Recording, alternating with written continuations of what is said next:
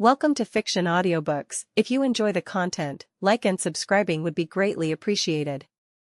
If you have any recommendations for novels, comment below. Please join my Patreon at https://www.patreon.com/fictionaudiobook. Chapter 214, Chapter.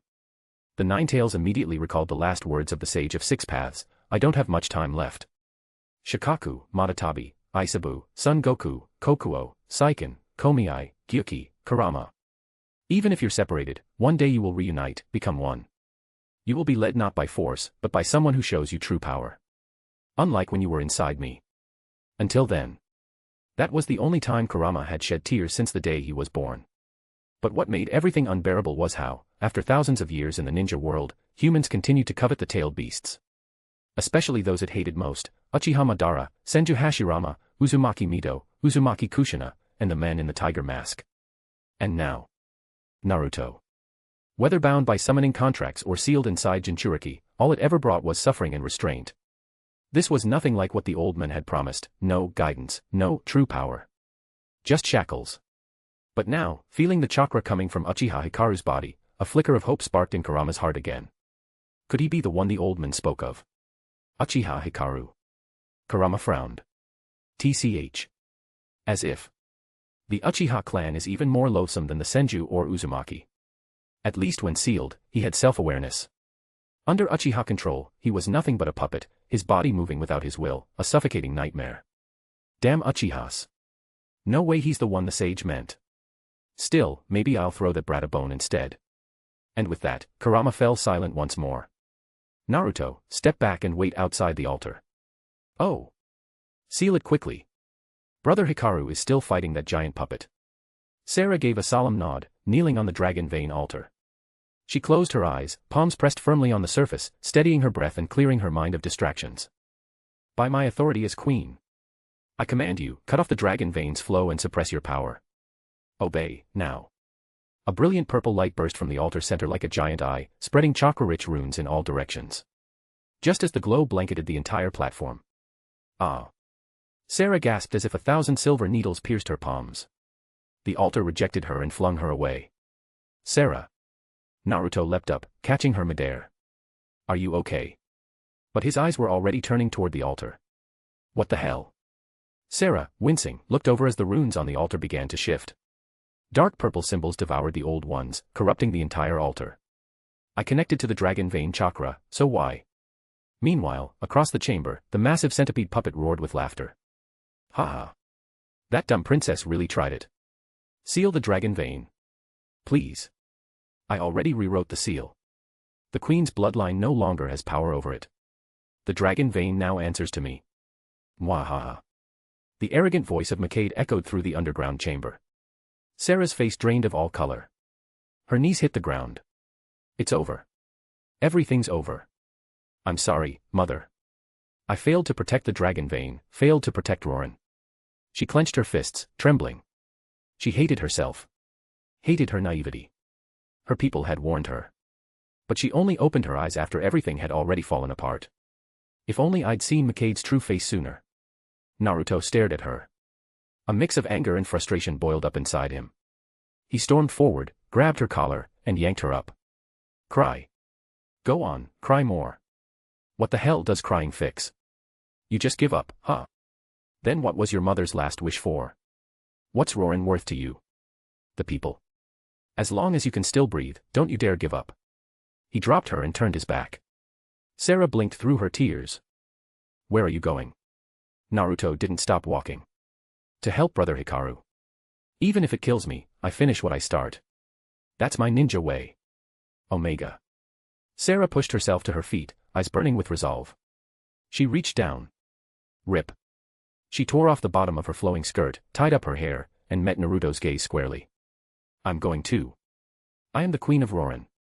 If Rorin dies, so do I. The two of them dashed toward Uchiha Hikaru. Meanwhile, Team Minato had sensed the commotion and rushed to the scene. Minato, leading the way, clenched his fists, his mind racing. Naruto, please be safe. Uchiha Hikaru narrowed his eyes, watching Makaid laugh arrogantly. What a clown. To be fair, This bastard had set up a lot of contingencies. If it had just been Naruto and Minato here, they really might have lost today. But he'd made one fatal mistake. He underestimated Uchiha Hikaru.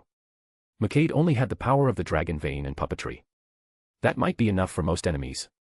But Hikaru wasn't most enemies. He wasn't just another Uchiha. He gripped the 40-meter black blade, sword, the Mangekyō Sharingan's awakened weapon, tight in his hand. Without a word, he slashed down at the monstrous puppet centipede that was Mangekyō. Send power stones. Bonus chapter at 150 power stone. Second bonus chapter, 300 power stones. Your support is truly appreciated. Chapter 215, chapter. Mangekyō, still lost in his delusions, was stabbed before he could even react. The searing pain shot through his nervous system, making him wail like a dying beast. Ah. You bastard. You ambushed me. Where's your honor, huh? Uchiha Hikaru gripped the hilt of sword tightly and slashed at Mangekyō's centipede puppet again. Honor. This is how shinobi fight. Who the hell taught you about honor? You've been holed up in Rorin too long. Your brain's rotted from all that dragon vein chakra, hasn't it? Mangekyō immediately manipulated his bizarre puppet body, folding its sharp insect legs in front of him to block the next strike. You think a sneak attack like that means anything? Let me show you the real power of my perfected form. The puppet centipede legs morphed into dozens of massive mechanical arms, which launched a storm of punches at Hikaru's Susanoo. Boom. Boom. Boom. The fists pounded against Susanoo relentlessly. Hikaru parried with sword, but there were simply too many, he couldn't defend against them all. Mangekyō cackled wildly, his expression deranged. Do you see it? This is the ultimate puppet, my perfect body. Under the relentless barrage, Hikaru's Susanoo was slowly pushed back. The surrounding furnaces and metal pipes shattered, filling the air with debris and thick dust. As the smoke began to clear, Mangekyō smirked at the silhouette of Susanoo. The Uchiha. The so-called greatest clan in the shinobi world. What a damn joke. I don't even know how your reputation made it out of Konoha. He stopped mid-sentence. His grotesque puppet face twisted as he stared ahead. He shook his massive centipede head and looked again. No, no way. That's impossible. You're still intact. A tremendous surge of chakra erupted from Susanoo, blowing the dust away in a violent gust. The blade of sword in Hikaru's hand was now covered in fine cracks. Mangekyō's eyes widened in sudden realization. Why, you bastard. You sacrificed that masterpiece. That sword was the size of your whole damn body. To him, sword was a priceless treasure, comparable to the legendary tools of the Sage of Six Paths. He'd fallen in love with it at first sight. A weapon with a perfect humanoid form, but in essence, a weaponized puppet. His ultimate ideal, his dream creation. And now, Uchiha Hikaru had dared to use it as a sacrificial shield. Blood rushed to Mangekyō's head. His mind snapped. He roared in rage, turning all his giant hands back into bladed limbs and charging Hikaru in a frenzy. I'll bury you with my masterpiece. Sword shattered into fragments, but the hilt remained in Hikaru's Susanoo's grip. He raised the hilt and slashed forward. Sword, take his disgusting arms off. All of them. Thousands of fragmented blades surged toward Mangekyō, piercing into his tangled mass of arm joints and slicing clean through the limbs and connections between torso and appendage. Gah. Mangekyō howled as agony surged through him. His puppet body buckled, crashing to the ground. The broken blades regrouped, forming two glowing brass knuckles on Susanoo's fists. Hikaru grabbed Mangekyō's hideous puppet head with one hand, and began punching with the other. You talk big, huh? Mock the Uchiha again, I dare you. Didn't you say you loved boxing? I'll show you fists the size of sandbags. Muscles bulged on Susanoo's arms, a furious sigil forming on Hikaru's forehead.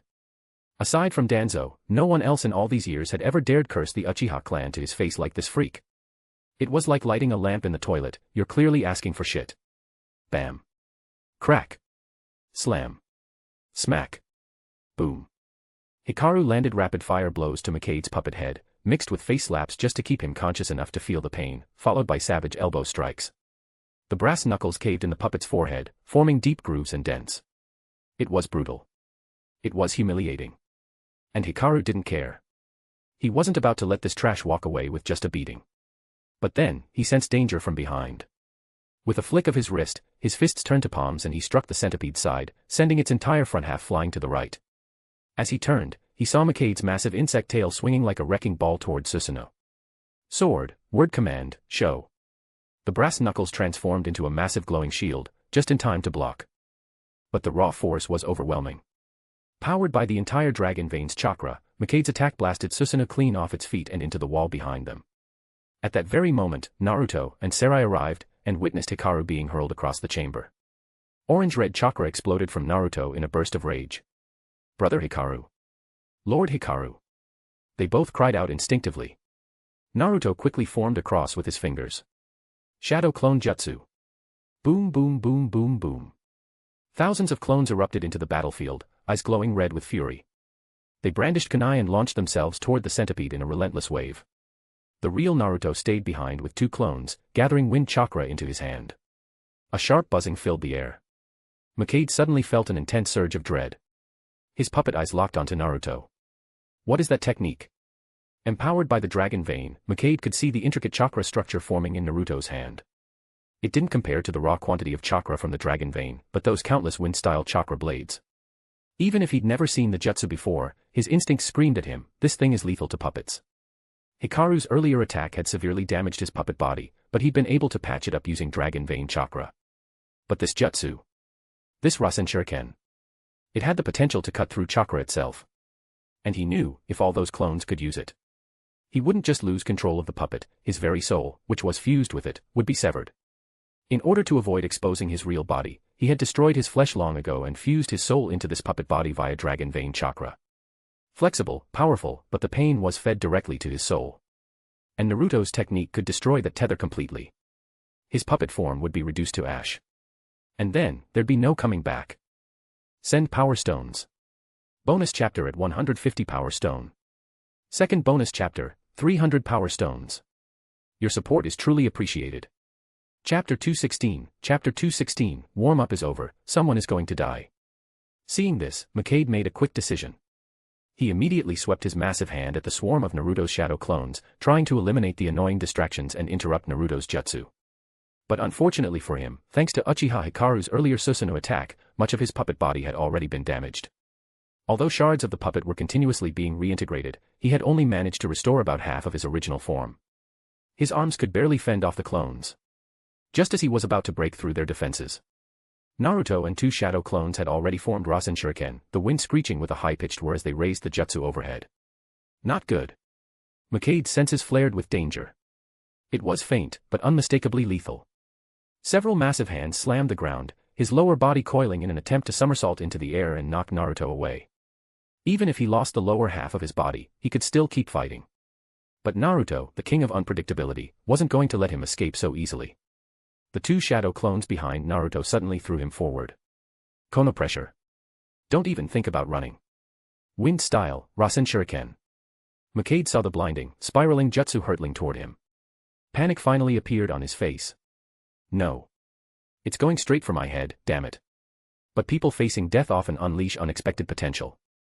Several chakra threads shot from the puppet's mouth, wrapping tightly around Naruto's limbs and suspending him in the air. Naruto froze. Wait, seriously? You can do that? You sneaky bastard. Shameless. Disgusting. Degree. Makade burst into manic laughter. The danger was over, and triumph surged through him. Uchiha Hikaru, the most troublesome opponent, had been blasted aside. Naruto, his old nemesis, was now in his grasp. The remaining 3-man team hadn't even shown up. There was no way they could harm him now. It's over. Wouldn't it have been better if you just walked away, Naruto? Why come all the way to Reborn and get in my way? If you hadn't, you might have lived a little longer, before I raise Konoha to the ground. Even while suspended, Naruto desperately maintained the Rasen Shuriken in his hand. After all, he hadn't yet mastered Sage Mode, or figured out how to throw the damn thing. Makade's smug voice echoed in his ears until Naruto couldn't stand it anymore. He clenched his teeth and made up his mind. Screw it. I'll take the hit too. He stopped supplying chakra. The Rasen Shuriken detonated in midair. Wind-style chakra exploded violently, engulfing both Naruto and Makade's puppet in a storm of slicing blades. Ah! Screams erupted from both the puppet and Naruto. Which road has more roads? The phrase cracked through the chaos. Suddenly, a massive black Susanoo arm surged from behind a crumbling wall and reached straight into the vortex of wind. At the same moment, a golden flash streaked across the storm, and Minato reappeared beside Sarah, safely carrying Naruto in his arms. Uchiha Hikaru controlled his Susanoo to grab Makade's puppet and drag it deeper into the raging Rasen Shuriken. Through his chakra perception, Hikaru could tell that half the refugees had already made it to safety underground. This warm-up exercise was almost over. Macade's puppet thrashed violently, giant hands clawing at the ground to pull itself out. While they were locked in a stalemate, Minato looked down at the wounded Naruto in his arms, eyes filled with anguish. Though he had only been within the Raisin Shuriken's blast radius for a moment, Minato could feel his cells torn open.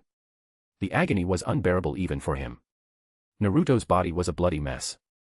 His heart felt like it was being sliced by 1,000 blades and pierced by needles. Even Kurama, inside Naruto, felt the light fading in the boy's consciousness. The Nine Tails grumbled in frustration.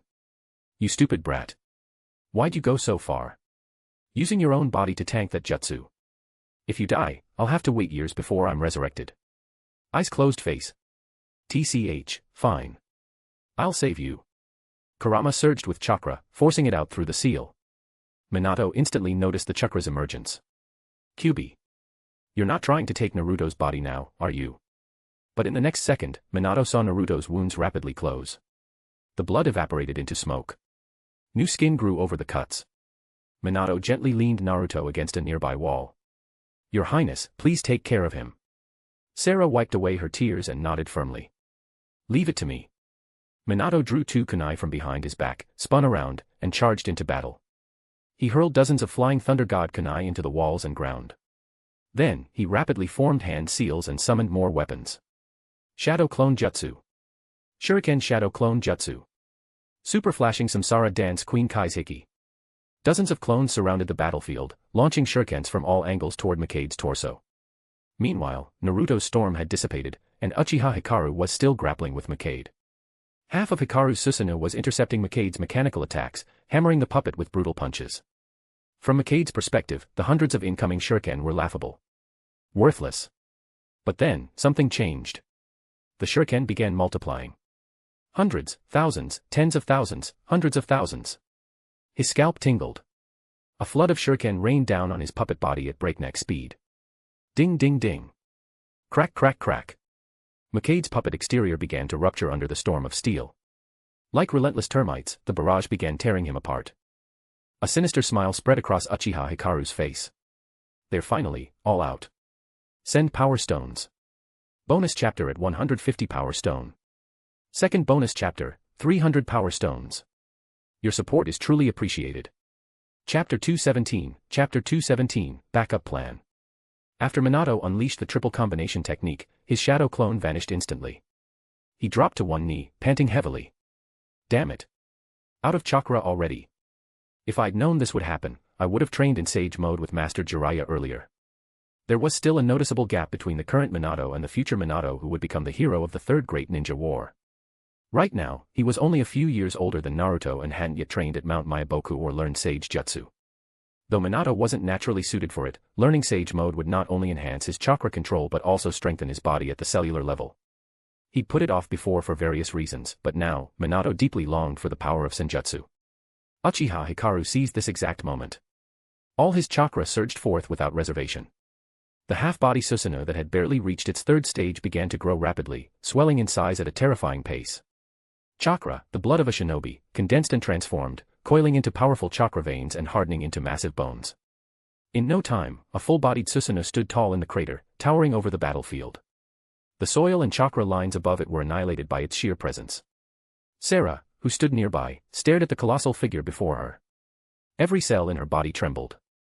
Cold sweat ran freely down her back. Is this really ninjutsu? Something a human can do? It's like a god.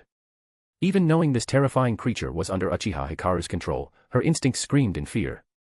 Minato, still panting, gave a wry smile, his emotions complicated. Is this the power of a Hokage's assistant from another world? The legendary figures of the shinobi world, Madara Uchiha, the first Hokage, are no different than this. He felt torn. On one hand, he was glad Hikaru wielded such power. On the other, he felt ashamed that he couldn't avenge his own son with his own hands. Minato swiftly moved to Naruto's side, lifted him over his shoulders, and carried both Naruto and Sarah to safety. Even Kurama, sealed inside Naruto, visibly shuddered under the pressure of Hikaru's chakra. That Uchiha bastard. His ocular power, it's even stronger than Madara's. Uchiha, a cursed clan favored by the gods. Under the overwhelming chakra, Naruto stirred, slowly opening his eyes. He looked down at his hands, surprised. Eh? My wounds, they're gone.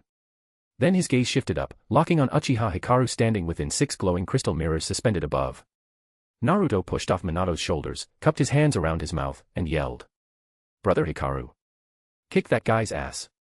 Don't let him get away. Hikaru heard Naruto's voice and, without turning, hoisted the puppetized remains of Makade's body with one hand and flashed an okay sign with the other. Then, he tossed the puppet's upper body high into the air and drew the crimson-bladed ninja sword, Shizuki, from his waist. Sword. After all this time, you haven't forgotten that move, have you?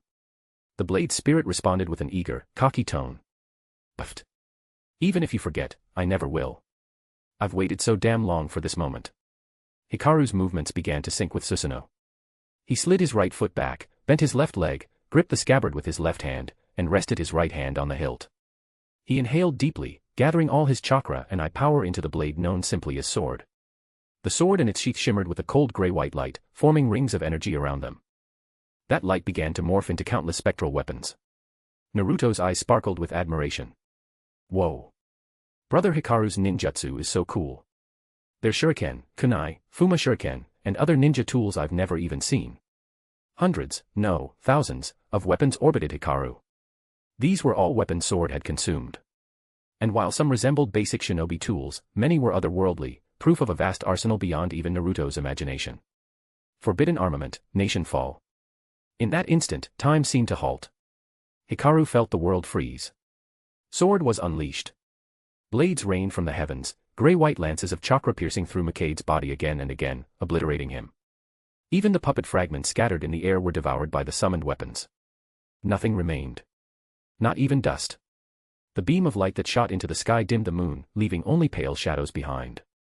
Elsewhere across the shinobi world, all 5 great nations witnessed the beam. No one had expected that Uchiha Hikaru's action, one he hadn't even considered political, would directly destabilize the already fragile balance of power. Within days, the great ninja villages declared war on the Land of Wind, accusing it of hiding a Sage of 6 Paths artifact and plotting to overthrow the shinobi world.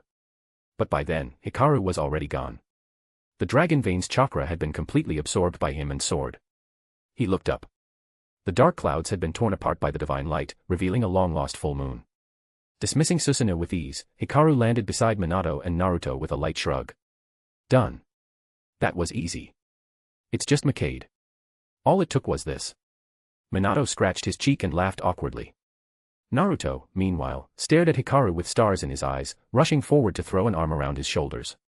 Brother Hikaru, that was so cool. Teach me that. Please. Hikaru gave Naruto a weird look. You have Kyuubi, don't you? Isn't that almost the same as my perfect Susanoo? What are you jealous of? Still, in this moment, everyone felt a rare peace wash over them. Sarah walked up slowly, her tone serious. Mr. Hikaru, Makade tampered with the seal of the dragon vein. I can't control it anymore, and I can't reseal it either. Please, find a way to fix it. On behalf of the people of Rorin, I beg you. She lowered her head, about to kneel, but Hikaru quickly caught her arm and helped her stand. But just then, Hikaru, Minato, and Naruto all spun toward the ruins.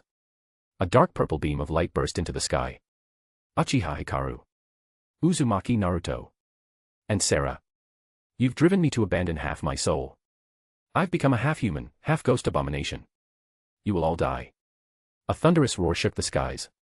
Hikaru narrowed his eyes and gently moved Sarah behind him as a figure materialized in the beam of light. Princess Sarah. I was going to help regardless of your request. But it seems we'll have to delay that a little. Send power stones. Bonus chapter at 150 power stone. Second bonus chapter, 300 power stones. Your support is truly appreciated.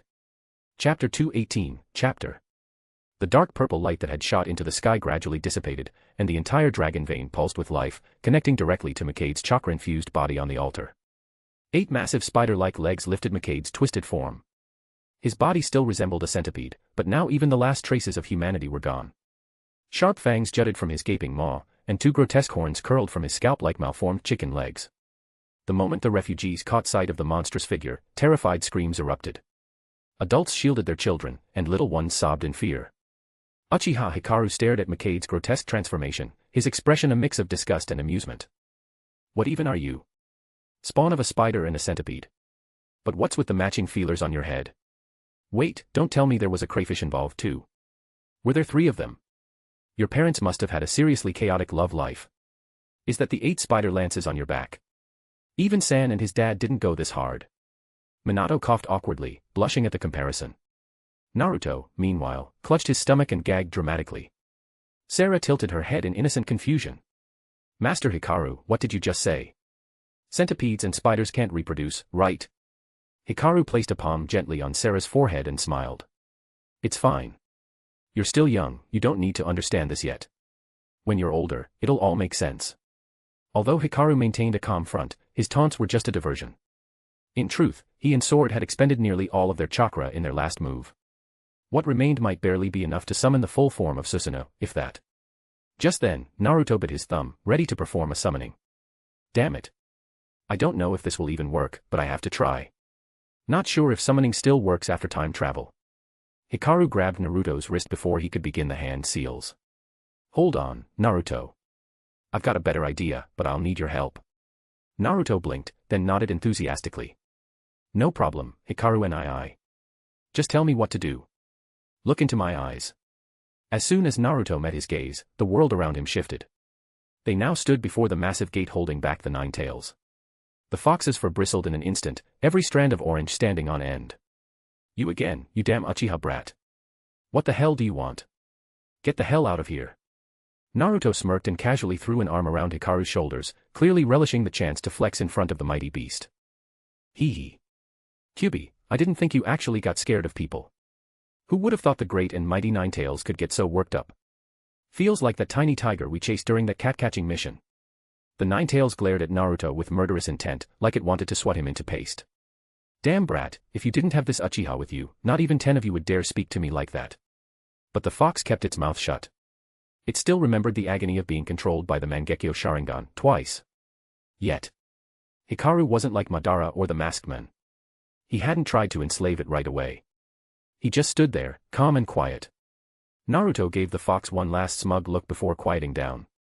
He wasn't there to pick a fight, he just wanted to bask in Hikaru's intimidation factor. Hikaru took a few slow steps forward, water rippling under his feet. He stopped just before the gate and looked up at the massive fox. Kyubi, do me a favor. I'll give you a taste of freedom in return. Deal. The 9 tails' ears twitched. Freedom. That word stirred something in its heart. Just a little time outside, even that was a break from this cursed seal. And maybe, just maybe, it'd get more chances like this. Still, Kurama tried to play it cool. He lowered his head lazily and grumbled. TCH. I'm not interested in playing house with you too. Get lost. The apathetic response made Hikaru's smile fade. A wave of pressure rippled out from him. His sapphire Mangekyō Sharingan spun into view, the pupil power surging. Kyubi, I'm asking nicely one last time. Are you in or not? Because if you say no, I'll make you fight. If you help willingly, you'll feel what true freedom and power taste like. The beast froze. That voice, that power, it wasn't just threat. It was promise.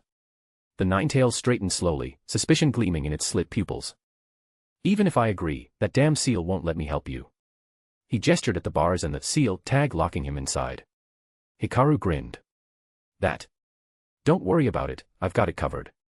With that, he raised his hand, and sword materialized in his grip, shifting form into a massive pair of black chakra-forged shears. He jumped up and, with a few quick swipes, snipped away the tag labeled seal. Clang. The iron lock dropped to the floor.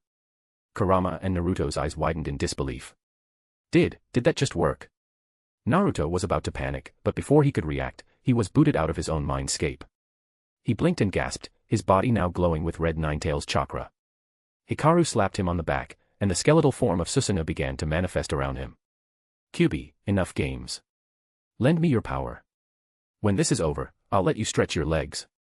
Maybe go spar with Shikaku if you're feeling bored. At those words, the fox's mood instantly shifted. Excitement sparked in its eyes. This chakra. This guy, he has to be the sage's illegitimate son or something. The resemblance was too uncanny.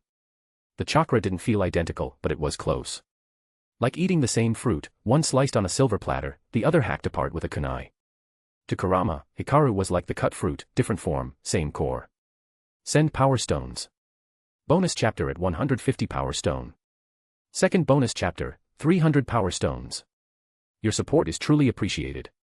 Chapter 219. Chapter 219. This is our youthful and passionate combination skill, powerful Susanoo. It was a pity that the Ninetales himself had never seen the Sage of Six Paths when he was young, so he didn't know what the old man's chakra was like back then. But that didn't stop him from being sure of his instincts. Including the final words left behind by the Sage of Six Paths, Kurama was now more certain than ever that they were meant to protect Uchiha Hikaru, the illegitimate son. However, Uchiha Hikaru had no idea that Kurama had already imagined such elaborate scenarios in his mind. The red chakra continued to envelop Naruto. Though he could still sense the negative emotions within Kurama's chakra, it was clear that these emotions were no longer directed at him. Instead, they were focused entirely on Mangekyō, who was several hundred meters ahead. At the same time, Uchiha Hikaru kept resonating with Kurama's chakra, and Susanoo's form continued to shield both Naruto and the Ninetales. By the time the transformation was complete, Naruto, fully merged with the tailed beast, was clad in jet black armor formed from Hikaru's Susanoo. Even sword had joined in, integrating with the Susanoo's outer plating on Kurama's tails and claws. Minato stared at the war-ready Ninetales in front of him, covered head to toe in Hikaru's Susanoo like a battle weapon forged for the end of the world. He couldn't help but think of the forbidden name in Konoha, Uchiha Madara. If that ninja Shura hadn't left the village along with the first Hokage, a Buddha of Susanoo, Konoha would never have fallen this far. At the same moment the complete Susanoo formed, the chakra line connecting Mangekyō to the dragon vein was severed by his own spider-like legs. Reached its limit already. Uchiha Hikaru, Uzumaki Naruto, prepare to die. Mangekyō unleashed his 8 spider lances and lunged forward at full speed, tearing the ground apart and kicking up clouds of dust and smoke. But Hikaru, Naruto, and Kurama moved like a fully synchronized Pacific Rim mech, swift and fluid. After all, Hikaru had said this was Kurama's moment to cut loose. He and Naruto were merely support, Kurama would control the battlefield. The area was still filled with Rorin refugees, so large-scale ninjutsu was out of the question. Right now, pure taijutsu was the best approach. And in terms of controlling a massive beast, neither Hikaru nor Naruto had much experience fighting on 4 legs. Kurama was clearly the better choice. With centuries of battle instincts, even primal ones, Kurama's control far surpassed either of his human partners. Kurama roared, slammed his tails to the ground, and surged forward on all 4s toward Mangekyō. Mangekyō, anticipating the strike, aimed his 8 spider lances to pierce Kurama, only for Hikaru to infuse Susanoo's power into the tails. Kurama grinned savagely, his blood-red pupils blazing with fighting spirit. You repulsive insect, you dare to take me head-on. In an instant, he struck with 9 massive steel-like tails toward Mangekyō's lances. By logic, tails should lose to spears. But these weren't ordinary tails, they were reinforced by Hikaru's Susanoo and armed with the weaponized wolf sword. They were steel forged from chakra and fury. It was like Pikachu using Iron Tail, but deadly serious. Even Dragonite's strongest tail attack wouldn't match this. Clang. Clang. Clang. Tail and lance clashed midair in a flurry of sparks. Mangekyō's 8 spider lances shrank back, transforming into a mist of violet chakra that sword hungrily absorbed. Mangekyō's expression twisted in horror. He had completely forgotten how terrifying Hikaru's weapon truly was. He had watched it drain half the dragon vein's chakra once before. Then he'd become so distracted by sword's ever-evolving form, its beauty and power, that he forgot the danger. He yanked back his lances, only to be struck full-on by Kurama, sent flying and tumbling over 100 meters before skidding to a stop. Desperate, he drove the 8 spider lances into the dragon vein altar again to recharge. But Hikaru, Naruto, and Kurama were not about to give him another chance. They charged. Kurama raised his dark claws high, chakra surging. Then, slash. The 8 spider lances shattered in half. Hikaru immediately released sword from Susanoo's armor plating.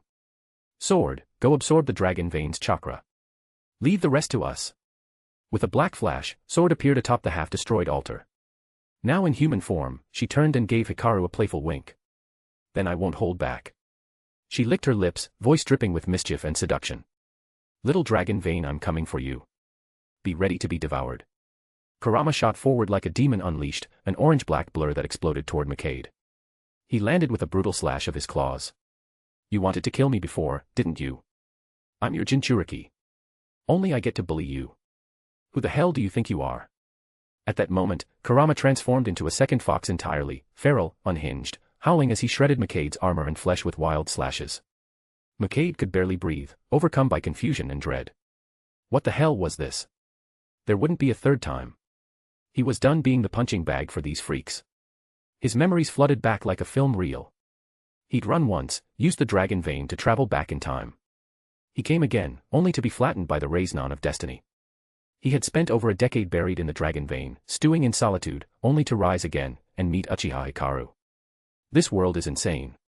I don't want to rule it anymore. I just want to go home. But none of those thoughts made it out of his mouth. Kurama didn't let him speak. Hikaru saw it too. Mangekyō had lost the will to fight. But there was no mercy in his eyes. This man had committed genocide against the people of Reborn twice. There would be no forgiveness. Their thoughts synced: Hikaru, Naruto, Kurama. One last strike. Susanoo's armored hands came together and pulled apart, forming a massive black and red restraining between them. From the sidelines, Minato's gaze locked on the technique, and his usual naming obsession kicked in. That technique. Let's call it, Dark Masked Ninetales, Splendor Before Dawn, Giant Spiral Chariot. For all dash. Greater than over equal to less than over equal to. Send Power Stones. Bonus chapter at 150 Power Stone. Second bonus chapter, 300 Power Stones. Your support is truly appreciated. Chapter 220, Chapter 220, from then on, Ninetail lived in a sea view villa. This attack completely obliterated all the remaining chakra in Mangekyō's body. Even his soul was torn apart by the combined restraining of Uchiha Hikaru, Naruto, and the Ninetales. There wasn't even a chance for him to pass on to the Pure Land. The dust floating in the air gradually settled. Uchiha Hikaru had almost no chakra left. He dispersed the Susanoo that had been shielding the Ninetales. In the next instant, his consciousness shifted into Naruto's mindscape. Without saying a word, and before Naruto or the Ninetales could react, Hikaru immediately slapped a seal talisman onto the gate within Naruto's seal. Then, with the last bit of Mangekyō power he had, he activated the pupil technique, Sword. Seal. With the restorative power of the Mangekyō Sharingan, the previously battered and crumbling seal character was instantly restored to its original condition. The Ninetales immediately sensed something was wrong. Bang. Bang. Bang. Two massive claws slammed furiously against the reformed 8 trigram seal as the Ninetales roared in fury. Uchiha Hikaru. You tricked me. Didn't we agree that once I helped you deal with that scum, you'd let me out for a while? Hikaru turned his head silently, pretending not to hear. Humph. How can this stupid fox be so gullible? He believed every word I said. He really has no idea how cruel the world is. If I told him I was the Sage of Six Paths reincarnated, would he believe that too? Even though Hikaru didn't say a thing, the Ninetales had already begun to suspect something deep in his heart. This guy, he's really related to the Sage of Six Paths, isn't he? But he's also a total bastard. He even lies to tailed beasts. I trusted him once and got played so hard. Even Naruto couldn't bear to watch it any longer. Keeping his promises was part of his ninja way. He didn't like lying, not even to the Ninetales. Feeling both the resentful glare of the Ninetales and Naruto's awkward silence, Hikaru let out a long sigh. Ah. He then pointed at the sealed gate and began speaking sincerely. It's not that I don't want to keep my promise. It's just, this place has been your home for over 10 years. I busted it up earlier without saying a word, so I had to fix it. Otherwise, you'd be living in a broken-down cage. How pitiful. Naruto suddenly remembered his childhood, living alone in that cramped, shabby apartment. Tears welled up in his eyes. He rushed forward and hugged Hikaru tightly, sobbing into his shoulder. Wah. Big brother Hikaru, you're so thoughtful. I actually doubted you. I thought you broke your promise. I'm such an idiot. The Ninetales exploded again, completely enraged. You little brat. I don't care about this dump of a seal. Uchiha Hikaru. Then tell me, how do you plan to let me out next time? Hikaru gave the Ninetales a calm side glance, then gently patted Naruto's back like comforting a child. Don't worry. I'll use the power of the dragon vein to build you a new home. With that, he and Naruto exited the mindscape.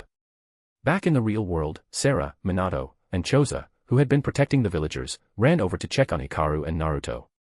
Sarah looked directly at Hikaru, tears glimmering in her eyes, her heart filled with gratitude. Thanks to Hikaru and the others' efforts, they had finally taken down Mangekyō. Or rather, the traitor. At last, Mangekyō was gone, and Reborn could return to peace. Sarah bowed deeply to Hikaru, Naruto, and Team Minato. Thank you for saving Reborn. You are Reborn's eternal heroes. Minato quickly stepped forward and helped her up. Lady Sarah, this situation was partially our fault. 6 years ago, your mother, the previous queen, sent out a mission request. Sadly, she passed away before we could arrive. The matter was left unresolved. Had Reborn's sudden technological expansion not caught the Sandame's attention, we wouldn't have been sent again. I'm sorry we were late. He bowed deeply, remorse evident in his eyes. Hikaru, watching from the side, was exasperated. He grabbed both of their shoulders and pulled them upright. The threat's over. Why are we still talking like this? Shouldn't we be thinking about how to celebrate? In the next instant, Naruto leapt in front of Hikaru, raising his hands and beaming with excitement. Banquet. Banquet. Greater than over equal to less than over equal to. I haven't eaten all day. Now that it's finally over, I want a feast. But before he could take another step, a white glow enveloped Naruto's body. Sarah stared in confusion. Huh? What's going on with you? Minato's expression grew solemn. Looks like I was right. With Mikaid dead, the time-space distortion is fading. You'll return to the future. He raised his hand and gently placed it on Naruto's head, eyes misting with tears. I'm sorry. But just as Minato was about to erase Naruto's memories, Hikaru raised a hand and stopped him. Let Naruto decide that. You shouldn't be making the choice for him. Naruto finally caught on to what was happening. Before he could react emotionally, his eyes narrowed into slitted pupils. Uchiha Hikaru. Don't forget your promise. What happened to my training time? Ring in equal to ring in equal to. Hikaru snapped his fingers, and sword, which had been absorbing chakra near the dragon vein, instantly reappeared at his side. Sword, I need your help one more time. Sword shot a menacing glare at the Nine Tails. Then it morphed into a pitch-black chakra glove and wrapped around Hikaru's right hand. Lifting Naruto's shirt, Hikaru pressed his gloved hand onto the 8 trigrams seal. 8 trigrams seal, modification. The metal gate within Naruto's mindscape shifted. The bars faded away, replaced by a semi-transparent black chakra membrane. A handprint appeared at the center of the barrier. If Naruto places his hand here, you'll be able to come out. But only half your chakra can be released. I don't have the actual key, so this is the best I can do for now. If you want out in the future, talk it over with Naruto. With that, Hikaru lifted his hand from Naruto's stomach. The Nine Tails returned to his seal, still grumbling, but quietly acknowledging Hikaru's compromise. At the same time, a thought crossed his mind. Is this kid really the reincarnation of the Sage of Six Paths? Is he hinting that Naruto is the one who'll lead us tailed beasts one day? Send Power Stones. Bonus chapter at 150 Power Stone. Second bonus chapter, 300 Power Stones. Your support is truly appreciated. Chapter 221, Chapter 221, I helped you save the country, but you coveted my body. At the same time that Naruto began to radiate light, on the other side, at the border of Rorin, the young boys Kakashi and Yamato were in a stalemate. Yamato continued trying to explain to the younger Kakashi that he was a person from the future. But Kakashi stared at him with his usual dead fish eyes, the kind you'd give to someone on the street claiming to be the reincarnation of the Sage of Six Paths. You're from the future. Why not just say you're the reincarnation of the first Hokage, Hashirama? You think I, Hatake Kakashi, am a gullible brat. But just as Yamato began to emit light, Kakashi's skepticism started to waver. He hesitated, then finally chose to believe Yamato's words. Are you really, from the future? He asked awkwardly. Yamato took the opportunity the moment Kakashi let down his guard, wham, and punched him square on the head, letting out a satisfied breath. Kakashi-senpai, I've been wanting to do that for a long time. Then he smiled faintly. Well, goodbye, young senior. Looks like it's time for me to head back. Kakashi clutched his head where a massive bump was already forming and prepared to retaliate. Only to find his hand passed right through Yamato's body. Yamato stuck out his tongue, made a face, and gave a cheeky wave. Jaya. Kakashi silently clenched his fists. Carrot, tch. Not mad. Totally not mad. My fists are just a little stiff, that's all. On the other side, Naruto also vanished in a burst of starlight. Minato stood still, eyes wide. Finally, tears welled and fell, but the next moment, he vaporized them with his chakra. Uchiha Hikaru, Naruto has returned to his own time and space. But why did you? Uchiha Hikaru simply raised his arms and looped them around Minato's neck, gently pulling him aside. His voice lowered into a whisper. I absorbed all the dragon vein chakra before I came here. To go back, I'll have to absorb all of it again. You understand, right? Minato's expression froze. What the hell? This man was terrifying. To Minato, the power of the dragon vein rivaled even the Nine Tails chakra sealed in Kushina. And this man said he just absorbed it. And he looked fine. Completely unaffected. Incredible, terrifying. Minato didn't dare imagine doing something like that. Mikaid was the perfect cautionary tale, he'd thrown away his body just to control the dragon vein chakra. In the end, he had become nothing more than a vessel for it, losing his humanity entirely. But Hikaru was different. His power was already incomprehensible before absorbing the dragon vein. Perhaps his body was built to contain that kind of chakra. There was no comparison. Before long, Minato left with Shikaku and Choza. He briefly considered sealing Sarah, Shikaku, and Choza's memories of the incident, but after remembering Naruto's reaction upon learning about Kushina, he decided against it. Naruto's memories hadn't been sealed, and he didn't want to erase his own emotions again. Besides, there were far too many refugees in Rorin who'd witnessed what happened. He couldn't seal everyone. A few days later, the battlefield had been sealed off by Rorin's people. Families reunited with loved ones long lost, and while the city had lost its main power source, the chakra of the dragon vein, many ancient structures still stood. They provided shelter and hope. The people no longer had to live underground in ruins. On this day, only Sarah and Uchiha Hikaru remained in the main hall. Sarah descended from the queen's throne slowly, her heart uneasy, and approached him step by step. Her emotions were complicated. In these days, she had finally pieced together the truth. The man in front of her wasn't the bodyguard hired from Konoha by Mikaid, but someone from the future, just like Naruto. Sir Hikaru, do you know when you'll leave? Or, are you planning to stay? Uchiha Hikaru glanced at her, and at the seal on his wrist, sensing Sword's current state. Your Highness, are you asking us to leave? Don't worry. If you're in a rush, I can leave right now. Sarah's hand clenched at her robes, cheeks flushing red. Actually, if you're willing, you can stay here. I'd like to invite you to be the king of Rorin. Hikaru froze. There was a flash of disbelief in his eyes. What the? I thought she wanted me gone. Turns out she wants me to stay, for my body. He gave a short laugh and politely declined. Thank you, princess. But I already have someone waiting for me in my world. I can't leave her alone. But don't worry, though the dragon vein's chakra is weakened, I'll erase the tampering left by Mikaid. In 10 years or so, it should fully recover. With that, Uchiha Hikaru turned and walked out of the palace. Sarah stared at his back, a bit of regret mixed with relief. It was a pity she couldn't keep this powerful, handsome man in Rorin.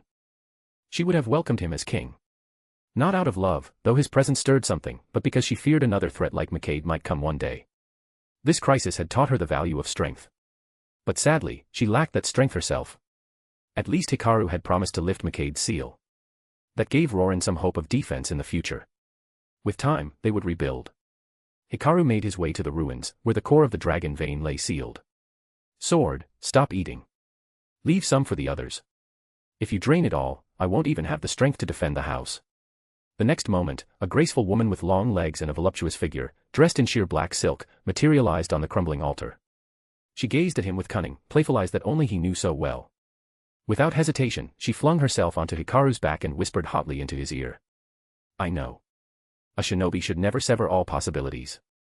So, now that you've rejected the princess, you finally remember me. Hikaru felt her soft curves press against his back. Unfazed, he took her hand firmly in his. That's enough.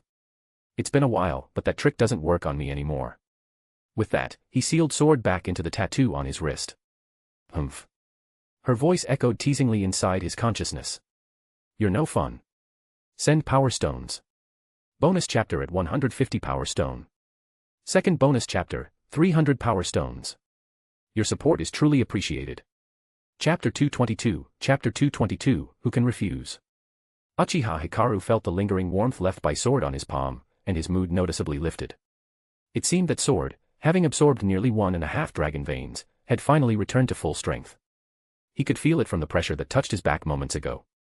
After all, if her power hadn't been fully restored, she wouldn't have spent excess chakra to reform her body. Strength and combat were what Sword valued most. Restoring her original power meant she could assist him more effectively. As for her appearance, well, Hikaru couldn't deny, it was exactly his type. After all, Sword's heart contained only one person, him. If she could choose, of course she would take on the form that he liked most. Sword sat cross-legged in meditation, focusing on the residual chakra of the dragon vein. Because of the previous time-space travel and the chaos that followed, he still had many memories left unprocessed. Now that everything had calmed, it was time to organize his thoughts. Back when he fought Mikaid, he hadn't fully understood the state of his current strength. After unleashing the move that shook an entire country, he had nearly drained all his chakra. He had to rely on the Nine-Tails chakra and combine it with his own to summon a powerful Susanoo that subdued the Nine-Tails. Closing his eyes, Uchiha Hikaru focused on the chakra surging through his body, especially the changes occurring in his eyes. Normally, Mangekyō Sharingan users could only awaken the eternal Mangekyō by transplanting a sibling's Mangekyō, merging the two to obtain eternal light and a new pattern. Just like in the original history, Uchiha Madara's and Sasuke's eternal Mangekyō bore the fused designs of two Mangekyō. But after absorbing half the dragon vein's power, Hikaru's Sharingan had turned an ethereal azure blue, while the pattern itself remained unchanged. Even though his ocular power had risen to the point where blindness was no longer a threat, Hikaru noticed something was off during his battle with Mangekyō. It wasn't as smooth, as instinctive, as it had been before he absorbed the dragon vein. This odd stiffness was likely the reason he'd been forced into tight spots against Mangekyō. Though his chakra and visual prowess were stronger than ever, the power now felt clumsy, rigid. He needed to understand it. As Hikaru's meditation deepened, his consciousness finally slipped into his inner world. Standing in the familiar space, he gazed at the towering Tsunade, the manifestation of his power. A trace of nostalgia flickered in his eyes. Seems like I haven't been back here since I first awakened the Mangekyō. His voice echoed through the vast, hollow space. Then came the soft splash of footsteps on water behind him. Master, you finally decided to return. He didn't even turn. There was only one other presence allowed in this place. Sword. I know, Hikaru sighed, you're pissed. But I just remembered. That's all. Come on, you've trained with me for centuries. Why are you throwing a fit over a few decades? Sword silently walked to his side, looping her arms around his and gently tracing circles on his skin with her fingers. You didn't seem to remember me when you turned me into chains to bind Tsunade. I get jealous too, okay. I want that kind of attention too. Hikaru gave a helpless smile. There was no reasoning with her. After all, they'd been bonded for so long. At this point, spoiling her was just part of the deal. Who could resist a seductive weapon spirit? Half a day later. Sword returned to her resting space, once a seal on Hikaru's wrist, now transformed into her private dimension under the influence of the dragon vein chakra. Calling it a seal was no longer accurate. It had become her own private room, her boudoir. With her gone, Hikaru finally turned his focus back to the Tsunade within him. The Tsunade was the manifestation of his Mangekyō Sharingan's chakra, its tangible embodiment. His Mangekyō powers, illusion weaponry and word spirit, were expressions of his very being. Even without the Uchiha bloodline, such abilities would have awakened in some other form, maybe through magnet release, or chakra-based illusions. He started inspecting the Tsunade more carefully. The outer appearance was unchanged. But inside, it was a mess. Scattered within were clusters of unfamiliar energy, residue from the dragon vein chakra. It suddenly reminded Hikaru of his past life, of a world governed by spiritual energy, where all herbs and elixirs were refined forms of that power. Back then, spiritual pills refined by alchemists were gentle and easy to absorb. Raw spirit herbs, on the other hand, were potent and often too aggressive for the body to handle. The same principle applied here. Dragon veins were raw chakra, natural energy only barely refined. Hikaru had treated them like tailed beasts, sealed, controlled, consumed. He had foolishly assumed that his Mangekyō Sharingan could suppress and absorb it all directly. That level of overconfidence nearly cost him. He was lucky the Sharingan could indeed contain and slowly refine the dragon vein chakra. Like a human digesting an overly rich meal, it took time, but the absorption was happening. Still, the process was far too slow. So Hikaru focused his energy, diving into complete refinement of the power within. 2 days passed. After finally refining all the chaotic chakra within his Tsunade, Hikaru summoned Sword again. With her help, they restored the damaged altar and erased the sealing jutsu left behind by Mangekyō. Hikaru then channeled the purified dragon vein chakra through his body, synchronizing his chakra with the ancient altar beneath him. A pillar of light surged into the sky, surrounding him in a blinding glow. As space and time twisted around him, Uchiha Hikaru closed his eyes, a determined thought echoing in his mind. This time. I'm going to the Warring States period. Sparkle's Milky Way cross swords. Send power stones. Bonus chapter at 150 power stone. Second bonus chapter, 300 power stones.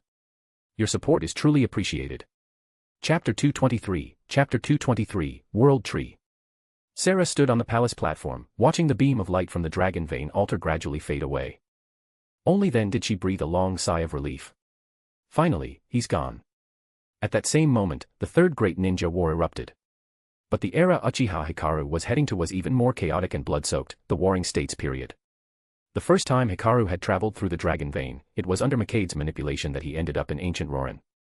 This time, Hikaru used the chakra resonance between himself and Sword to activate the dragon vein once again. As the beam of light disappeared from Rorin, Hikaru finally grasped just how dangerous time travel truly was. In that moment of departure, he could feel the terror of the void surrounding him. At the end of that void stood a colossal and majestic sacred tree, glowing with radiant golden light, divine and dazzling in every direction. This tree was covered in countless branches, overflowing with vitality, and yet something about it felt wrong. Deeply wrong. The tips of every branch were tinged with a scorched, yellow hue, like decay creeping into a once-living body. Sword, what is this thing? Hikaru murmured. Could this tree be the world tree of this universe? Upon hearing this, Sword manifested into her humanoid form and peered closely at the shimmering tree. I'm not sure, she replied. But it looks kinda tasty. I wonder what it'd be like to take a bite. Whack. Hikaru chopped her on the head with a glare. Seriously? You want to eat that? Forget it. Just focus on shielding us. If the turbulence in this void breaks through our defense, we're screwed. He stopped paying attention to her jokes after that.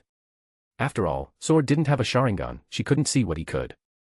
Through his Mangekyō Sharingan, Hikaru could perceive something deeper, signs of life, activity, awareness, within the world tree. It looked vibrant and divine on the outside, but beneath it all, the tree was beginning to rot. That image struck a chord deep inside him. He suddenly remembered what Azura and Indra had told him when they visited in the Pure Land. Perhaps it wasn't just his original timeline. Perhaps many other timelines, many other ninja universes, had already been consumed by the Otsutsuki clan. Just then, Hikaru noticed a fresh sprout growing from the trunk of the world tree. It shimmered faintly, and strangely, he could sense a subtle, unexplainable connection to it. It reminded him of himself. Is this the new timeline that sprouted on the world tree because of my presence? He whispered. I wonder if Ashura, Indra, or even the Sage of Six Paths know about this. What Hikaru didn't yet realize was that his ability to see the world tree it all came from the Dragon Vein chakra embedded in his Mangekyō. Dragon Vein chakra was purified natural chakra, a primal, original force within the ninja world. As he stared at the tree, Hikaru's thoughts wandered to his former life, when he pursued immortal cultivation. If mortals sought to defy death and live as long as the heavens, they had to undergo countless transformations, eventually becoming transcendent. If this world tree were seen as such a being, then the Otsutsuki were its calamity. If they couldn't resist that calamity, the entire ninja world might perish. Still, Hikaru wasn't completely discouraged. At present, he had no way to defeat the Otsutsuki, but that was okay. After all, the Otsutsuki wouldn't arrive for another 20 years. That gave him time. Time to grow stronger.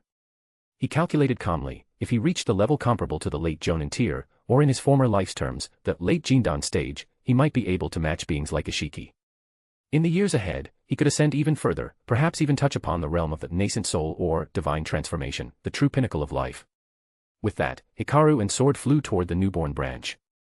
After considerable time, they finally reached it. Up close, Hikaru was stunned. He hadn't expected the sprout connected to him to be so enormous, larger than even his complete body Susanoo. And the chakra within it, so pure, so dense, it reminded him of what Sword had said earlier. If I took a bite of this. No. No way. He'd probably explode into pieces, times. He snapped out of the thought and approached a nearby branch instead, focusing his chakra to try and sync with the world tree once more. At first, he was met with overwhelming hostility. But after a moment, the hostility faded. A warm, gentle chakra enveloped him, like a mother's hand brushing his cheek. Then, a tidal wave of memories burst into his mind. So vast. So overwhelming. The pain tore through him like when Minato got slammed in 4 seconds flat, Myojinman, Tree World Descent, Big Golden Dragon, you name it, _. As he struggled to digest the deluge of memories, Hikaru felt his awareness merge with the world tree. He was no longer just himself. From a godlike perspective, he witnessed the entire history of the shinobi world. The birth of humanity, the forging of tools, the formation of clans, the arrival of the sacred tree. And finally, his focus narrowed to the Warring States period. Then the memories abruptly stopped. He and Sword were flung forward, light trailing behind them, as their forms descended into this new timeline. The dying branch bloomed anew. Hikaru opened his eyes and saw he was in a dense forest. Without wasting time, he tapped into the Dragon Vein chakra and extended his senses outward. Roughly 10 kilometers to the east, he detected a village. Without hesitation, he dashed eastward. Because Hikaru hadn't come to the Warring States period just to collect more Dragon Vein chakra. There was something else. A weapon of war from the Uchiha clan in this timeline. A nameless Uchiha girl. He had seen her through the perspective of the world tree, her chakra flickering with the light of a unique Mangekyō Sharingan. Its abilities were mysterious, but from what little he could tell, it seemed to allow the copying of other Mangekyō techniques. He couldn't confirm the details yet, it was too much to sort through. But he had to find out. After all, his current eternal Mangekyō still lacked 2 new abilities, and her eyes might hold the key. Send Power Stones. Bonus chapter at 150 Power Stone. Second bonus chapter, 300 Power Stones. Your support is truly appreciated. Chapter 224, Chapter 224, Uchiha of the Sengoku era. After arriving at the village, Uchiha Hikaru discovered that the people living here were just ordinary civilians. There was almost no trace of chakra flowing through their bodies.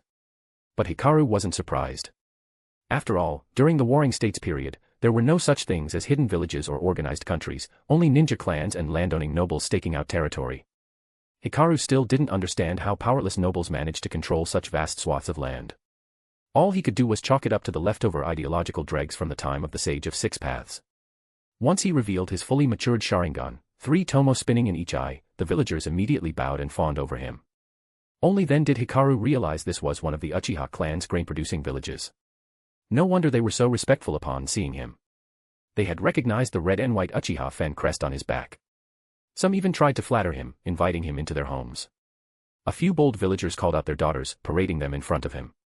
They clearly hoped this would be their chance to leap into prosperity, like a carp jumping over the dragon gate. But Hikaru had no interest in that sort of thing. Compared to the future, living standards in this era were far worse. The women looked malnourished and short. They were likely only around 1.4 or 1.5 meters tall, barely above a child's stature. Hikaru made up a random excuse, saying that he was an Uchiha who had been on a long-term secret mission and had only just completed it. Now that his assignment was over, he was hurrying back to the clan. They found this entirely believable. After all, the chaos of the Warring States era was on another level compared to the future. Especially among top clans like the Uchiha and Senju, infiltrating enemy territory to gather intel was standard practice. From them, Hikaru successfully learned his current location. As for the exact location of the Uchiha clan's main settlement, they didn't know, nor would they likely be allowed to. But Hikaru wasn't worried. The Uchiha were unlikely to abandon their ancestral territory, and they were almost certainly still settled near the Naka Shrine. Based on what he'd gathered, Hikaru estimated he was somewhere south of the shrine, likely dozens of kilometers away. So he set off immediately, heading due north. A journey of a few dozen kilometers was nothing to him now. Still, since he was approaching the Uchiha heartland, Hikaru didn't plan to barge in with brute force. If possible, he preferred to handle things quietly. Before long, a large settlement came into view. Judging by its size, it was about a quarter the size of modern-day Konoha. But that was no small feat. Konoha could accommodate hundreds of thousands of civilians, and even within the village, the Uchiha clan had only occupied a small district near the Naka Shrine, about 1/4 the size of this stronghold. It really drove home how apocalyptic the battle between Madara and Hashirama must have been before the founding of the village. But Hikaru didn't dwell on that. After all, there was no Uchiha Madara or Senju Hashirama in this era, only the current Uchiha and Senju still locked in a life-or-death struggle. At present, the Uchiha were in the lead thanks to their secret weapon, a mysterious girl with a Mangekyō Sharingan. This made Hikaru's interest peak. If he could find a way to absorb part of her ocular power, and use the energy of the Ryumayaku to understand her technique.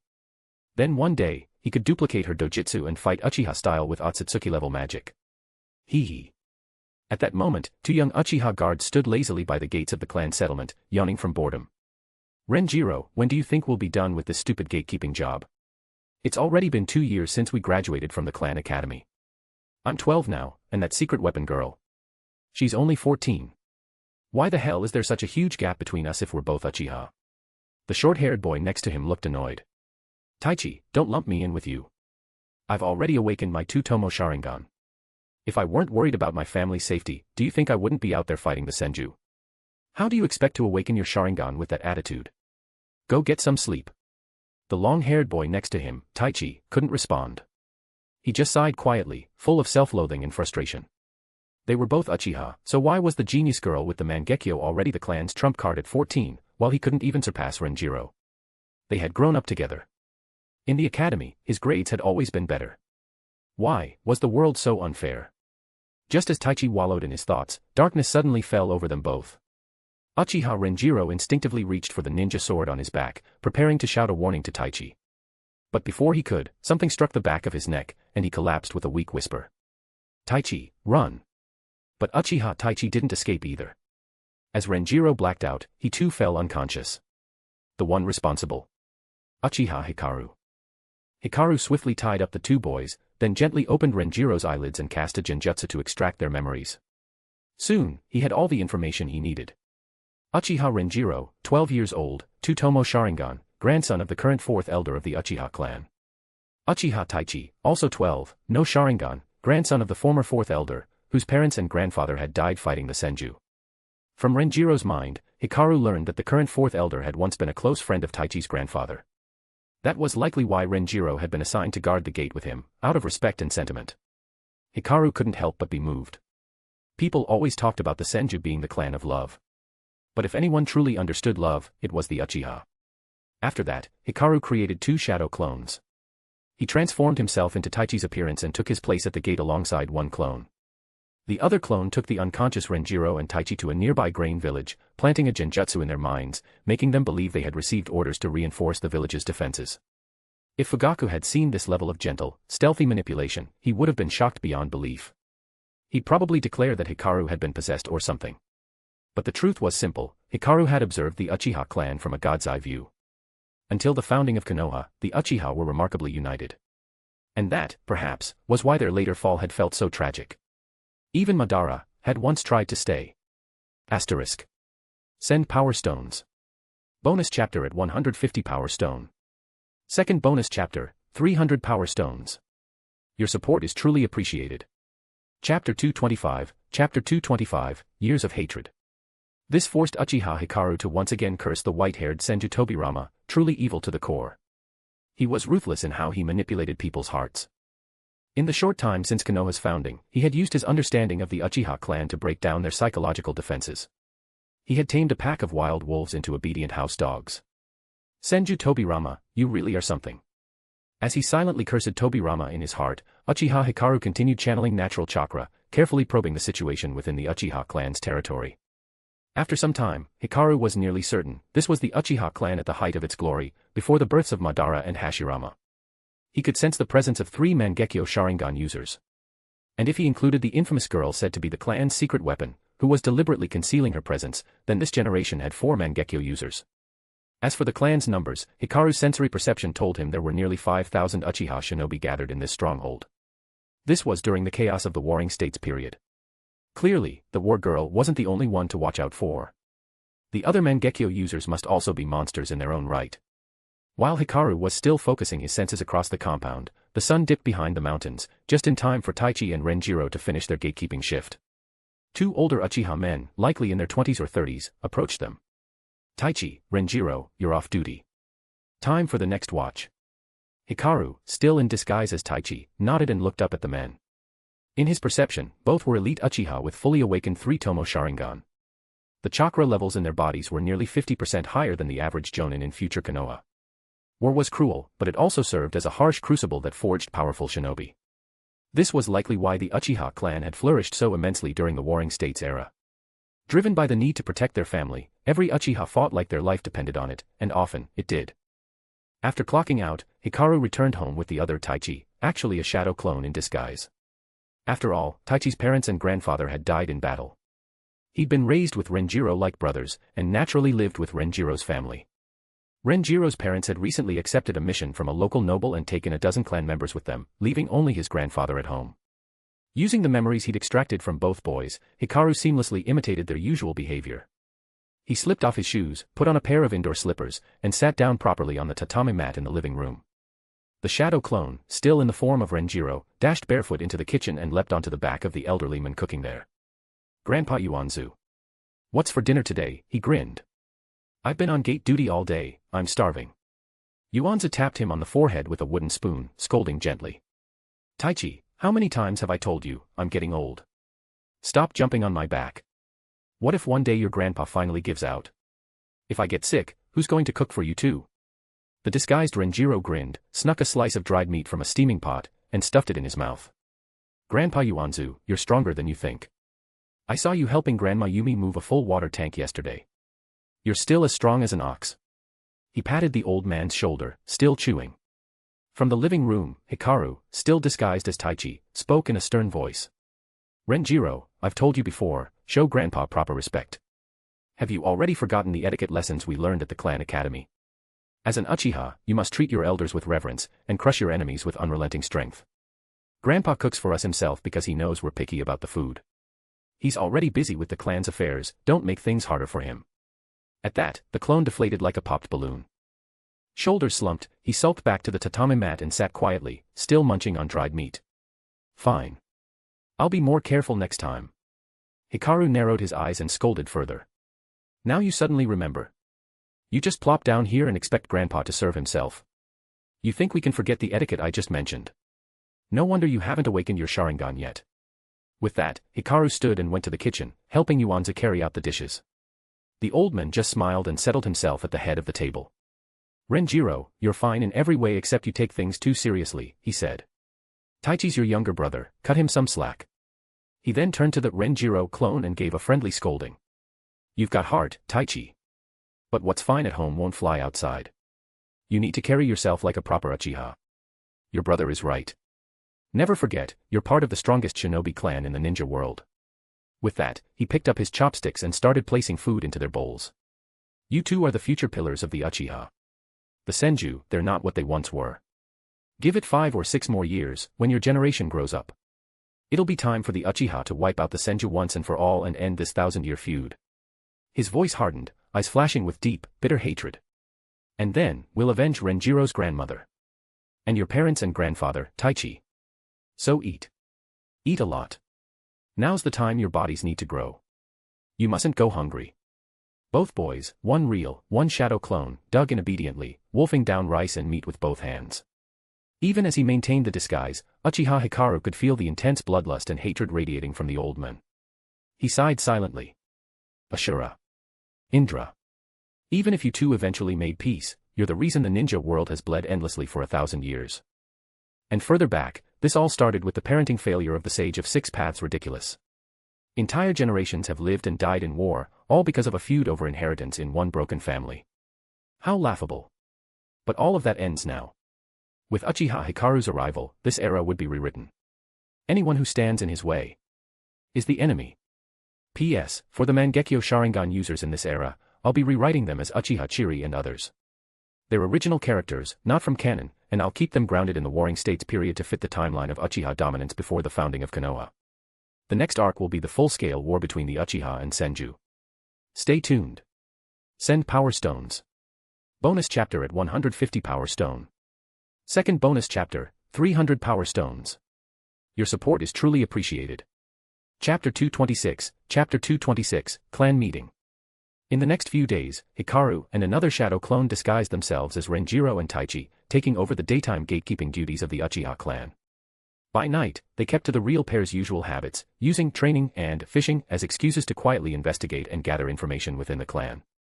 On the 4th day, it was finally Renjiro and Taichi's turn to rest. Coincidentally, this day was also the Uchiha clan's monthly clan meeting.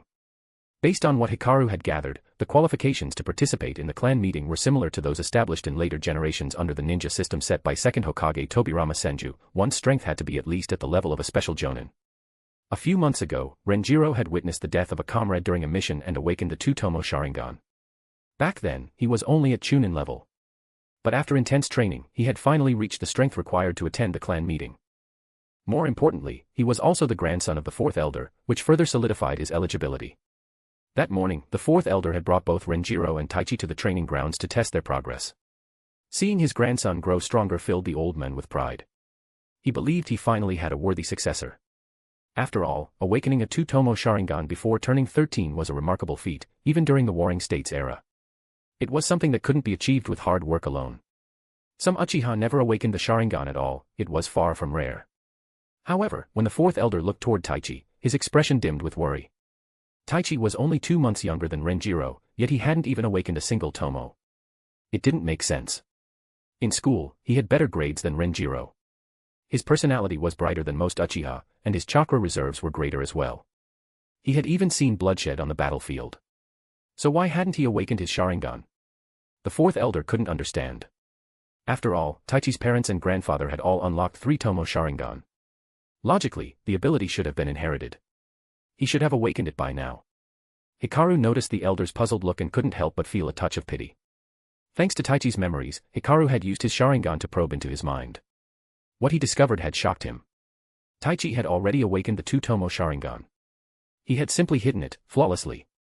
More than that, he had secretly allied himself with the Grand Elder's faction. The Grand Elder had taken advantage of Taichi's longing for his lost family. Through manipulation and Mangekyō-level genjutsu, he twisted Taichi's mind into believing that the fourth elder had been responsible for their deaths, also he could rise to his current title. Since then, Taichi had worn a perfect mask, biding his time until the Grand Elder made his move. When that day came, he planned to kill the old man who had cared for him like family. As for how Hikaru uncovered this deception, there were just too many sloppy holes in Taichi's memories. The Grand Elder clearly wasn't skilled in genjutsu. Under Hikaru's superior ocular power, every weakness had been laid bare. The fourth elder continued to ponder the matter, but dusk had already arrived, there was no more time to waste. He approached the two boys. Renjiro, your strength meets the standard. You'll attend the clan meeting with me tonight. He then turned to Taichi and softened his tone. Taichi, don't feel discouraged. You just need to awaken your Sharingan. Once you do, you'll have your chance. I've asked the maid to prepare dinner. Go home and rest. With that, he left, Hikaru's real body accompanying him to the Naka shrine. Meanwhile, the shadow clone disguised as Taichi slipped away quietly, headed for his secret meeting with the Grand Elder. He moved cautiously through the village, avoiding crowds, until he reached the Naka River. There, at the waterfall's base, he traced his hand along a water-smoothed stone wall until his fingers pressed a hidden mechanism. A narrow door, just wide enough for a person to pass, slid open. The clone entered and reset the mechanism behind him before descending a long staircase. After about 100 steps, a wall blocked his path. Hikaru made a sequence of hand signs and pressed them into the stone. The wall melted away to reveal a hidden room. Inside sat the Grand Elder, cross-legged on a cushion. The clone stepped forward and handed him a scroll. Master Zebra, this contains the latest intel on all movements in and out of the clan's borders. Uchiha Zebra unrolled the scroll and read it silently, a self-satisfied smirk creeping across his face. Very good, he said. You may leave. It's time for me to attend the clan meeting. He stood up to go, but the clone, still posing as Taichi, spoke coldly. Grand Elder, it's been nearly 6 months. When will I be allowed to avenge my parents and grandfather? Every time I look at that bastard Yuan Zong's fake smile, I want to vomit. Zebra turned to face him, eyes glowing with cruel amusement. A satisfied grin pulled at his lips. Don't worry. Tonight's the night. I've already contacted our allies. The coup begins tonight. Just go home and wait. With your current level of strength, even with 2 tomo, you'd be a liability. And with that, he swept past the clone and exited the chamber. Taichi had been chosen as a pawn precisely because of his tragic past and trusting heart. With all his loved ones dead, and his nature too kind to question authority, he had been the perfect target for manipulation. Despite being young, barely in his 30s, Zebra had already risen to the role of Grand Elder, thanks to the Mangekyō Sharingan. Though he once respected the current clan head, a mysterious figure had appeared before him 2 years ago and told him a secret.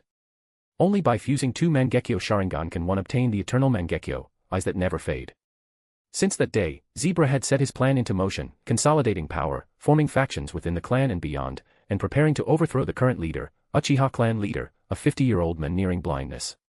Tonight, he would attempt to take his eyes, claim the eternal Mangekyō, and seize the position of clan head. Send power stones. Bonus chapter at 150 power stone. Second bonus chapter, 300 power stones. Your support is truly appreciated. Chapter 227, Attack. After Uchiha Zebra left, Hikaru's shadow clone immediately formed a hand seal and dissipated into smoke. Everything that had happened was instantly transmitted back to Hikaru's main body. Sitting silently at the clan meeting, Hikaru's eyes flashed, he now understood it all. Judging by the chakra and mental fluctuations sensed by the shadow clone, Hikaru could confirm with certainty, this Uchiha Zebra was most likely the current vessel of Indra's soul. And if that was the case, then the one orchestrating this rebellion behind the scenes could only be one individual. Black Zetsu. But honestly, Hikaru didn't care. Eyes closed face. He was just a traveler passing through this era. His objective was simple, there was only one girl he was here for. That unnamed girl, the one who had been erased from the Uchiha clan's history. Her existence had been purged, likely because it was too disgraceful to remember. Before long, all the key Uchiha arrived for the clan meeting, including Zebra. At the center of the gathering, the clan leader slowly opened his eyes. Though aged, his chakra still pulsed with power beneath the surface. Now that everyone is here, the clan leader said, let's begin. The elders began to report on clan affairs. Eventually, the discussion turned to their age-old rivals, the Senju clan. The 1st, 3rd, and 7th elders all strongly believed it was time to strike. They argued that the Uchiha had gathered enough strength, it was time to wipe out the Senju once and for all. But the 2nd, 4th, 6th, and 8th elders disagreed. Though they admitted the Uchiha could likely defeat the Senju, they warned that the cost would be too great. The clan would be left vulnerable, easy prey for the other great ninja clans. The argument escalated. Even regular clan members joined in, shouting over one another. Then suddenly, crash. Police car light. A young Uchiha with 3 Tomo Sharingan staggered into the room, bleeding heavily, kunai lodged in his back. M-Master, the Senju clan, with the Sarutobi, and the Ino-Shikacho alliance, they're attacking. He coughed blood mid-sentence and collapsed on the floor. In an instant, the atmosphere shifted. Chakra flared everywhere. No one hesitated. They all had one thought. Kill every last one of those Senju, Sarutobi, and Ino-Shikacho bastards. Fire, fire. The clan leader barked orders without pause. Chiri. Take the girl to the battlefield immediately. She's to leave no one alive, except the Uchiha. The rest of you, follow me. Today, we crush the cowards of the Senju. You dare unite with outsiders. You disgrace the ninja world. Zebra's heart sank. No. This wasn't the plan. The Black Shadow, Zetsu, had told him to wait until after the meeting. He was supposed to ambush the clan leader, then take control with the help of supposed Hyuga allies. But now, the Senju and the others had already begun their attack. Zebra's mind spun. That shadow wasn't an Uchiha ancestor preserved by secret techniques, it was likely a Senju spy using a powerful transformation jutsu. Zebra had been played. And worse, his betrayal had helped ignite this war. But none of that mattered now. The Uchiha were under siege, and Zebra would fight to protect them, even if it meant carrying his sin to the grave. Let no one ever know what I did, he whispered to himself. Let me bury this mistake with my blade. Meanwhile, Hikaru ran alongside the other Uchiha toward the edge of their territory, observing everything with a calm gaze. He didn't interfere. This was Indra versus Azura, and he was content to watch the fireworks for now, upright arrow. Across the battlefield, the Uchiha clan leader locked eyes with his Senju rival, Senju-san. His Mangekyō Sharingan activated with a burst of red light, and a towering half-body Susanoo formed around him. Twin energy swords in hand, he stormed forward. Senju-san. There's nothing left to say, come face me. Senju-san, clad in crimson armor, slammed his palms together. The Uchiha have grown arrogant, don't blame us for abandoning honor. Earth style, super giant elephant technique. The ground trembled as an enormous earth giant rose, charging toward the red Susanoo. Nearby, Zebra stared down another familiar face, Senju-men. You. I should have known you were behind this. You always hid that calculating nature. But Senju-men looked genuinely pained. He had opposed the attack, but he'd been outvoted. Now, with his clan at risk, he had no choice. I'm sorry, Zebra. For the sake of my people. I can't back down. Wood style, wooden giant technique. A titanic wooden warrior rose beside the earth giant. Come, Zebra, let's end this. Zebra's Sharingan blazed. His sorrow, guilt, and fury exploded into a torrent of chakra. His Susanoo roared to life, this time more fierce than ever before. Fueled by rage, remorse, and a desire to redeem himself, Zebra charged with everything he had. His sword would not hesitate. Crossed swords fire. Send power stones. Bonus chapter at 150 power stone. Second bonus chapter, 300 power stones. Your support is truly appreciated. Chapter 228, Inescapable Fate. The blue Susanoo giant towered above the battlefield.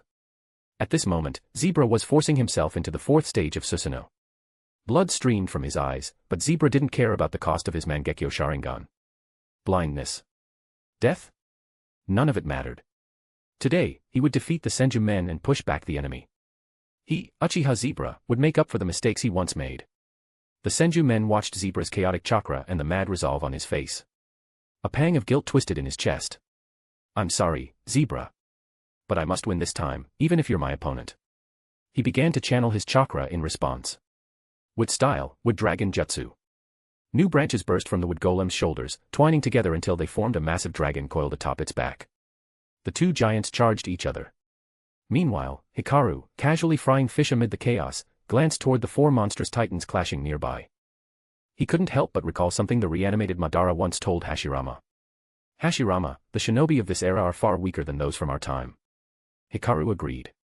Whether it was common ninja or the strongest elite, the difference in power was stark. At the same time, Hikaru felt a surge of chakra behind him, one even stronger than clan leader. A ragged girl in torn gray clothing, with wild black hair, rushed toward the battlefield. A Mangekyō Sharingan glowed in her eye socket, its strange pattern like 3 boomerangs with a black core. Her limbs were stained with dried blood and dirt, her face hidden beneath her messy hair. But the distinct chakra pouring from her told Hikaru everything. This was the Uchiha clan's weapon, the girl forged in battle. Elsewhere, Jili awakened her own Mangekyō Sharingan, summoning the second stage of Susanoo behind her father to join the battle. But he barked at her without turning. Don't interfere. Head to the other battlefield and deal with the fodder. The second stage Susanoo won't help me now. He turned his red Susanoo and formed a Magatama, hurling it at the Senju-san. You're finished, Senju scum. The Senju-san wanted to dodge, but saw his comrades behind him. If he avoided it, they'd be wiped out. He channeled chakra into the stone giant's fist. Earth style, super hardening technique. With perfect timing, he launched an uppercut, attempting to deflect the massive Magatama. But he had anticipated this. His lips curled into a vicious grin. Amaterasu. Black flames burst onto the Senju-san chest, spreading violently. Ha ha ha. I knew you wouldn't dodge. My Amaterasu will kill you for sure. His right eye dulled. His Susanoo fell to its second stage, armor vanishing. The black flames chewed through the Senju-san chest. He didn't even have time to amputate the burning part. Still, he stood firm. His gaze sharpened. All of his chakra exploded outward, fueling the black flames with his own life force. He slashed his body with a blade, blood drenched in Amaterasu's fire spilling across his stone titan. And then, he charged. If I have no hope of living, I'll make this my final contribution. Even if I can't destroy the Uchiha, I'll cripple them. He, watching him charge, felt his power wane. No more eye power. Barely any chakra. But he couldn't let him pass. Behind him stood the Uchiha clan's future, they couldn't fall to Amaterasu's flames. With his last reserves, he summoned third stage Susanoo, armor snapping back into place. You're not stepping past me, Senju scum. If you want to die, I'll go with you. Boom. The half-bodied Susanoo collided with the stone giant engulfed in black flames. They vanished in the fire. Jili watched helplessly as her father was consumed. Tears of blood dripped down her cheeks. Nearby, the weapon girl was suddenly surrounded, red-armored shinobi with Senju symbols on their heads. A masked man at the front barked commands, forming seals. The others followed instantly. She finally showed herself. Time to act. Adamantine sealing chains. 4 symbols seal. 5 elements seal. Golden chains erupted from the leader's stomach, wrapping tightly around the girl's limbs and neck. Dozens of sealing tags slammed into her body. Before she could activate her sword technique, she was frozen in place, immobilized by layered sealing jutsu. Clan leader, watching from afar, let out a pained laugh. So that's it. I knew the Senju wouldn't go without the Uzumaki. They weren't missing, they were just waiting to seal our secret weapon. As his body turned to ash, the black flames devoured him and the Senju warrior together. The masked sealing leader finally removed his hood, revealing an aged face. I am the Uzumaki patriarch. The Senju needed our help. As allies, we answered. If anyone's to blame, it's the Uchiha, foreshadowing the balance. Uzumaki leader, watching his best friend perish, stood in silence. He had long prepared for death, but grief still tore through him. From that grief was born the fire-sealing jutsu, an answer to the pain of helplessness. Not long after creating it, the old man passed away, soul returning to the Pure Land. Hikaru turned toward the sealed girl. Both clan leaders had perished. The Uzumaki had spent a great deal of chakra. The only major players left were Indra and Ashura's reincarnations, now locked in a death match. After all this frying, guess it's finally time for me to move. Send power stones. Bonus chapter at 150 power stone. Second bonus chapter, 300 power stones. Your support is truly appreciated. Chapter 229, Greed. Uchiha Hikaru quickly formed seals with his hands, chakra surging toward his throat and feet. Fire style, Great Fire Annihilation. A scorching inferno burst forth, forming a massive sea of flames that spanned dozens of meters, roaring toward the combined Ino, Shika, Cho and Sarutobi forces ahead. Get out of there, now. The Yamanaka ninja sensed the intense chakra gathering just moments before Hikaru unleashed it, but it was already too late. The front lines were swallowed whole by the wall of fire. Akimichi and Sarutobi clan members at the front were unable to retreat in time. They were consumed by the blaze, reduced to charred ash in seconds, their remains dissolving into the wind. The Nara ninja, reacting instantly, shifted their shadows to snatch their teammates back just in time, barely escaping the firestorm. Who the hell is that guy? How can he use a fire-style jutsu with a range like that? I've never heard of someone like him in the Uchiha clan. His fire release is even broader than Uchiha leader or Uchiha Zebra's. Could it be the Uchiha had another ace hidden, besides her? Nara Shikano, the head of the Nara clan, overseeing this flank of the battlefield, narrowed his eyes. He felt a sense of unease, a growing instinct to pull back. After all, their main goal had been achieved, Uchiha leader had fallen in battle. Though Senju-san had perished as well, he wasn't from the Ino, Shika, Cho alliance, so few mourned him. Withdrawal now seemed logical. The Uchiha had been pushed into a corner. If not for this mysterious warrior's sudden appearance, the final blow could have already been dealt. But now, the tide had shifted, and the balance of power was no longer in their favor. Continuing would only deplete their own forces, leaving them vulnerable to the Hyuga, Kagaya, and other opportunistic clans. A yellow flare shot into the sky. Boom, bang. As the yellow signal exploded overhead, the Ino, Shika, Cho alliance began retreating en masse. Their prearranged signal system had 3 colors. Red, launch full attack, Uchiha resistance has collapsed. Blue, preserve forces, let other clans take the brunt. Yellow, abort mission and withdraw immediately. The flare sent by Nara Shikano was clear, pull back.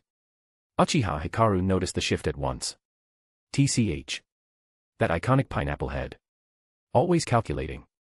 But unfortunately, you ran into me. Hikaru had initially only intended to complete his own mission and leave the rest of the Uchiha to their fate. But now, he felt differently. The Sarutobi clan had begun to move in on him, likely trying to copy or steal the secrets of his fire style. Sure enough, Sarutobi Sake, the clan patriarch, had grown greedy upon witnessing Hikaru's jutsu. If we had fire release of that caliber, we could rival the great clans. He raised his hand and gave the order. Everyone who can use water style, come with me. Surround that Uchiha. He doesn't have Susanoo. Don't panic, I'll protect you. Let's avenge our fallen comrades. Hundreds of Sarutobi clan shinobi rushed in from all sides, surrounding Uchiha Hikaru. Hikaru halted, his chakra boiling. You think I can't use Susanoo without revealing my Mangekyō? An amused smile crept across his lips. He clapped his hands together and fixed his gaze on Sarutobi Sake. You have the courage to challenge me. I'll give you that. But that's the only praise you'll get. Let me test your worth. The third power, Susanoo. Dark chakra spiraled around him as the skeletal frame of a towering titan erupted from his body. Within moments, a full-body Susanoo with a black armored form loomed over the battlefield. Clang. Many Sarutobi shinobi dropped their blades in panic, sweat pouring down their backs, their faces pale. Is that a god?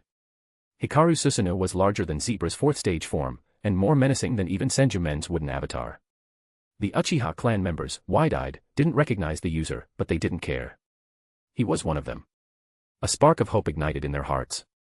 Uchiha Jili and Uchiha Zebra were visibly stunned and thrilled. With Hikaru's arrival, the battlefield was suddenly theirs again. Sarutobi Sake's face twisted in horror. What kind of monster had he provoked? Using only the standard Sharingan, and yet he could already summon this terrifying Susanoo.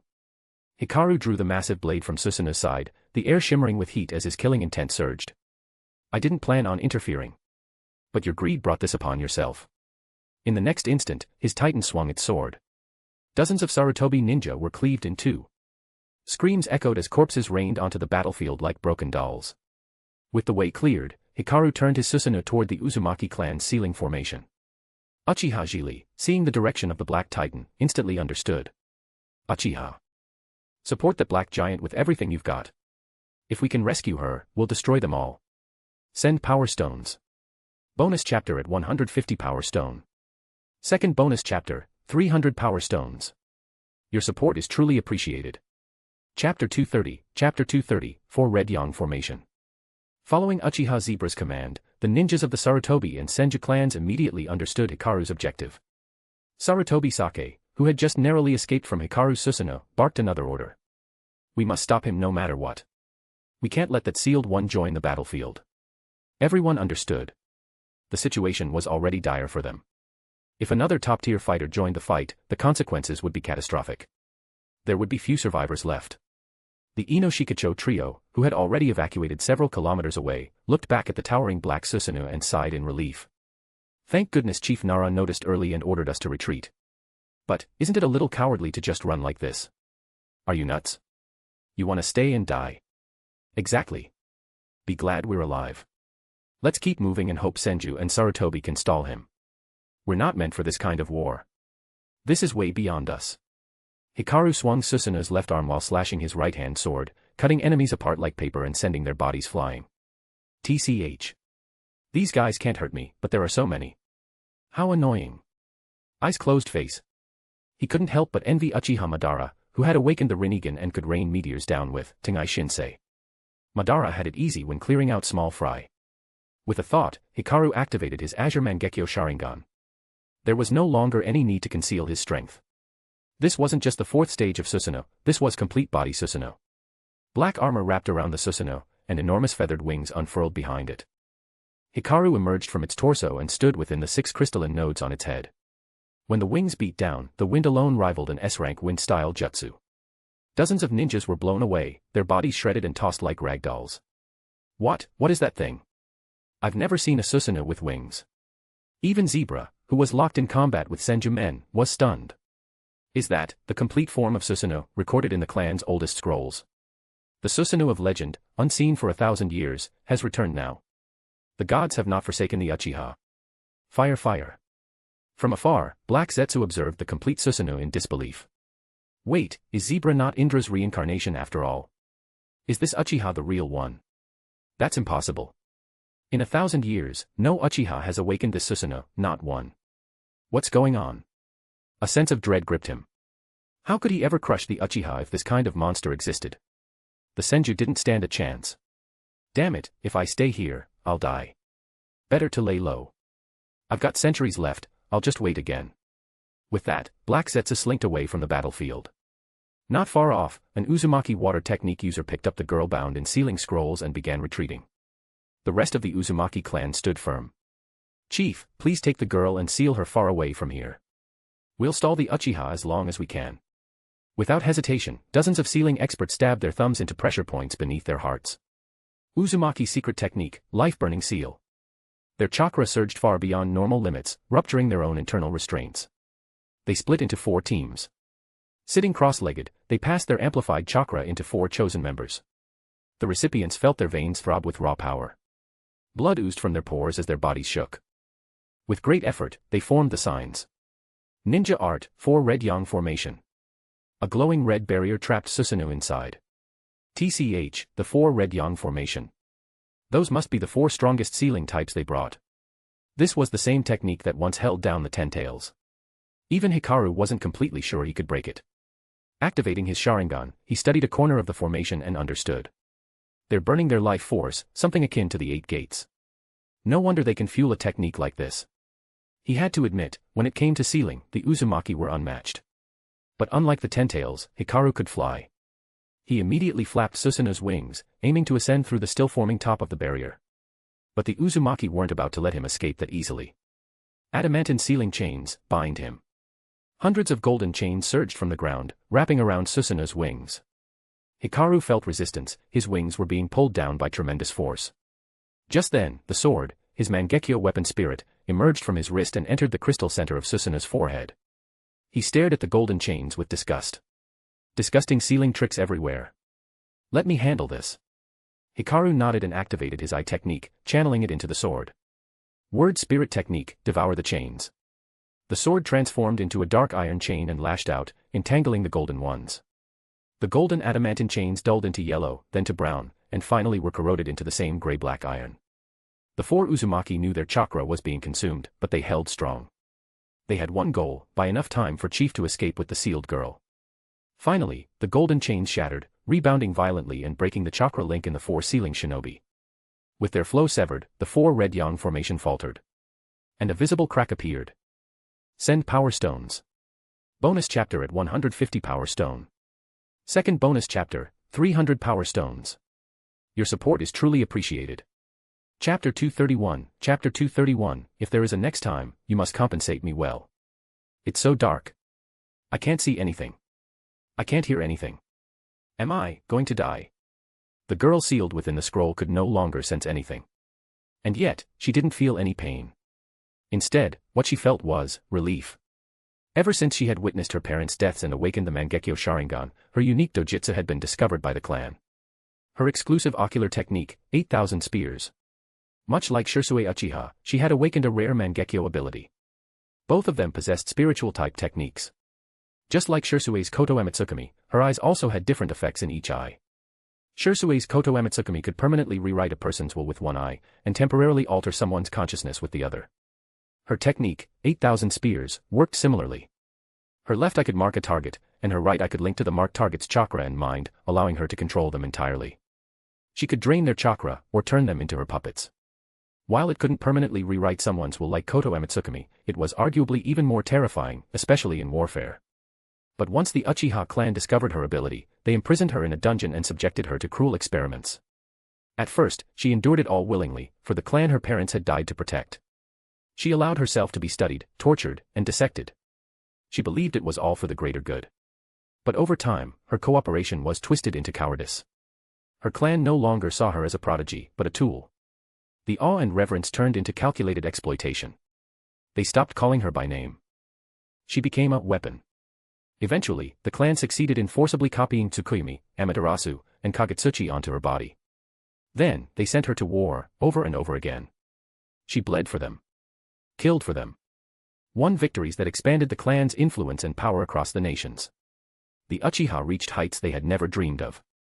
And yet, she was no longer considered one of them. They imprisoned her in a cursed cell deep underground, feeding her rotting vegetables and spoiled grain just enough to keep her alive. She had fulfilled her parents' final wishes. She had protected the clan and brought them honor. But in the end, she was empty. Why? Why did I give everything to this family, only for them to forget me? I just wanted to eat good food, wear nice clothes, be treated like a normal girl. Why did they make me endure so much pain, and then lock me away like a monster? They even added a seal to the prison, just for me, afraid I'd escape. Aren't we supposed to be family? Her thoughts were muddled and her emotions numb, but the sorrow ran deep. Her parents' dying wishes still bound her tightly, even now. Even when the Uzumaki sealed her away, she hadn't resisted. Life was too exhausting. Too painful. She had lived the life her clan expected of her. She fulfilled her duty. But her own wishes, her feelings, were buried long ago. She couldn't even remember her name anymore. What did Uchiha even mean anymore? Forget it. None of it matters now. It's over. I can finally rest.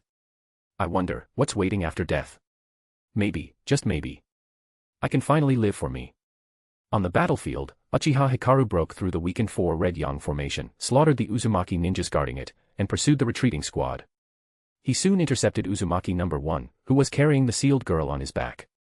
Old man, Hikaru said coldly, leave her. She's important to me. I hope you won't make the mistake of testing my patience. No. 1 stepped back instinctively, shielding the scroll-bound girl behind him. He stared at the young Uchiha before him, an absurdly powerful shinobi. Damn it, he thought. How did the Uchiha produce someone like this? There was only one option left. Humph. Important to you. Then here's my advice, kid, learn when to back down. I may not be able to defeat you, but I can take you down with me. Leave. Now. Hikaru smirked and calmly dispelled his Susanoo. He faced him directly, revealing his glowing blue Mangekyō Sharingan. Oh. You're planning to drag me to the grave. The sealing technique you're about to use. Is it the demonic seal? His pupils contracted sharply. He stumbled back, pointing at Hikaru's eyes in disbelief. Impossible. How do you know that technique? The demonic seal has never been shared outside the Uzumaki clan. And your eyes, that blue Mangekyō. What are you? From within his body, the six-tailed Saiken stirred restlessly. Listen, this Mangekyō isn't like anything I've seen before. Be careful. We can't win this fight. We need to escape. Tailed beasts feared Mangekyō Sharingan, especially techniques like Tsukuyomi or Koto Emitsukami that robbed them of freedom. But the fear Saiken felt now was different. This chakra, it felt like him. Like the Sage of Six Paths.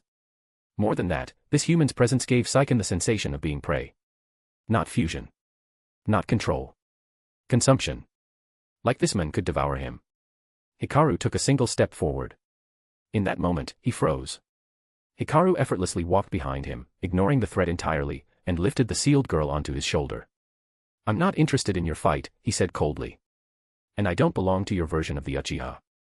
With that, he turned and disappeared with her in his arms. Moments later, Hikaru appeared in a quiet glade, lush, green, and untouched by war. "Sword," he said, "remove the seal on her." A black mist unfurled from the seal on his wrist, spreading over the scroll and burning away the sealing tags one by one. "TCH. This chakra is disgusting." A sultry voice purred. "Next time you ask me to do this, you better make it worth my while." A soft pink tongue dragged along Hikaru's cheek before the mist retreated back into his arm. Omega. To be continued. Send Power Stones. Bonus chapter at 150 Power Stone. Second bonus chapter, 300 Power Stones. Your support is truly appreciated. Chapter 232, Order, Execution. The feeling of restraint on her body vanished, and chakra once again flowed freely through her veins. Faint rays of light pierced the darkness.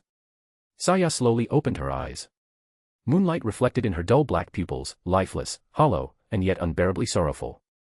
The seal has been broken. She rose and tore off the scroll cloth wrapped around her limbs. Her thoughts immediately returned to the final command from Jili. Go to the battlefield. Leave no one alive, except Uchiha. Without hesitation, Saya turned, ignoring the one who had broken her seal, and dashed toward the sounds of battle. Smack. A hand grabbed her wrist, halting her movement. Don't you think you should thank your savior first? Uchiha Hikaru's calm voice reached her ears. Saya instinctively turned back and stared into his eyes. Mangekyō Sharingan. He must be the new clan leader. She bowed deeply, her tone as expressionless as a doll's. Thank you. But I must complete the mission Lord Jili entrusted to me first. Please wait for me. I will carry out that task now. Hikaru released her wrist with a faint smirk. If Orochimaru had been here, he'd have felt déjà vu. It was the same expression he wore when he first met Kimimaro. Hikaru followed Saya quietly, his mind analyzing her behavior. Only one word described it. Rigid. If Kimimaro was like a perfected AI, programmed to sacrifice everything for Orochimaru, then Saya was the prototype, an earlier version designed only to serve the Uchiha. That's right, her very existence revolved around Uchiha. Her words made it clear, her obedience was dictated by the strength of the Mangekyō she saw. Hikaru had only shown his ordinary Mangekyō, so she viewed him on par with Jili. But she hadn't yet realized the true depth of his power, the eternal eye of the dragon vein. In an age where eternal Mangekyō Sharingan didn't exist yet, Hikaru's power was beyond comprehension to most. Saya sprinted barefoot toward the battlefield, Hikaru a shadow at her heels. Far ahead, Jili sensed Saya's chakra signature and finally allowed herself a brief smile. Fire chakra surged into her blade. Uchiha style, sword leaping flame, fire. With a single swing, she cleaved a Senjun ninja in two. Her chakra was depleted, she could no longer sustain Susanoo. All she had left were her sword skills and sheer will. But Saya's return sparked something within her. Saya is back. Uchiha never surrenders, Crescent Moon. Her voice lit a fire in every Uchiha on the battlefield. That war weapon has returned. Victory is ours. Those who invade Uchiha lands, die. Feel the might of our vengeance. Desperation turned to hope as exhausted Uchiha warriors summoned every last drop of chakra and surged forward with renewed fury. Swords clashed. Blood painted the battlefield crimson. Dismembered bodies littered the ground. Saya's kaleidoscope eyes swept across the chaos, leaving spiritual marks in her wake. With a breath, she invoked the mark of the 8,000 spears. Her eyes spun wildly. Suddenly, chakra drained from every non-Uchiha body on the field, streaming toward Saya in rivers of invisible energy. Fear swept across the enemy. That girl, she's the war weapon. Wasn't she sealed by the Uzumaki? Don't tell me. Uzumaki betrayed us. Even Senju men, locked in battle with Uchiha Zebra, felt his chakra rapidly bleeding away. Under normal conditions, it wouldn't have mattered, but against Zebra, his equal, it was a death sentence. Zebra, is she really your clan's weapon? She's terrifying. If she targeted me fully, even I couldn't last long. Zebra pressed the advantage. Susanoo's power surged as he drove the wooden giant back. This is our weapon for victory, he declared, gripping Susanoo's blade tighter. Call it shameful if you want, this is war, anger symbol. He swung down and sliced the right arm clean off the Senju wooden giant. Boom. The severed limb crashed to the earth. For the first time, retreat crossed Menyon's mind. The objective was achieved. Continuing the fight would only lead to more death. Senju Alliance. Fall back. His command echoed across the battlefield. Though Zebra longed to pursue, the Uchiha were running on fumes. They had won, but at terrible cost. He clenched his jaw and dispelled his Susanoo. Uchiha. Gather our fallen. Every one of them is a hero. This war is over. Pensive face. The Uchiha survivors collapsed to the ground, breathing ragged, their faces stained with blood, sweat, and sorrow. Damn Senju, and those traitor clans. We'll make you pay. One day. Brothers. Sisters. Friends. Mentors. Parents. Of the 4,000 Uchiha who had taken the field, less than 1,500 remained. They had bled for survival. Saya returned, chakra still surging within her. She stopped before Uchiha Hikaru, raised her gaze, and asked in a quiet voice. Sir, do you have another mission for me? _ Send power stones. Bonus chapter at 150 power stone. Second bonus chapter, 300 power stones. Your support is truly appreciated. Chapter 233, Chapter 233, she will be mine from now on, any objection? Uchiha Hikaru looked at Saya standing in front of him. At the same time, he could sense two familiar chakras approaching, there was no doubt. It had to be Uchiha Zebra and Jili. He slowly raised his hand, placing his palm gently on Saya's head, fingers brushing through her hair. My order is this, tell me your name. Saya felt the warmth on her head. Her eyes trembled, unfocused. Name. I don't have a name. The clan called me Nameless. You may call me that, sir. Hikaru shook his head softly. I know. I was asking for the name your parents gave you. Your real name. Have you forgotten? The memory Saya had sealed deep within her heart began to loosen, bit by bit. The bindings shattered like brittle ice. Her parents' smiles, the joy in their voices, she couldn't recall their faces clearly anymore, but the warmth lingered in her soul. From now on, you are Uchiha Saya. You are the hope of both of us. You are a light. I hope you'll grow strong, and one day, use your light to guide all your clansmen. Saya's lips began to tremble. Her eyes, once dim and dull, lit up faintly. Uchiha. Saya. Sir, my name is Uchiha Saya. Her emotion surged forth in an unstoppable tide. Aside from her deceased parents, the men before her was the only one who had ever made her feel warm and alive. Years of cold, damp prison had turned fear into numb silence, but now, Hikaru was like sunlight piercing the dark. Just then, a cruel, familiar voice cut through the air behind her. Uchiha Renjiro. I never thought you'd hide it so well. It's not the Tsutomo Sharingan, that's the Mangekyō, isn't it? Saya immediately ducked behind Hikaru, clutching the edge of his robe with both hands. Her face was still expressionless, but tears streamed silently down her cheeks. Master Hikaru. Please issue your next order. Hikaru reached out, clasped her trembling hands, and released his transformation technique. Saya, from now on, lie for me. The tension that had forced him to maintain the jutsu finally dissipated.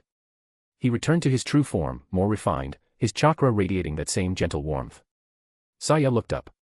His face was different, but that warmth was unmistakably him. The corner of her lips twitched upward. Okay, Master Hikaru. Saya will live for you now. Hikaru rubbed her head again, eyes soft with affection. My name is not Renjiro. It's Uchiha Hikaru. And you are Uchiha Saya too, not Nameless. Zebra and Jili, now standing opposite them, eyed Hikaru warily.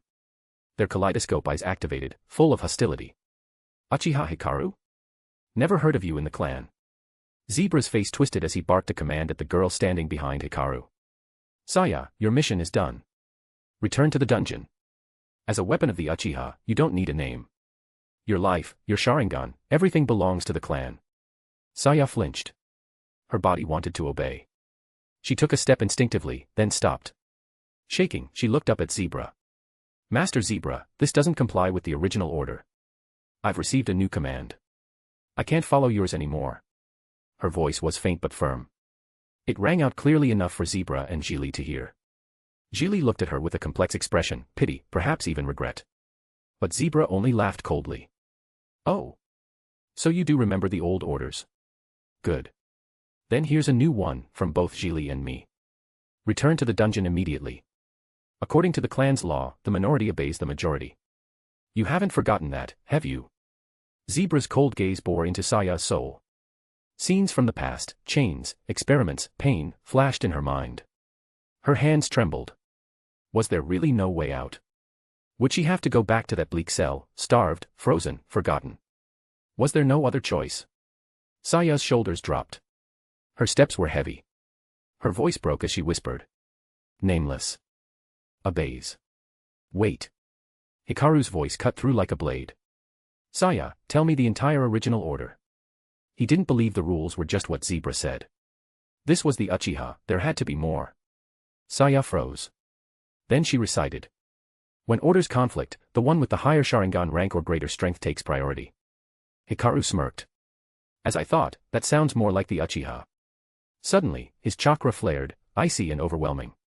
It enveloped him and Saya both. His Mangekyō flared with brilliant azure, and his sword technique awakened behind his gaze like a burning star. Zebra. Geely. Do either of you truly believe your Sharingan surpasses mine? Do you really think you two can stand against me? In that moment, to Saya, Hikaru wasn't just light, he was the sun, radiant and untouchable. Even though his chakra was freezing cold, it was the first time she had felt truly warm in years. To me, Master Hikaru's chakra and pupil strength are greater than both Zebra and Geely combined. Master Hikaru. I will live for you. Hikaru gently took Saya's hand and turned to leave. Saya belongs to me now. Any objections? Geely lowered his gaze, emotions unreadable. A flicker of joy, and deep fear for the future of the clan. Zebra's fists clenched tight. His Sharingan glinted with murderous light. Uchiha Hikaru, huh? I don't know where you crawled out from. But by doing this, you're making enemies of the entire Uchiha clan. Have you thought this through? Hand over the girl. Surrender your Azure Mangekyō. Otherwise, don't blame us for what happens next. Send Power Stones. Bonus chapter at 150 Power Stone. Second bonus chapter, 300 Power Stones. Your support is truly appreciated. Chapter 234, Compromise. As soon as Zebra finished speaking, he felt his entire body suddenly enveloped by a terrifying chakra. The world in front of him turned scarlet. His limbs refused to move, and it felt like his body was bound by something unseen. This is Tsukuyomi. Saya. Don't forget who trained you into who you are today. How dare you use Tsukuyomi on me? Buffed. The sound of a ninja sword piercing flesh echoed through the illusion space. Zebra's nerves screamed in pain, the agony intensified 100-fold. Time itself slowed. He saw the blade crawling through his chest, second by second, dragging on endlessly. But when he snapped out of it, it had only been a few seconds. Tsukuyomi. That's not my Mangekyō technique. This is just an illusion space I casually created with my pupil power. Hikaru, holding a ninja blade, answered coldly. He casually pulled the blade from Zebra's chest. Yet to Zebra, everything still moved like molasses, each breath full of agony. Zebra had no strength left to struggle or shout. He was just panting, drenched in cold sweat. But that's all you have. Zebra growled weakly. Even if I lose to you, you alone can't stop the rest of the Uchiha. Zebra's defiance exploded with madness. You're wrong. Lord Hikaru isn't alone. It's not just him, there's also me. Uchiha Saya stepped forward, took the sword from Hikaru's hand, and stabbed Zebra repeatedly. But she didn't stop there. She used clamps, iron whips, pepper water, salt water, all the torture she had once endured were now returned to their source. The illusion ended. Zebra's eyes rolled back as he foamed at the mouth. His body twitched on the ground, unconscious, muttering the same line over and over. Kill you. Uchiha Hikaru. I will definitely kill you. Chili immediately stepped forward, blocking Hikaru's path, trembling as she tried to mediate. Uchiha Hikaru, that was just a fleeting thought he had. Saya. No. From this moment forward, Uchiha Saya has nothing to do with our clan. Take her away. We Uchiha can't afford any more casualties. That's enough. Let us go. After saying that, Chili knelt down, pressing her forehead to the ground, eyes shut tightly. Hikaru looked at her shaking body for a moment, whether it was from fear or humiliation, he didn't know. He turned away silently, reached out, and held Hikaru's hand. Your survival has nothing to do with me.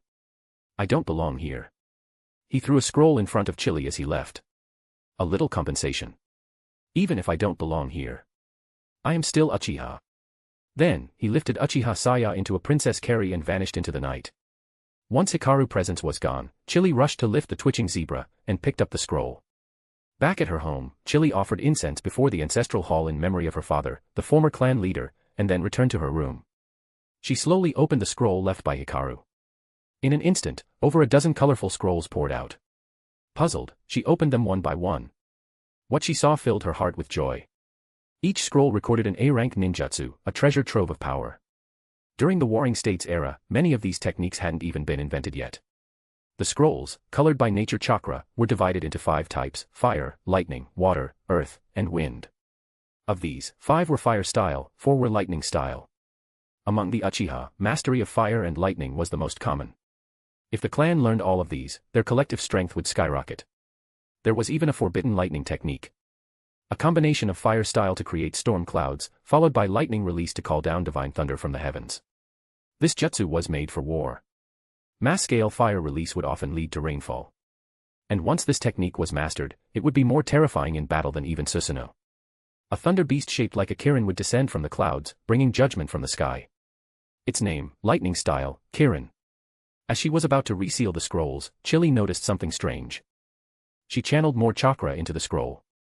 Suddenly, hidden characters began to appear, tiny, barely visible. She couldn't decipher them at first, but something about the shapes reminded her of the Uchiha clan's ancestral stone tablet in the Naka shrine. With a deep breath, she activated her Mangekyō Sharingan. Then, she saw it. The Naka shrine's stone tablet was altered. The final prophecy is a lie. Fuse the Mangekyō of blood relatives to gain eternal Mangekyō Sharingan. Even without Mangekyō, those who once awakened it can still manifest Susanoo. Combine Uchiha eyes and Senju vitality to reach eternal light. Special individuals may evolve the eternal eye into the Rinnegan through sage energy. Each line of text shattered the foundation of what she thought was truth. But then she remembered the overwhelming power of Hikaru. If he had wanted, he could have wiped out every last Uchiha here. Which meant, this wasn't a trick. This was real. Her heart pounded. These scrolls, this knowledge, it could raise the clan higher than any one shinobi ever could. Saya, once seen as a tool, was only temporary strength. But this was a legacy. Hikaru left them behind for a reason, perhaps to spark a new hope. After all, reviving a single branch doesn't restore the world tree. To protect the world from the threat of the Otsutsuki, every timeline needed a chance at survival. Send Power Stones. Bonus chapter at 150 Power Stone. Second bonus chapter, 300 Power Stones. Your support is truly appreciated. Chapter 235, Chapter 235, The Boy in the Desert. Strong wind swept across the desert, lifting swirls of dust into the air. At a glance, this land seemed barren, hostile, even, to life. Yet 2 figures in white cloaks trudged steadily forward across the ochre sands. One was tall. The other, shorter. They were Uchiha Hikaru and Uchiha Saya. Ever since the day they fled the Uchiha clan with Saya in tow, they had been heading toward this desert wasteland. Saya didn't know why Hikaru had brought them to such a desolate place, but she never questioned it. She followed without complaint. Her eyes flitted around constantly, absorbing the unfamiliar scenery. Even though the scorching heat made her skin tingle and her breath feel heavier, she couldn't help but be delighted by the sights. It was all new. Hikaru glanced sideways at her, then lightly rapped her on the head with a knuckle. Saya, stop staring at the sand like that. Your eyes won't survive it.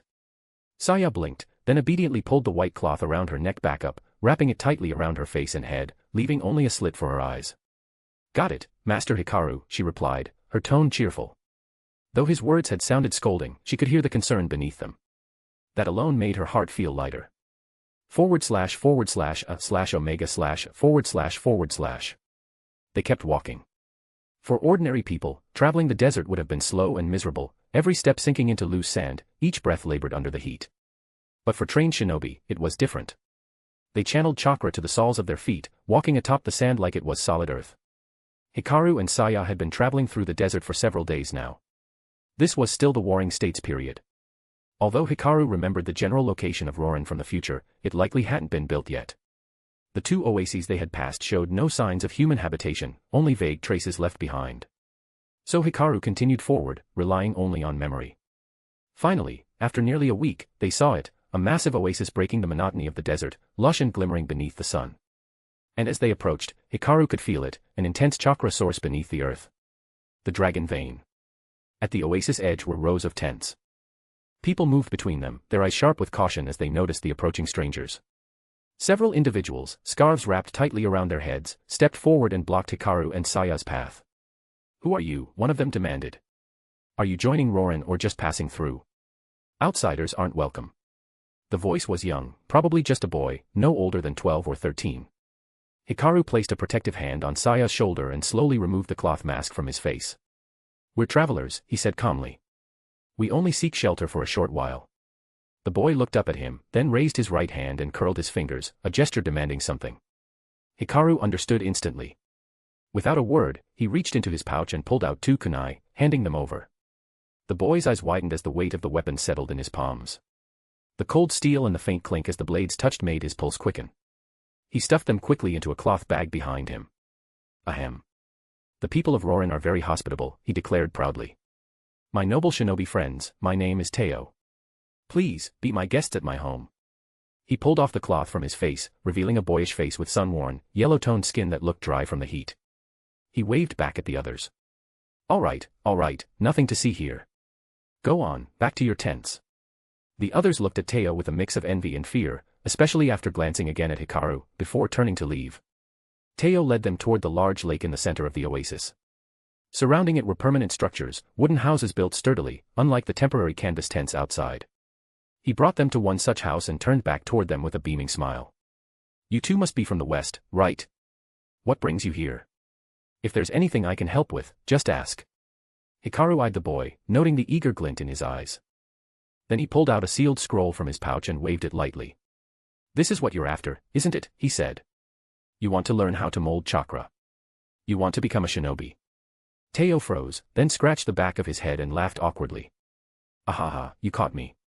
Yeah, that's exactly it. 2 years ago, Tylea had discovered he could manipulate iron sand, just barely. But it had been enough to awaken something in him. He realized he was different. Special. Ever since then, he'd been hanging around the oasis outskirts, hoping to one day run into a real ninja. The people of the oasis were all ordinary folk, unable to use chakra.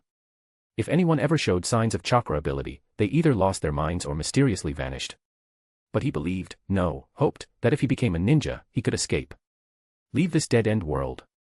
Maybe even find him. Maybe even go east, to the lush lands described in stories, where rivers flowed, where forests stretched to the horizon, and where the ground wasn't sand, but soil. Real, rich soil. At that moment, a raspy female voice called from outside. Teo, I'm back. Guess what? I hunted something good today, we're eating meat tonight. A woman stepped inside, her skin tanned by the desert sun. Her golden hair was tied in a high ponytail, and her lean, muscular frame showed hints of defined abs beneath her dusty shirt. Sister, look what I got, he said proudly. These two gave me kunai and just want a place to rest. He fished the kunai out of his bag and handed them to her with shining eyes. Now you'll be able to hunt easier. We'll be eating meat all the time. She looked at the weapons, then at the smug grin on her brother's face. She smiled, awkwardly, but with affection. Then she grabbed his hand and pulled him outside. Haha. You two, take a rest first, she said over her shoulder. Thanks for the kunai. I'll make this rascal cook something decent for you. He turned back before leaving, placed a finger to his lips, and gave Hikaru a mischievous wink. Should keep our little deal secret, all right. Uchiha Saya stood silently beside Hikaru the whole time, eyes watching the siblings with quiet curiosity. She didn't speak, but a faint smile tugged at the corners of her eyes behind the cloth mask. The desert may have been harsh, but even here, warmth could still be found. Send power stones. Bonus chapter at 150 power stone. Second bonus chapter, 300 power stones. Your support is truly appreciated. Chapter 236, Feeding. She yanked Teo out the door, her expression instantly darkening. She raised a hand and pulled hard on his ear. You little brat, how many times have I told you not to wander near the edge of the oasis unless you want trouble? What if you run into dangerous people? You think I want to lose you in a hellhole like this?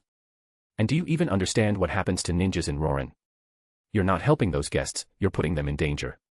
The sharp pain made Teo wince, his expression twisting as he sucked in air. Ack. Sister, my ears are gonna fall off. Let go already. I get it, I was wrong. I won't do it again. At his plea, she finally released his ear and shot him a disapproving glare. Teo quickly raised both hands and began rubbing his ear vigorously, muttering as he explained. Sister, it's only the local ninjas who vanish in Rorin, not outsiders passing through. What are you so worked up about? Besides, they're just two travelers. If something does happen, it's not on us. Even if I didn't help them, someone else would have. I only did it for those two kunai, okay. Hearing this, she looked at Teo with a mixture of exasperation and affection. Ha. I can't control what others do, but I still want you to be a good person. Go cook. I'll check on the guests. She turned and walked toward the wooden house, while Teo went off to pile dry wood and start a fire. When she stepped inside, she saw Uchiha Hikaru and Uchiha Saya sitting quietly beside one another. She walked over to Hikaru and spoke softly. "I'm sorry my brother brought you in without permission. Please, once you've rested, leave this place." Rorin's native shinobi often go mad for no reason, and then they vanish. Even visiting ninjas, some of them disappear mysteriously after staying too long. You two should leave while you still can. Hikaru's brows furrowed.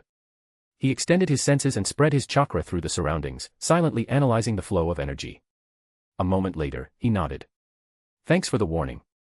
We'll be cautious and leave tomorrow. But, do you know what's going on with Teo?" She nodded bitterly. "I do. But I can't stop him. All I can do is pretend not to know. Our father went insane after he tried refining chakra, and then he vanished. Teo's always hoped to find him, but that's impossible. The desert's too vast, and even if he's still out there, he's probably dead, his body eaten by wild beasts." Hikaru didn't press further. This was their family's tragedy, he had no right to interfere. But he already suspected the truth, their father had likely gone mad from exposure to the dragon vein's chakra. Back when he was standing on the edge of the oasis, Hikaru had only barely sensed the aura of the dragon vein. But now, after hearing her story and focusing more deeply, he could clearly feel it, there was something deeply wrong with the chakra here. The chakra now was wildly unstable, far more violent than it would become in the future. It hadn't yet coalesced into a single core, but was scattered across the land, unstable and unpredictable. There was a faint tendency for it to gather and stabilize, but at this rate, it might take another 500 years before it became the dragon vein he remembered from the future. This chaotic, feral chakra reminded Hikaru of the natural chakra in the three great sage regions. In Mount Myaboku, if a person couldn't control the natural energy they absorbed, they'd begin to transform into a frog, and eventually become a stone statue. He hadn't seen the sage chakra of Shikatsu Forest firsthand, but he imagined failure there might turn someone into a puddle of sludge, or merge them into the body of the great slug. As for Ryuchi Cave, according to Orochimaru, those who failed were either assimilated into snakes, or their minds were consumed before they could even transform. It seemed the dragon vein's chakra had its own devastating side effect, it didn't reshape the body, but attacked the mind, damaging brain structure and inducing madness. This explained why Hikaru had been unaffected before. The dragon vein chakra back then had been far gentler, nothing compared to the Mangekyō's chakra and ocular power. No wonder his Mangekyō Sharingan had evolved and mutated after absorbing the dragon vein's chakra. But for the ordinary people of Rorin, their lives were deeply entangled with the oasis, meaning they were constantly exposed to trace amounts of this chakra. As long as it wasn't refined, it would remain dormant in their bodies. But the moment they attempted to refine it, it would surge into their bloodstream, pass through their brain, and begin to corrupt them. That was likely what had happened to Makade. The dragon vein chakra had twisted his mind and driven him to give up his own body entirely. As for the phenomenon of vanishing, Hikaru wasn't yet sure, but it was undoubtedly tied to the dragon vein. Maybe Sarah's ancestors had once been the first to control this chakra. That would explain why Sarah and her bloodline carried the power to command it. In a way, they could be called immortal sages, though without true immortality. Not long after, Teo entered the house carrying a brown clay pot and set it down on the table. "Ahahaha, chicken soup's ready. Sister, the pheasant you caught today is way bigger than usual. Perfect timing too, since we have guests. Come on, eat up. This chicken soup is amazing." He pulled out 2 clay bowls, filled them generously, and placed the largest chicken legs into the ones meant for Hikaru and Saya. But then he glanced at the spoon in his hand, confusion forming on his face. Master Hikaru, can he even eat this? Why is it in a bowl? Is it edible?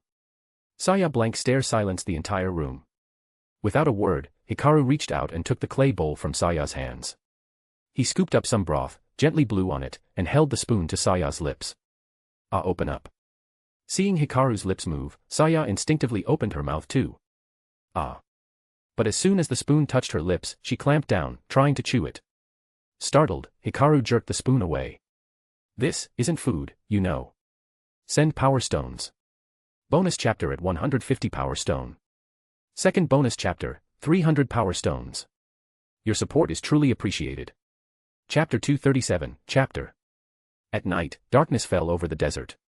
The temperature dropped sharply, and dangerous creatures, poisonous snakes, cheetahs, and other feral beasts, began their nocturnal hunts. The people of the oasis retreated into their tents and wooden huts, lighting bonfires at their doorsteps. They tossed pungent herbs into the flames, their acrid smoke warding off wild beasts lurking in the shadows. Uchiha Hikaru quietly cast a genjutsu over the sleeping forms of the 2 children, Teo and his sister, ensuring they drifted into a peaceful slumber. He gently tucked a scroll into Teo's arms. It contained detailed instructions on chakra refinement, clearly marked with a warning: do not begin chakra training until a year has passed. This year would allow Teo's body to fully metabolize and purge the residual dragon vein chakra, which, if left unchecked, might still affect his neural pathways, possibly warping his emotions or even driving him mad. Then, Hikaru departed, taking Uchiha Saya with him. He constantly scanned the environment, sensing the flow of chakra in the surroundings, moving steadily toward the densest source of dragon vein chakra. Eventually, they reached a concealed underground cavern. Without hesitation, Hikaru activated his Sharingan. Saya followed suit, her own Sharingan awakening in tandem. In the next moment, the entire cave lit up with a brilliant violet hue, dragon vein chakra swirling visibly in the air. Saya raised her hands, trying to grasp the chakra as it danced before her. "What a beautiful color," she whispered. Then, something extraordinary happened. The chakra began to gather around Saya, forming a soft, glowing violet coat that clung to her body. She felt warmth surge through her limbs, gentle, invigorating. Her body shimmered with luminous energy as she skipped over to Hikaru, twirled once, and gave him her first genuine, carefree smile. "Master Hikaru, look," she said joyfully, spinning again like a child delighted by new clothes. Hikaru studied her closely, then frowned in thought. The dragon vein chakra was naturally compatible with the Uchiha clan's ocular power, but Saya's case was different. Could it be that she wasn't just compatible with dragon vein chakra? Was she born with an innate affinity for it, something even stronger? A natural dragon vein sage? A bold hypothesis formed in his mind. Grabbing her hand, he nodded. "Let's go deeper." Saya glanced down at their linked hands. A flicker of emotion passed across her face.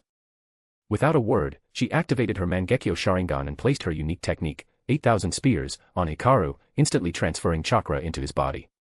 The same violet glow surged around Hikaru, wrapping him in light. He glanced into Saya's eyes, recognizing the pupil pattern. A soft smile formed on his lips as he gently ruffled her hair. "So thoughtful."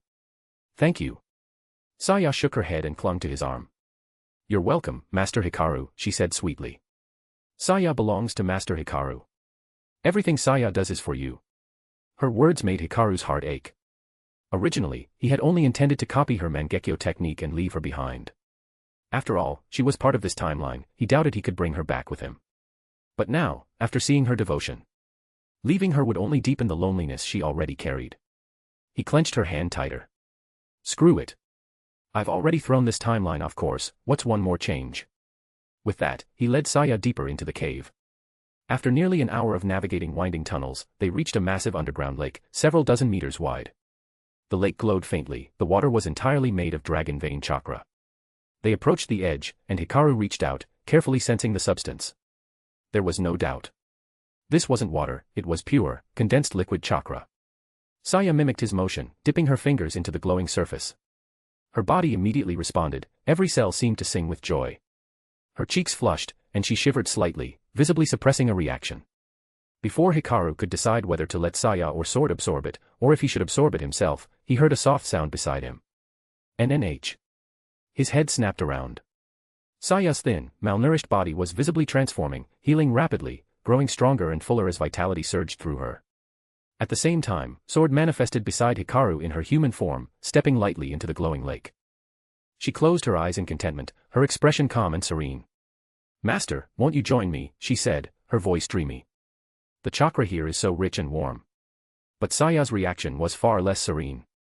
She glared at Sword with unexpected hostility. "No. Master Hikaru is going to absorb it too. You get out." A crimson Susanoo arm erupted beside her and slammed toward Sword. "Stop." Hikaru barked. "Sword is mine, my weapon. Don't attack her. Calm down." Saya blinked, snapped out of her chakra-fueled jealousy. The Susanoo arm faded. Her cheeks burned, whether from embarrassment or lingering chakra stimulation, she didn't know. "I'm sorry, Sister Sword," she muttered. Sword smirked mischievously at Saya's blushing face and slightly ill-fitting clothes. "Saya, how old are you, again?" I don't remember," she said quietly. Before she could say more, she was yanked into the lake. Hikaru was pulled along right after her. Then Hikaru understood why Saya had made that soft moan earlier. The dragon vein chakra wasn't just energy, it was overwhelming stimulation, pure warmth, and joy soaking into every pore of the body. He had suffered when absorbing it the first time. But now, with Saya's 8,000 spears enhancing him, it felt incredible. Every fiber of his being opened wide, greedily drawing in chakra. But even as their bodies drank in power, the chakra began influencing their minds. Seeing this, Sword stepped in immediately. Master, Saya, focus on absorbing. Don't let it distract you. With her guidance, the three of them synchronized their efforts and began absorbing the chakra more efficiently. Time passed, how much, none of them could say. But eventually, the lake was drained. Every drop of chakra had been absorbed. Saya collapsed, her body overwhelmed by the sheer volume of power she'd taken in. Hikaru, meanwhile, used the moment of clarity, and Sword's help, to carefully copy the unique Mangekyō Sharingan ability from Saya. Yachihoko. Send power stones. Bonus chapter at 150 power stone. Second bonus chapter, 300 power stones. Your support is truly appreciated. Chapter 238, Chapter 238, The Second Ninja War, Rain Country. With the blessing of the Dragon Vein's chakra and the Yachihoko markings etched across his body, Hikaru's copying process went incredibly smoothly. But these were just supporting factors. The real reason was that Uchiha Saya herself didn't resist at all. When she woke in the middle of the night, she willingly cooperated with Hikaru. Lord Hikaru, what are you doing? I can feel the presence of Yachihoko from you as well. Saya sat up abruptly, opened her arms, and embraced him tightly. That's amazing. Will Lord Hikaru become like me now? I'm finally, not alone anymore. Tears slid gently down Saya's cheeks, a release of years of solitude and the joy of finally being understood. But suddenly, Saya noticed something unfamiliar in front of her and reflexively reached out to pinch it. This is... Hey. A blush instantly bloomed across Saya's cheeks. A soft, melodic hum escaped her lips and echoed in the cavern. Her body seemed to melt like butter in the sun, collapsing into Hikaru's arms. The scarlet Mangekyō Sharingan that once brimmed with murderous energy now shimmered with a different emotion. Her willow-like brows furrowed slightly, her breath came in hot waves, and her parted lips shone a soft, seductive red. Lord Hikaru. What's happening to me? I feel so strange. My body, it's burning up. Hikaru raised a hand to her forehead and felt her intense heat. This wasn't just a fever. Could it be, was this the influence of the Dragon Vein chakra? He'd felt a similar rush earlier, but nothing close to what Saya was experiencing now. Maybe, it was her unique constitution. This girl. Came Sword's voice beside him. It's likely due to her physique. Judging from her bone age, she's slightly older than you. But prolonged malnutrition kept her from developing properly. The chakra from the Dragon Vein is far too intense.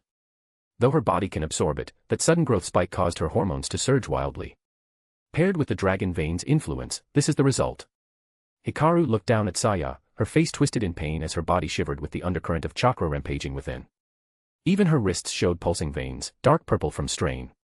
I've just finished copying Yachihoko.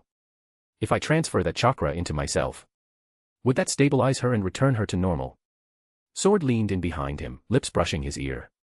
Don't forget, she whispered. Although you copied Yachihoko in your consciousness, its marks were carved into your soul, by both of us. They're not healed yet. Using it now could tear your soul apart. You don't want to end up like that fool, do you? And besides, you know what the real solution is. At that moment, Saya opened her eyes weakly, grabbing his arm with trembling fingers. Lord Hikaru, please don't do this for me. You gave my life meaning, don't sacrifice your body for my sake. If you get hurt, I'd rather disappear myself. Hikaru let out a heavy sigh. His gaze steeled. I'm sorry, Saya, this might hurt a little. Just bear with it for now. Due to the surge of chakra and hormonal imbalance, Saya's skin became impossibly smooth and pale, with a faint lavender glow. Her clothes clung to her body, revealing a perfect figure, soft and firm in all the right places. Her gentle eyes remained fixed on Hikaru's. Though suffering, she tried to suppress her whimpers of pain. But those low hums only distracted Hikaru more. And soon, a sweet smile of contentment bloomed on Saya's delicate face. Her bright eyes sparkled, and the soft whimpers finally turned into a loud, uninhibited cry. Now, I've finally become Lord Hikaru's. No one knew that hundreds of meters beneath the desert oasis, something so intimate was happening. A day later, Hikaru brought Saya and Sword back into the Dragon Vein and once more entered the mysterious space of its core. Though it wasn't his first time seeing it, the towering golden world tree still left him in awe. Saya's gaze sparkled. As she reached out and touched the massive tree, she could sense a joyful pulse from it. Lord Hikaru, is this tree sick? I feel its happiness, but something about it feels weak. Like how I used to feel. Hikaru gently patted her head. Yes. And we're its doctors. But healing something like the world tree won't be easy. We'll take it step by step. Come. Next, I'll take you to a land of endless rain. Instead of returning to the exact moment he'd left, Hikaru chose to delay his return to his original timeline. His soul still hadn't fully recovered from copying Yachihoko. It would take at least 2 months. And he couldn't risk running into Obito or Nagato during that time. He was currently unable to use the full power of his Mangekyō Sharingan. But in those 2 months, Hikaru devised a bold new strategy. If it worked, it would give him a decisive advantage against Obito and the Akatsuki. And so, Hikaru and Saya arrived in the land of rain. War had ravaged the country, death and sorrow hung in the air. Ninjas, merchants, civilians, war orphans, regardless of status, none were safe. They passed through a village where merchants lined the streets, their goods barely protected. In the alleys, dull, hungry eyes peered out at food they couldn't touch. Passing shinobi would casually snatch rice balls or fruit without paying. No one dared protest, how could they? These were ninja. Their anger could end lives in an instant. Send power stones. Bonus chapter at 150 power stone. Second bonus chapter, 300 power stones. Your support is truly appreciated. Chapter 239, Conan. Through his own chakra perception, Uchiha Hikaru could clearly feel the malice radiating from the people around them.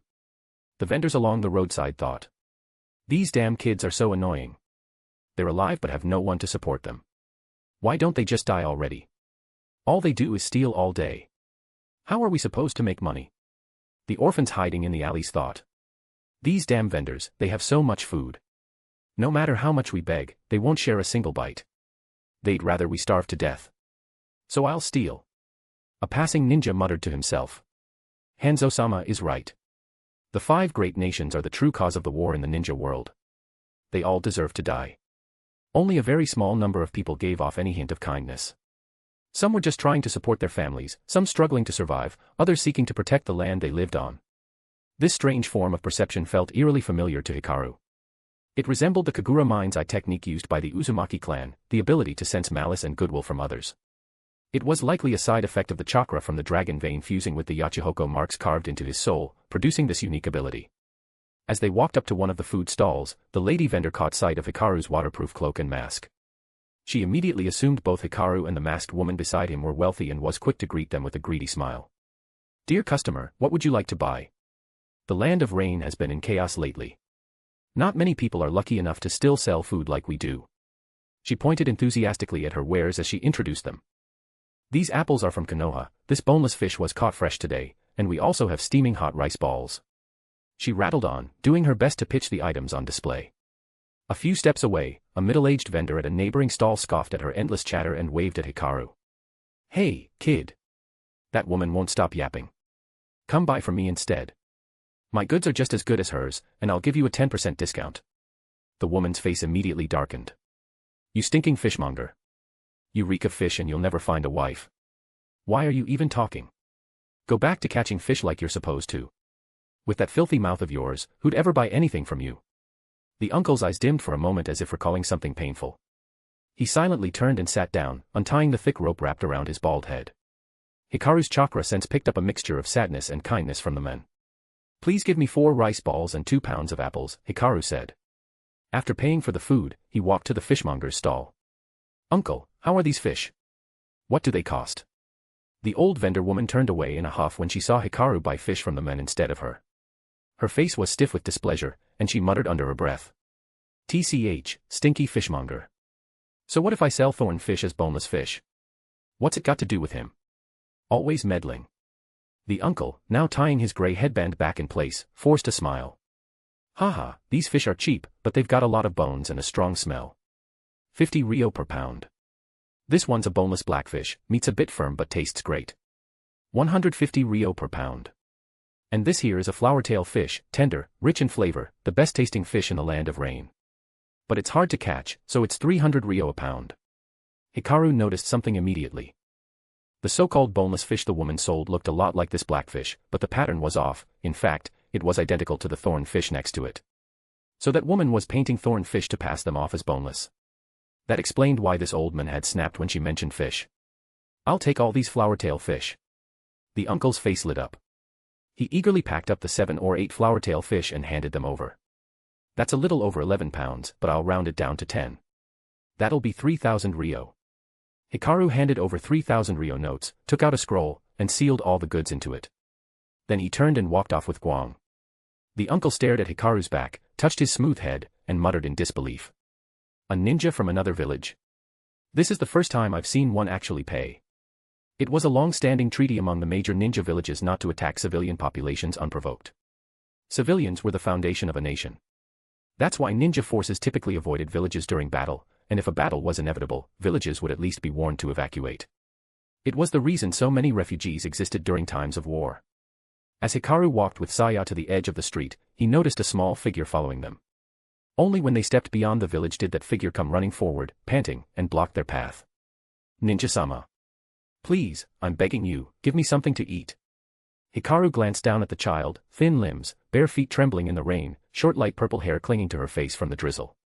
He assumed at first it was just another starving orphan. He was about to hand over food and leave, until something about her voice and hair color struck a chord of familiarity. He squatted down, gently pushed aside the wet hair covering her face, and met her eyes. What's your name? The girl instinctively flinched and stepped back, her voice trembling. En ninja-sama, please don't kill me. My name is Conan. I'm really hungry, please. Before she could finish her plea, Conan's legs gave out and she collapsed backward. Am I going to die? I don't have the strength to stand anymore. That was her last thought before everything went black. Hikaru caught her in his arms, wrapping her in his rain cloak. He enveloped her body with chakra and activated healing techniques, stabilizing her vital signs. Saya stepped forward, looking down at Conan in Hikaru's arms. Her expression softened with emotion. Lord Hikaru, you're going to save her. Of course, Hikaru replied. The whole reason we came here was to find her. I didn't expect fate to deliver her right to us. Send power stones. Bonus chapter at 150 power stone. Second bonus chapter, 300 power stones. Your support is truly appreciated. Chapter 240, my brain is not functioning properly. Uchiha Saya didn't ask why Hikaru was looking for the small girl in front of him. To her, Hikaru was everything. She didn't care what he did or why, so long as she could stay by his side, that was enough. Just like that, Hikaru held Conan in his arms and brought her into a small cave. He unsealed the supplies he'd just bought, handed Saya a few logs to build a fire, and started grilling the fish. Then, he placed 2 of the flower-tail fish into an iron pot, added a couple of rice balls, and started cooking porridge. Time passed quietly. Eventually, Conan's consciousness began to stir. Why doesn't my body hurt? Why is it so warm? Did I die? Is this the Pure Land? Conan forced her eyes open and slowly sat up. Her old linen clothes were gone. Instead, she wore an oversized black long-sleeved shirt, the sleeves so long they brushed the ground, the hem covering her knees like a dress. Where am I? You're awake. Hikaru said casually. Since you're up, come eat. He and Saya sat near the campfire. Saya picked up a white porcelain bowl, filled it with porridge, and set it gently beside her. Conan looked down and realized she was lying on a warm bedding mat. So I'm not dead. That warmth I felt, it came from this quilt. She shook her head to clear the fog and walked barefoot over to them. She sat beside Hikaru, picked up the bowl, and began eating slowly. The rich aroma of rice and fish warmed her from the inside out. After only a few spoonfuls, she felt life returning to her limbs. Subconsciously, she looked up at Hikaru and Saya. Thank you for saving me. You guys aren't eating. Saya gently patted Conan's head. We already ate, she said softly. This is all for you. Hikaru nodded. Your body's too weak. You can only handle liquid food for now. Don't force yourself. Just eat enough to not feel hungry. When you're better, we'll get something more filling. Conan stared at them, wide-eyed. Her vision blurred as tears welled up and rolled down her cheeks. Why did you save me? Why are you treating me so kindly? Hikaru reached out and flicked her forehead lightly. Too many questions, he said flatly. I just felt like saving you, that's all. Don't you want to live? Conan flinched at the light pain, and her gaze focused again. Her voice came out small but firm. I want to live. Then quit talking and finish your porridge before it gets cold. So she did. Slowly, one sip at a time. After she finished eating, Conan curled up next to the fire with them, feeling its warmth seep into her. Then the questions began. Brother and sister, why do you always wear masks? Because we're too ugly, Hikaru replied seriously. We don't want to scare you. Saya added cheerfully, since my brother wears one, I wear one too. I don't care if you're ugly, Conan said. You're both so kind. That's what matters. Besides, Hikaru continued with a straight face, the bull warrior never takes off his mask. Bull warrior? Conan tilted her head. Then should I call you brother bull? And her, sister bull? How about just a masked brother and masked sister? Saya suggested, grinning beneath her mask. Masked brother, what are your names? I can't keep calling you that forever, right? I'm just a passing by Kamen Rider, Hikaru said solemnly. Then I'm the passing Kamen Rider sister. Saya chimed in. Masked brother, where are you two from? Why are you here? We come from the faraway M78 Nebula, Hikaru said, tone serious. We're on a top-secret mission. M78 Nebula. Where's that? What kind of mission needs both of you? Our mission is to reclaim the infinite energy being sought by Seer from the traitor Belial of the Magic Fairy Castle, Hikaru said with dramatic flair, and bring it back to the Armored Warrior headquarters, where Captain Dragonfly awaits, for a marble showdown. Huh. Conan blinked. I understood every word, but I don't understand anything you just said. Saya's brain short-circuited trying to follow along. Magic Fairy Castle. Belial. Seer. Dragonfly showdown. I don't get it either, she said, finally giving up. The intel's all in my brother's head. Hikaru basked in the bizarre, joyful mood he'd created. Even though only he found it entertaining, something about the chaos made it feel warm. Meanwhile, Sword's voice echoed in his mind. You're just referencing Earth nonsense again. How are Saya or Conan supposed to get any of this? It's fun. You get it, don't you? Barely. And are you sure they're enjoying it? He briefly probed their chakra flow. Saya was flushed beneath her mask, legs squirming slightly. He quickly withdrew. Then he turned to Conan. She was desperately trying to visualize everything Hikaru had said, him with horns, a towering dragonfly monster, buildings shaped like steamed buns. She was taking it all seriously. A dull flick to her forehead brought her back. Ow. Masked brother, what was that for? I haven't figured it all out yet. He activated his Sharingan, 3 tomo spinning, and looked directly into her orange eyes. Conan fell asleep immediately, sinking into vivid dreams of everything Hikaru had just said. As for Saya, the blush under her mask deepened. She unconsciously pressed her legs together. Once Hikaru confirmed that Conan wouldn't wake until morning, he activated a barrier that sealed the cave completely. Saya placed a hand over her mouth, trying not to make a sound. But she didn't need to worry. Conan, deep in Hikaru's illusion, wouldn't stir until dawn. Send power stones. Bonus chapter at 150 power stone. Second bonus chapter, 300 power stones. Your support is truly appreciated. Chapter 241, the rain stopped. Dark clouds swept across the sky, casting a heavy veil of rain over the land of rain. Shinobi from all nations lurked within its borders, fighting battles filled with intrigue, deception, and the ever-present risk of death. And on a small hill in the eastern region of the land of rain, 5 figures appeared amid the storm. No matter what village they're from, if any ninja enters within a 10-mile radius, eliminate them. If it's someone Uchiha Hikaru recognizes, use Genjutsu and send them away. All 4 shadow clones nodded in unison. Understood. It's all for Lord Hikaru. Go. The shadow clones immediately scattered in the 4 directions, east, south, west, and north. Still uneasy, Hikaru created a 5th shadow clone and instructed it to patrol within a 3-kilometer radius. Is that the shadow clone jutsu? What an incredible technique.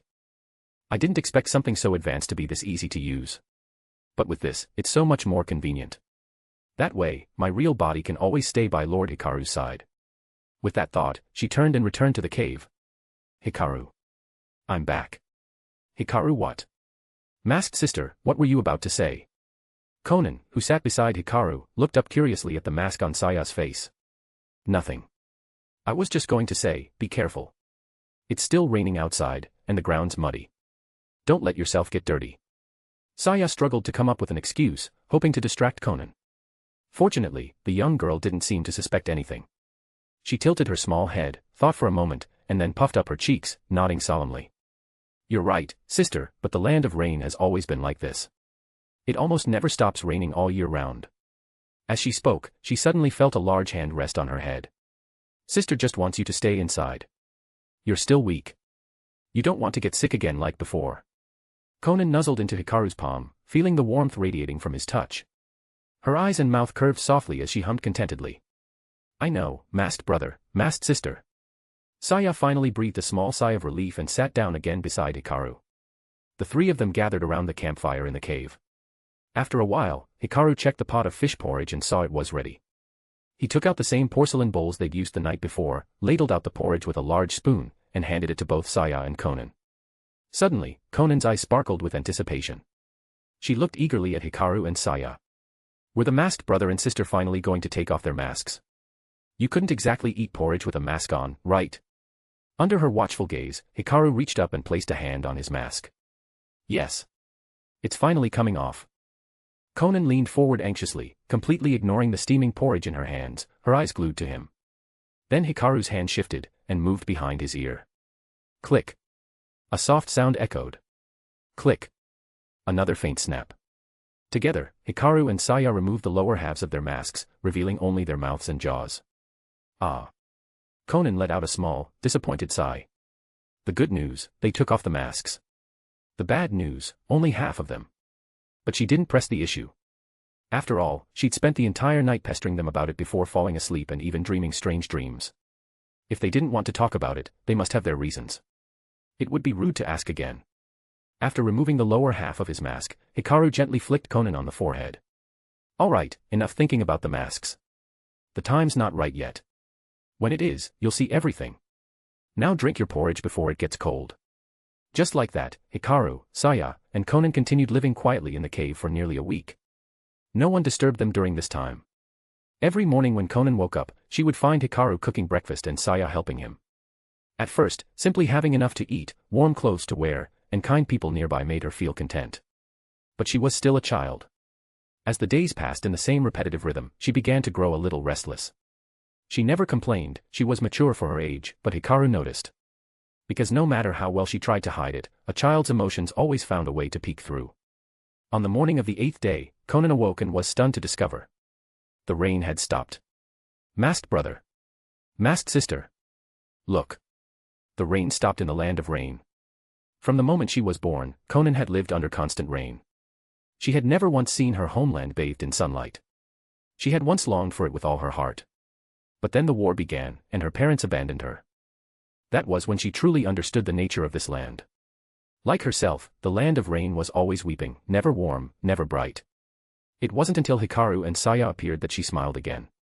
As for her parents, however much they once loved her, that's how much they must have hurt now. She didn't hate them. It was hard enough for ordinary people to survive during wartime, let alone raise a child. She understood their desperation. But that didn't stop the pain. The rain has finally stopped. Masked brother. Sister. Hurry and come look. Konan dashed outside the cave, her bare feet hitting the wet stones. They scraped her skin, making her hiss from the sting, but it reminded her this was real. 5 kilometers away, one of Hikaru's shadow clones sat cross-legged in the rain, using the chakra of the dragon vein to resonate with nature energy in the atmosphere, sending bursts of chakra into the sky. Calling upon natural chakra to push the dark clouds away from above the cave. Unfortunately, the main body soul hasn't fully recovered from its shattered state. I can probably maintain this for no more than half an hour. Hikaru and Saya stepped out of the cave and came to Konan's side. They each took one of her small hands and walked slowly together beneath the rare, sunlit sky. Konan smiled through her tears. It's okay. The past is over. I still have my masked brother and masked sister. Whatever happens, as long as I'm with them, I'll be fine, winky face. Send power stones.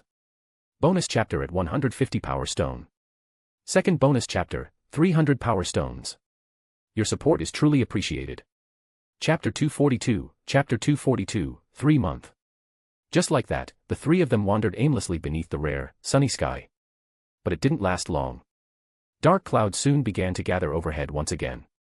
Uchiha Hikaru glanced up at the sky, frowning as he clenched his fists. This disgusting weather. It's going to drive me. Brother Hikaru, it's going to rain. Let's go back to the cave. Konan gently stroked Hikaru's palm with her small fingers. A forced smile appeared on her delicate, childish face. It'll start soon.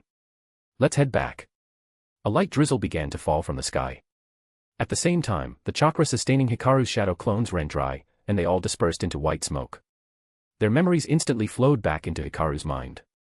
Just as expected. With only dragon vein chakra, I can't maintain it for too long. It wasn't that Hikaru was unwilling to use his own chakra. But the moment he did, it would erupt like a tailed beast's. While not quite on the level of the 9 tails, it was comparable to the 8 tails, Gyuki. If he released that kind of power, he'd draw far too much attention, possibly even from Madara or Black Zetsu. Only by relying solely on the chakra of the dragon vein could he remain hidden from them both. After returning to the cave and having a quiet brunch, Hikaru let Konan rest. Then he gently stroked her head. Konan, masked sister, and I will have to leave here sooner or later. Leave? Where are you going? Can't you take me with you? I want to go with you. Panic flashed across Konan's face. Her pupils began to contract as fear wrapped tightly around her heart like a vice. Am I going to be abandoned again? No. I don't want to be alone again. She rushed forward and threw her arms around Hikaru's thigh, holding on tightly. Saya, standing nearby, raised a hand as if to comfort Konan, but hesitated. In the end, she said nothing. Looking at Konan's tearful face, Saya couldn't help but think of herself. If the day ever comes when Lord Hikaru decides to leave me, what would I do? That fear, the despair, that crushing loneliness would come flooding back again. She couldn't bear to even imagine it. Don't worry, Hikaru said gently. We're just going away for a while to handle something important. But once it's done, we'll come back and pick you up. There's no way I'd ever abandon someone as adorable as you, Konan. Hearing this, Konan's tears slowed. She looked up at Hikaru's masked face, her cheeks stained with tears. Really? Masked brother, you're not lying to me. Then she turned to Saya beside her. Sister, you'll be my witness, okay? Saya nodded, her voice warm and soft. All right. I'll be your witness. Hikaru crouched down to Konan's level, extended his right hand, and raised his pinky and thumb. We've made a promise. We'll come back for you. So you have to stay alive and wait for us, okay? Konan looked at his outstretched pinky and extended her own, hooking her little finger with his. Okay. Pinky promise, no takebacks. For 1,000 years, no breaking the oath. If you lie, you'll have to swallow 1,000, no, 10,000 needles. She pressed her thumb against his, sealing the childish but heartfelt pact. Okay, now the promise is sealed. Hikaru smiled and nodded. MHM. It's official. If I break this promise, the rocks will fall on me. So, when are you leaving? Konan asked, her golden orange eyes glistening, tinged with sadness. In about 2.5 months. That's the latest, Hikaru answered. Masked sister and I still have a lot of things we need to do. He was mostly bluffing, but Saya next to him took his words very seriously. Lord Hikaru must have many important missions. I need to become someone he can rely on, someone indispensable. How long will it take before you come back? Maybe 10 years. Or 20. But definitely not more than 30. By then, Konan, you'll be all grown up. You might even be the one protecting me and Masked Sister. All right. But you have to come back quickly.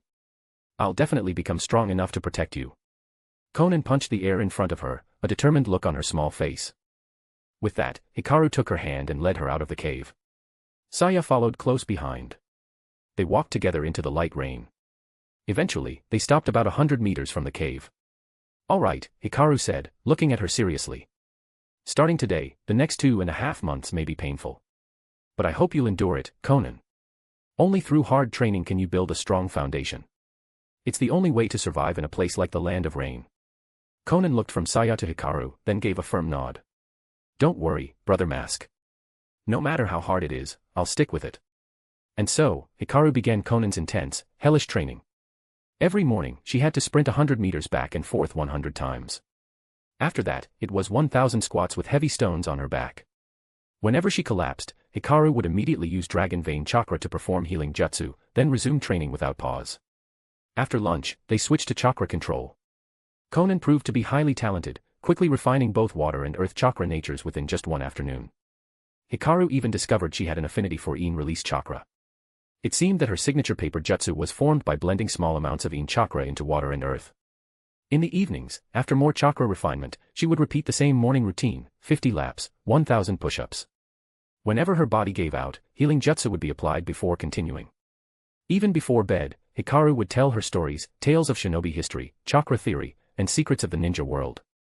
Konan's days became more fulfilling than ever before. This was precisely why Hikaru hadn't started training her right away during the first 10 days. He'd wanted to build trust and adjust her body back to normal conditions first. Even the food she ate during training was subtly laced with special supplements, secret medicine Hikaru had acquired from the Nara clan while training in taijutsu. Time passed quickly. And so did the healing of the fractures within Hikaru's soul.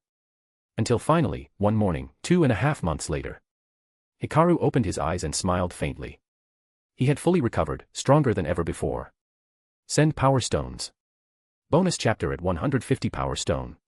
Second bonus chapter, 300 Power Stones. Your support is truly appreciated. Chapter 243, Recovery, Assessment. At that moment, a surge of chakra erupted violently from Uchiha Hikaru's body, so intense that even Saya and Konan, who were still asleep nearby, were instantly jolted awake.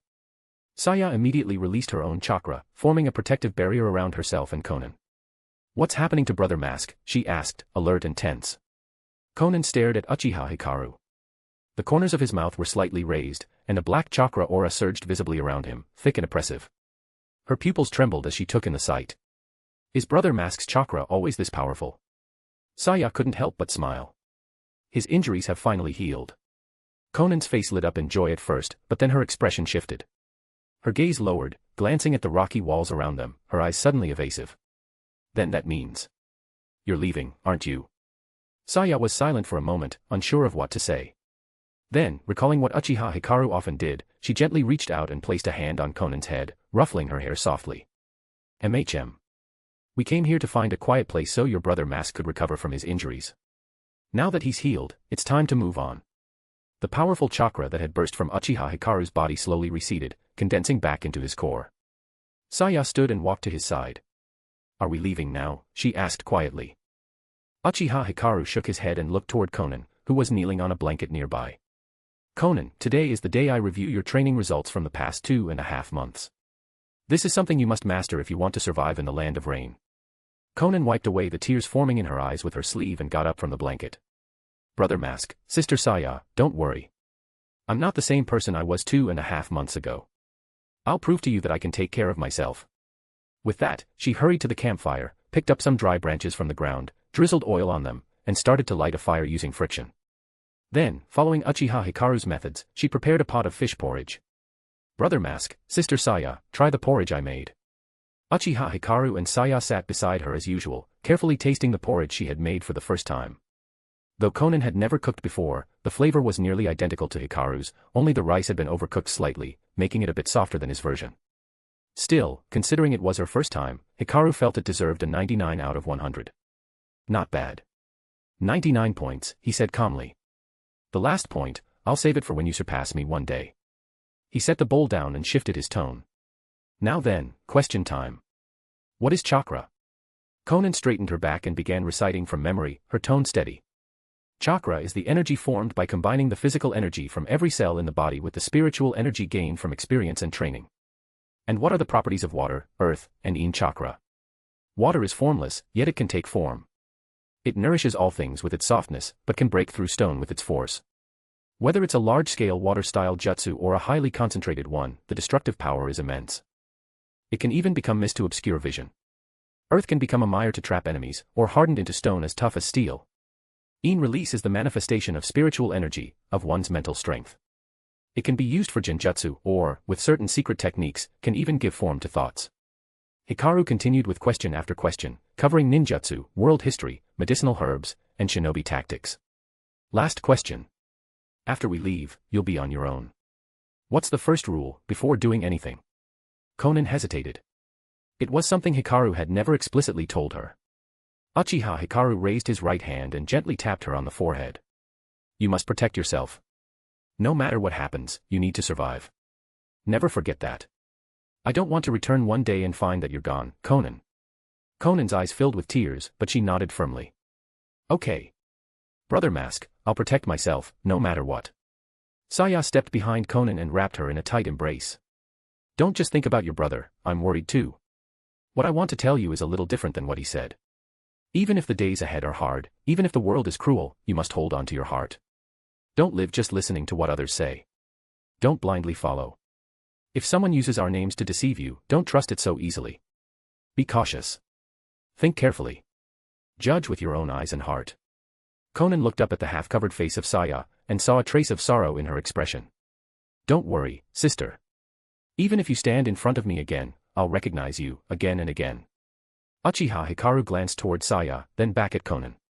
Hearing her words, he couldn't help but think of Saya's past, and what kind of future Konan might face. Konan, one more thing. In the future, when we're not around, you'll meet many people. Some will be companions. You'll form your own ideals. It's okay to support your trusted allies. But you must never lose your own will. Don't become someone who just goes with the flow. Always keep your own judgment. Konan nodded, even if she didn't fully understand. And yet, it was this moment, this conversation, that stayed with her for the rest of her life. From that day on, Konan never told anyone about Hikaru and Saya, not even Nagato or Yahiko. Even though she trusted them completely, this was a secret she had to keep. Because they were the ones who had saved her from that abyss of loneliness. They were the first light in her darkness, the voices that told her to survive. The advice Hikaru left her with before walking away. After those final words, Hikaru and Saya stood and led Konan out of the cave, toward a nearby clearing. Though the rain had long since washed away the traces of Konan's training, the results were still within her, etched into her body and chakra. Uchiha Hikaru stepped forward, facing Konan from across the clearing. His eyes sharpened, and a faint killing intent began to seep from his body. Konan, he said, his voice cold and steady. Show me the results of your training over the past 2.5 months. Try to defeat me. Attack with the will to kill. Konan's gaze turned fierce. Brother Mask. Sister Saya. Watch closely. This is everything I've learned, everything I've become. Send power stones. Bonus chapter at 150 power stone.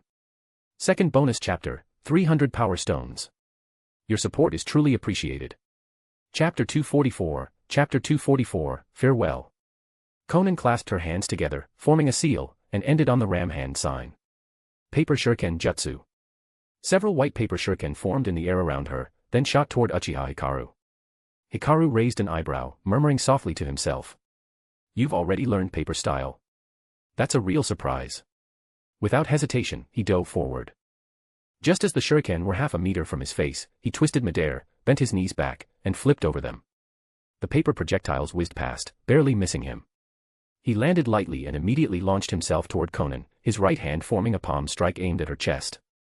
But after 2.5 months of training, Konan's reaction was immediate. She slapped his right wrist with her left palm, using the deflection to spin left and evade the blow with a clean somersault.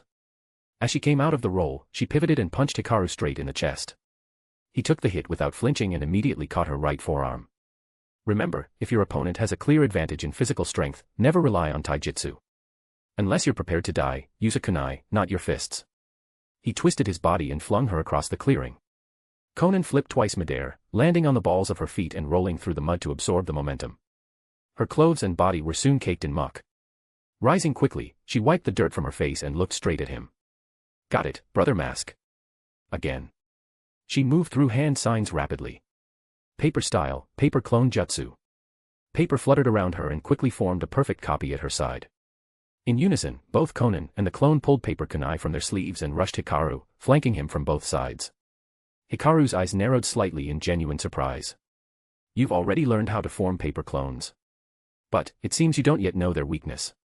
He raised one arm to block a kick from Konan, while his other hand chopped downward like a blade toward the clone. Though the clone tried to block with crossed arms, it couldn't withstand the force. Its limbs folded in, and with a sharp strike, Hikaru's hand sliced through both arms, shredding the clone to wet, pulpy scraps that dropped to the mud below.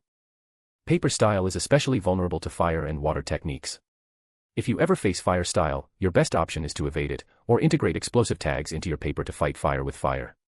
As for water style, until you master chakra nature transformation, try reinforcing your paper with oil to make it water resistant. Konan, undeterred, twisted her hips and launched a spinning kick with her opposite leg. Understood, Brother Mask. The rapid flurry of kicks forced Hikaru back a couple of steps. He allowed it. After all, he was only pushing her to the limit of a genin. If he pushed too hard and crushed her spirit, it would be harder to rebuild her. And so, the live combat training continued. By the end of the spar, if Uchiha Hikaru had been an average genin, Konan would have landed 3 fatal blows. Now she lay collapsed in the rain, drenched and panting heavily. Brother Mask, haha. Did I pass the test? She looked up, eyes full of hope, searching beneath the shadows of his mask. Hikaru crouched down slowly, lifted her into his arms, and began walking toward the cave. Yes. You passed. Konan's strength is already enough to defeat most genin from the 5 great nations. Even when I was your age. I wasn't as good as you. Held against Hikaru's chest, Conan felt a wave of disbelief and wonder wash over her. She gently pressed her cheek and hands against his warm chest, inhaling his familiar scent. Brother Mask. You smell really nice. Hikaru raised his hand, intending to flick her forehead playfully, but when he looked down, he realized she had already fallen asleep in his arms, utterly exhausted. He let out a quiet chuckle. Why are all the girls in the ninja world so precocious? Back inside the cave, Hikaru used a gentle flow of chakra to remove the grime from Conan's skin and clothes. He laid her carefully on the bedding, covering her up with a dry blanket. It's time to leave, came Saya's voice quietly from behind. If we wait until she wakes up, it'll only be harder for her. Hikaru stared at Conan in silence for a long moment before finally turning. Let's go. It's time to return. You're right. We can't stay here forever. But we'll meet her again. Sooner or later. Together, he and Saya stepped out of the cave and disappeared into the rain, their silhouettes quickly fading into the storm. But in that moment, Conan stirred. A sudden pain surged through her chest, and she shot upright. She ran barefoot to the mouth of the cave. Rain soaked her instantly as she stared into the distance. Two figures were already growing smaller. With all the strength in her lungs, she screamed into the downpour. Brother Mask. Sister Mask. You better come back for me. I'll be fine. I can protect myself now. Hikaru, already over 100 meters away, came to a sudden stop. A strange tightness crept into his chest. He turned slowly, looking back at the small silhouette in the cave's entrance. Then, wordlessly, he removed his mask and raised his right hand into the air. The sky seemed to respond. Thunder flashed, once, then twice, until a series of coordinated lightning bolts struck together across the heavens, momentarily forming the kanji for good against the stormy night. Beside him, Saya also took off her mask. Back at the cave, Conan squinted hard through the rain. She couldn't make out their faces, only saw their hands rise, their masks removed, their backs straight and unwavering. And then she shouted again. Brother Mask, you're so handsome. Sister Mask, you're beautiful too. When I grow up, Brother Mask, marry me. Both Hikaru and Saya stumbled at the same time. Saya's face went completely red, the blush reaching her ears. But her voice was soft and warm as she answered. Okay. As for Hikaru, his face twitched. TCH. This is awkward. Though, when I return, maybe it won't be impossible. But the thought of those words coming from such a young girl made his skin crawl a little. Wait. Did she find out what happened those nights? No. I cast a genjutsu on her, 3 Tomo Sharingan. There's no way she could have broken through at her age, right? Send power stones. Bonus chapter at 150 power stone. Second bonus chapter, 300 power stones. Your support is truly appreciated. Chapter 245, Return to Rorin. Uchiha Hikaru and Saya used the power of the Dragon Vein to teleport directly back to Hikaru's original timeline. There was no need to absorb another Dragon Vein, after all, this version of the timeline existed as a branch off the world tree in Hikaru's dimension. Hikaru wasn't sure how things would unfold if he absorbed the Dragon Vein from this timeline. Tampering with time itself was already dangerous enough. He was bold in alternate timelines, but when it came to using himself as the experiment, no thanks. There was no reason to take that kind of risk. Besides, the energy of the Dragon Vein had already fully integrated into his body. As long as he willed it, he could generate new Dragon Vein chakra at any time. That said, he didn't really consider it Dragon Vein chakra anymore. Instead, Hikaru preferred to call it a sage mode, one that was most compatible with human physiology. At the same time, he could feel a new power stirring within his eyes. After all, he possessed the soul fragments of both Azura and Indra in their awakened states. Their merged soul power now resided in his body, along with Uchiha blood and the would-release cells cloned from Obito. However, Hikaru could tell the process was slow. At this current rate, it would probably take another 30 to 40 years before he naturally awakened the Rinnegan. Still, that wasn't a big problem. Once they got back, he could always find Orochimaru and extract more cells from Hashirama. Hikaru and Saya reappeared in the ruins of the abandoned tower. As the dusty, dim corridors stretched out before him, Hikaru found himself remembering the moment he first absorbed the Dragon Vein here. I didn't expect so much time to have passed.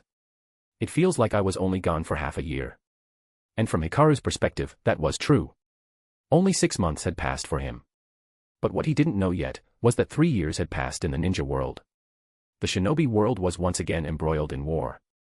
And not long ago, the new generation, the 12 ninja of Konoha, had officially graduated.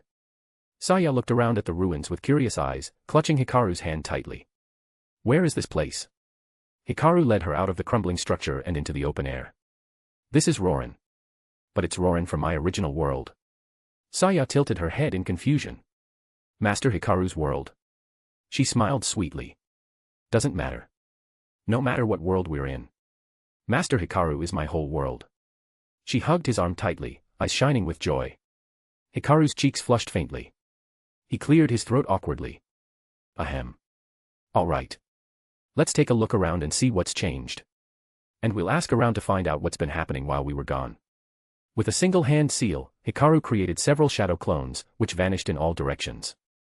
Meanwhile, he activated his chakra perception and began scanning the area for any nearby lifeforms. A few minutes later, the memories from one of his clones flowed into his mind. 15 kilometers to the east. He turned to Saya. Come on. Let's go. The two of them dashed toward the east. Soon, they arrived at a moderately sized oasis, with tents pitched under trees for shade. As they approached, a voice rang out sharply. Stop right there. Who are you, and why have you entered Rorin? Several shinobi appeared, each wearing unfamiliar forehead protectors. Hikaru glanced at the symbol, then examined the group's chakra. All four were Chunin level. That alone was strange. Hikaru was fairly certain Rorin had no ninjas the last time he visited. The leader pulled off his mask, his tone softening slightly. Are you a ninja from Konohagakure? If so, please show your shinobi identification. Hikaru calmly shook his head. I don't carry something like that. But I have a better way to prove it. One of the other ninjas stepped forward aggressively, raising 2 kunai. If you have another way, do it now. And don't try to impersonate a Konoha ninja, our Rorin shinobi are not so easily fooled. The shortest of the group stared at Hikaru, eyes narrowing as a strange sense of familiarity began to rise. Then, suddenly, the Mangekyō Sharingan appeared in Hikaru's eyes. A crushing wave of pressure exploded from his body, forcing the 4 ninja to their knees. Is this proof enough? At that moment, the short ninja trembled, but not with fear. Instead, a strange excitement burned in his eyes. His body pushed through the weight of Hikaru's chakra and forced itself upright. Oh. Hikaru raised an eyebrow. You can stand under this pressure. The dwarf-like ninja ripped off his head covering and veil. He reached into his jacket, pulled out a pen, and held it up with both hands as if an offering. His eyes gleamed with devotion. You're Uchiha Hikaru. Assistant Hokage of Konoha. More importantly, you are the spiritual symbol and totem of all us Shamat. I didn't recognize you at first, what a disgrace. He slapped himself twice across the face with no hesitation. Hikaru froze. Saya blinked in confusion beside him. Shamat culture, she asked. Lord Hikaru, what is that? The man's declaration suddenly brought back memories of a weirdo named Uchiha Shamat. Hikaru hadn't expected that guy's ridiculous hairstyle movement to grow this much. He looked at the wild afro on the ninja's head and didn't know what to say. My name is Reiner, Lord Hikaru. Please give me your autograph. You can sign it on my back. He started to lift his shirt eagerly, but Hikaru grabbed his hand to stop him. Just use the cloth you wrapped your head with. Reiner beamed and held it up reverently. Hikaru signed it with a sigh. After the situation calmed, Hikaru questioned Reiner about recent events in the ninja world. Though the intel wasn't detailed, it was enough to give him the general picture. It was now the summer of Konoha year 64. More than 3 years had passed since Hikaru had left the village. Shortly after his disappearance, a massive explosion of light from the ruins of ancient Rorin sparked a regional ninja conflict. Both Iwagakure and Kimogakure declared war on the Land of Wind. Eventually, the 5th Hokage convened a 5-Kage summit 1 year ago. With help from the 5th Mizukage, the nations agreed to de-escalate the war.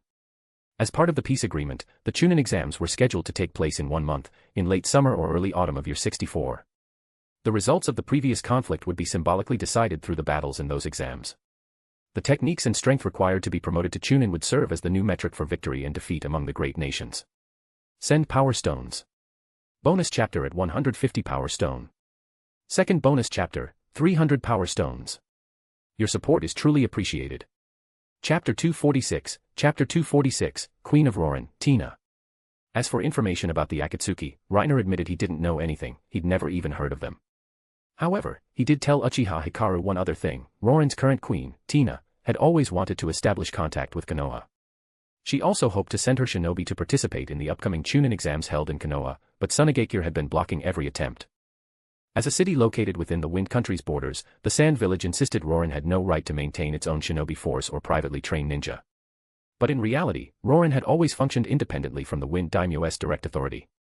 Technically speaking, they had every right to establish their own shinobi organization. Still, the daimyo feared Rorin's growing strength and allowed Tsunade to continue suppressing their development. Uchiha Hikaru found this interesting. Perhaps this could become the second step in Konoha's integration with the broader shinobi world. The first step, of course, had been the Hidden Mist Village. He wasn't sure how the plans he'd set in motion before leaving were currently unfolding in Kirigakure. Soon, Reiner led Uchiha Hikaru and Saya to a massive tent set up at the heart of the oasis. From the outside, the tent resembled a yurt, just like the kind Hikaru remembered from his past life on Blue Star. Reiner stopped just outside the entrance. "Lord Hikaru, please go in. These discussions are above the rank of a chunin like myself," he said with a polite bow. "It's time for me to return to patrol. I'm already honored to have met you today." With that, he turned and jogged back toward the edge of the oasis. Uchiha Hikaru pushed aside the tent's curtain and stepped inside with Saya. Immediately, his eyes were drawn to a young woman seated at a low table. She had long, vivid red hair and wore clothing Hikaru instantly recognized, traditional garb of Rorin's ruling class. Her brows were furrowed tightly as she reviewed several documents on the table, muttering under her breath. "The Wind Daimyo is really getting on my nerves," she grumbled. "How many times do I have to say it? We, the people of Rorin, will never submit to the Wind Country. Why do they keep interfering with our shinobi training?" Noticing a shift in light cast across the table, she looked up, and froze the moment her eyes landed on Uchiha Hikaru.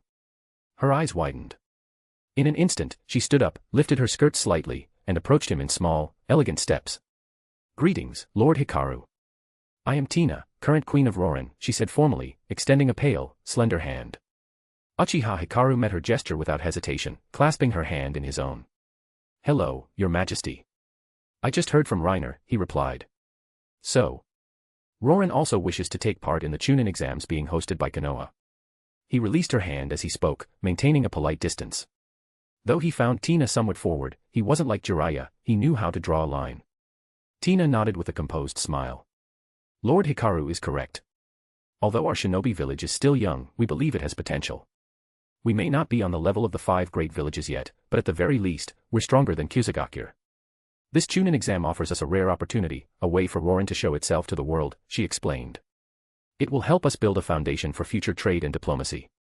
Hikaru immediately understood the real reason behind Tina's interest.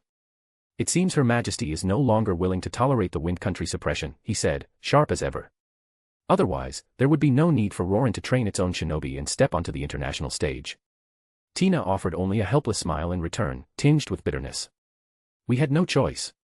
Ever since that rogue sand shinobi, Centipede, attacked Rorin years ago, the city has been defenseless. The power of the ancient dragon vein beneath Rorin has nearly dried up. And anyone who tries to refine chakra near the ruins loses their mind. To protect ourselves, we were forced to relocate, and begin building our own military." Hikaru wasn't surprised. After all, hundreds of years had passed.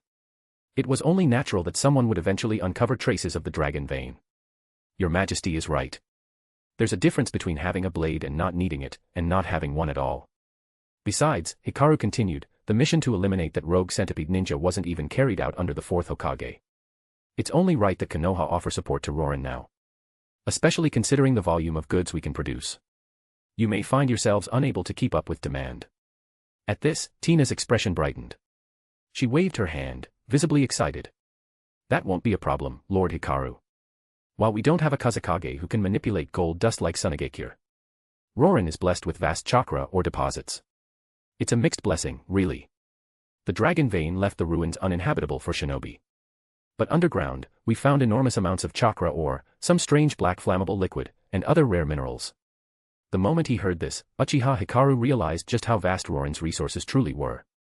No wonder the Wind Country wanted to annex them. The chakra ore alone was enough to tempt any village into war. As for the black liquid, unless he was mistaken, it was likely similar to petroleum from Blue Star.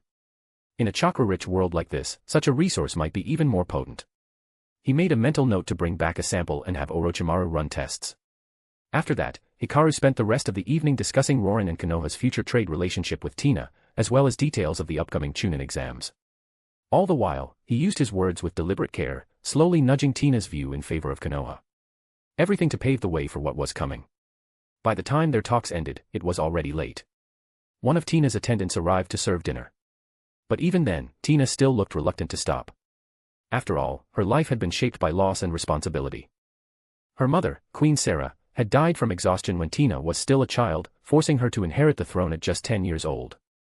Her father had been assassinated during a dispute with the Wind Country only 2 years ago. She alone had survived. Now, at 20, she longed for connection, for love, for a normal life. But she couldn't walk away from what she had to do. She carried her mother's final wish, her father's vengeance, and the weight of an entire nation. She had no choice but to lock her heart away and move forward. All for one reason. To make Reborn great again. And now, here stood Uchiha Hikaru. Stronger than most. More capable than anyone she had ever met. Handsome. Accomplished. Respected. Trusted by the Hokage himself. He had offered her hope. A path forward. Protection, prosperity, and the promise of a future where she could stop merely surviving. How could she not fall for him? In both politics and affection, she was already his. If only he were Rorin's instead of Konoha's. Send Power Stones. Bonus chapter at 150 Power Stone. Second bonus chapter, 300 Power Stones. Your support is truly appreciated. Chapter 247, Tsunade is full of resentment, would release. The moonlight streamed through a break in the clouds and bathed the entire Hidden Leaf village in silver. But to Uchiha Hikaru, it felt different from the home he had left behind. Before he left Konoha, this hour would have seen warm lights still glowing in windows, the streets alive with chatter and movement. Now, even a year after the war had ended, there were still foreign shinobi harassing the borders. Small-scale conflicts continued to break out. The village no longer rested easy. A breeze stirred Uchiha Hikaru's long black hair as he stood overlooking the village. A flicker of longing passed through his eyes. "Is this your village, Lord Hikaru?" "Yes," he replied quietly. "This is my village." "Our village," Saya corrected, standing beside him. Uchiha Hikaru glanced at her, then nodded. With that, both figures vanished from the top of the Hokage rock. In the Senju clan compound, a familiar figure sat alone at a desk. Her beauty, even in the dim candlelight, was striking. Tsunade frowned slightly as she scanned the scroll in front of her. Without even glancing, she reached for the sake bottle beside her desk and brought it to her lips. She blinked. Empty again. Clang. She slammed the jug onto the desk with a frustrated growl and shouted toward the office door. "Shizun. Bring me another bottle of sake." Clack clack clack. Rapid footsteps approached from outside. "Lady Tsunade, that's already your 4th bottle tonight," Shizun said breathlessly as she entered. "You really shouldn't drink any more. Tomorrow." Bang. Tsunade slapped the table, making the nearby documents flutter. Even her vest-bound weapon shook from the force. "Fine. I get it. I won't drink. I'll just sleep, all right." She kicked her chair back and stood, muttering as she stormed toward her bedroom. Why hasn't that bastard come back yet? What's he doing out there? The entire shinobi world's in chaos, and he still hasn't returned. TCH. So annoying. Shizun watched Tsunade's retreating back with an awkward expression, then sighed and wiped the sweat from her forehead. Ugh. I wonder when Lord Hikaru will finally come home. She collected the empty sake bottles and straightened the desk before heading back to her room. Just as she reached the hall, there was a sudden knock at the door. Tsunade was already irritated, and the sound made her scowl deepen. She leapt out of bed, threw on her long green robe, and marched toward the entrance with fury brewing on her face. I swear, if anyone's disturbing my sleep for nonsense. She yanked open the door with a growl. What is it? What emergency could possibly justify waking me in the middle of the night? Don't tell me a Fugaku is causing trouble again at the border. But her rant came to a sudden halt. Standing at the threshold was the man she'd dreamed about day and night for the last 3 years.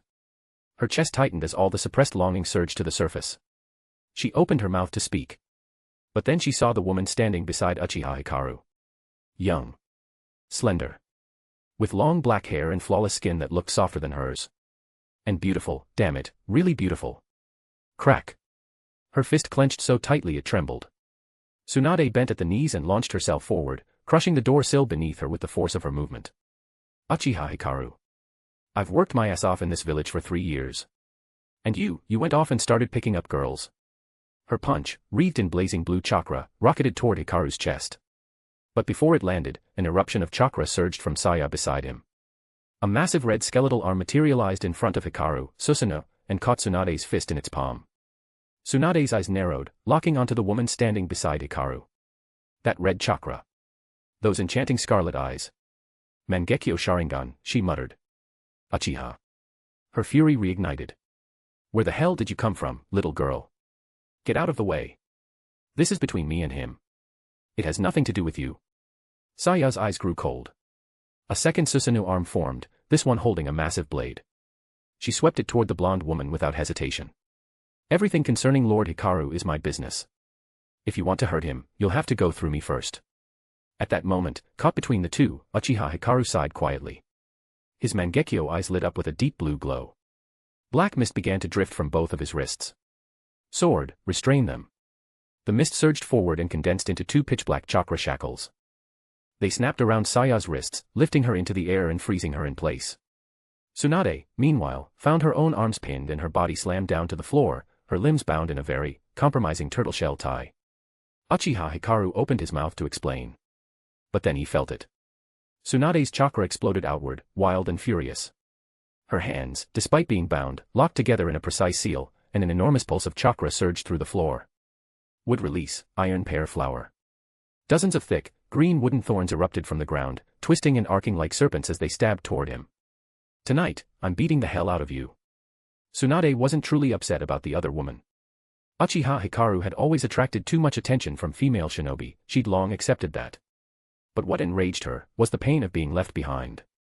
For 3 years, she'd borne the weight of the Hokage's duties alone. Before Hikaru left, he had shared her burden, missions, strategy, crisis management. But after his disappearance, the load had doubled. And just recently, the entire shinobi world had come close to another war. She'd pulled her hair out trying to hold the village together. And now, this bastard showed up with a girl on his arm. Her grief, frustration, and resentment burst free in a single, devastating attack.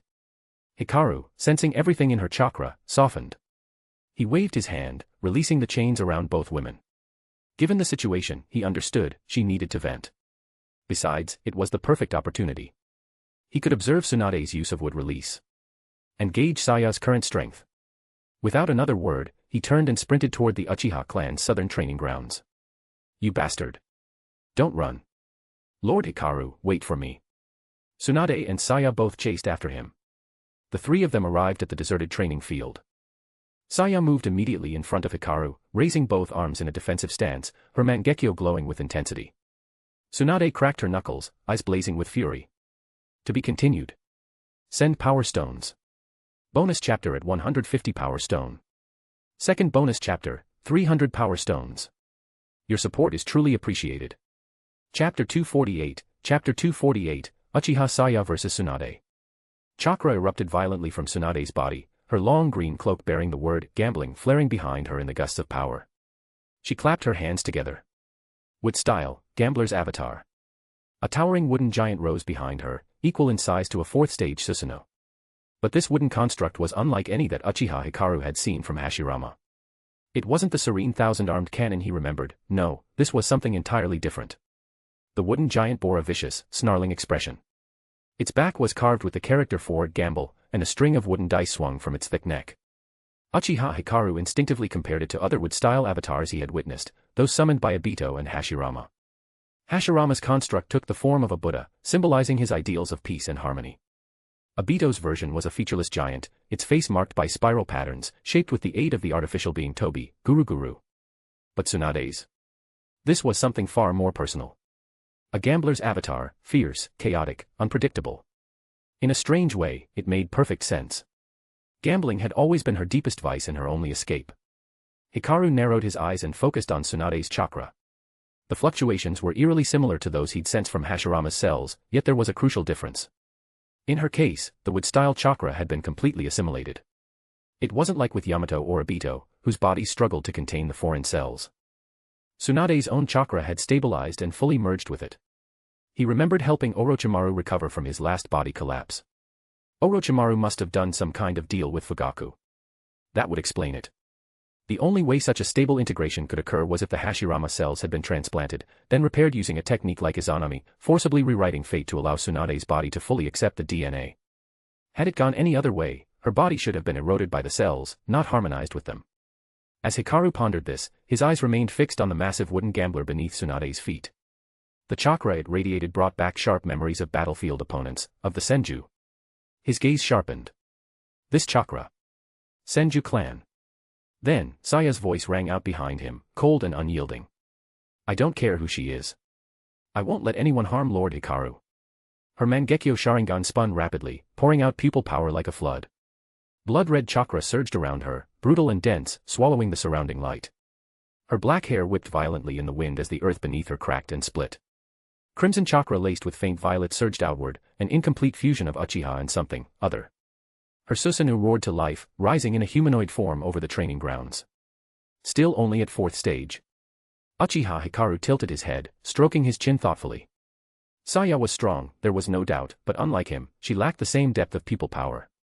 And she'd only absorbed a third of the chakra from the roaring dragon vein. More importantly, her eyes hadn't started bleeding despite maintaining such a high level of Mangekyō usage. So the dragon vein chakra can restore pupil stamina. But it's not enough to push her Mangekyō into evolution.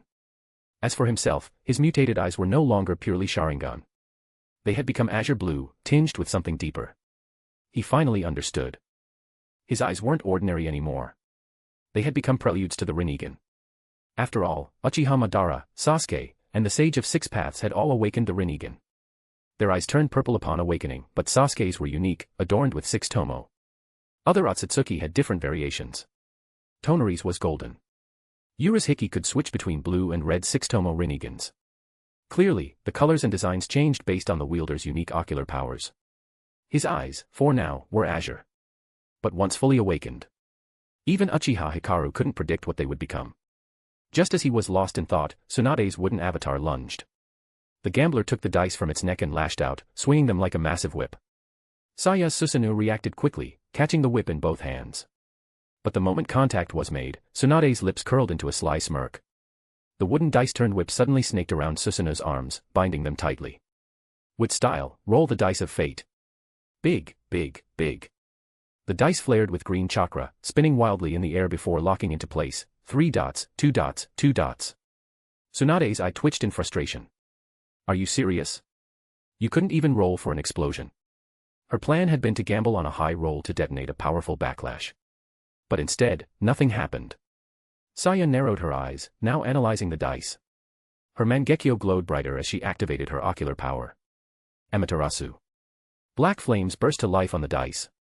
But the heat licked at Susanoo's arms too, slowly creeping up the construct. Then something unexpected happened. The black flames swirled into shape, aligning with the arm's chakra flow, forming black magatama along the limb. Hikaru's eyes widened.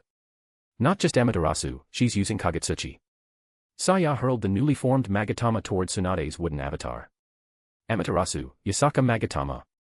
3 rotating tomo, blazing with eternal black fire, tore through the air. Tsunade's eyes flashed. She clapped her hands again. With style, high stakes scatter. The gambler beneath her condensed 3 chips of pure, volatile chakra in its hands and threw them to meet the incoming attack. The chips clashed with the magatama midair. There was a split second of stillness, then blinding light erupted. The explosion lit up the entire Uchiha district as if dawn had broken early. A violent roar shattered the air, sending shockwaves that uprooted trees and flattened nearby buildings. Saya shielded herself as the force slammed into Susanoo's body. Even Hikaru, standing back, raised an arm to block the debris. As the light dimmed, Saya stared into the smoke with a frown. Amaterasu was extinguished. It had never happened before. But Uchiha Hikaru saw it clearly. The clash of chakra natures, Yin-style Amaterasu against Yang-style Wood-style chips, had caused the black flames to destabilize and combust. Amaterasu's claim as an eternal flame only held true against standard elemental chakra. But in this case, the 2 opposing energies collided violently, just like a clash of tailed beast bombs. The explosion was not a failure. It was a testament to just how far their powers had evolved. Send Power Stones. Bonus chapter at 150 Power Stone. Second bonus chapter, 300 Power Stones. Your support is truly appreciated. Chapter 249, Chapter 249, The Book of Seals was stolen. Birds and beasts scattered in all directions. The Inuzuka clan's Ninken howled non-stop, and the Aburame clan's insects trembled, huddled together in tight clusters. The explosion had been massive, so violent that it shook the entire Hidden Leaf village awake. Help! We're under attack. Wait, who the hell could Konoha not defend against? I don't want to die. I haven't even found a wife yet, waahhhhh. Panic spread like wildfire. Villagers poured out of their homes and sprinted toward the nearest shelters. Ninja on night patrol immediately converged on the origin of the explosion. Fugaku and Itachi dashed toward the Uchiha training grounds, still in their pajamas. Mikoto didn't hesitate, she scooped up little Sasuke and rushed straight to Orochimaru's laboratory for safety. Within the lab, Orochimaru narrowed his eyes. The chakra from the blast had reached even here. A strange smile curled on his lips, and a glint of dark excitement flashed in his serpentine eyes. This chakra. One of them is definitely Tsunade, would release. But the other. Could it be that Hikaru is back? He paused, then furrowed his brow. No. That doesn't feel quite like Hikaru. Forget it. I'll go see for myself. The next moment, Orochimaru vanished from the lab. Back at the Uchiha training ground, Tsunade slowly realized what she had just done. Her right eyelid twitched uncontrollably as embarrassment crept across her face. The wooden gambler beneath her feet quietly disintegrated.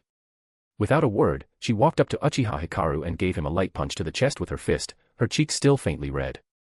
This is all your fault. If it weren't for you, I wouldn't have. Uchiha Hikaru didn't let her finish. He wrapped his arms around her tightly. Tsunade froze for a heartbeat, then melted into the embrace. After 3 long years, all of her pent-up longing erupted in full force. The proud woman who once held herself like iron now trembled like water in his arms. Everything, anger, pride, shame, was washed away in that moment. All that remained was love and need. Meanwhile, Saya finally pieced things together. Her eyes widened as she stared at the woman she had just fought moments ago. She walked silently up to Hikaru, tugged gently on the hem of his cloak. A soft blush crept across her face. Lord Hikaru. Is this the mistress? Tsunade choked. Hikaru coughed violently. The mood was shattered. Tsunade gave Hikaru a side-eye sharp enough to cut steel, then took Saya by the shoulders and burst out laughing. Ha ha ha. For that alone, I'll protect you from now on. If this pervert ever bullies you, I swear I'll beat him bloody. Saya looked up at Tsunade, blinking innocently. But, why would Lord Hikaru bully me? She tilted her head thoughtfully. Though. I guess last night. She turned back to Tsunade with the utmost sincerity. Lady Tsunade, if that happens again, could you help me? I don't think I did well enough alone. Lord Hikaru didn't seem very satisfied. Hikaru's entire body froze. Tsunade's expression cracked. Right at that moment, Fugaku and Itachi arrived with several dozen Uchiha police force members behind them. Lady Tsunade. What the hell just happened? Don't tell me, the Akatsuki are attacking again. Before Fugaku could continue, Hikaru's voice cut him off. Fugaku. What did you just say? Akatsuki, again. Fugaku blinked, stunned.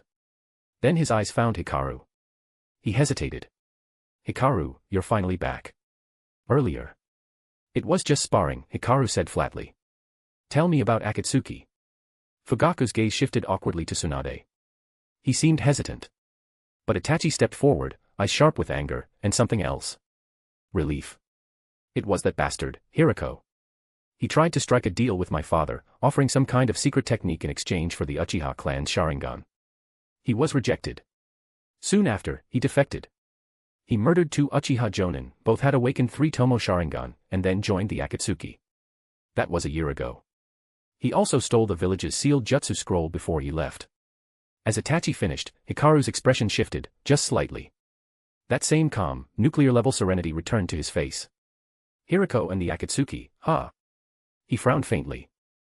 Hirako had never struck him as the type to betray the village so brazenly, let alone defect so cleanly and immediately join Akatsuki. Something didn't add up. Just then, a figure in white appeared before Hikaru. That hoarse, mocking voice was unmistakable. Orochimaru. Hikaru's eyes narrowed. What the hell is going on? Hirako was one of your research ninjas. I expect a damn good explanation. Orochimaru raised a hand, signaling to calm down. There are too many years here. Even Tsunade and Jiraiya hadn't been told everything. Some secrets were too deep, too dangerous. Hikaru, take Tsunade and Saya back to her place. I'll explain everything shortly. A moment later, Hikaru and Orochimaru vanished, heading deep beneath the Hokage monument, into the Konoha Scientific Ninjutsu Research Institute. They traveled through layers of security before finally stopping in a sealed room. Take a look at what's inside that tube, Orochimaru said, his voice uncharacteristically serious. I think you'll find it fascinating. Hikaru followed his gaze. Inside the half-meter glass cylinder was a gray, misshapen fragment, no larger than a fingernail. Hikaru frowned. The texture was odd, unfamiliar. But the moment he reached out with his chakra to probe it, he froze. His whole body recoiled. He recognized this feeling instantly. Revulsion. Deep, innate hatred.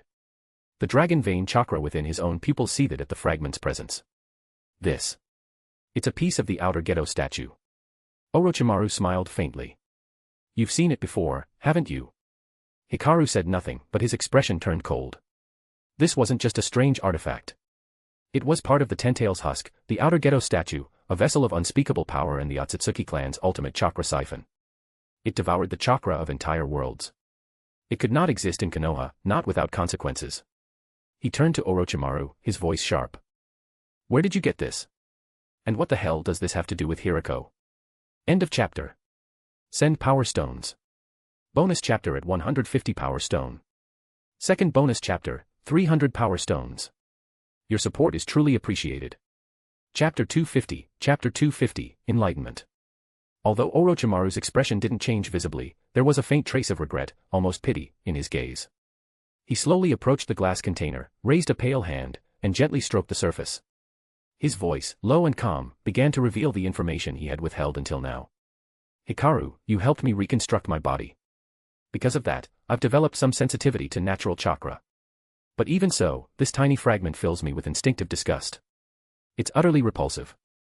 I haven't fully identified what it is, but one thing is clear, this thing does not belong in the shinobi world. I've studied countless chakra samples over the years, and none of them compare. Its chakra is voracious, it constantly devours the surrounding natural energy. Orochimaru finally withdrew his hand from the glass tube. His amber eyes, cold and focused, locked onto Uchiha Hikaru. This fragment was discovered by Hirako during a mission at Canopy Bridge. He later developed a secret technique called the Chimera Technique. It allowed him to devour the Kekkei of others and transplant them into his own body. Through repeated human experiments, on himself, he transformed his physiology into something highly receptive to chakra. The moment he touched this fragment, it began to fuse into his palm. By the time he returned to me, only this small shard was left.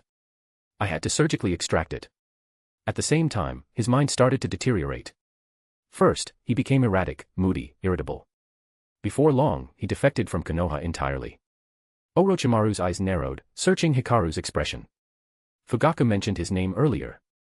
Judging by the look on your face, you know something, don't you?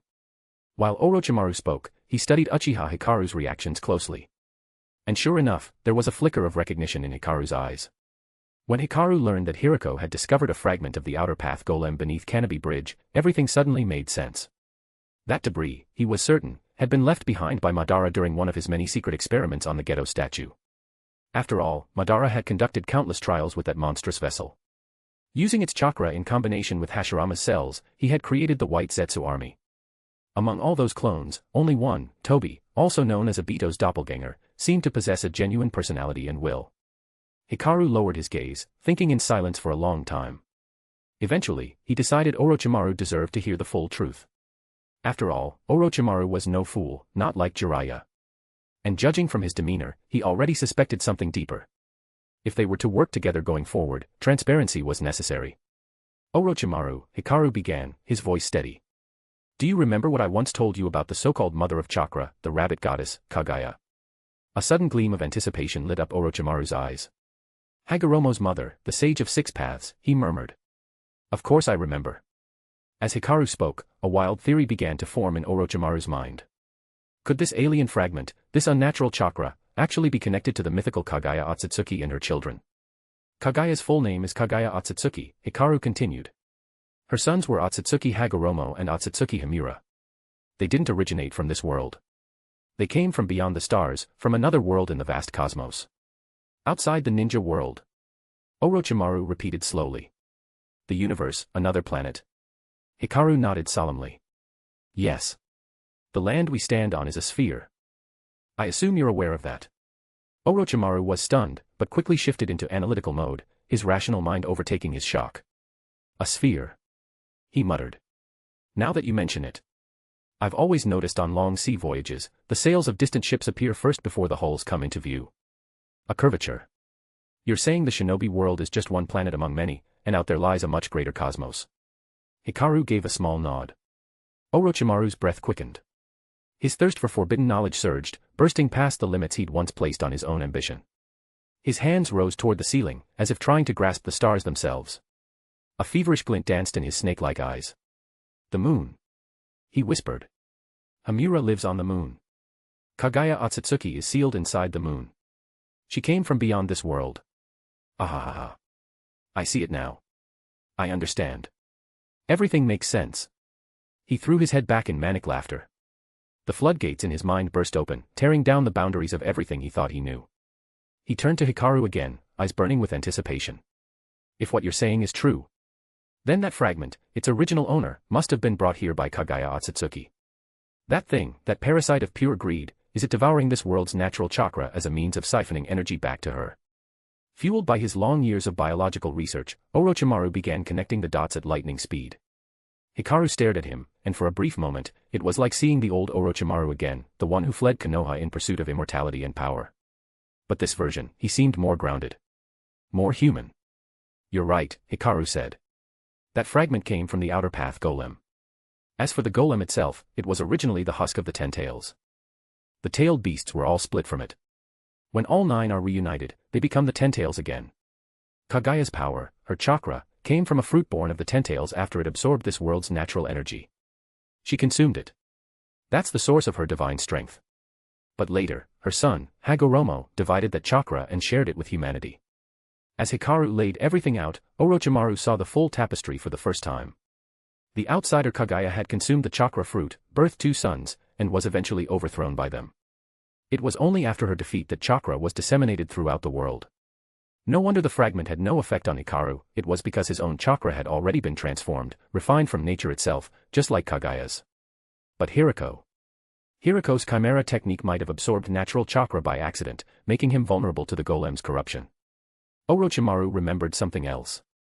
Hikaro had once theorized that when a shinobi mastered 5 elemental natures through bloodline absorption, a bizarre reaction with nature itself would occur, an event he believed would allow him to complete his technique. If his theory required a convergence with nature, it made sense that it might trigger a response from the golem's fragment, something not of this world.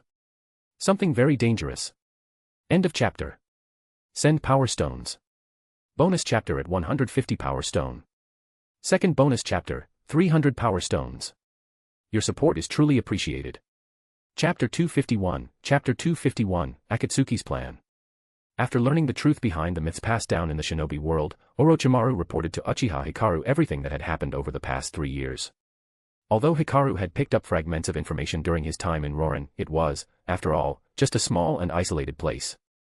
It wasn't until this conversation that Hikaru realized how drastically the entire ninja world had changed in just 3 short years. The strange chakra disturbance caused by Uchiha Hikaru's absorption of the dragon vein had startled Inoki, the elderly Tsuchikage of Iwadakure. Citing the disappearance of his personal disciple, Deidara, as justification, Inoki promptly launched an assault on Tsunade in the Land of Wind. In response, the 4th Raikage, suspected that the mysterious events in the Land of Wind might be tied to the 6 Paths treasures once carried away by Kinkaku and Ginkaku during their defection. Though he didn't officially declare war, he dispatched several covert squads into the Land of Wind to gather intelligence. Even the Akatsuki seemed to have made moves during this chaotic time, though no concrete evidence surfaced. Still, based on Orochimaru's intel, it appeared the 4th Kazekage, Raza, had hired Akatsuki mercenaries from the Land of Rain in exchange for gold dust. However, Hanzo the Salamander, once hailed as the mighty demigod of Mangekyō, did not appear on the battlefield. Orochimaru speculated boldly, Hanzo might have become a prisoner of Akatsuki's leader, Pain, or perhaps he had already perished. The only great nation to stay out of the conflict was Kirigakure, thanks to its geographical isolation. As for Konoha, it had recently issued a stern demand for all nations to cease hostilities. After all, neither Inoki nor Ei had uncovered any of the divine artifacts they had hoped to find in the Land of Wind. Moreover, following the Third Great Ninja War, Tsunade had signed an alliance treaty with Konoha. Naturally, Iwagakure and Kimogakure had no desire to provoke Konoha, still the dominant power, so they agreed to the ceasefire, using the situation as a convenient excuse. Yet Inoki, aware of Uchiha Hikaru's departure from the village, took the opportunity to propose that the next Chunin exams be held jointly, suggesting it during the recent 5 Kage summit. But today's Konoha was no longer ruled by Hiruzen Sarutobi and Danzo Shimura. Even without Hikaru, Tsunade was more than confident enough to accept the challenge. After absorbing all this information, Uchiha Hikaru left Orochimaru's research facility and returned to the Senju clan estate. At the same time, in the perpetually rainy skies of the hidden rain village, a towering steel structure stood silent amidst the downpour. Inside the fortress, a tall, slender figure with snow-white skin and hair stepped from the shadows. Obito, are you really planning to attack Konoha during the Chunin exams? In the dim light, a man with a single eye behind an orange swirling mask stepped forward. His long hair was gone, cropped short in his usual style. Black Zetsu, the facts have confirmed my suspicions. Uchiha Hikaru, he has no blood relatives. He used his ocular power recklessly, without restraint. It's only natural that he went blind. If not, we wouldn't have been able to steal the scroll of seals from Konoha so easily, right? He glanced at Black Zetsu. How's your progress with the impure world reincarnation jutsu? The voice that emerged from the pale man with long white hair sounded strange, an unnatural mixture of glee and malice. I never expected Konoha to produce someone like Orochimaru, Black Zetsu murmured. This new body I've obtained, it's quite the surprise. He stepped into the light, revealing a pale, handsome face, half of it coated in a black, organic film. You wouldn't believe it, but this body contains traces of the Gedo statue's power. Black Zetsu could feel the dark chakra circulating through his new form. For the first time in thousands of years, he experienced a surge of satisfaction. He, the ever-loyal son, who had toiled for millennia to free Kagaya Otsutsuki, had never even dreamed of possessing his own body. And yet, in a recent operation, one accidental moment had handed him a gift beyond measure. Humph. I don't care about your body, Obito snapped. I asked you about the impure world reincarnation technique. You're nothing but a remnant of Madara's will. I'm his successor. Your job is to assist me. Nothing more. Remember your place. Don't start thinking for yourself. Black Zetsu stared at Obito's arrogant posture. Though fury welled up inside him, he swallowed it down. Don't worry. I've already mastered the technique, he said coldly. Give me a little more time, and I'll optimize it even further. I can summon a force strong enough to destroy Konoha. Even if Hikaru were still there, he wouldn't stand a chance against these resurrected monsters. That finally eased Obito's tension. Then we wait for Nagato to issue the command, Obito said. He's still the public leader of Akatsuki, after all. A dark smile curled under the mask. I can't wait to see the looks on their faces. Once Uchiha Hikaru vanishes from their lives, they'll know despair. A short while later, Obito and Black Zetsu descended into the depths of the tower. Inside a room lined with chakra receivers, they approached a thin man seated in a high-tech wheelchair. His fragile body pulsed with unnatural chakra, terrifying and volatile. Nagato, Obito said, Black Zetsu has finished mastering the impure world reincarnation. For Konoha's Chunin exams, it's time we bared Akatsuki's fangs. If you give the order, even Yahiko. He didn't finish. Nagato's emaciated frame suddenly erupted with a violent surge of chakra, enough to fill the entire chamber with overwhelming pressure. Shut up, Nagato growled, eyes glowing. Don't you dare taint Yahiko's soul. The outburst ended in silence. Then he whispered. Those arrogant bastards from the 5 great nations. Fine. We'll do it your way. Send Sasori and Deidara with them. Let's show Konoha what real pain feels like. At that moment, a dignified woman's voice rang out from behind. Though she tried to suppress the seductive undertone in her voice, it still lingered beneath her words. Nagato, I want to go with them. Conan's sudden interjection froze everyone in place. Nagato blinked. Then worry flooded his voice as he tried to dissuade her. Conan. Yahiko is gone. I can't lose you too. Let the others handle this. Enough. Conan cut him off sharply. I know you're worried. But I'm not some fragile flower. I'm going on this mission, no matter what. Don't try to stop me. Before he could argue, Conan dissolved into a flurry of paper cranes and vanished through the window. Nagato watched her fly into the rain-soaked sky, shaking his head helplessly. He had always thought of her as his sister. And now, they were targeting Konoha, the strongest hidden village in the world. He didn't care if others died. But if something happened to Conan, how would he ever face Yahiko again? Send Power Stones. Bonus chapter at 150 Power Stone. Second bonus chapter, 300 Power Stones. Your support is truly appreciated. Chapter 252, Chapter 252, Why am I always thinking about that guy? Conan's room, later that night. After returning from the tower, Conan sat quietly in her room, her fingers brushing across the cover of an old, slightly yellowed diary. On the front page was a hand-drawn sketch, 2 masked figures, one tall and calm, the other quiet and slender. Where are you two now? Masked brother, masked sister. She whispered, pressing her palm against the image. Even after all these years, Conan had never stopped looking. Whenever a mission allowed it, she volunteered, hoping, just maybe, to catch a glimpse of Uchiha Hikaru and Saya again. But not once had she found a trace. No trail, no name, not even a rumor. Just silence. Senju compound, that night. On his way back to Tsunade's quarters, Hikaru suddenly sneezed. He rubbed his nose and muttered. Someone must be talking about me. Arriving outside Tsunade's room, Hikaru paused. Through the door, faint voices drifted out, Tsunade's and Saya's. He leaned in quietly, a smirk forming. Inside the room. Sister Tsunade, please stop teasing me, you already know the answer. Saya's voice was muffled by the pillow, her cheeks bright red. Tsunade's laughter followed, mischievous and teasing. Don't be shy, Saya. Seriously, how do you keep your skin this smooth? Tsunade grinned, one hand lazily trailing down Saya's calf. Honestly, your figure's starting to rival mine from my prime. That tickles. Saya squeaked, curling up under the blanket like a startled bunny. // // Oh come on. We're both women, what's there to be embarrassed about? Tsunade teased again, grabbing Saya's hand and playfully placing it on her thigh. You touch mine, I touch yours, fair deal, right? Slam. The door suddenly opened. Tsunade and Saya both froze, their eyes darting to the doorway. There stood Uchiha Hikaru, calm and composed, with one hand still resting on the door handle and a suspiciously serene smile on his face. My, looks like I walked in on something fun. Mind if I join you too? Degree. The room went silent. A pillow immediately flew at Hikaru's head. You shameless brat. Get out. Tsunade barked, her face red but voice firm. I was just having a serious talk with Saya. Hikaru chuckled, catching the pillow easily. Really? Sounded very serious, he teased, raising an eyebrow at Saya. Saya suddenly sat upright. The flustered girl from earlier was gone, her voice was soft, but resolute. No, Tsunade-sama. I'm not being bullied. Making Lord Hikaru happy is something I'm honored to do. Omega. Tsunade blinked in disbelief.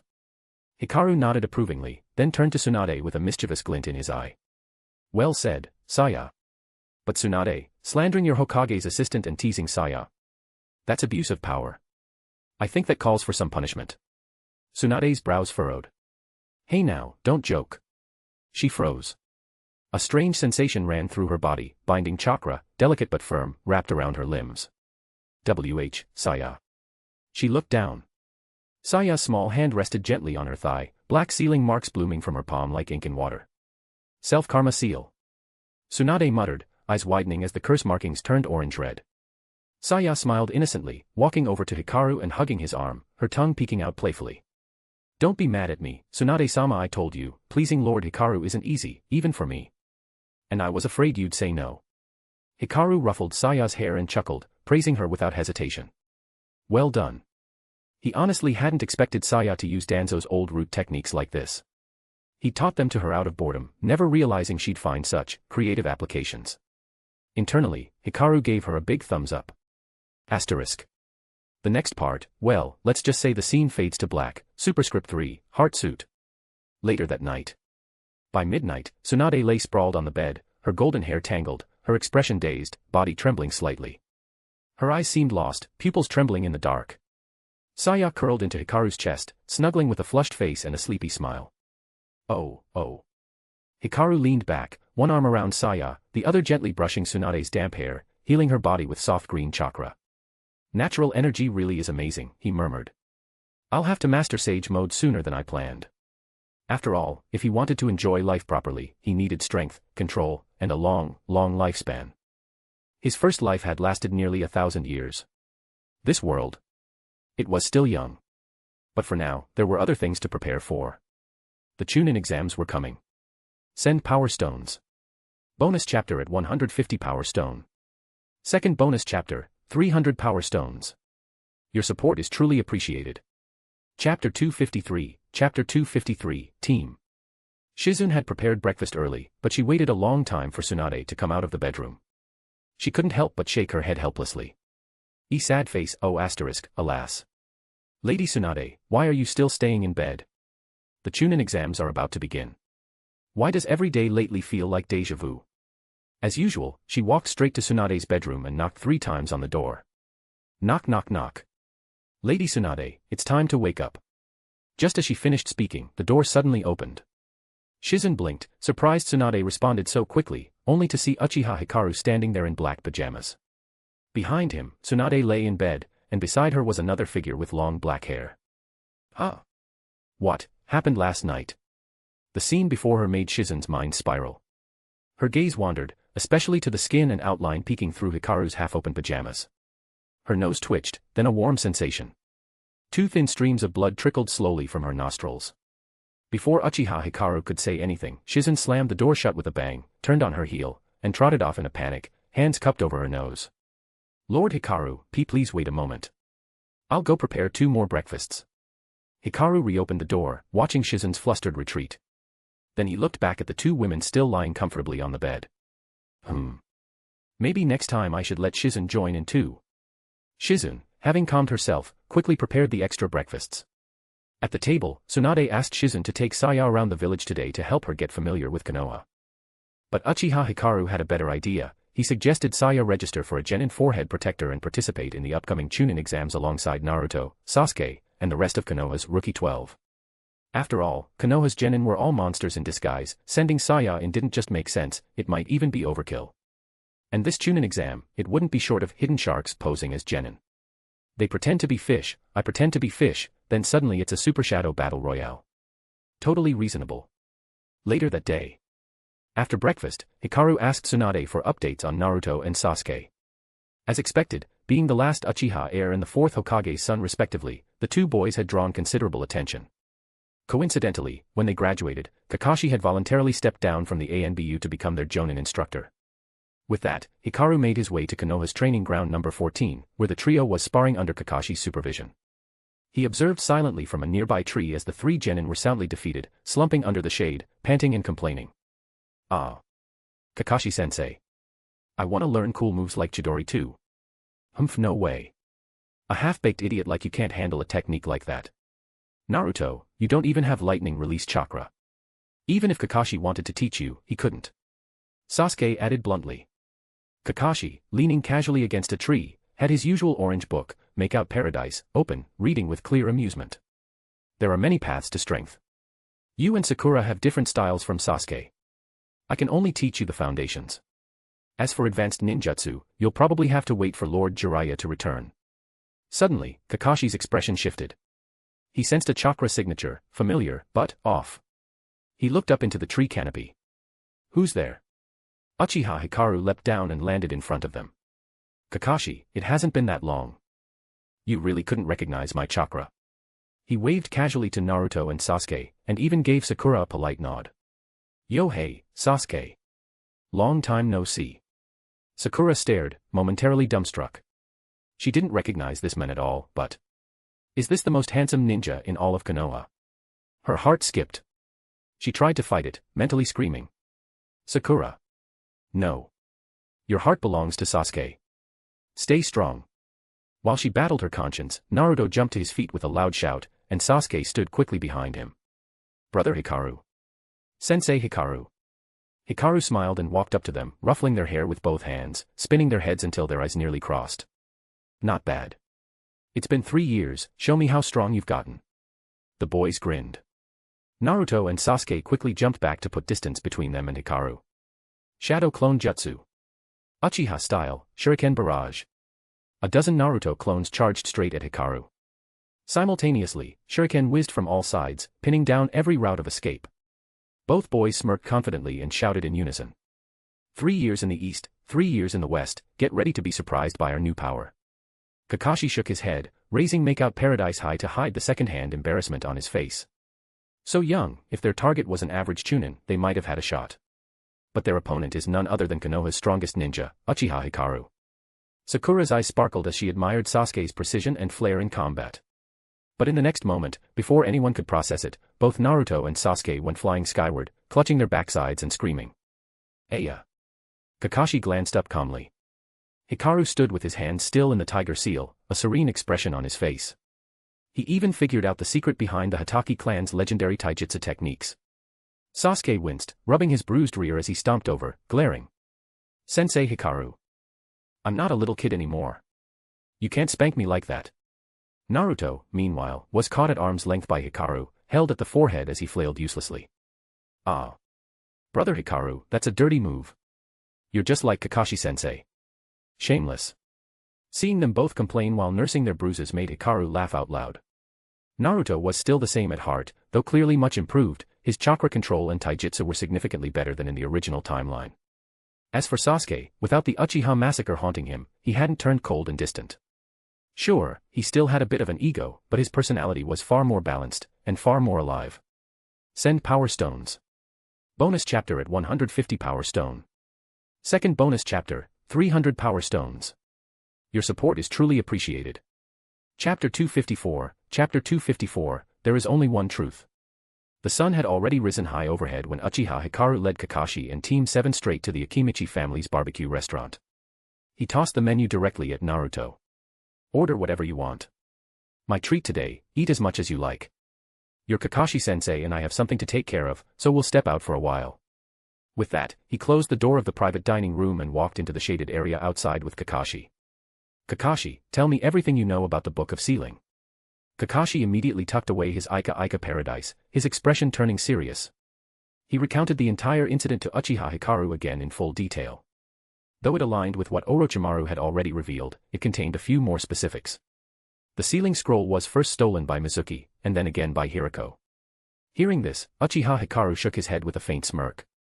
So Orochimaru's still pulling strings behind the scenes. But whatever. In the end, it's harmless. That said, Kakashi, Mizuki doesn't have the strength to steal the sealing scroll by himself. What happened?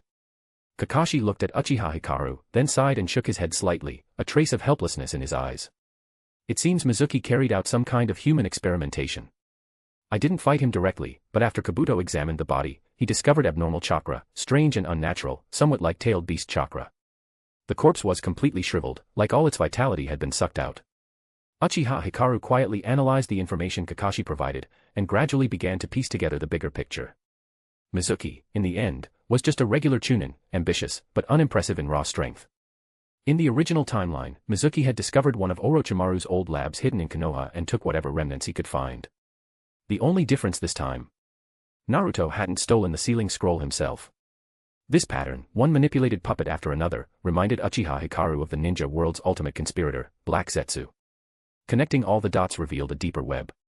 As a teacher at the Ninja Academy, Mizuki had easy access to locations near Konoha's scroll archives. He overtaxed his body in a reckless burst of strength, managed to steal the Book of Sealing, only for Hikaru to intercept it. But Hikaru was definitely not the endgame. This layered manipulation was too familiar, exactly like how Madara used Obito to enact the Eye of the Moon plan. And behind it all, Black Zetsu was the only being who could possess and influence bodies across generations. As for why Hikaru, despite working in the Ninjutsu Research Institute, couldn't just walk into the sealing vault, that was obvious. Orochimaru already had access to almost all known ninjutsu, including everything in the sealing scroll. If Obito wanted more, he couldn't get it from Orochimaru. So the only viable route was to use Mizuki as a pawn and start from the sealing scroll. Uchiha Hikaru patted Kakashi on the shoulder and shifted gears. All right. I've got the picture. Let's end this here. I'll handle the rest, no need for you to worry. By the way, are you planning to let those three participate in this Chunin exam? With their strength, they should be more than capable. Kakashi met Uchiha Hikaru's gaze, hesitation flickering in his eyes. This Kakashi wasn't quite the same as the one from the original timeline. After learning everything, he still carried a lot of guilt toward Naruto. If this were a peaceful Chunin exam, he'd have let them join without hesitation. But right now, the ninja world was still fresh out of chaos.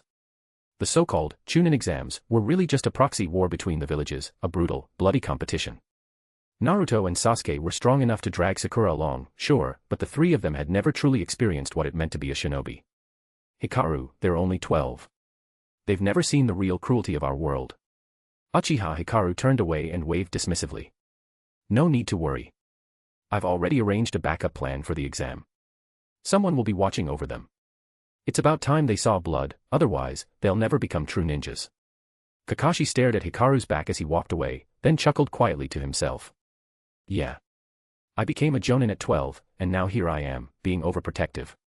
But if there's already a plan in place, might as well let them go all out. He reopened his Ika paradise and followed Hikaru's steps at a relaxed pace, his mood noticeably lighter. Uchiha Hikaru noticed the shift in Kakashi's chakra and nodded inwardly. At least Kakashi hadn't been completely warped by Hiruzen's or Danzo's past manipulations. He still trusted the current leadership and was beginning to face his own emotions head-on. Compared to the original timeline, this moment felt more alive, more real. Back inside the dining room, Uchiha Hikaru returned to a chaotic scene. Naruto and Sasuke were furiously grabbing at the grilled meat with their chopsticks, stuffing their mouths full while glaring at each other. MMFFFGHH. SASCO. I'm gonna eat one more piece than you. 5 pieces. Beat that. Sasuke smirked, picked up the juice beside him, and swallowed his mouthful of meat all at once. Humph. I already had one more than you. Learn to count. Watching the two bicker, Kakashi couldn't help but recall his own ridiculous competitions with Guy. He covered his forehead and sighed. If Guy were here, he'd call this youth. Smack. Smack. Uchiha Hikaru flicked both Naruto and Sasuke on the forehead. You too. You didn't leave me a single piece. Now. Immediately. Right this second, give me some damn barbecue. The 5 of them finished their lunch amid laughter and banter. Afterward, Uchiha Hikaru turned and walked off toward his next destination. Kakashi, Naruto, Sasuke, and Sakura remained behind, resting inside the barbecue house. A short while later, Kakashi's expression turned serious. He pulled out 3 forms and placed them on the table. These are the application forms for the Chunin exams. 1 for each of you. Be at the training ground by 9 a.m. tomorrow and bring them with you, filled out. I want you to go home, talk to your parents, and think it through carefully before you decide. Also, Naruto, you'll need to summon a toad and have it report this to Lord Jiraiya. Send Power Stones. Bonus chapter at 150 Power Stone. Second bonus chapter, 300 Power Stones. Your support is truly appreciated. Chapter 255, Chapter. After Uchiha Hikaru left the Akimichi clan's barbecue restaurant, he immediately made his way toward the Forest of Death. Before leaving, he had already asked Kakashi about the location of Hinata and her team. They were currently undergoing special training there in preparation for the upcoming Chunin exams. The Forest of Death was the most dangerous forest within Konoha. Countless venomous insects and ferocious beasts lurked within its dense foliage. Many of Orochimaru's early experimental specimens had come from this very place. Arriving at the forest's outer edge, Uchiha Hikaru released his chakra in all directions. Not long after, he sensed several familiar signatures not far ahead. Hinata, your archery, when paired with the Byakugan, has become nearly flawless, said Gekko Hayate, his tone thoughtful. If you attack from a kilometer away, even I would struggle to dodge. But don't neglect the Hyuga clan's traditional gentle fist. Once an enemy closes the distance, your bow becomes nearly useless. Gekko Hayate, Hinata, Shino, and Inuzuka Kiba were gathered beneath the thick trunk of a giant tree, resting around a campfire. Gekko Hayate had recently been promoted from Chunin to Jonin, making him much stronger than his canon counterpart, who was only a Tokubetsu Jonin. Although the bloodline illness he suffered from hadn't been fully cured, with Orochimaru's assistance, it had improved greatly. His signature flowing sword style, combined with a rare penetrative chakra technique inherited from his bloodline, had made him a well-known name among Konoha's Jonin. His fame now rivaled even Kakashi's during his peak years. Many had begun calling him the Flowing Sword. A sudden gust of wind swept past, swirling fallen leaves into a tight spiral in front of the group. Hayate instinctively reached for the ninja sword on his back, his eyes flashing with caution. But just as he prepared to draw the blade, he relaxed, and a look of joy replaced his alertness. Uchiha-sensei. The whirlwind of leaves suddenly burst into flames, forming a fiery vortex. As the blaze dissipated in the wind, Uchiha Hikaru stepped forward from its heart. Long time no see. The moment Hinata saw him, her cheeks turned bright red. But she didn't shy away, instead, she trotted toward him, threw her arms around his waist, and lifted up on her toes. Sensei. You're finally back. Shino stood nearby, silent as always, though the corners of his mouth, hidden beneath his high collar, curved up slightly. Uchiha-sensei. It's been a while. Kiba, meanwhile, looked at the men in front of him with admiration. This was the man who had changed the course of Konoha's history with his own strength, making the village stronger than ever. Without hesitation, Kiba pulled out a pen and a scroll from his pouch, dropped to his knees, and offered them up with wide eyes. Hokage's right hand. You're my idol. Please, sign an autograph for me. Uchiha Hikaru smiled, gently patting Hinata's long hair while accepting the pen with his free hand. In a bold and elegant hand, he wrote 5 large characters across the scroll. All right, I'm actually here to talk to all of you about something. Well, strictly speaking, it's mainly with Hayate. Hinata finally released him and stepped aside, a little flushed but still beaming. Hayate stood up straight and stepped forward. Sir, what are your orders? Uchiha Hikaru examined his condition and nodded with satisfaction. It seemed Orochimaru had taken Hayate's bloodline illness seriously and hadn't treated it as an afterthought. Though Hayate still looked pale and the dark circles around his eyes hadn't vanished completely, the constant coughing had stopped. He was clearly in better shape than before. Uchiha Hikaru extended his chakra subtly and examined Hayate's internal reserves, and was pleasantly surprised. If Kakashi at full power with the Sharingan was the benchmark, then Hayate's chakra levels were roughly 3/4 of that. Impressive progress. How's the bloodline illness? That was still Uchiha Hikaru's primary concern. If Hayate's health couldn't hold, he'd rather assign the mission elsewhere. I'm doing much better now, Hayate replied. Lord Orochimaru said my body isn't strong enough yet to handle surgery like Kimimaro.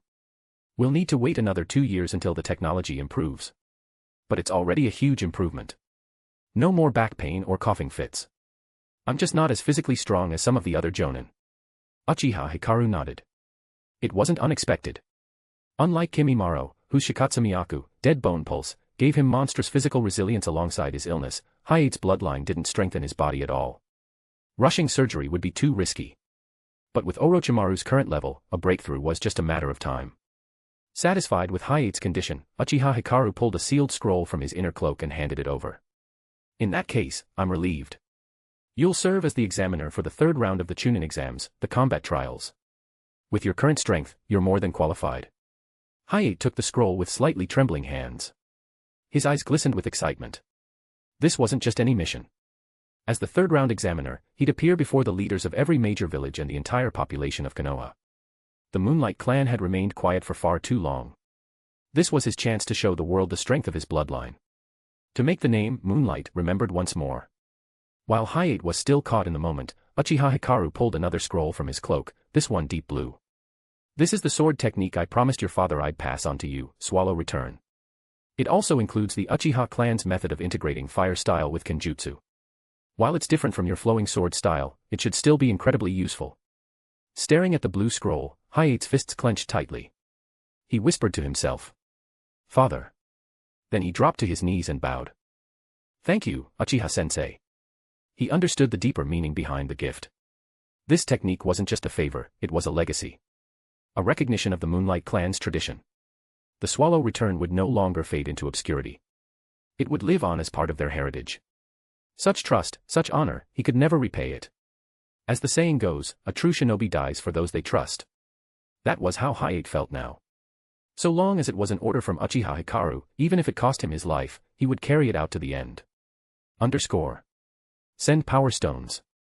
Bonus chapter at 150 Power Stone. Second bonus chapter, 300 Power Stones. Your support is truly appreciated.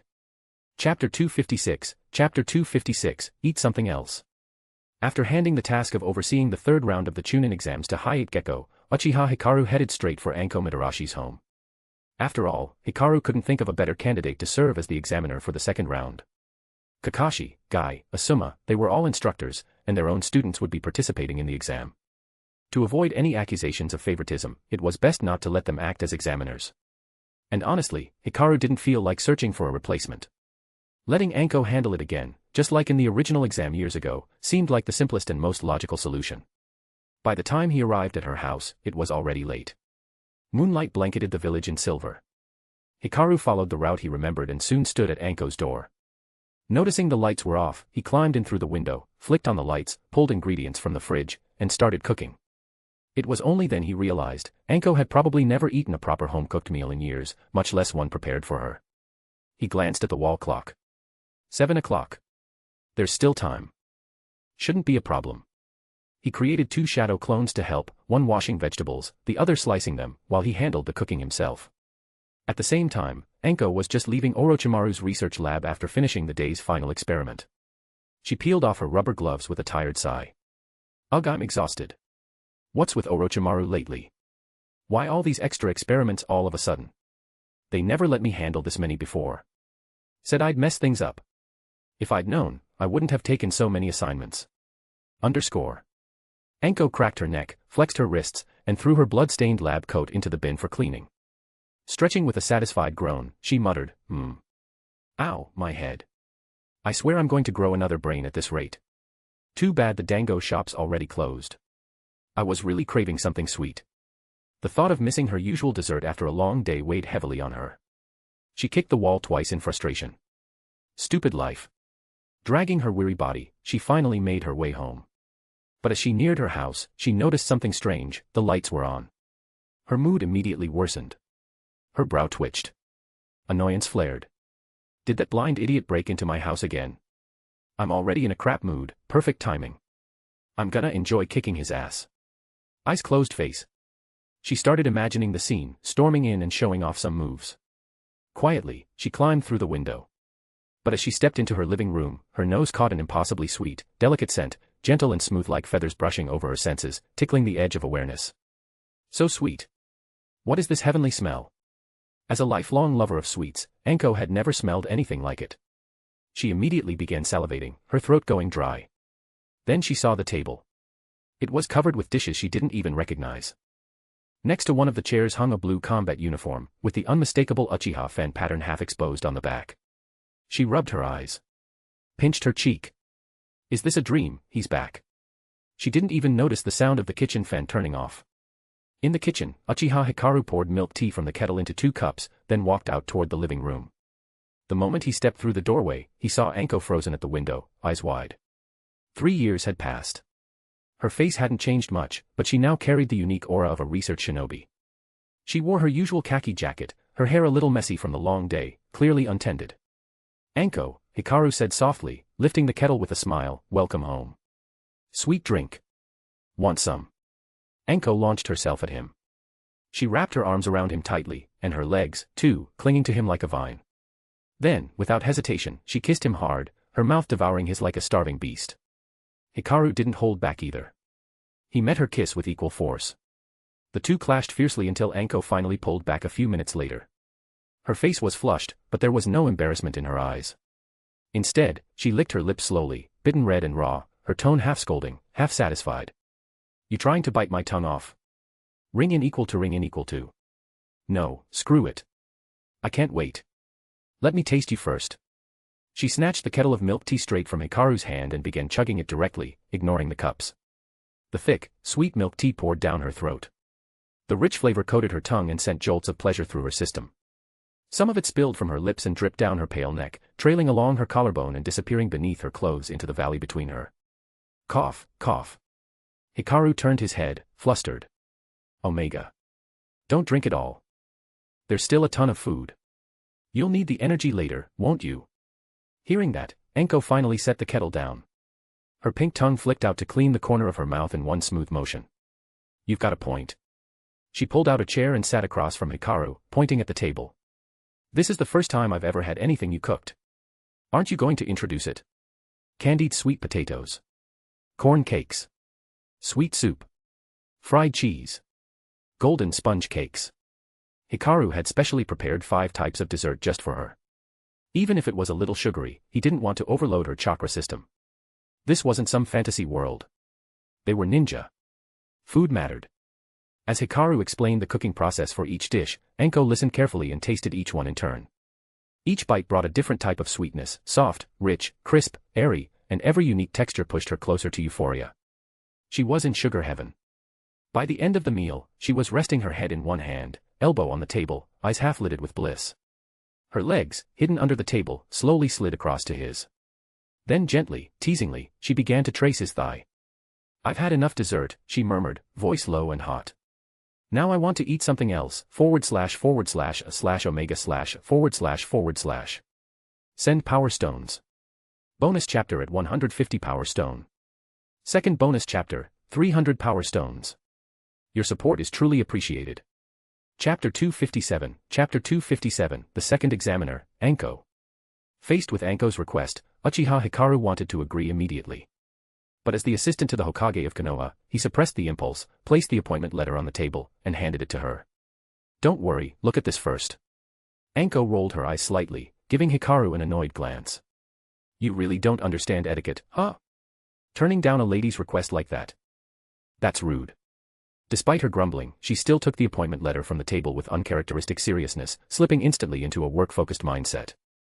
Hikaru watched her sudden shift, and for a moment, found a different kind of charm in her. There was a quiet brilliance in her seriousness. How about it? Interested in being the examiner for the second round of the Chunin exams. Anko skimmed the contents of the letter, then casually accepted it. The Chunin exams are practically the same every year. It's always the same formula, kind of boring, honestly. I have a different idea. Hikaru was a bit surprised by her words, but he couldn't deny that she had a point.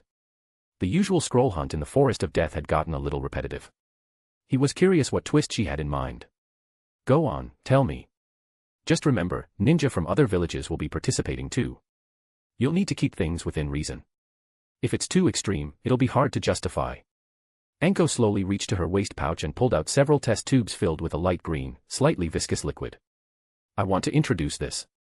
It's a weakened compound cloned and developed by Orochimaru using cells from the first Hokage. Taken orally, it can restore almost all of a Jonin's chakra in a short time.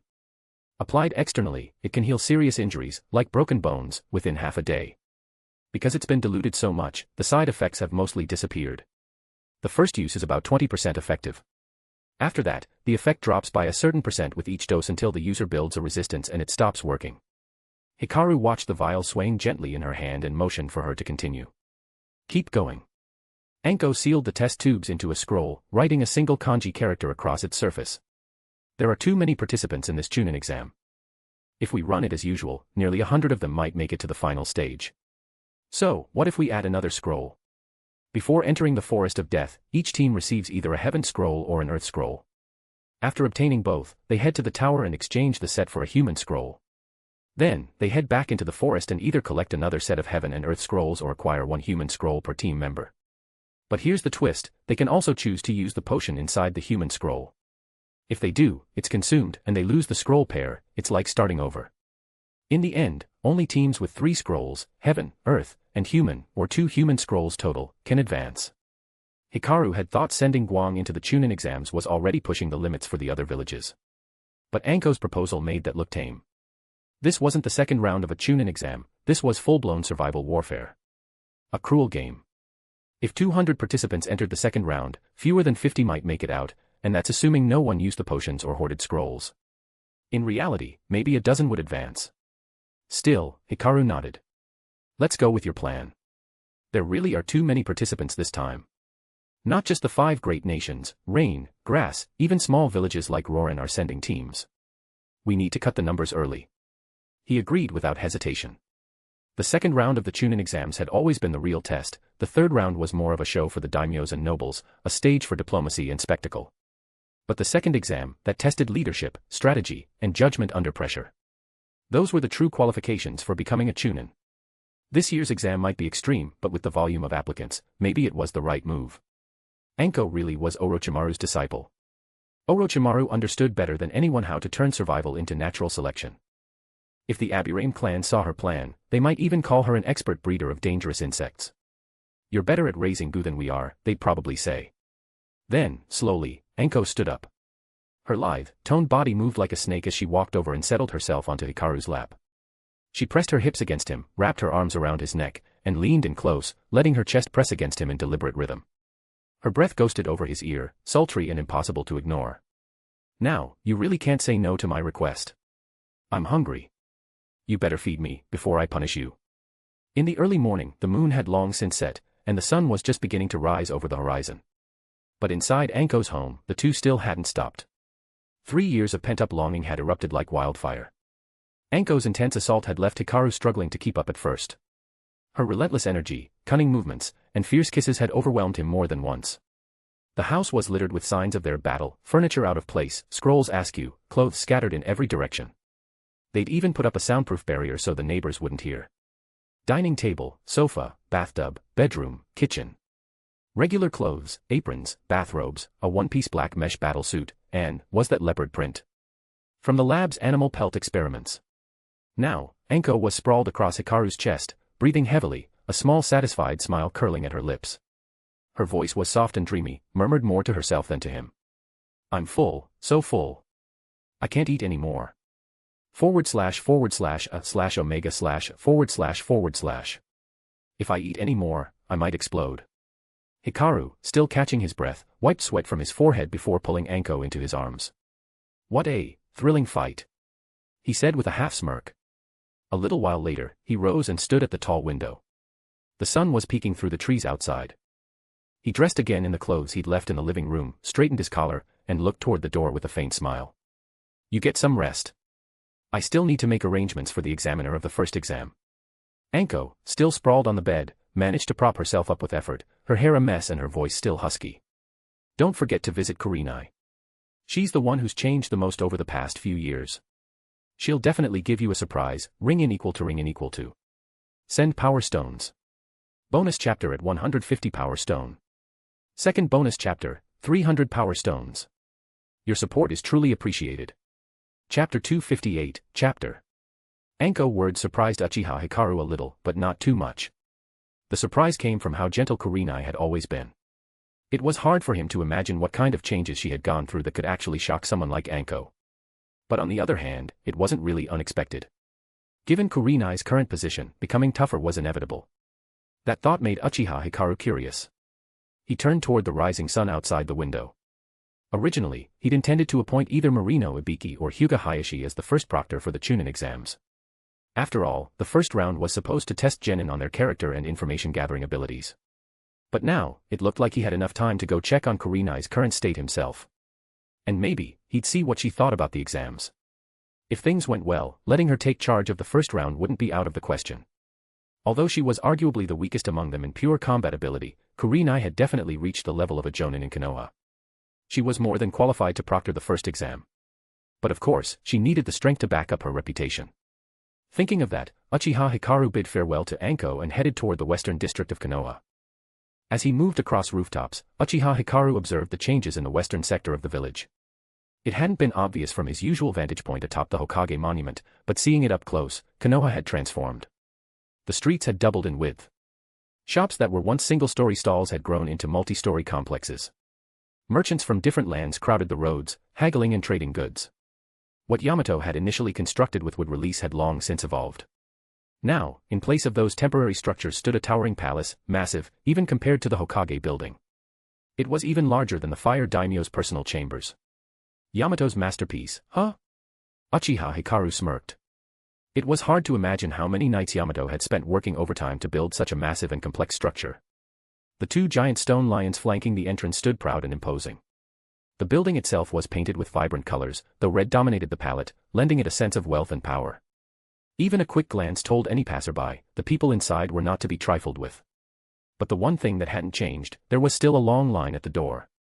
Uchiha Hikaru strode straight into the grand hall and headed for the upper floors. Just then, a fat, richly dressed merchant bumped into him. The men turned, puffed up, and started shouting at him. What's wrong with you? The street's this wide, how the hell did you bump into me? What if I'd been injured? I've got a business meeting with Lady Kurenai, can you take responsibility for that? Uchiha Hikaru simply gave the men a blank look, brows twitching slightly. He didn't bother to argue. He kept walking. But nearby, the Konoha police quickly stepped in. A pair of officers grabbed the merchant and pinned him against the wall, arms behind his back. Watch it, one officer snapped. This is Konoha. You don't get to act like a jackass just because you've got money. Try pulling this stunt again, we'll throw you in Konoha prison and show you what real rules look like. The police department had seen this kind of behavior before. It wasn't rare for some pompous noble's son or clueless rich merchant to arrive in Konoha thinking they could throw money around and get whatever they wanted. But in Konoha, no matter how rich you weren't richer than the village. After all, Lady Yuhi Kurenai, Konoha's infamous Red Queen, had built an economic empire in just 3 years without relying on flashy jutsu or political leverage, just pure business strategy. The very top echelons of multiple nations now feared her. Even Kirigakure had latched onto her influence, abandoning resistance in favor of aligning itself tightly with Konoha. All they had to do now was change their name to make their loyalty clear. The fat merchant, still struggling, suddenly bellowed. My father is the daimyo of the Land of Lightning. How dare you Konoha dogs imprison me? I'm here on behalf of the Land of Lightning. Get that woman, Yuhi Kurenai, out here right now. She knows who I am. Uchiha Hikaru stopped walking. He turned, stepped up to the men, and slapped him clean across the face. The blow sent the fat pig flying. He spun in the air like a rag doll, 3 full rotations, then crashed to the ground and passed out cold. Hikaru turned back toward the stairs without a second glance. Throw him in a cell for a few days, he called back. Don't be too gentle with him. As long as he doesn't die or lose a limb, it's fine. Let their Raikage come fetch him himself. Yes, Lord Assistant Hokage, the officers shouted in unison. 2 members of the police dragged the unconscious man toward a special guest room, cozy and private. The rest of the hall grew eerily quiet. The crowd looked at one another with newfound respect and fear. So this was Konoha. Even the son of a daimyo wasn't safe from getting smacked down and tossed in jail. It was best not to cause trouble here. At the top floor, Uchiha Hikaru reached a door and knocked gently. Knock knock knock. Come in. The voice that answered was elegant, yet laced with cold steel. Uchiha Hikaru opened the door and stepped inside. Behind the desk sat Kurenai. Her long black hair was now tied back in a refined style, with a crimson flower pinned beside her temple. She wore a black kimono that wrapped around her figure, its curves concealed but not hidden. A red sash cinched her waist tightly, tied into a traditional knot at her back. That iconic image, the poised queen of commerce, made Hikaru pause and look again. Kurenai lifted her head. Her pen dropped from her hand. Then, without hesitation, she stood and threw herself into his arms. You finally came back to see me. Her voice carried both longing and 1,000 unsaid grievances. Uchiha Hikaru gently held her, stroking her back in slow, calming circles. I'm here now. Anko said you'd changed a lot. I didn't believe it at first. But now I see, she wasn't exaggerating. As soon as the words left his mouth, Kurenai stepped back. She walked slowly to the door, locked it with a click, and turned back to him. Her gaze had sharpened. Her lips were tight. She spoke with venom. Anko said I've changed. You went to see her before me. She pushed him backward, hard, until he hit the desk. Her hands gripped his collar. Her eyes burned like wildfire. Tell me, how many times? At that moment, she no longer looked like the elegant business leader. She was the Red Queen herself, intense, dominating, and furious. I don't remember, all night, Hikaru answered, shamelessly. The following 20,000 words are omitted. QVQ. Send Power Stones. Bonus chapter at 150 Power Stone. Second bonus chapter, 300 Power Stones.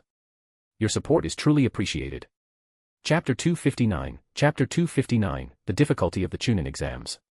Located at the bustling intersection of Konoha's western district, this area had become a haven for merchants, a place countless businesspeople dreamed of setting foot in. Inside the lavishly adorned office of Konoha's Foreign Trade Department, Kurenai Yui, now known across the Land of Fire as the Red Queen, handled daily transactions that ranged from millions to hundreds of millions of ryo. And today, she had just concluded a deal worth trillions with none other than Konoha's assistant Hokage, Uchiha Hikaru. At the moment, Kurenai sat slumped in her chair, utterly exhausted. Her black and red kimono was wrinkled beyond recognition, her long dark hair damp with sweat. Her legs dangled weakly to the side, quivering slightly. Though her mind resisted the truth, her body clearly wasn't obeying her commands anymore. The deal was over. She knew it. But even then, her crimson eyes remained locked onto Uchiha Hikaru. Stubbornly, she extended a provocative invitation. This doesn't count. Let's stop here for today, she said hoarsely, voice laced with defiance. I'll settle the score with you after the Chunin exams. With that, she reached into her drawer and pulled out 2 special military ration pills. She popped them into her mouth and bit down with a sharp crunch, crunch. Uchiha Hikaru watched her chewing and instinctively crossed his legs, a shiver running up his spine. TCH. He hadn't expected Kurenai to become this competitive in just 3 short years. But strangely, it didn't disgust him. In fact, it stirred something in him, something he'd never felt before. Tell me what you really want, he said, folding his arms. Don't tell me you just missed me. I came because I wanted to see you. If that were true, Kurenai shot back, you would have shown up at my house at night, not in my office first thing in the morning. The pills worked quickly. Though she still felt weak, her body began to recover. She sat up straighter in her chair, regaining her usual poise. Her words made Uchiha Hikaru rub the bridge of his nose. Though her current queenly demeanor suited her, he couldn't help but miss the gentler Kurenai from the past. Ahem. He cleared his throat. Well, there's something I wanted to talk about. Whether or not you're interested is up to you. If not, I'll find someone else. Kurenai leaned back in her chair, one hand resting on her thigh, the other playing with a lock of her hair. Let's hear it first. Does it involve Anko? Uchiha Hikaru finally got to the point. It's about the Chunin exams. I've already asked Anko and Haie to be the proctors for the 2nd and 3rd rounds. That just leaves the written exam. I was thinking. I'll do it, Kurenai interrupted. Hikaru blinked, momentarily surprised by how fast she responded. With that, all 3 examiner slots were officially filled. But Kurenai wasn't finished. However, she added with a wry smile, if I'm going to proctor the written test, the difficulty will be higher than usual. There are a lot more applicants this time. We need a harsher screening process. Hikaru nodded in agreement. She was right. Compared to the Chunin exam from years ago, this one was shaping up to be massive. Hundreds, possibly even thousands, of genin would be participating. It wasn't enough to just make the second stage, the Forest of Death, more difficult. Kurenai's approach fit perfectly into his plan. No problem. If more genin get eliminated early, that's fine. The 5 great nations are watching. This exam is as much about politics as it is skill. If it's too easy, it won't have the right impact. But what kind of test are you planning to run? He asked. Kurenai simply smirked. Not telling. I'll submit it to Tsunade for approval. You'll see it then. Why should I show you now? Her playful gaze sparkled as she threw him a daring look, practically shouting. Asterisk greater than over equal to less than over equal to, sigma, not convinced. Then come make me. Uchiha Hikaru raised an eyebrow. Fair enough. I'll just let Tsunade decide. Then, with a slow and dangerous grin, he approached her. Placing both hands on her arms, he leaned in and pushed her back into the chair, pinning her down gently but firmly. If you're going to provoke me, you'd better be ready to follow through to the end. Don't you dare beg for mercy later. Only then did Kurenai realize how far she'd gone with her teasing. This was serious. Before she could react, Hikaru pressed her down against the desk, shredding her elegant black and red kimono with swift, practiced movements. He slid a cushion beneath her waist for support. You don't want people outside hearing too much, do you? Kurenai gritted her teeth but refused to flinch. These walls are soundproofed. They can handle noise like this. It won't do you any good. Hikaru raised an eyebrow, clearly impressed. Well then. Let's see how long that pride lasts. As assistant Hokage, I need to thoroughly understand the person handling this exam. What had started as a routine visit became something else entirely. The negotiation that was supposed to end by noon continued long into the afternoon. Those waiting outside only saw the Hokage's assistant working intensely with the Red Queen behind closed doors. Rumors swirled that a major diplomatic shift was being discussed, perhaps even changes that would shake the foundations of the ninja world. After all, the person inside was Kurenai, the Red Queen of Konoha. Ruthless, powerful, and famous across the shinobi nations. They weren't wrong. After this Chunin exam, the shinobi world would change. But sadly for them, no one else, except Uchiha Hikaru, was privy to the true meeting taking place inside the office. Women would envy Kurenai. Men would envy Hikaru.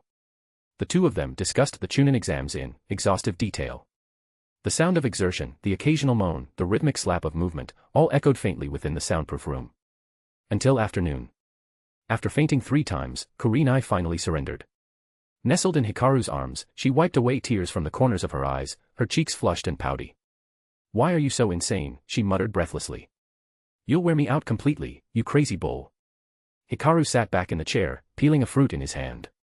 When he reached to offer her a bite, Kurenai whimpered softly again. They say only cows die from exhaustion, not the field from being plowed, he said teasingly. But now I'm not so sure. You tapped out first, so, now that you've surrendered, tell me what you have in mind for the written exam. Kurenai pointed weakly to a nearby cabinet.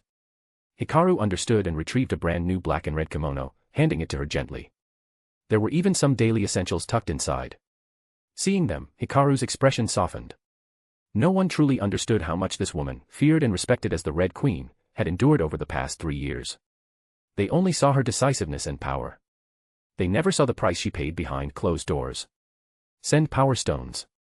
Bonus chapter at 150 power stone. Second bonus chapter, 300 power stones. Your support is truly appreciated. Chapter 260, Chapter 260, Marino Ibiki was so impressed that he called her an expert. Kurenai had changed into a fresh black and red kimono when she finally began outlining her ideas. The Chunin exams are nothing more than a means to assess the leadership, judgment, and strength of genin. Only those who meet both criteria, intellect and ability, are eligible to lead a squad and receive missions. In terms of combat ability, I'm afraid Anko's second exam will be hell-level difficulty. In that case, I can't afford to fall behind when it comes to the written test. Her reasoning was solid, and after listening, Uchiha Hikaru nodded repeatedly in agreement. You're right, but what kind of test are you thinking of? Just make sure the difficulty isn't too unreasonable. If no one makes it through, the whole exam becomes meaningless. Kurenai rolled her eyes at Uchiha Hikaru, a look that seemed to say, are you seriously questioning the Red Queen? The first section will be a basic written exam, but the difficulty will be high enough that most participants will only score between 0 and 30 points. Then, I'll plant 2 teams in the exam room, disguised as regular examinees. Each team will only fill in half of the correct answers. Only those who can gather enough clues, piece together the correct information, and score above 60 will pass.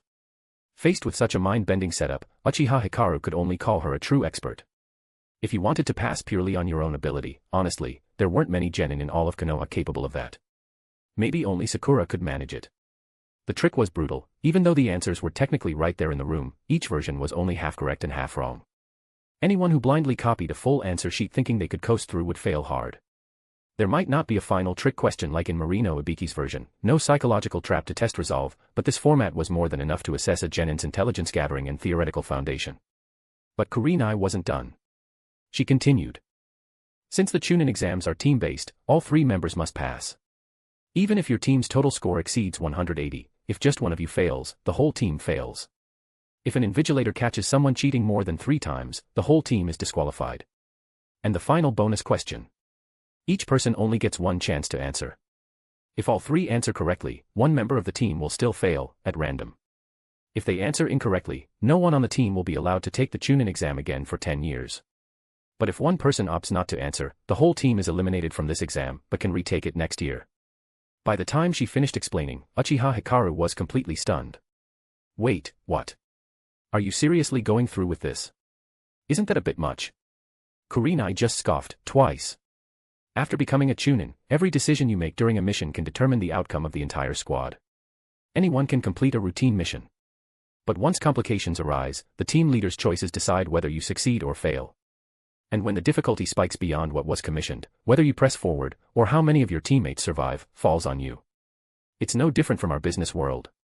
The bigger the waves, the higher the price of the fish. Her words made Uchiha Hikaru feel like he was staring at a whole different Kurenai. Miss Kurenai, you're right. Risk represents opportunity, but it also brings danger. Succeed, and you soar; fail, and you're nothing but bones on the battlefield. His words made Kurenai think back on everything she'd endured these past 3 years. Yes, she had seized the opportunity Uchiha Hikaru gave her. And she had risen, hard and fast, transforming from a mere special jonin into Konoha's infamous Red Queen. Her mood lightened noticeably. If they fail, they can always retake it next year. I'm being very accommodating, okay? Am I not being cooperative enough? Kurenai kicked her legs playfully where they rested on the desk, glancing over at Uchiha Hikaru with a smirk. Hikaru just sighed and nodded helplessly. Cooperation's important. With so many people involved, it's natural that it'll be tough. But deep down, he had to admit, her plan was brilliant. This wasn't a Chunin-level written exam anymore. It was practically an exam for special jonin, or even jonin. You could throw in extra decoys, plant more answer keys in the room, but none of that helped if your answers were half wrong from the start. Honestly, if Marino Ibiki saw this setup, he might call her a genius, shake his head, and resign on the spot, offering to hand her the position. Maybe Kurenai should run Konoha's interrogation and torture division. The way she thought. She was the real devil of the hidden leaf. Man. I really hope the genin this time bring their A-game. Otherwise, there might not even be 10 people left for the 3rd round. Hikaru groaned softly. Kurenai seemed amused by his concern.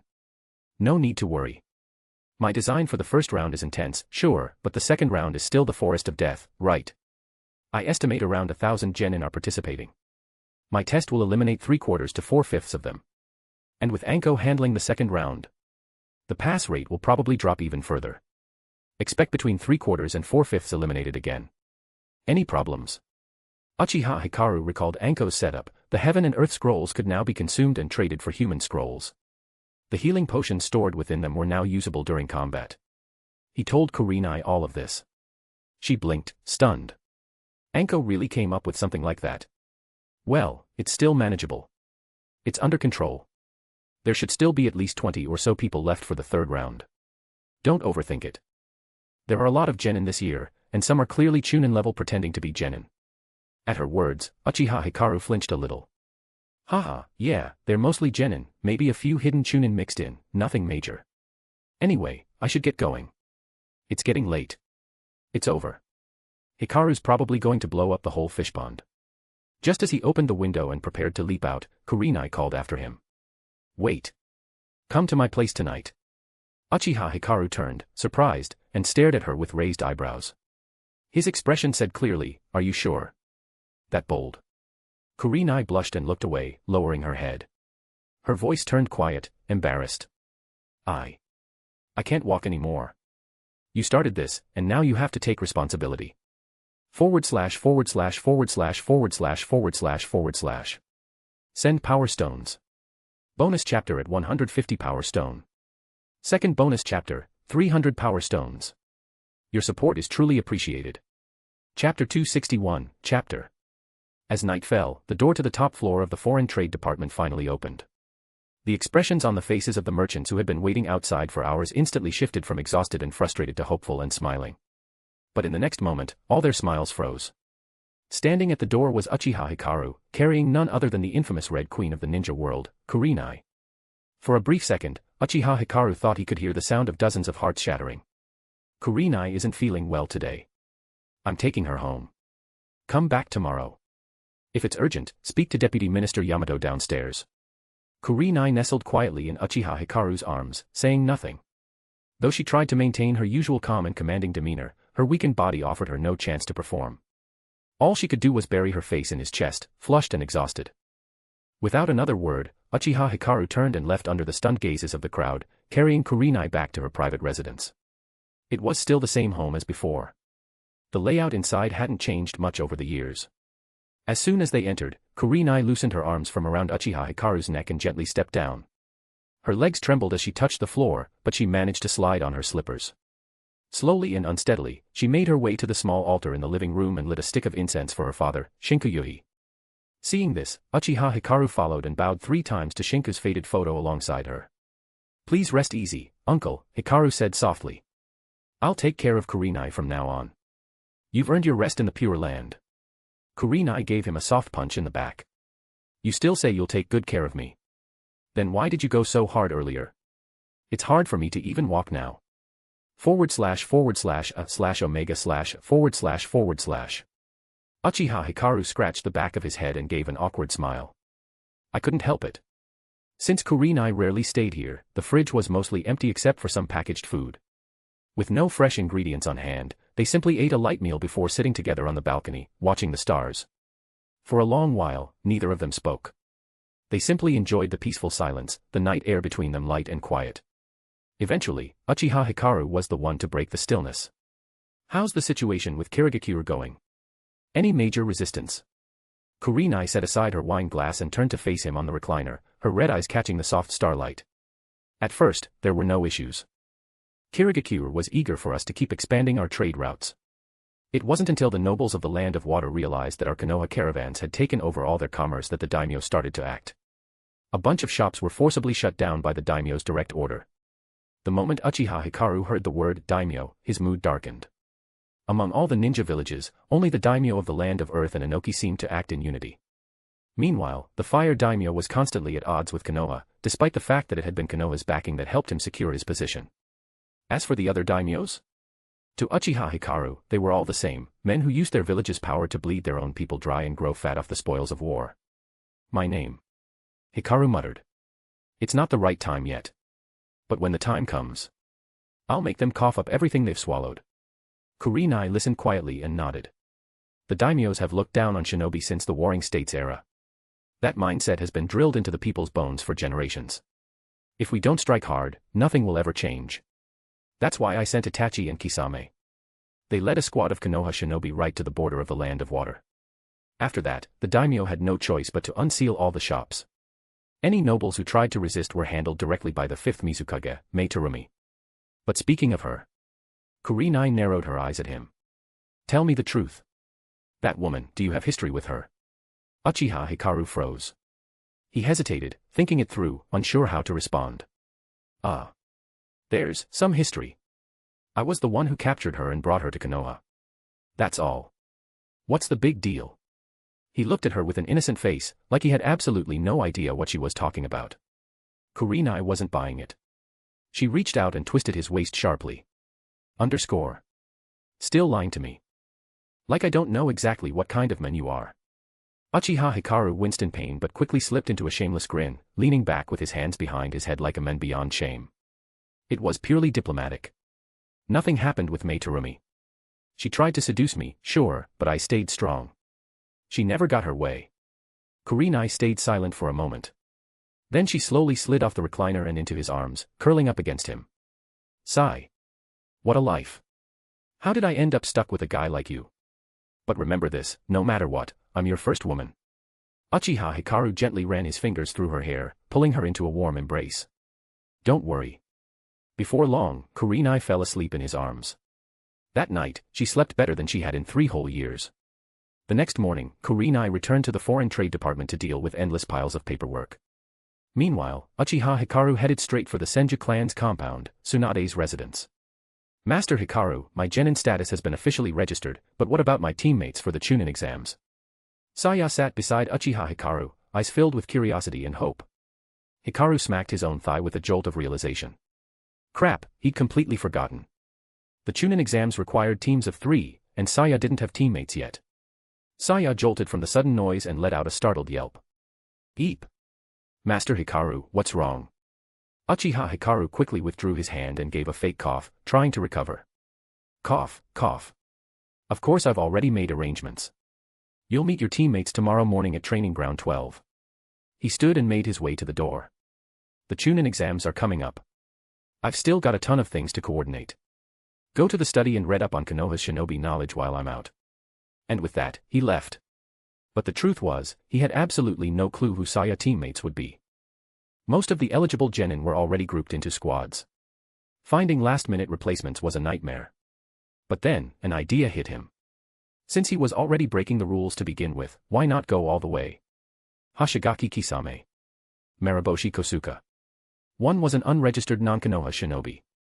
The other was a legendary, eternal genin. Perfect. Send power stones. Bonus chapter at 150 power stone. Second bonus chapter, 300 power stones. Your support is truly appreciated. Chapter 262, Chapter 262, Give Me Face. A few days later, at the gates of Konoha, hundreds of ninjas from across the shinobi world passed through one after another. Each of them was a top-tier genin from their respective villages, some had even reached jonin-level strength but temporarily suppressed their official rank just to participate in the Chunin exams. After all, there was no better opportunity to assess the strength of peers from across the shinobi world, or to show off the might of one's own village.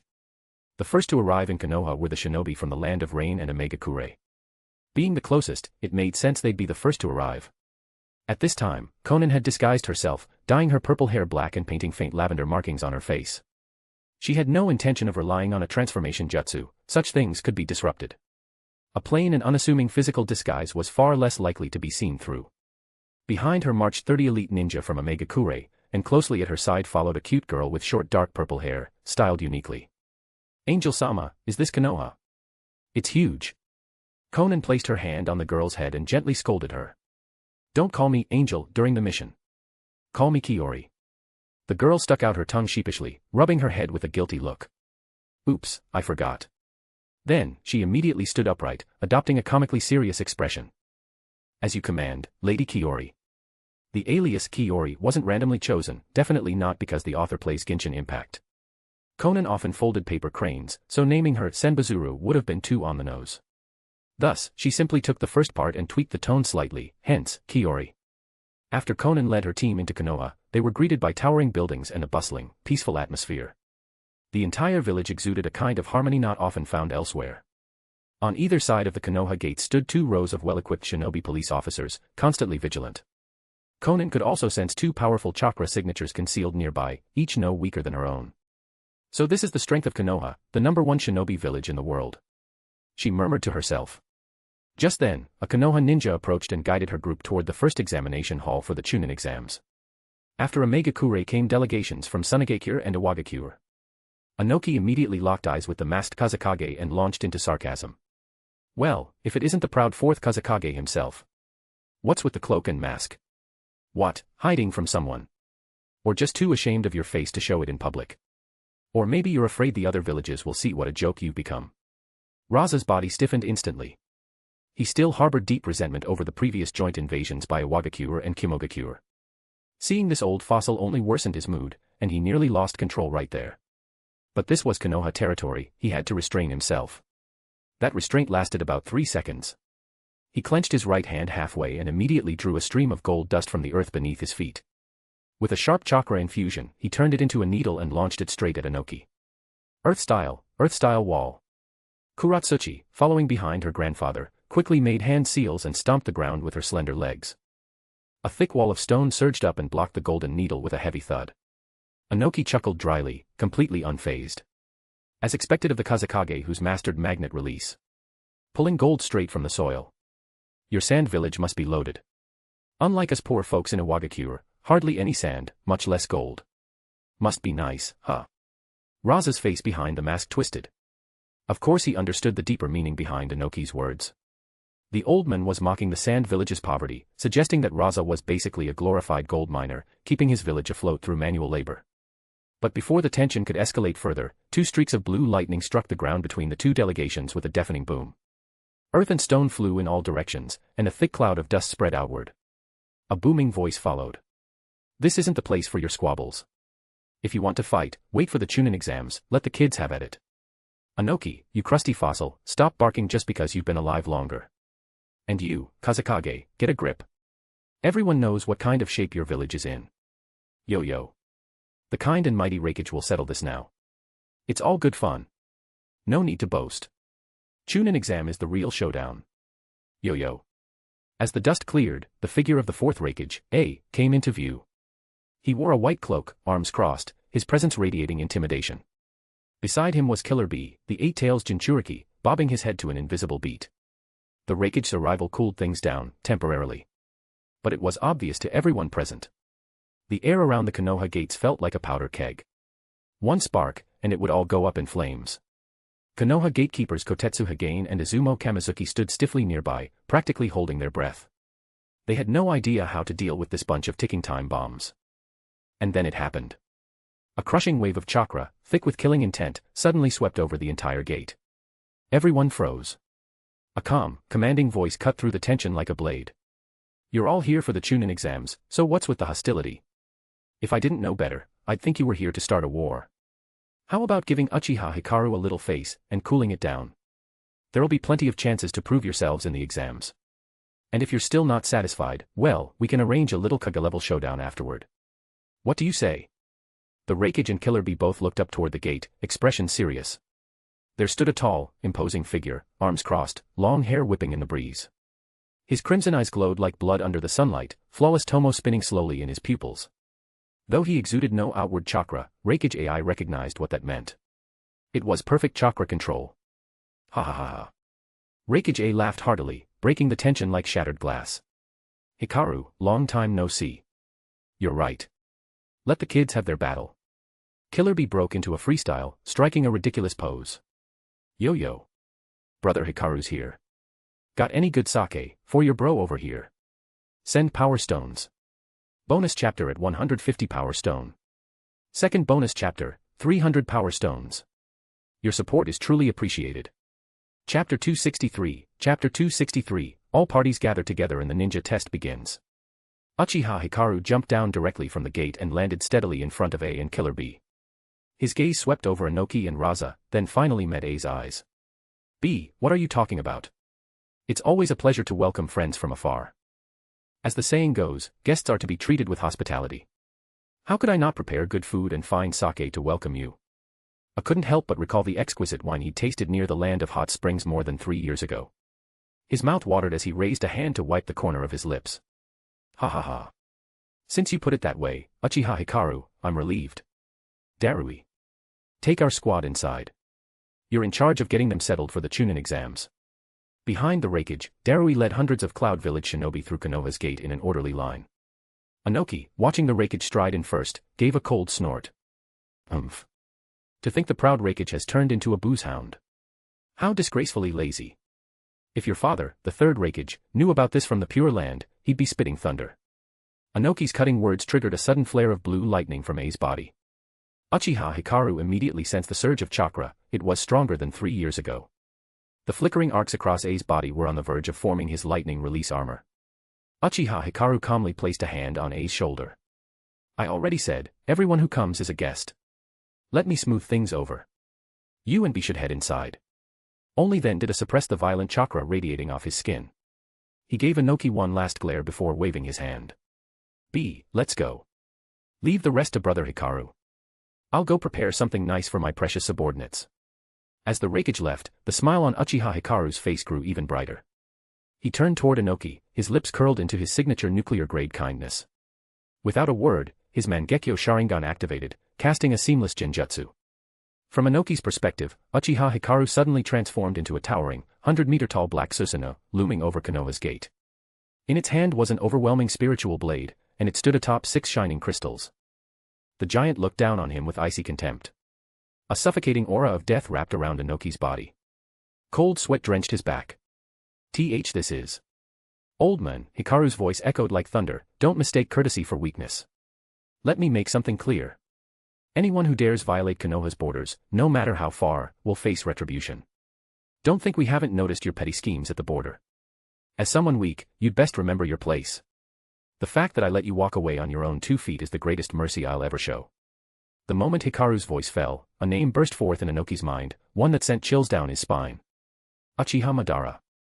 He clenched his fists, nails digging into his palms. He used the sharp pain to fight back the terror rising in his chest. The bitterness and indignation of all these years surged up in a roar. Don't think I'm still the same weakling I once was. I am Inoki. In the name of Iwagakure, I will never yield. But just then, a burst of chakra flared behind him, disrupting the genjutsu's hold. The Susanoo vanished in an instant.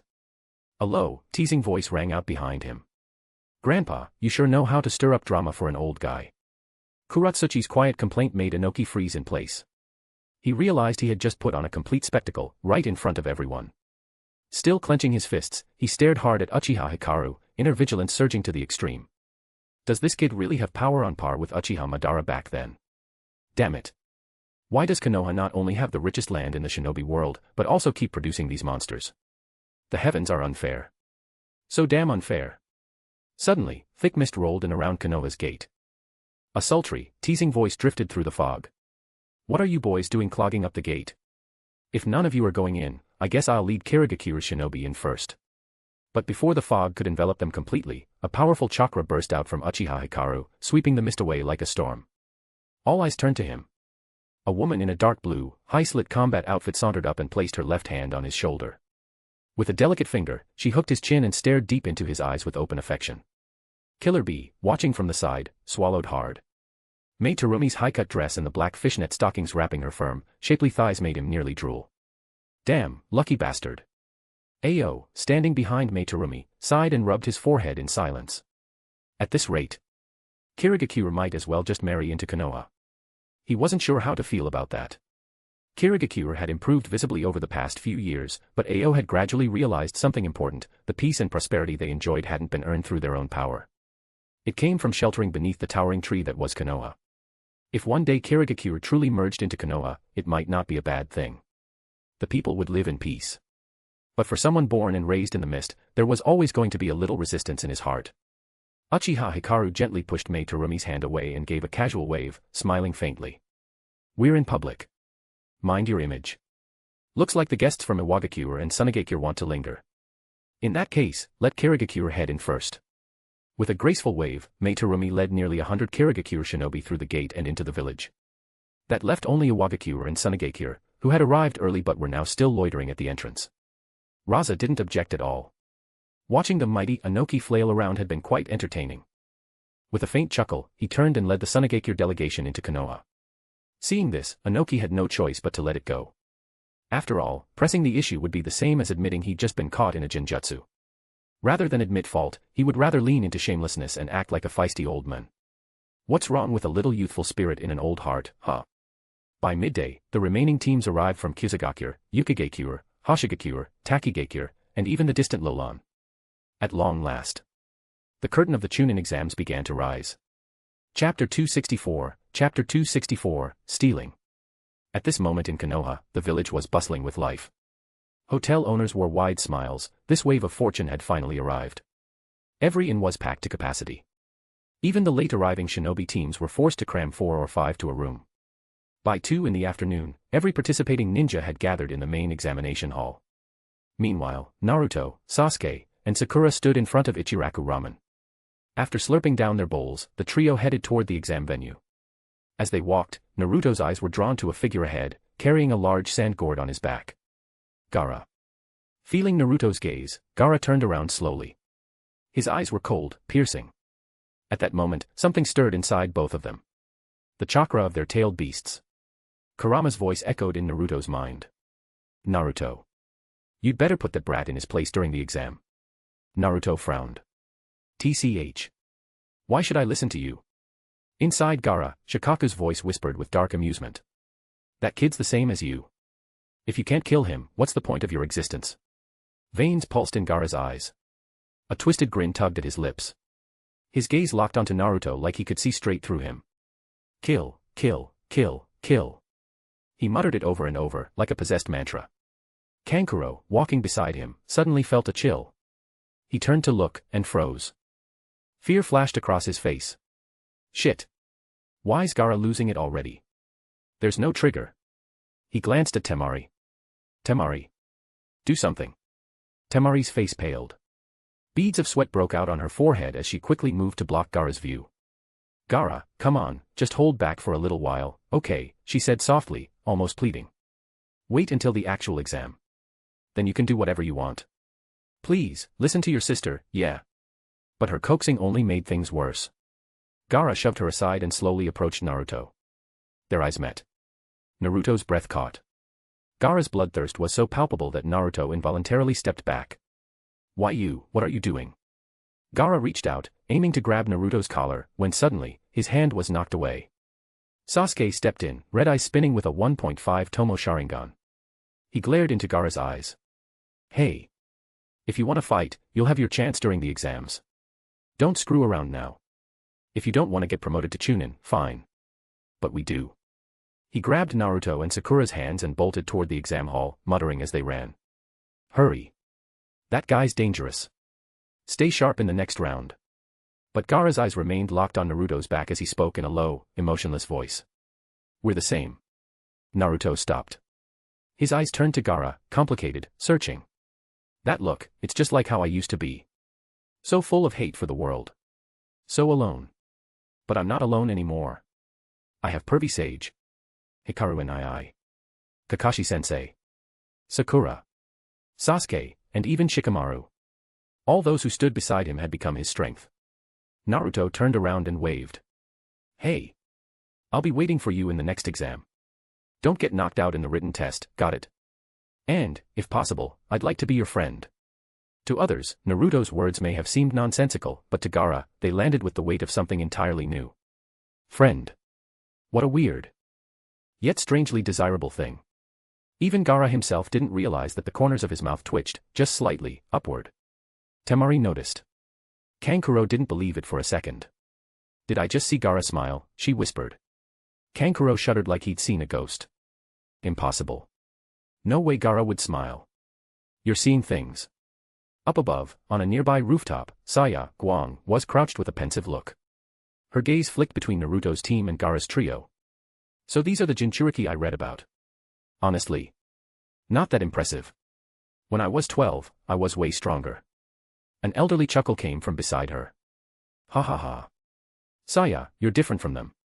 You're the most talented ninja I've seen since Uchiha Hikaru. Though Lord Hikaru was a late bloomer. When he was 12, he might not have been as powerful as you. Saya scratched her head, a little flustered. No way. Lord Hikaru was probably hiding his strength. Compared to him, I've got a long way to go, Omega. To her, Hikaru was a god. She'd never dream of comparing herself to him. Just then, Hoshigaki Kisame spoke up, standing nearby with his arms crossed and same hata strapped to his back. As much as I'm enjoying this little moment, we should get moving. The written test's about to start. If we don't show up now, we'll be marked absent. I don't want to disappoint Lord Hikaru. Saya nodded quickly. But as she looked at Kisame's serious expression, a realization came over her. This big fish-faced guy, he respects Lord Hikaru too. Just like me. Maybe I'm not the only one who worships him like a god. That thought lit a quiet fire in her heart. I'm the number one under Lord Hikaru. With that conviction, the three genin-level monsters, Saya, Kisame, and Ao, raced toward the exam hall at full speed. The exam hall was massive. Over 2,000 seats, each spaced a meter apart. Wide and spacious. Only someone like Yamato could have built something like this with wood release. But right now, Yamato sat slumped in the Foreign Affairs office, hooked up to N4 drip, eyes hollow as he flipped through stacks of paperwork. Minister Kurenai, please come back soon. If this keeps up, I really will die from overwork. Times winky face. In the exam hall, over 1,000 participants had already taken their seats. Everyone had been assigned a random number and seated accordingly. Naruto sat down and immediately panicked. The seat next to him was empty. His heart plummeted.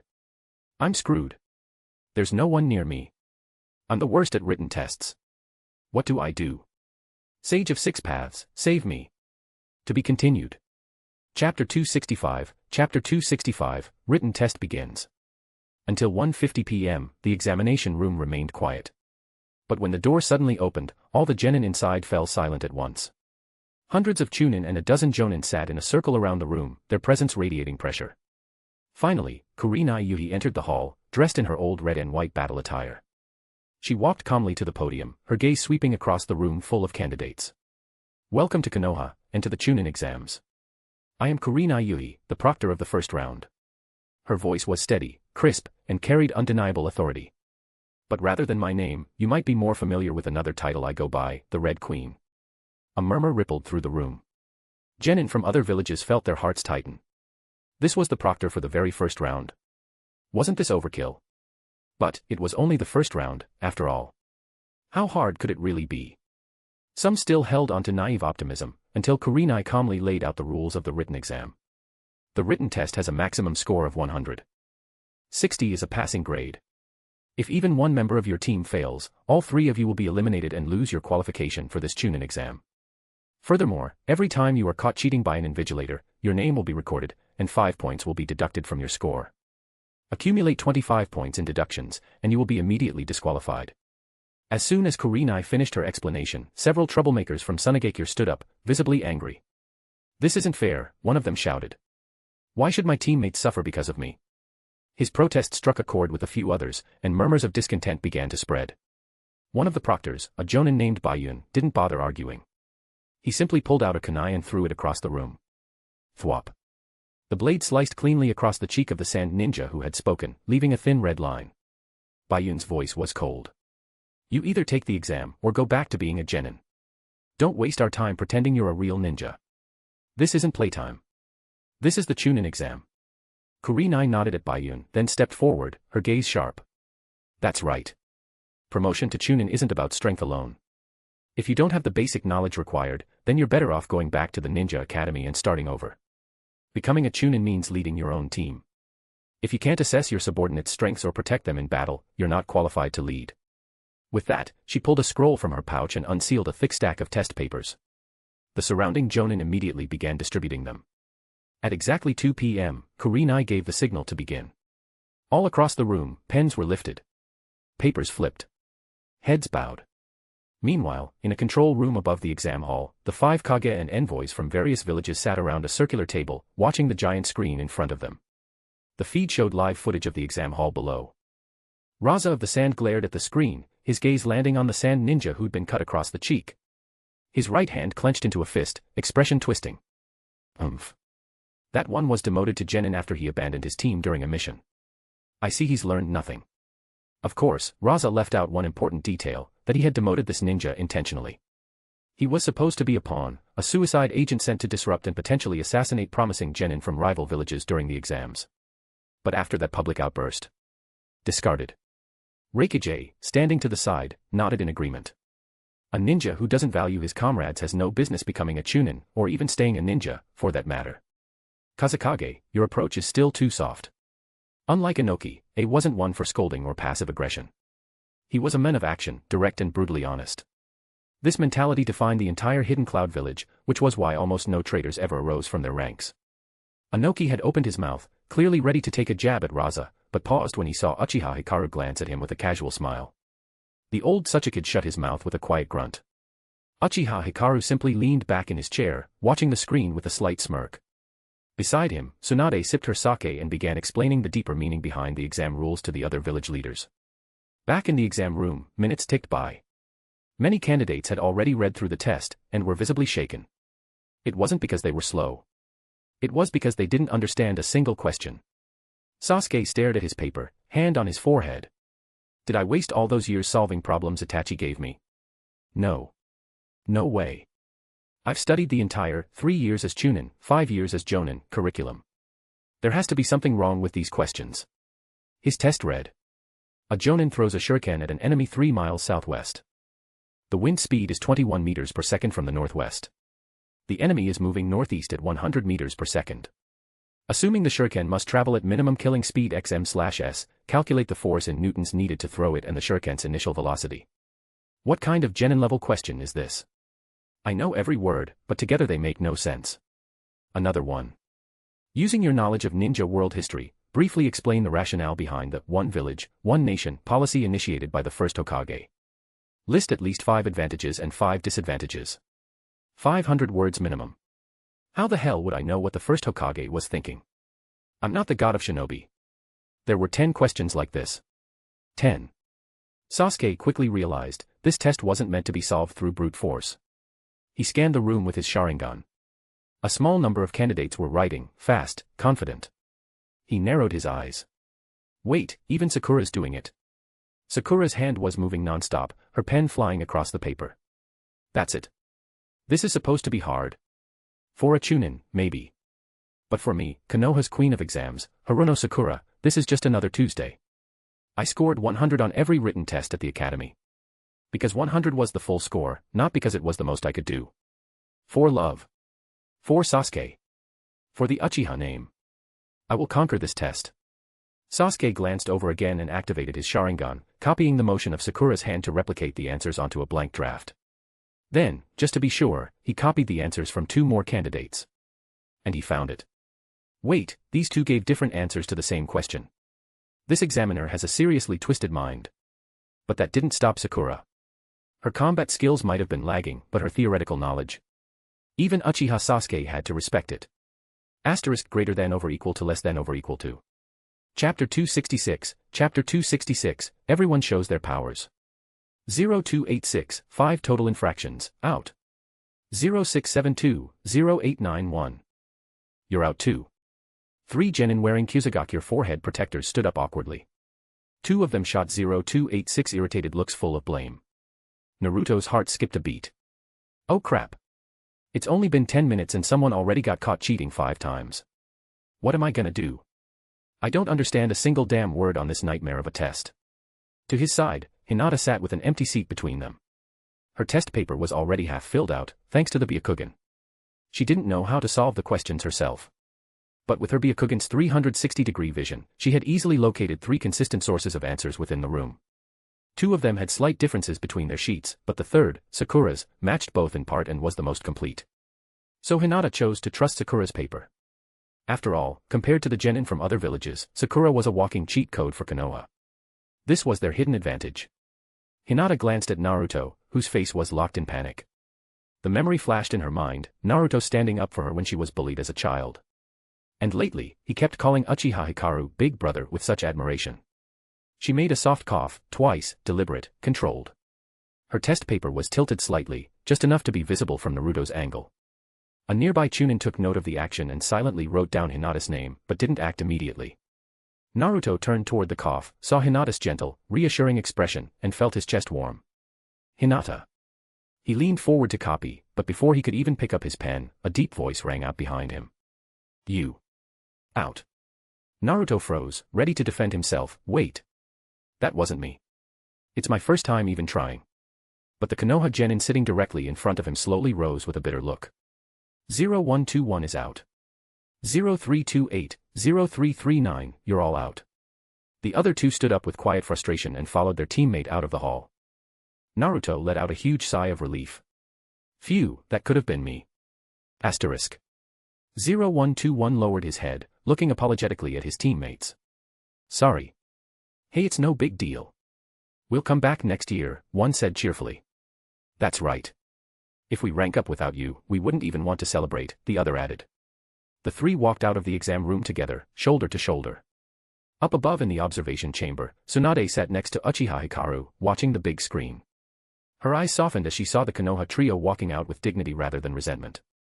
She gently tapped the table with her fingertips and smiled slightly. These three may lack strength for now, but their hearts are strong. I believe they'll succeed next year. Uchiha Hikaru nodded silently, his eyes already turning back to the test hall. Back in the room, Hinata gave Naruto one last glance.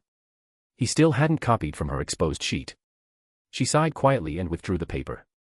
I've done my best. I've repaid the kindness. If he refuses help, there's nothing more I can do. As more and more people were eliminated, the genin who remained began showing off increasingly creative methods of cheating. Tenten dropped a kunai from the ceiling. Using the blade's reflection, she copied Niji's paper below her. Rock Lee set his forehead protector on the table and caught the reflection of Niji's answers. Ino used the mind transfer jutsu to briefly take over Sakura's body and memorized her paper, then used it again to relay the answers to Shikamaru and Choji. Shino deployed a tiny insect to sneak up on Hinata's desk and carry the answers to Kiba, who was pretending to nap with Akamaru on his head. Up on the screen, leaders from the other villages watched the Konoha genin work together with terrifying efficiency. Fear began creeping into their hearts. This is Konoha's intelligence-gathering ability. Byakugan eyes, mind techniques, insect reconnaissance. The synergy of it all was unreal. Fourth Raikage frowned as he watched Hinata's Byakugan guiding the whole network of cheating. He remembered the failed attempt to steal the Byakugan bloodline years ago. That corpse had yielded nothing. And now, it was too late. Konoha, under Tsunade and Uchiha Hikaru, was no longer the village it was under Hiruzen and Danzo. This new Konoha wasn't to be underestimated. A clenched his jaw. It felt like history repeating itself. Another Uchiha Madara. Another Senju Hashirama. The terrifying part. This time, those bloodlines weren't just allies, they were descendants. Uchiha Hikaru, the pride of the Uchiha clan. Tsunade, the last true heir of the Senju. He shook his head. I was reckless, but not stupid. To wear the Kages hat meant being the sharpest mind in the room, not just the strongest. Beside him, Inoki sighed heavily as he watched the screen. The current generation of Iwagakure ninja left him disappointed. No stars. No brilliance. No successors. Kuratsuchi had potential, but she was of the same generation as Hikaru, and nowhere near his level. As for his long-watched disciple, gone. Recruited into the Akatsuki. Even his own son, Kitsuchi, left him feeling helpless. Kitsuchi had power, sure, but no ambition. No edge. He didn't want to lead. And truthfully, he wasn't suited to it. Inoki's envy was bitter. Konoha, you bastards. Raza, meanwhile, stared at the screen with narrowed eyes, watching Gaara closely. Beneath the desk, Gaara's hand released a tiny grain of sand, forming a floating sand eye. It drifted through the blind spots of the room, scanning papers from above without ever being noticed. Gaara etched answers in fine script using sand, one letter at a time, on Temari and Kankuro's desks. Kankuro blinked, stunned. Is Gaara actually helping us? He'd been planning to use a disguised puppet examiner to smuggle answers to Temari under the excuse of needing the restroom. But now, there was no need. Temari saw the sand-formed letters on her paper, and felt an unexpected warmth bloom in her chest. Something's changed. He met that yellow-haired kid, and now he's different. As Gaara's sister, she couldn't explain the feeling, but it was real. Gaara himself didn't realize the warmth in his actions. His mind was still a whirlwind of thoughts, Naruto's voice echoing inside him. I want to be your friend. It clashed violently with the years of hatred, isolation, and bloodlust buried inside. The desire to kill, and the deeper yearning to connect. He didn't understand it yet. But one thing was certain, he had to pass this exam. He had to see Naruto again. Only then could he answer the storm inside. Yashimaru's betrayal. His father's assassination attempt. His own terrifying ability. What was real? Could people truly care without expecting anything in return? Was there such a thing as unconditional friendship? For the first time, Gaara questioned everything he'd believed. Because Naruto reminded him of something. A version of himself long dead. A child he'd strangled in the darkness long ago. In Naruto's words, he felt that boy breathe again. And Gaara didn't know whether to embrace it, or kill it all over again. The answer would come in the next exam. Eventually. Soon. Chapter 267, Chapter 267, The Prodigies of Each Village. At this moment, Gaara and Naruto weren't the only Jinchuriki present in the examination room. There were several others. Uchiha Hikaru's eyes remained fixed on the large screen, while his chakra spread out subtly, sensing the emotions radiating from those around him. Raza, humph. That old man Inoki, since neither Han nor Rashi are participating in this Chunin exam, just you wait. My son will be the one to take revenge. Fourth Reikage, haha, that old fox Inoki looks more sour than spoiled miso. Among the 5 great villages, Kumogakure even sent in one of the Yuki clan. This time, Iwagakure's performance is clearly the worst. Inoki, sigh. Only Kuratsuchi's team might make it to the finals. For a mere Chunin exam, the other villages probably wouldn't risk sending their Jinchuriki like Konoha has. As for Mei Terumi, Uchiha Hikaru didn't bother trying to sense her emotions. Mainly because her gaze, already becoming sticky and thread-like, was boring into him with an intensity that made Tsunade on the side start massaging her knuckles, clearly about to turn his thigh purple. Of course, Kirigakure had sent Jinchuriki too, 2 of them, in fact.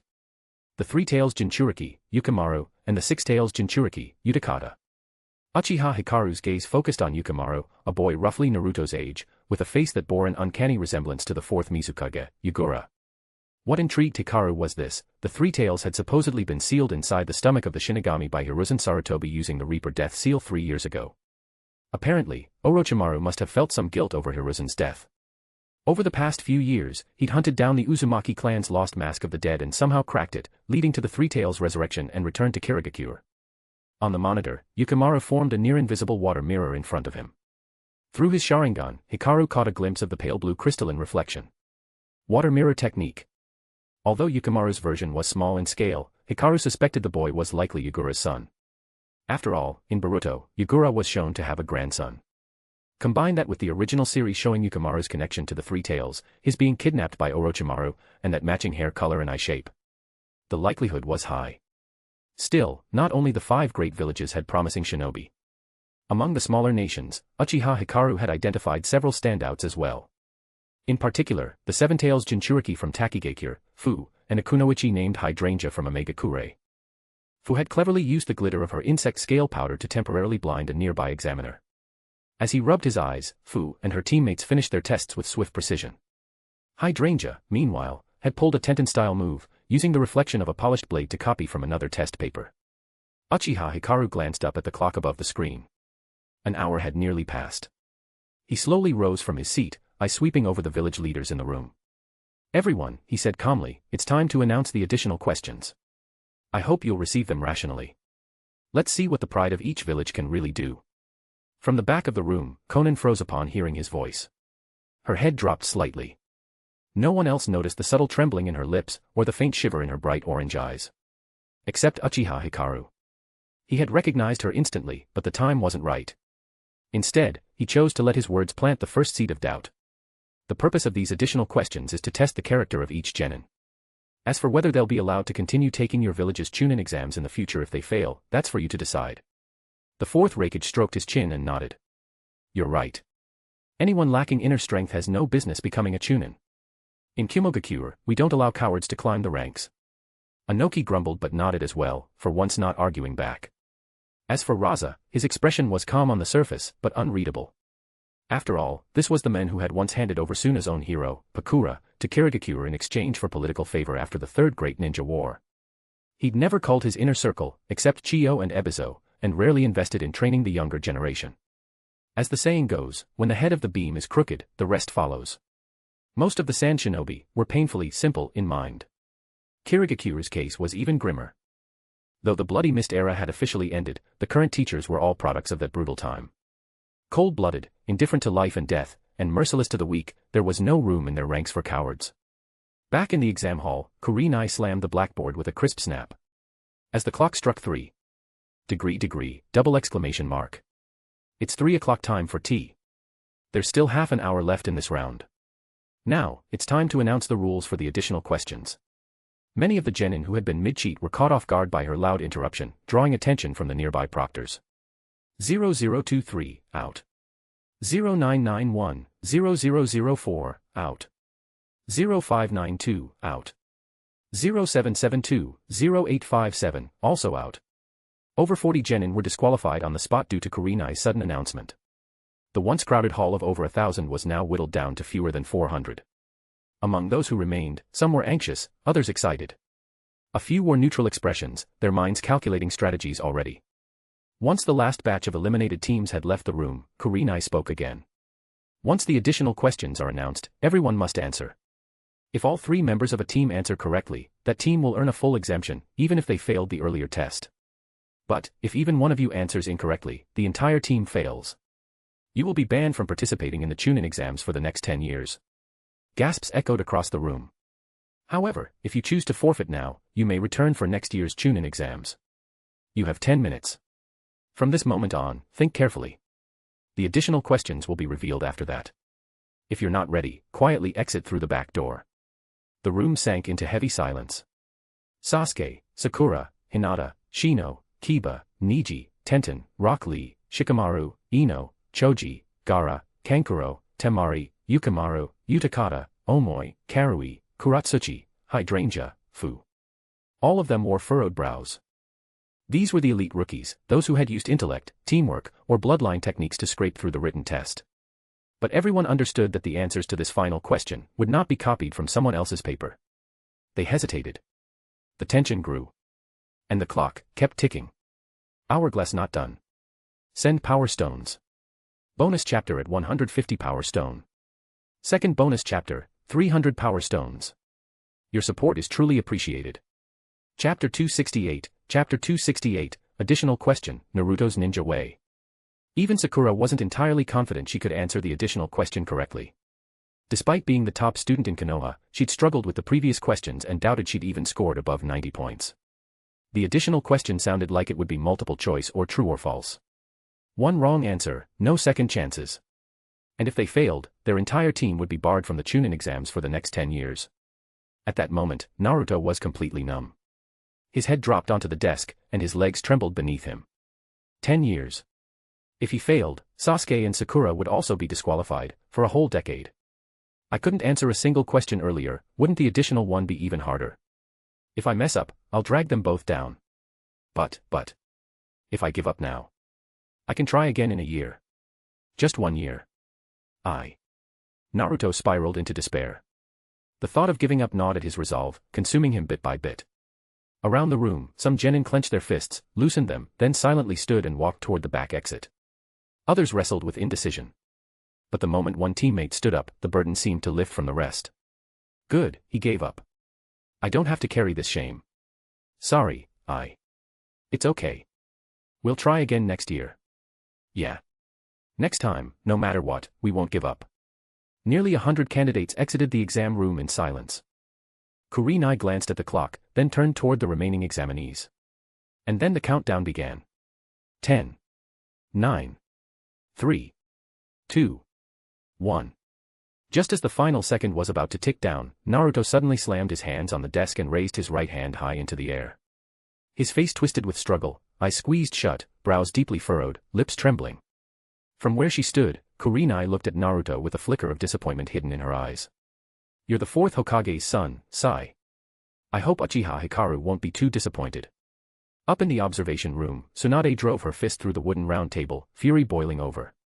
You were 1 second away from making it. All eyes turned to Tsunade, stunned by her sudden outburst. Uchiha Hikaru reached out and held her back. Calm down. I get it, you're mad. But hold on a little longer.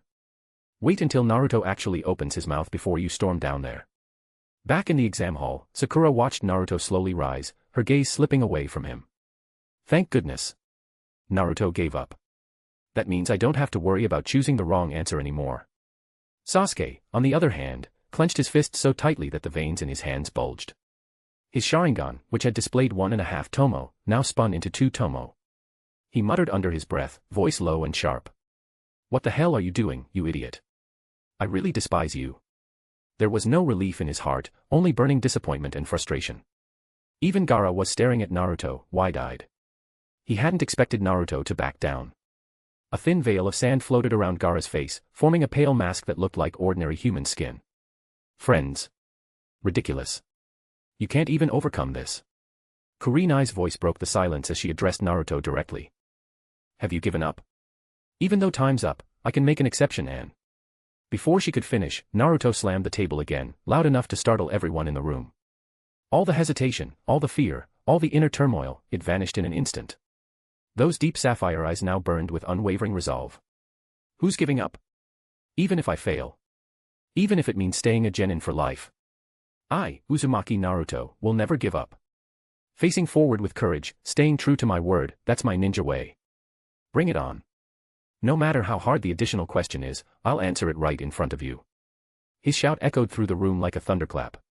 And just like that, the hearts of many other genin, who had been on the edge of giving up, steeled with sudden determination. All eyes turned to Kurenai, waiting for her to reveal the final challenge. Naruto folded his arms, huffed, and sat down again like nothing had happened. Sasuke blinked, then let out a quiet chuckle. Why did I even worry about this total moron? Of course he's the last person who'd give up. Sakura's eyes, too, lit up with renewed determination. If Naruto believes he can do it, then I can too. Even Gaara, behind his sand mask, showed a faint, childlike smile. In the observation room, Tsunade pumped her fist with a grin. That's more like it. You're the fourth kid, all right. Uchiha Hikaru shot her a look. Who was the one about to charge down there and smack him senseless just now? Back in the hall, Kurenai glanced over the remaining examinees, her eyes pausing on their serious, resolute faces. She smiled. And then announced. The additional question is. Congratulations. You've all passed. Dead silence. Then. Dozens of jaws dropped simultaneously, Naruto's almost hit the floor. Up in the observation room, Uchiha Saya, Kisame, and Maraboshi Kosuka all smirked.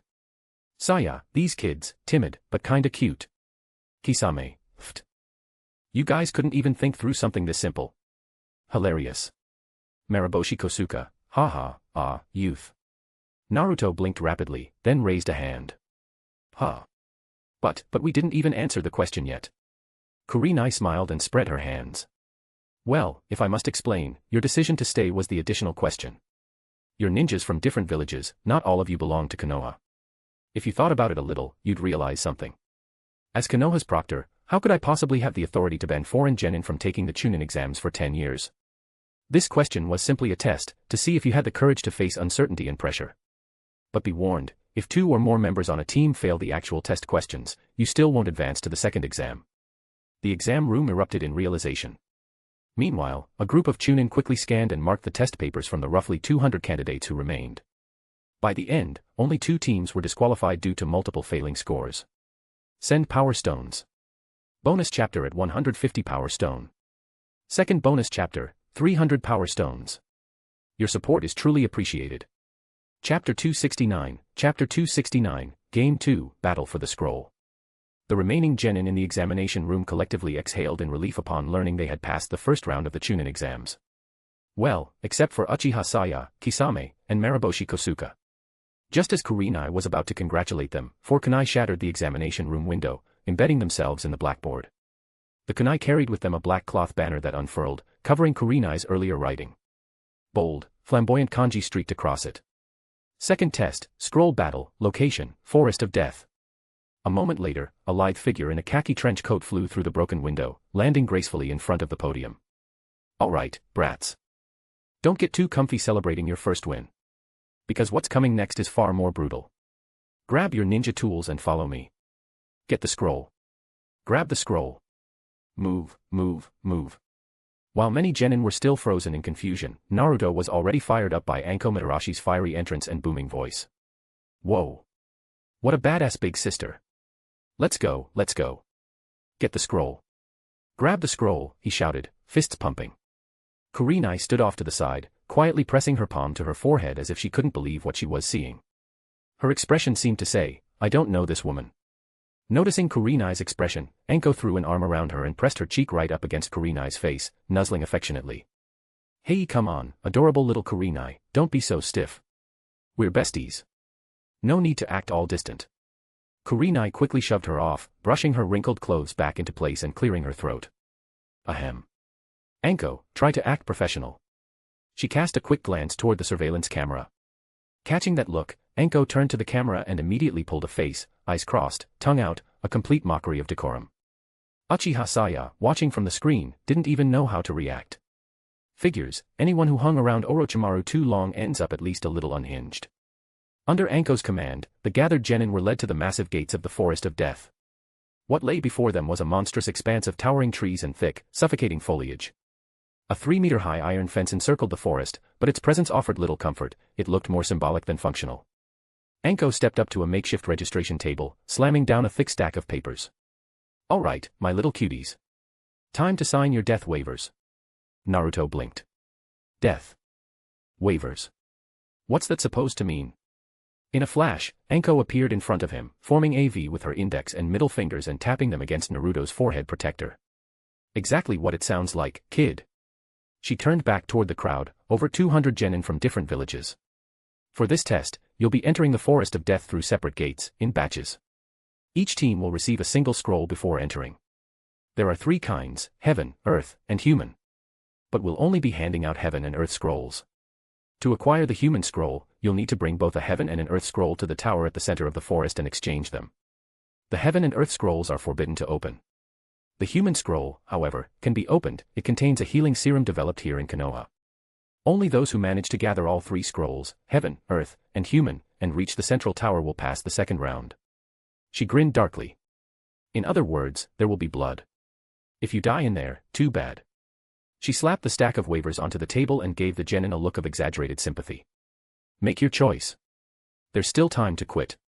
If you're not quitting, then sign on the dotted line and get your damn scroll. With that, she disappeared into a nearby tent to wait.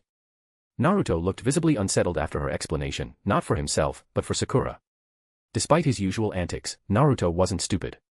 He knew he and Sasuke were strong enough to compete. But Sakura.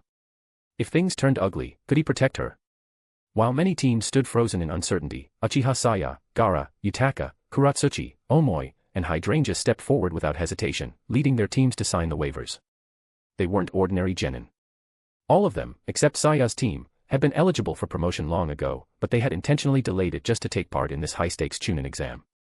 Without wasting a second, they sprinted toward Anko's tent, eager to get a head start. Everyone knew, the earlier you entered the Forest of Death, the greater the advantage. But just as Gaara reached for the tent flap, the world around him suddenly shifted to crimson. His body, nailed in place by massive stone spikes, froze. The illusion shattered an instant later, as Shikaku flared up inside him, pumping chakra through his body to dispel the genjutsu. What? A Mangekyō, during the Chunin exams. Ah. Shikaku's scream of pure panic shook Gaara to his core. He had never heard the tailed beast sound afraid, not ever. When the illusion faded, Gaara blinked and looked up, stunned. A tall kunoichi with long, flowing black hair, several years older and far more imposing than him, walked past, lifting the tent curtain casually as she passed. I'm sorry, she said coldly, without looking back. But I'm not giving up first place. With that, she stepped into the tent. Behind her, Kisame and Mariboshi Kosuka appeared, calmly blocking Gaara's path. Kisame grinned, showing his shark-like teeth. Hey, kid.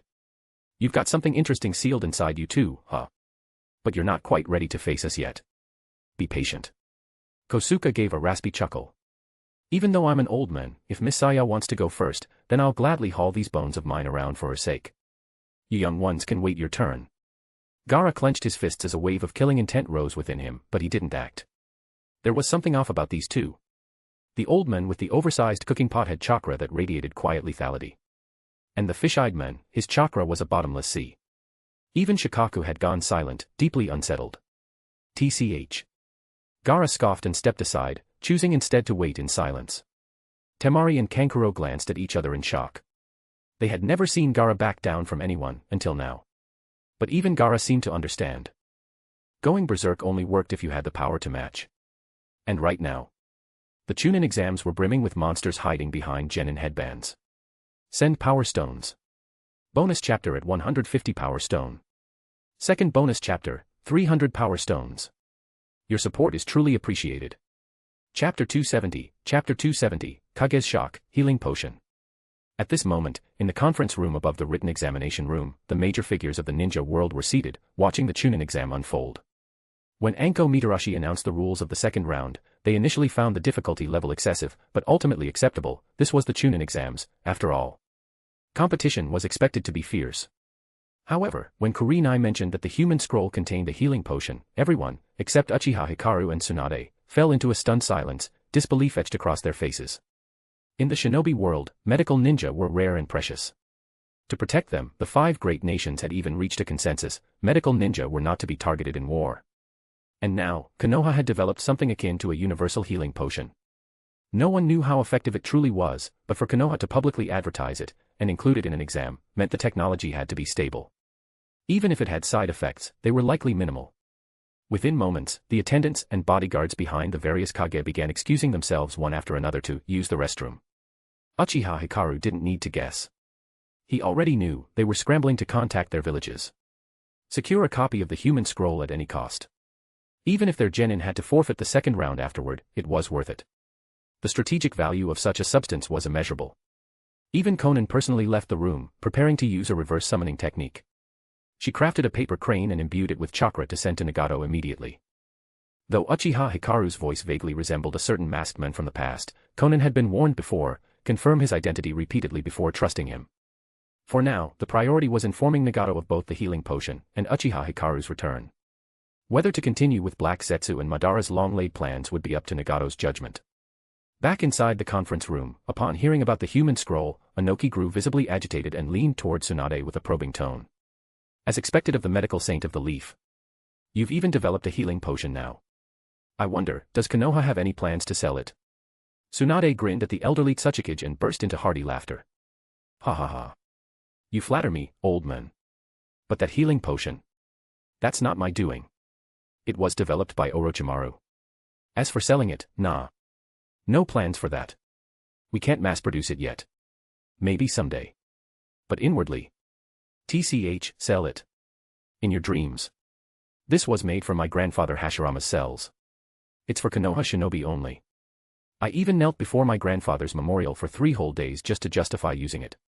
If I dared to sell it off to outsiders, he'd come back in my dreams and drag me to the Pure Land himself. Uchiha Hikaru couldn't help but feel bemused. In the original timeline, Tsunade had always been opposed to using Senju cells.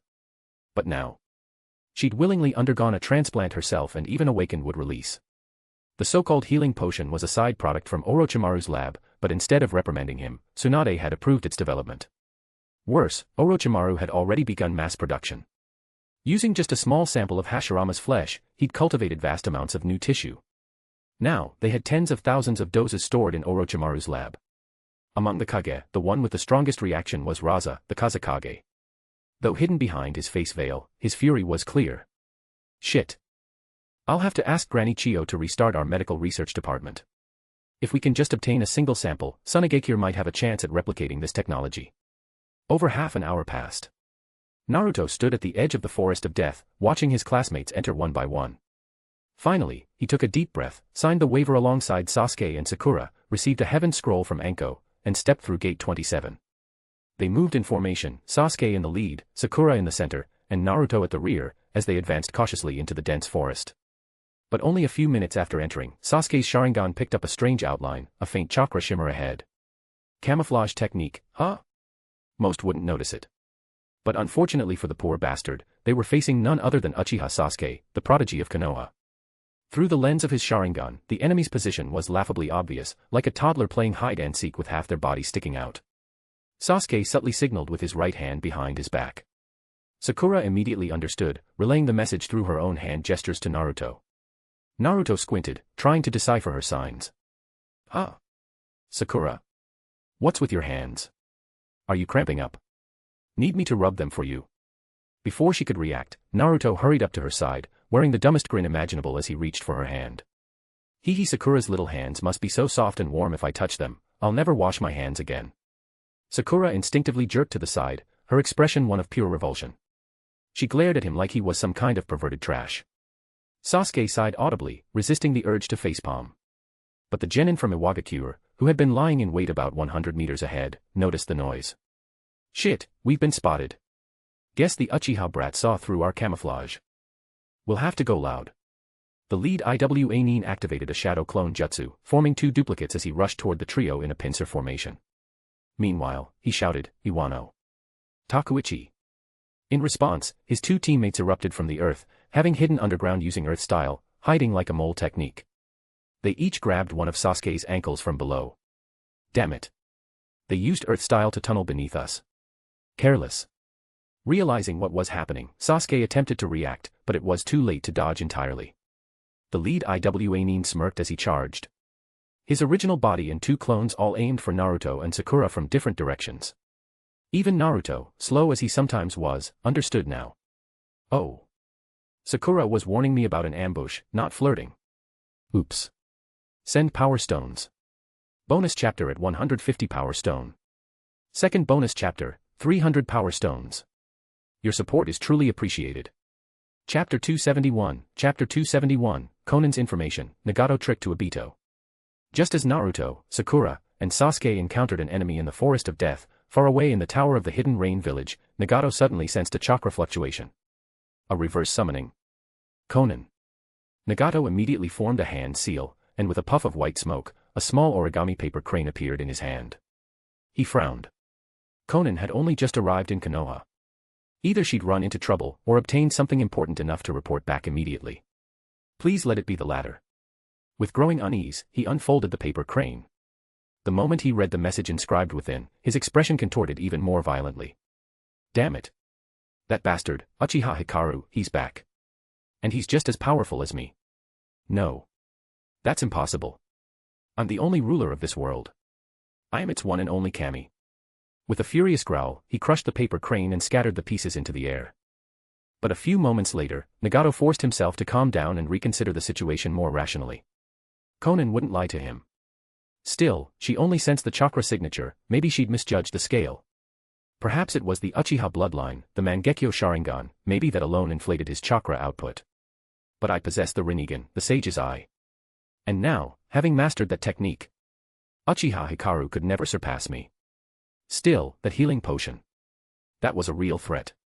If a full-scale war broke out now, Akatsuki would be no match for Konoha, especially with a mass-produced medical potion tipping the scales. Madara, Black Zetsu, will need to send you two in first to test the waters. If you die in the process, Akatsuki will honor your contribution. We'll even build you a nice monument. Elsewhere, in a hidden base beneath the earth, Obito suddenly sneezed. He looked up, well, at the ceiling, and murmured. Rin, are you watching me from the Pure Land right now? Missing me? In truth, it was just Nagato's scheming that triggered this. Obito was completely oblivious. He turned to Black Zetsu, who was crouched nearby performing the impure world reincarnation technique. How's it going? How much longer? Black Zetsu, currently possessing Hiriko's body, continued channeling chakra from a nearby white Zetsu's corpse while mixing blood, bones, hair, even ash, from a variety of jars and containers. He combined various DNA remnants from long-dead shinobi, trying to produce usable sacrifices for the impure world reincarnation. Damn it, so ashes really can't be summoned. Looks like cells destroyed by fire lose their connection to the soul. They can't act as anchors anymore. Nearby, several captured rogue ninja were bound tightly, their mouths gagged. They squirmed helplessly like worms, crammed into the corner of the dim chamber. Tears and snot streamed down their faces. They watched in terror as one after another of their comrades were consumed by swirling gray paper, re-emerging as cold, gray-faced corpses, undead warriors with cracked skin and lifeless eyes. Some of the prisoners screamed into their gags. Others urinated on themselves. A few simply passed out. Obito pinched his nose at the growing stench, clearly disgusted. I've contacted the other side hundreds of times. Why is every summon total trash? The strongest one's barely Jonin level. Can you do this or not? Black Zetsu looked utterly hopeless. I can't help it. These fragments give us no clue who these people were in life. We can confirm the general identities, sure. But if you want to expand the army numbers, this is all we have. Obito slapped Black Zetsu across the face with a heavy crack. Zetsu spun midair, a full 720 degrees, before landing face first in a pile of ash. His mouth filled with the soot of the dead. I endure all this to bring back Mother. Obito, you idiot. Just wait, once I free Kaguya, I'll trap you in infinite Tsukuyomi forever. You'll relive Rin's death over and over, in the most twisted, cursed illusion imaginable. Despite the rage in his heart, Black Zetsu looked up at Obito with a polite smile. You sure you don't want to try again? Didn't you say you wanted to gamble a little longer, maybe summon someone stronger? The third Raikage was supposed to be a powerhouse, right? Obito looked away, a bit sheepish. Maybe I hit him too soon. TCH, doesn't matter. Uchiha Hikaru doesn't have the eternal Mangekyō. Even if he's still in Konoha, he's not that strong. This lineup is good enough. And if it's not, we can still unleash Madara. Black Zetsu rolled his eyes internally but said nothing.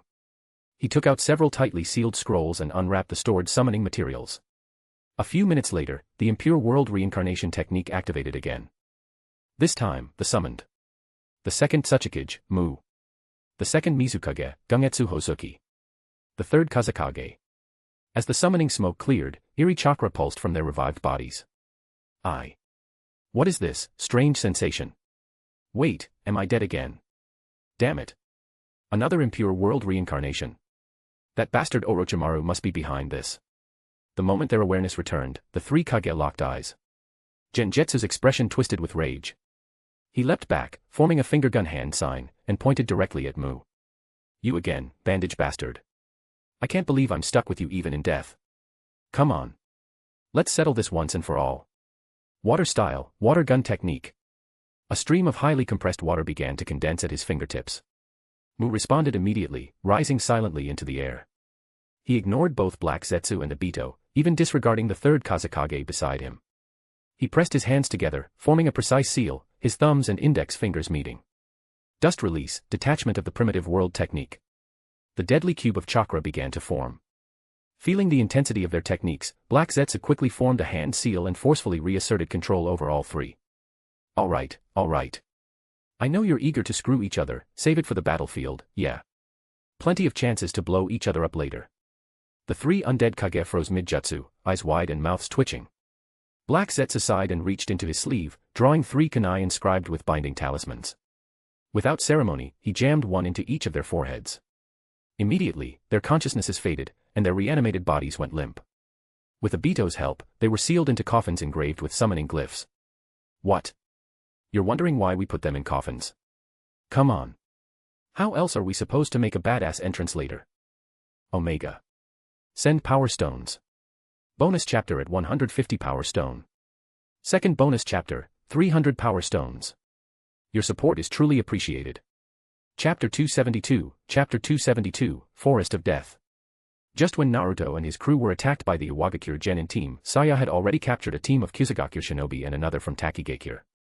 The members of both teams were now tightly bound by Kisame using reinforced ninja rope and tossed onto the forest floor, writhing like helpless caterpillars. Talk. Now. Kisame slowly unsheathed his most treasured weapon, Same Hata, and ran its rough, spiny scales across the back of a masked Takigakure Genin. I'd advise you not to move. My little cutie here prefers chakra, but it'll chew through blood and flesh just as happily. Samahata's scales twitched, slithering up the Genin's back like living parasites. A grotesque maw appeared at the side of the blade and pressed against the boy's temple. It licked his cheek with a grotesque, bloated tongue, leaving a thick smear of drool and blood. MMMPH. MMMPHHHH. Please don't eat me. Please. MMMPHHH. The Taki Genin's teammates, along with the Kusagakure shinobi nearby, trembled violently, paralyzed with fear. Meanwhile, Saya was examining the 2 scrolls they had just obtained. She pulled her team's own scroll from her ninja pouch and narrowed her eyes in thought. 3 heaven scrolls. Are we really this far off, in Lord Hikaru's words? Mariboshi Kosuka, the deceptively kind old man, walked up beside Saya and spoke in a gentle voice, laced with morbid humor. Hey. Miss Saya, if 3 won't do, then why not go for 30? There are what, 70, 80 scrolls out there. With our strength, wouldn't grabbing more be the smarter move? Once we're done, we can resell the extras to teams from other villages, make a little pocket change, Isn't that great?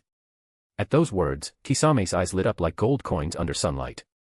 He immediately seconded the idea. Miss Saya, I've been thinking about getting a new house closer to Lord Hikaru's compound in the Uchiha district. But I'm a bit short on funds lately. And just like Kosuka-senpai said. You only just arrived in Konoha yourself. You must be strapped for cash, it's not right to keep leeching off Lord Hikaru. If we don't hustle now, when will we? Saya blinked, then broke into a warm grin. The gloom in her heart evaporated. She looked at Kisame and Kosuka, smiling. The 3 of them exchanged a silent nod, the hunt was on. Saya wanted to buy a gift for Lord Hikaru. Kisame wanted a mansion near his idol's home. And Kosuka just wanted a retirement plan. Ever since Lord Hikaru had once performed a song in the village, a bizarre square dancing craze had spread through the elderly. Kosuka, despite never marrying, now found himself swept into that culture. A surprising number of widowed old women, whose husbands had died in the last war, still retained their charm, at least in his eyes. Lately, he'd been dancing nightly in the square, gossiping and laughing, rediscovering feelings he thought were long dead. The only problem. All those dinners and drinks weren't cheap. And his current savings. Barely enough for a decent funeral. Then we split up. The exam lasts 3 days. Let's regroup at the tower tomorrow and start selling. With that, the 3 of them nodded knowingly and dashed off in different directions. Saya headed toward the location where Naruto and the others currently were. At that moment, Naruto was staring at Sasuke, who was restrained by two enemies, and at the camouflaged enemy rushing straight toward him and Sakura. Naruto smirked, clapped his hands, and quickly performed hand seals. Multi-shadow clone jutsu. Poof. In an instant, dozens of Naruto clones filled the forest floor, circling around him and Sakura protectively. Each clone charged in with exaggerated battle cries. Uzumaki secret technique, blind hook and 8 random punch style. The Iwagakure genin who had just closed the distance to within a few meters suddenly panicked. Though his kunai struck 2 clones, dozens of others overwhelmed him, fists flying. He was pummeled viciously. His chakra flow disrupted completely, breaking his camo and exposing his body. Sasuke seized the chance. With a surge of strength, he twisted his body, yanked out a pair of shuriken, and launched them into the trees. The steel wires looped around the trunks, and with a powerful pull, Sasuke launched himself upward, dragging the 2 Iwa genin clinging to his legs with him. Then, releasing the wires, he formed seals. Shadow clone jutsu. His clone dropped low, bracing its palms against the earth. Sasuke twisted midair, extended both legs, and smashed his heels into their stomachs. Wham! The Iwagakure genin flew backward like rag dolls, spewing white foam from their mouths as they tumbled across the ground, clutching their stomachs. One of them immediately curled into a ball, groaning and gagging. Another instinctively covered his groin with both hands, his face frozen in pure anguish. Little bro, don't die on me." He winced, patted his pants twice, and then breathed a long sigh of relief. Still intact. His head dropped to the ground, and he fainted with a content smile. Meanwhile, the third Iwa genin, who had used camouflage, was lying on the ground in a sobbing heap, surrounded by battered Naruto clones. Sasuke stared at the scene, reminded of the time Itachi beat him up for refusing to take a written test. His butt ached just thinking about it. Eventually, Naruto and Sasuke tied up all 3 and looted their scrolls. Naruto cheered the moment he saw one. Nice. It's a heaven scroll. Just what we needed. Sasuke raised an eyebrow, unimpressed. We need both heaven and earth scrolls, idiot. Just one pair's not enough, we'll need 2 complete sets to pass the test. What are you so excited about? Naruto paused, then glared at him. Excuse me. Are you questioning the judgment of the great Uzumaki Naruto? I just saved Sakura's life. Their foreheads pressed together, mouths twisted in indignation as they bickered like old women. I, Uchiha Sasuke, just took out 2 enemy ninja myself. And if you hadn't been so damn loud, they wouldn't have known we spotted them in the first place. Sakura wouldn't have been in danger. Loud. What the hell does that mean? You scared to make the first move, huh? That it? You wanna go? Sasuke narrowed his eyes. Did this moron just say he was scared to fight? He clenched his fist, and punched Naruto straight in the face. Send power stones. Bonus chapter at 150 power stone. Second bonus chapter, 300 power stones. Your support is truly appreciated. Chapter 273, Stop. Stop fighting. Naruto felt the burning sting on his face, and then, with a wide grin breaking across his cheeks, he threw a punch straight into Sasuke's right cheek. Sasuke staggered, spat to the side, and met Naruto's eyes with a wicked smirk. Come on. Stop dragging your feet. Let's go, sass. With perfect synchronicity, the two launched into an all-out fistfight, trading blows like seasoned brawlers in a round-based sparring match. Sakura stood watching, not even trying to intervene at first. Her face flushed red, her thoughts drifting. Oh my, is Sasuke standing up for me? No, wait, is he just fighting Naruto? But, we're all teammates. This isn't good. She finally shook herself out of the daze. No. This is the Chunin exams. Normally, these two would fight at the drop of a hat, and she'd let them, but this was serious. They couldn't afford to waste time anymore. With a worried expression, Sakura stepped forward, shouting in a high, urgent voice. Stop it. Stop fighting, you two. This is the Chunin exams. If you keep messing around like this, we won't have time to collect the scrolls. We'll never pass like this. But in that moment, Naruto and Sasuke, driven by the ancient souls of Ashura and Indra raging in their blood, couldn't hear her. Their tempers had already flared.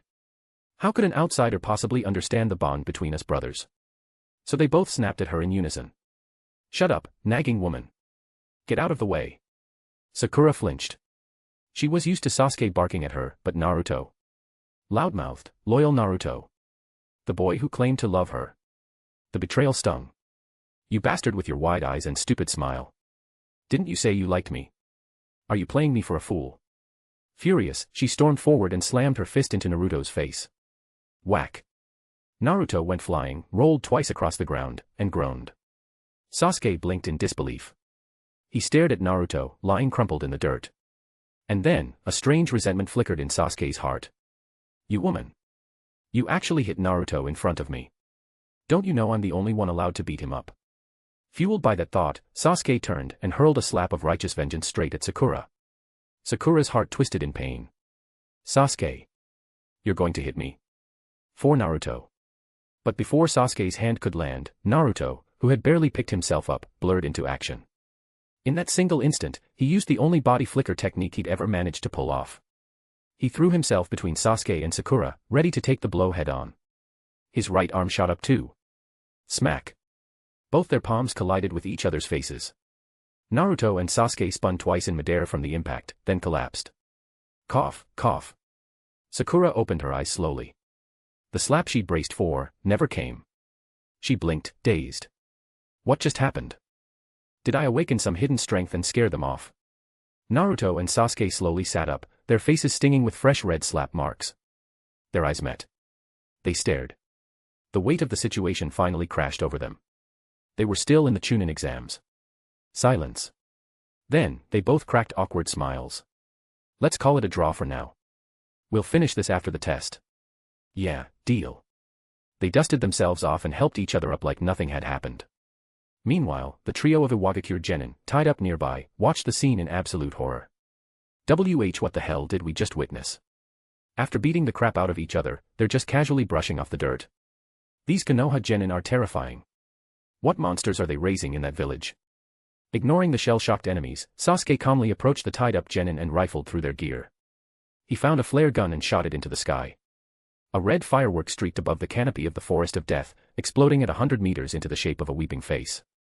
Outside the forest, Enko Mitarashi squinted at the red signal while chewing on a meat skewer. I wonder if they dropped out on their own or ran into someone who doesn't like killing. She tossed the stick aside and turned to the special jonin behind her. Let's move. That signal's not gonna check itself. Back inside the forest, Naruto and the others pushed forward, unaware that a storm was brewing ahead of them. A storm in the shape of a woman they could never hope to defeat. The red flare had not gone unnoticed. Across the forest, it caught the eyes of many strong genin. Some were in the middle of battle and ignored it. But others, elites from across the hidden villages, saw the sign and rushed toward its origin. Among them, Gaara's team, Yugao's team, Yukimaru's team, Omoi's team, Fu's team, Hydrangea's team. More than a dozen elite squads, 60 to 70 shinobi, were now converging on a single location. And the one who triggered it all was smirking. Sasuke walked with Naruto and Sakura, arms crossed and pleased with himself. Only elite genin would chase after something like that flare. Let them wipe each other out first. We'll just clean up after. But minutes later, Sasuke stopped in his tracks. His smirk vanished. He stared ahead, tense. Naruto and Sakura flanked him, both confused. What's wrong now? Naruto asked. Need a bathroom break. Sasuke ignored the jab. His eyes stayed locked on the thick tree ahead of them, on the woman standing atop one of its branches. She wore a deep navy combat uniform. Exactly like the ones worn by high-ranking Uchiha. Sasuke knew that outfit. He had seen it before. It wasn't some cheap knockoff. It was real. Why, are you wearing Master Hikaru's clothes? Saya stood silently on the branch above, her dark eyes studying Sasuke with cool detachment. She spotted the Uchiha crest on his back, and her lips curled slightly with disdain. Uchiha. But she reminded herself, this was not the old Uchiha. This was Lord Hikaru's clan now. Clothes. Saya tilted her head slightly.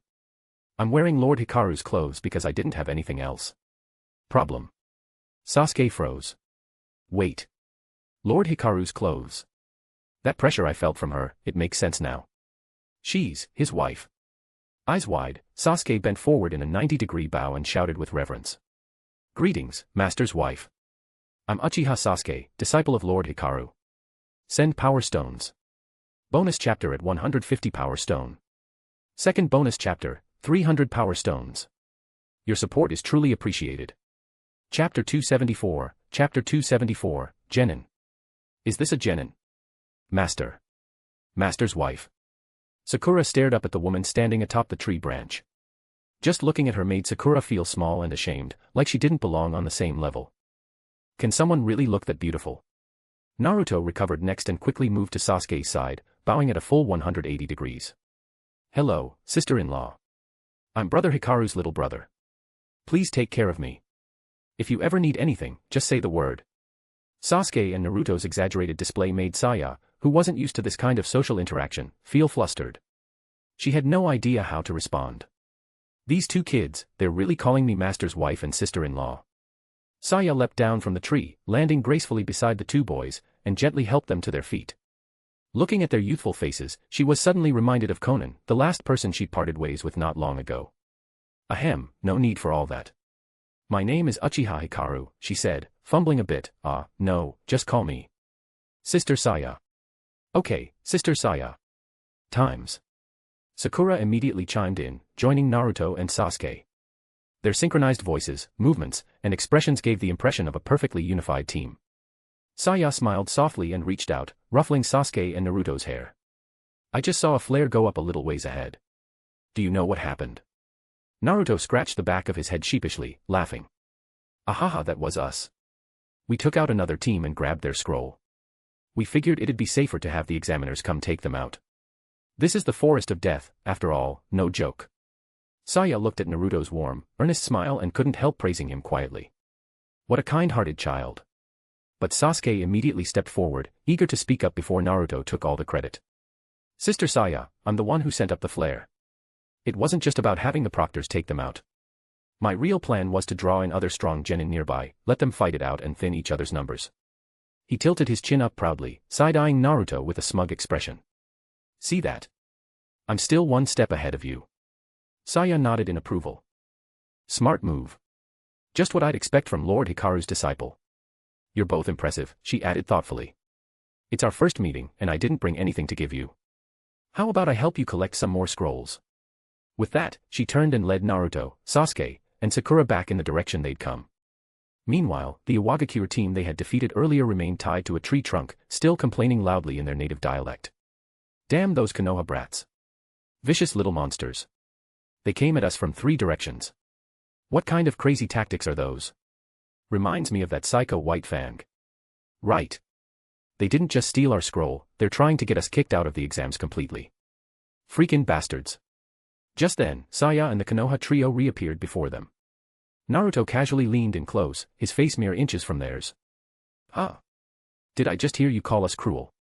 Sasuke walked up behind him and casually stomped his foot down on the IWA ninja whose groin he'd kicked earlier.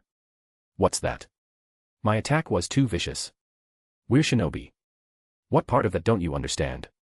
Standing above them, Naruto and Sasuke looked like 2 little villains gloating over their fallen prey. The 3 IWA nin broke out in cold sweat and immediately began groveling. Ahaha. And no way, we wouldn't dare. It was your incredible strength and leadership that defeated us so cleanly.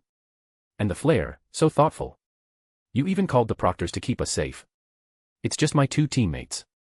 They were talking nonsense, please don't hold it against us. We begged the esteemed Konoha elders not to retaliate. The 2 teammates immediately turned to glare at him. You traitor.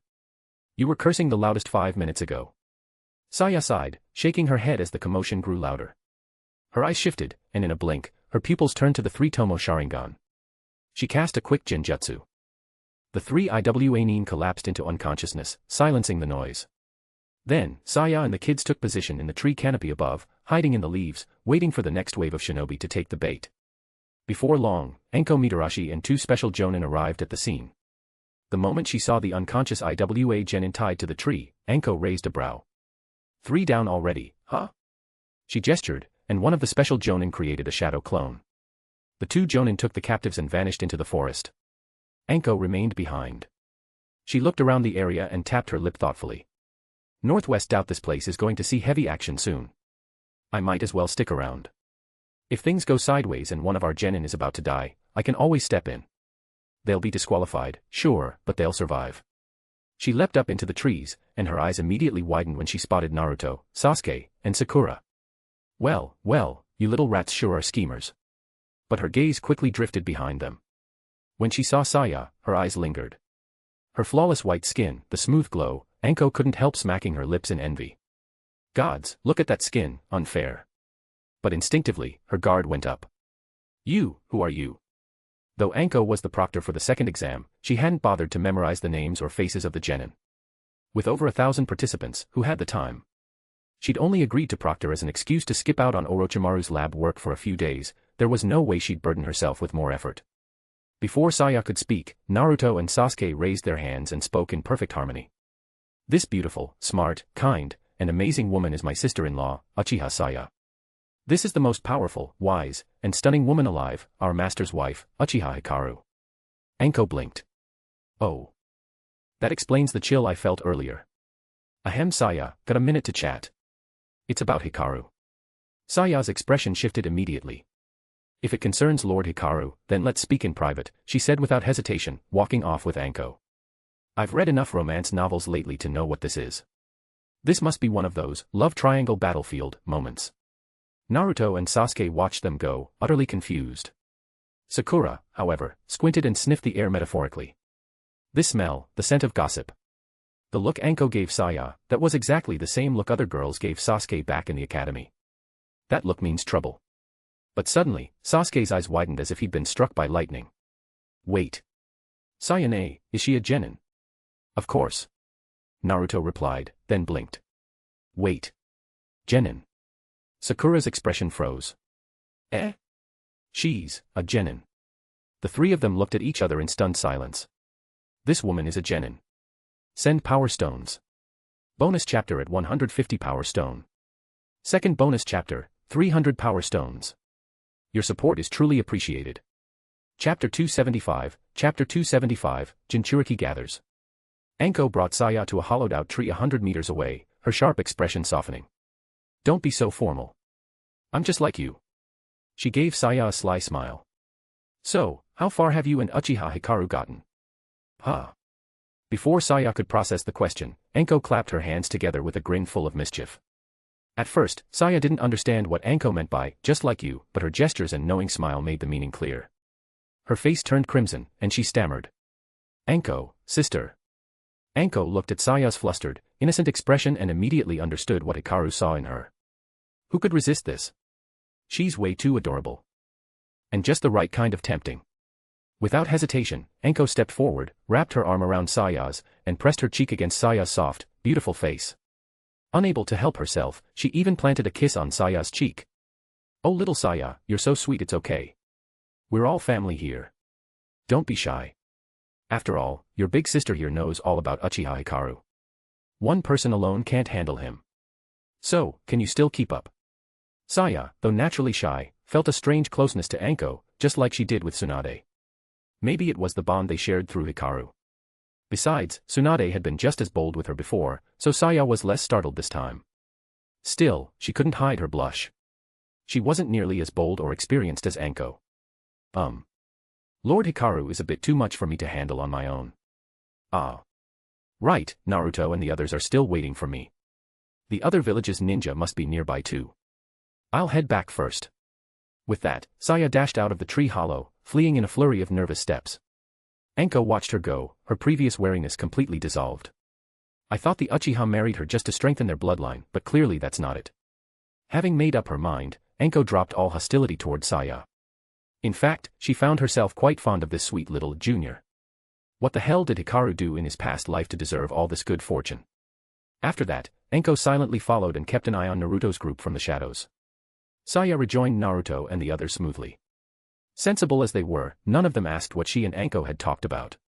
After all, this was Brother Hikaru's girlfriend, no way were they going to step on that landmine. Besides, their attention was already on something else. They could hear movement in the surrounding forest. If it had just been the sound of wind rustling through leaves, it would be normal. But this wasn't that, irregular footsteps, quick movements from all directions. It could only mean one thing. Enemies were closing in. Sure enough, 10 seconds later, two teams of ninja appeared simultaneously from the south and north of the tree where Saya and Naruto stood. They immediately squared off. Sasuke's eyes narrowed as he recognized the six below. Hidden Mist, Yugao, Yukimaru, and Kazuki. And from Iwagakure, Kuratsuchi, Anoki's granddaughter. Along with explosion-style users Kano and Akaishi. Tension filled the air. Clearly, both teams knew of each other's reputations. After all, if even Sasuke could gather this intel, there was no doubt the villages had prepped their elite genin to be wary of certain others. Before either side could speak, more teams began to arrive from different directions, one after another. Gaara's team from Tsunade, Omoi's team from Kimogakure, Kuratsuchi's team from Iwagakure, Yutaka's team from Kirigakure, Fu's team from Takigakure. In an instant, under the shade of that massive tree, the most powerful genin teams from across the great nations had all gathered. At that moment, aside from Yujito still in the Cloud Village, Killer Bee on guard duty for the Raikage, and Han and Rashi from IWA, all the Jinchuriki, vessels of the tailed beasts, had assembled in one place. The moment they locked eyes, the tailed beasts within them stirred. In the next instant, the 5 Jinchuriki, including Naruto, were pulled into their shared subconscious space. A vast, endless white spread out in all directions. The 5 of them blinked, startled as their teammates and surroundings vanished. Then they saw them, the massive, surreal forms of the tailed beasts behind each of them. Naruto barely had time to react before a high-pitched shriek echoed across the mental space. "You damn fox! Why the hell are you here?" Shikaku's panicked voice cut through the silence as he stared wide-eyed at Kurama. Even Gaara blinked, caught off guard by Shikaku's sudden panic. Naruto turned, and nearly jumped out of his skin. The Ninetales was standing right behind him. Wah! He scrambled back. Kurama ignored the boy. His 9 enormous tails waved lazily, and he looked at Shikaku with smug disdain. "Hey Shikaku. Still pathetic after all these years?" Shikaku seethed. A deep-rooted fury rose inside him. Wait a minute, that chakra, it's so much less than before. Did something happen to Kurama? Has he weakened? Is this finally my moment to rise? Shikaku slapped his belly, raised a paw, and gave Kurama a universally rude hand sign. "Come on, you damn fox. Try me now. We're sealed in here anyway, so what are you gonna do? Bite me?" Then he turned around and pointed his giant butt at Kurama, wiggling it tauntingly. His thick, ringed tail swayed in the air like a rude gesture. Meanwhile, Naruto's expression shifted as something clicked. Tailed beasts have names. Kurama. The moment he uttered the name, Kurama, who had just been about to lunge at Shikaku, froze. An invisible bucket of ice water might as well have been dumped on him. Shame flickered in his eyes, and his fur bristled with embarrassment. "You're not allowed to call me that, brat. Rhea. Damn it. Why the hell did the Sage of Six Paths give me such a weird name? All the others have cool names, 2 syllables, strong meanings. Me. I get Kurama. 4 Tails got Son Goku, it even sounds like a deity. But mine sounds like a rice cracker. What the hell, old man?" Kurama was full of regret. For thousands of years, Shikaku had mocked him endlessly over that stupid name. No wonder the tanuki quivered every time Kurama got close, he'd been beaten senseless over it too many times. To be continued. Send Power Stones. Bonus chapter at 150 Power Stone. Second bonus chapter, 300 Power Stones. Your support is truly appreciated. Chapter 276, Chapter 276, Tailed Beast Space, Unexpected Visitor. Certainly. Here is the fully cleaned, Naruto Universaline version of the chapter, with all your guidelines applied. Just as Kurama was about to lose it entirely in a fit of helpless rage, the calm voice of Komiai, the 7 Tails, echoed across the space, stopping the madness in its tracks. "Shikaku, Kurama, both of you, enough," Komiai said firmly. "We're all born from the same source. Why fight each other? It's been so long since we were last together like this," he added with a wistful tone. "It's just a shame that Gyuki, Son Goku, Kokuo, and Saiken aren't here." Indeed, this rare gathering in the shared tailed beast subconscious space had been initiated by Komiai. Among the tailed beasts, Komiai had always been the most easygoing, his calm nature and open spirit made him well liked by the others. Even his awkward, beetle-like form didn't bother anyone, tailed beasts had no regard for human standards of beauty. To each other, they were simply kin. As the tension eased, the beasts began to communicate privately through telepathy, their minds linked directly. For a moment, they left their Jinchuriki hosts out of the conversation. But then Komiai's Jinchuriki stepped forward. "Hey hello, everyone," came a light, cheerful voice. "I'm Fu, the Jinchuriki of Komiai. Please take care of me." Her bell-like laughter and infectious positivity caught the attention of the other Jinchuriki instantly. She was the only perfect Jinchuriki among them, someone fully synchronized with her tailed beast, and she admitted it with cheerful pride. She actually introduced herself that openly, the others thought in surprise. Before the silence could stretch, Naruto bounded forward with his trademark grin, giving a thumbs up and pointing to himself. My turn, my turn. I'm Uzumaki Naruto, Jinchuriki of the 9 Tails, Kurama. My favorite food is ramen, and I'm gonna be Hokage one day. His bold, straightforward introduction was met with stunned silence, and then a smile from Fu. Seeing Naruto speak up, a shy voice followed from behind him. Hello, my name is Yukimaru. I'm the Jinchuriki of the Three Tails, Isabu. Yukimaru's soft-spoken words surprised even his own companion, Uchiha. Usually quiet and reserved, he'd mustered the courage to speak here, in front of people who would understand. Uchiha, stirred by that courage and years of silent loneliness, finally found his voice too. Uchiha. Jinchuriki of the Six Tails, Saiken. All eyes turned to Gaara, the last one remaining. Hesitation flickered in his eyes. Old memories surged, of the children who wouldn't play with him, the stares of fear and disgust, the loneliness so heavy it had nearly drowned him. He froze. The world seemed to blur, like a half-remembered nightmare. But before he could sink into the darkness, Naruto stepped right in front of him, bright-eyed and full of warmth. Come on, it's your turn. I told you before, I still want to be friends with you. Everyone here is a Jinchuriki, just like you. No one's judging you. We can all be friends now. Naruto's open-hearted sincerity cut through the fog in Gaara's mind. Slowly, his eyes cleared, and he looked back at Naruto. My name is Gaara, he said hoarsely. I'm the Jinchuriki of the One Tail, Shikaku. As the words left his mouth, a soft, almost imperceptible smile appeared on Gaara's face. If Yoshimaru had been alive to see this moment, he would have recognized that smile. It was the same one Gaara had worn as a child, full of innocence and fragile hope. Naruto beamed, throwing his arms over Gaara's shoulders. Haha. That's it. All right. When the exams are over, I'm treating everyone to Ichiraku ramen back in Konoha. Let me tell you that miso butter pork is. He launched into his rambling sales pitch like a one-man commercial. Fu giggled and began chatting with Naruto, her usual shyness melting away in the warmth of this strange, impossible gathering. For the first time in a long while, she felt genuinely happy.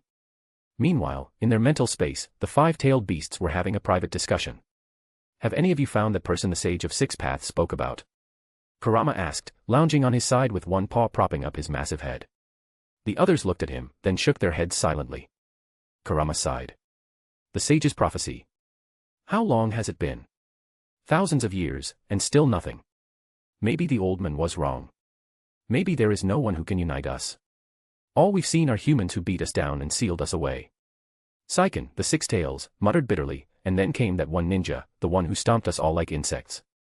All the beasts went quiet. They remembered that day vividly. That terrifying man, with the power of a god. That man was Hashirama Senju. He came at us like a goddamn chakra Buddha Gundam. The memory was enough to make even Kurama twitch in discomfort.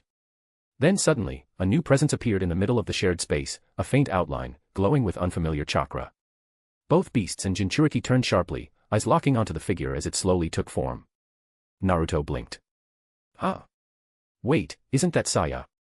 After a few moments, the hazy silhouette fully solidified. Uchiha Saya stood calmly in the center of the space, looking around with open curiosity. Her crimson eyes, patterned with a unique Mangekyō design, gleamed like twin whirlpools of blood and starlight. The moment they saw the tomo spinning in her gaze, every tailed beast tensed instinctively. An Uchiha, roared Kurama.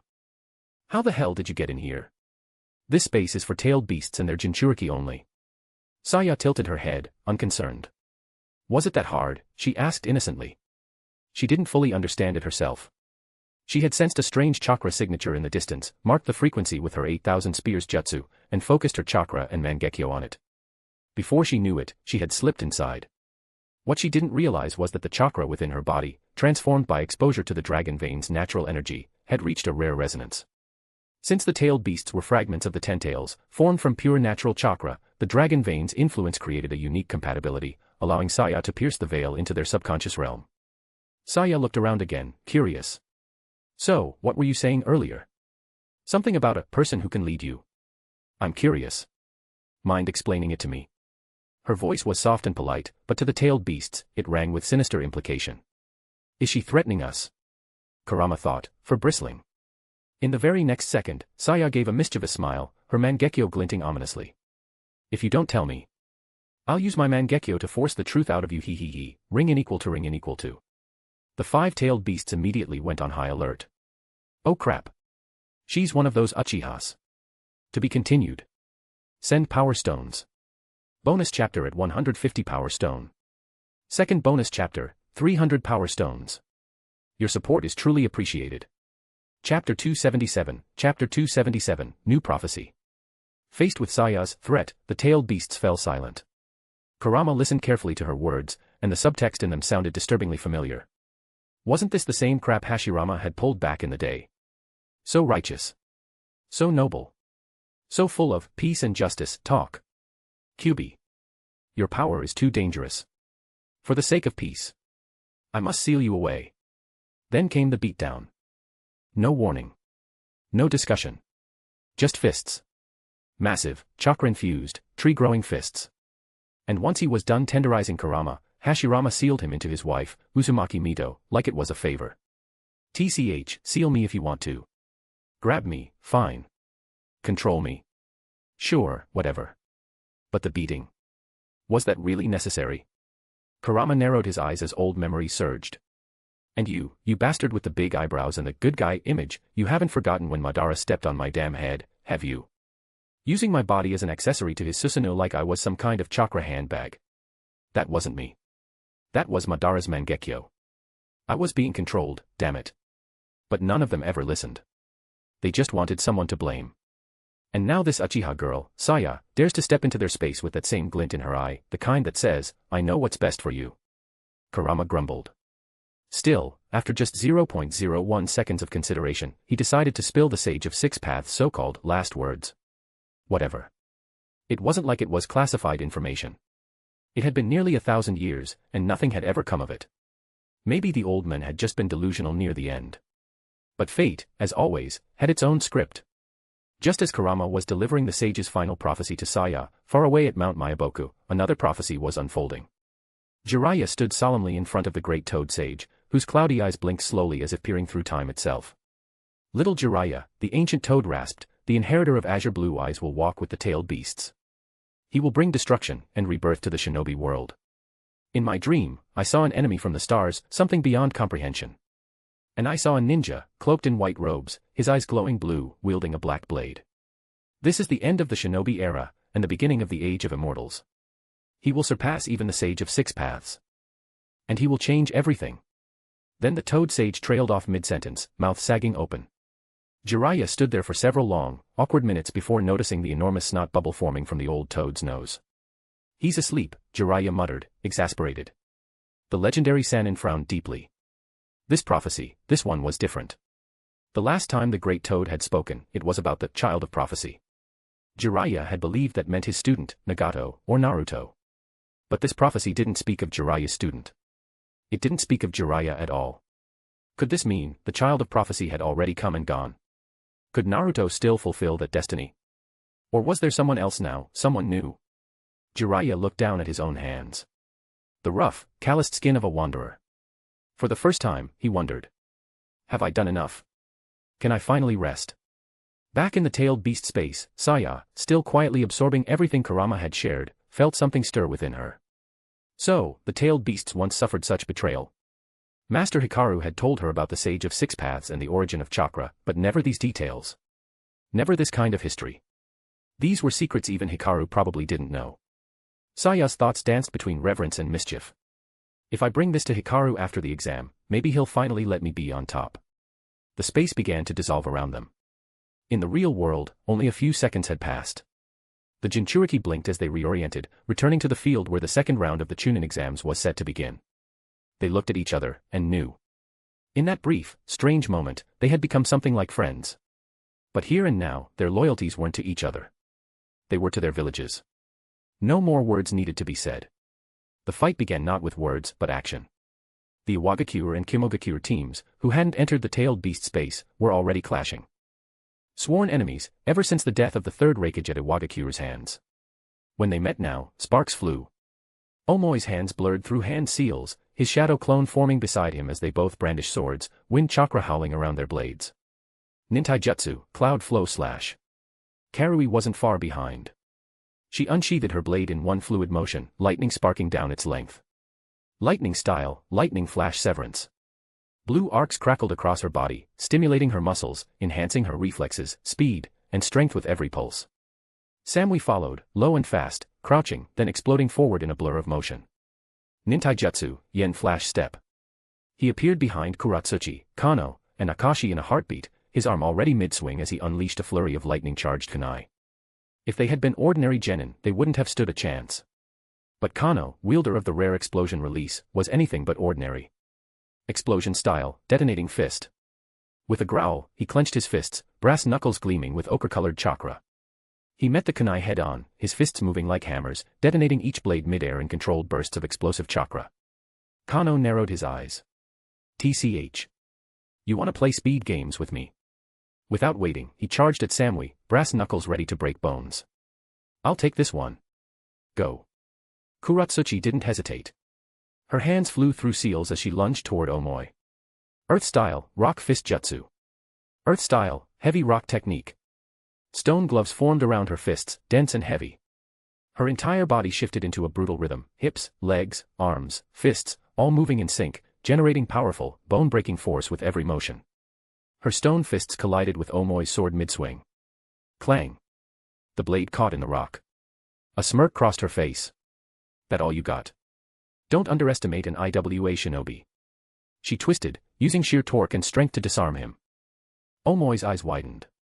For just a second, panic flashed across his face. Kuratsuchi struck forward. Poof. A cloud of smoke exploded in her face.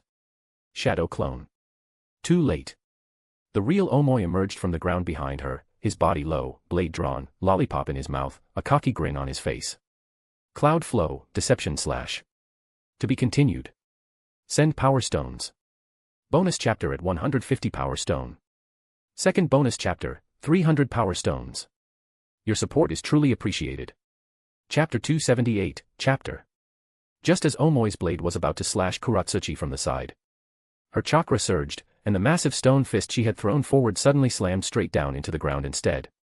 A thunderous crash shook the earth. If Gaia herself were watching, she might have called Kuratsuchi a true child of the earth. Her chakra pulsed violently through the stone gauntlet, channeling directly into the terrain. Spikes of jagged stone, each several meters long, erupted in a circle around her, aiming to impale Omoi from below. Omoi felt an icy jolt of dread in his gut.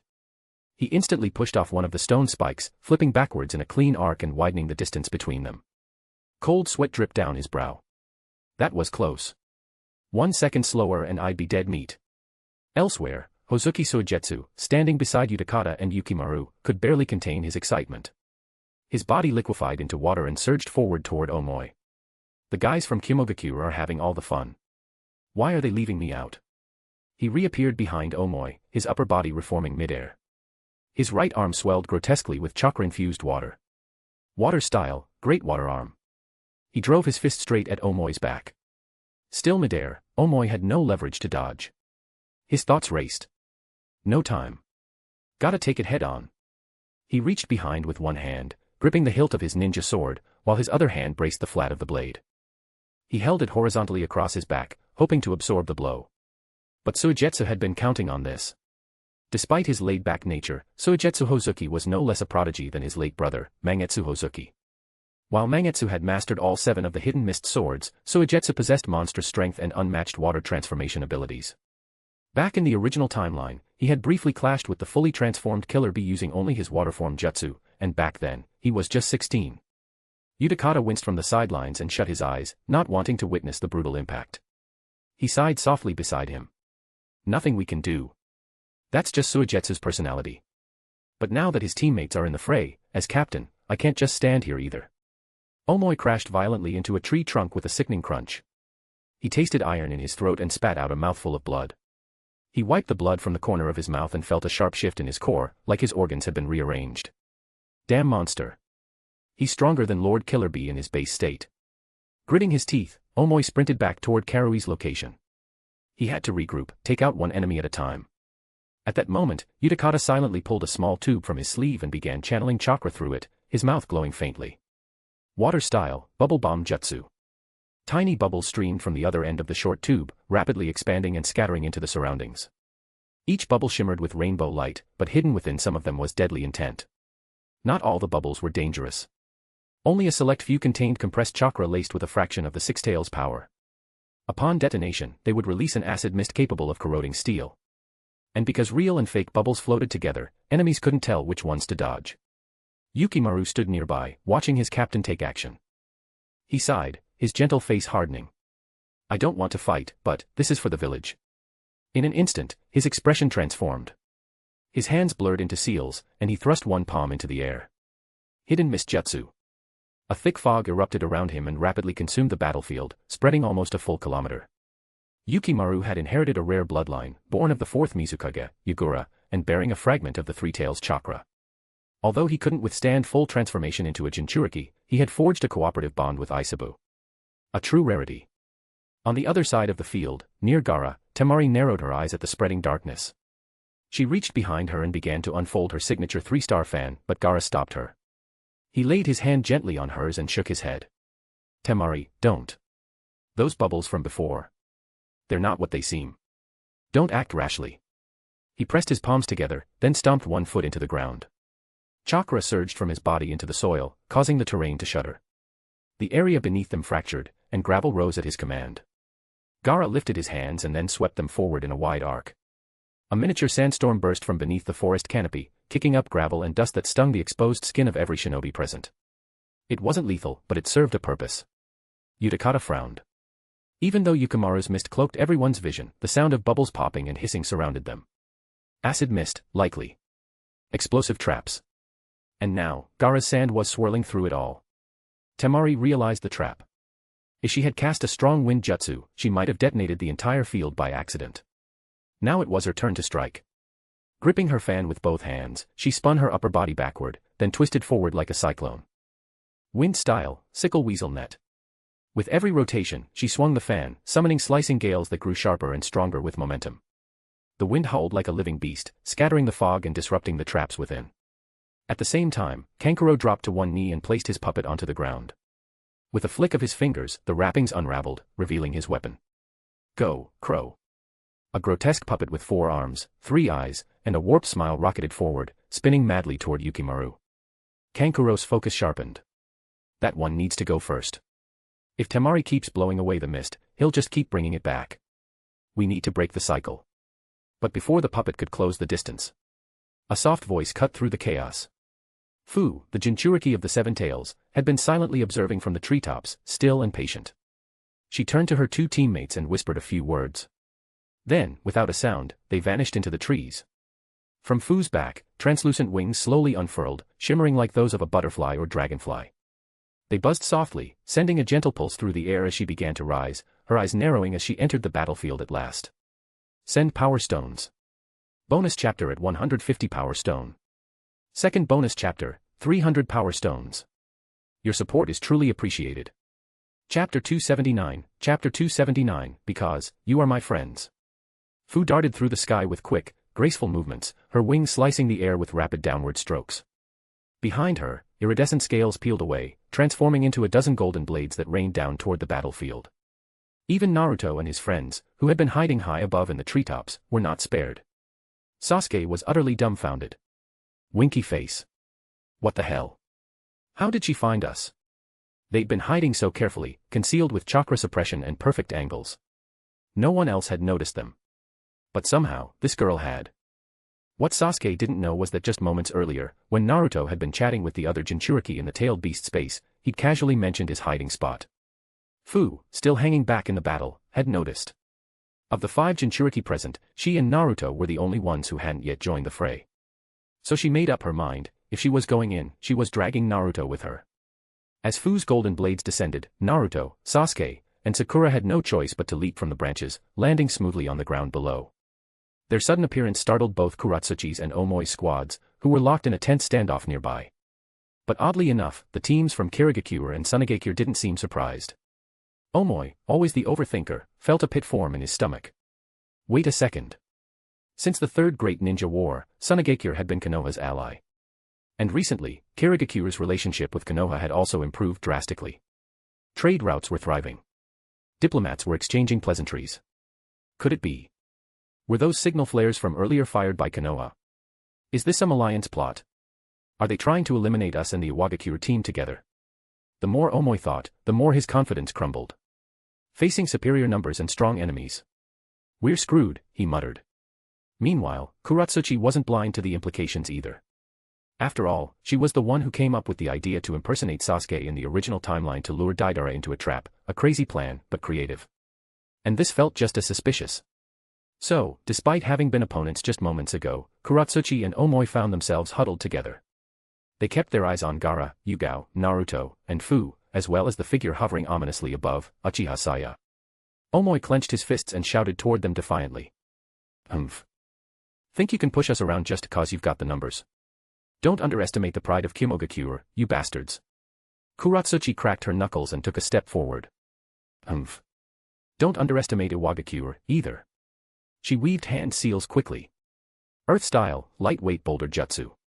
With a clap, she released the technique onto her two teammates, Kano and Akaishi, enhancing their mobility.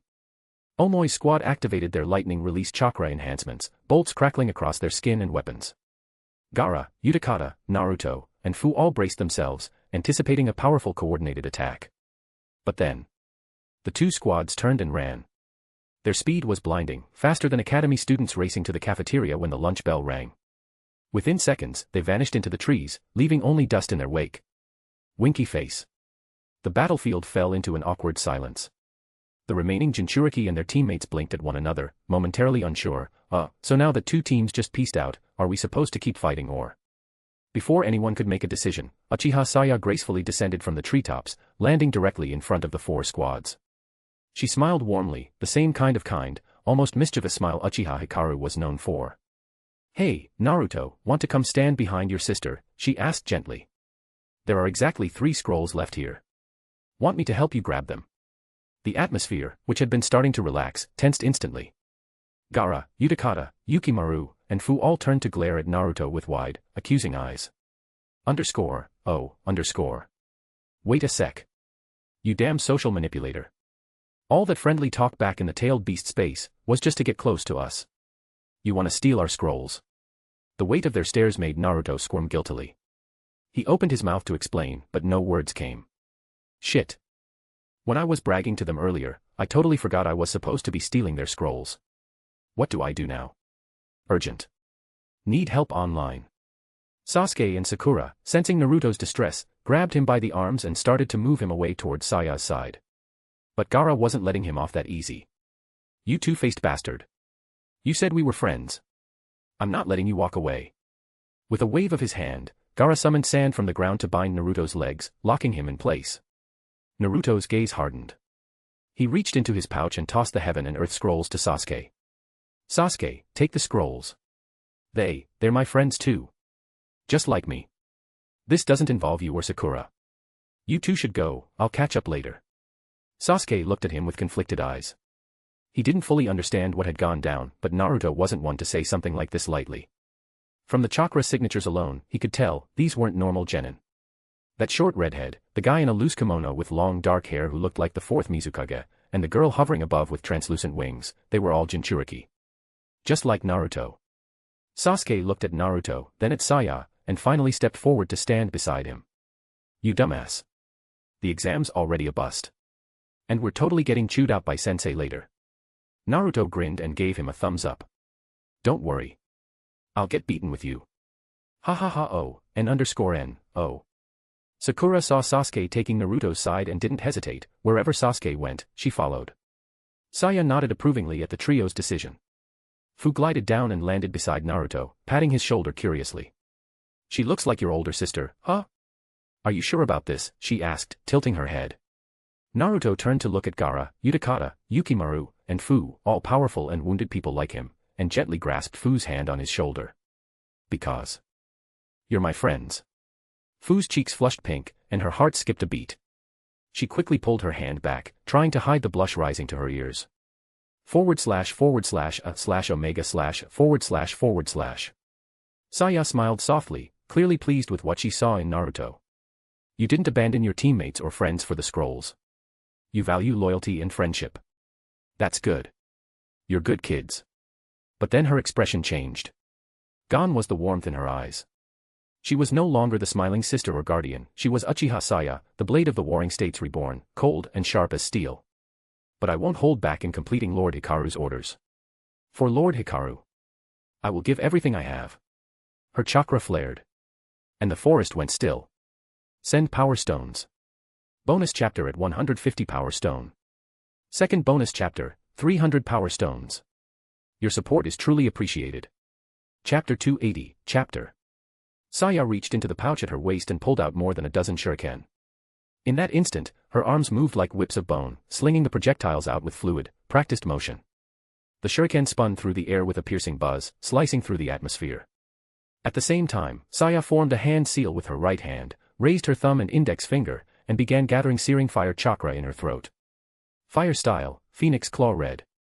More than a dozen fireballs erupted from her mouth, trailing behind the shuriken like meteors wrapped in flame.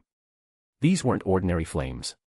They burned orange-red, condensed with high-intensity chakra, packed so tightly the air around them warped from the heat. Yukimaru stepped forward, swiftly weaving hand seals.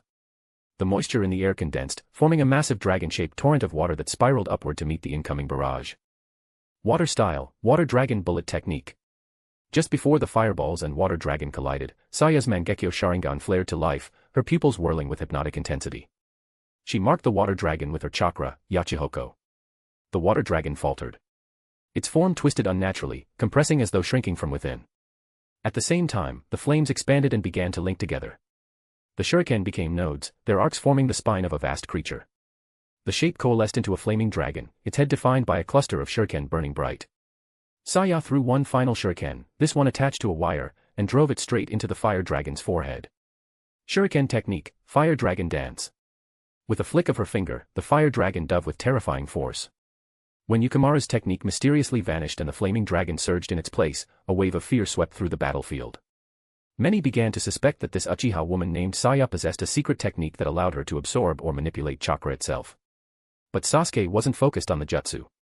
His gaze was locked on Saya's eyes. Mangekyō Sharingan.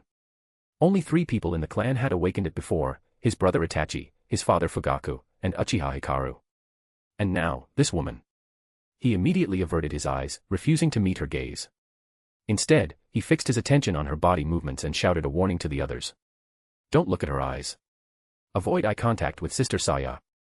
Not only Sasuke, but even the tailed beasts inside their respective Jinchuriki stirred with alarm. Mangekyō Sharingan, don't look into those eyes, they warned. Even Jinchuriki can be caught in Genjutsu if it's strong enough.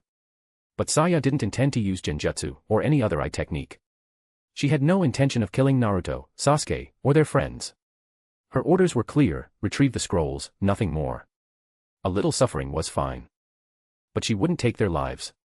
Suddenly, a defiant figure charged toward the oncoming fire dragon. His eyes blazed with stubborn pride. Fire style.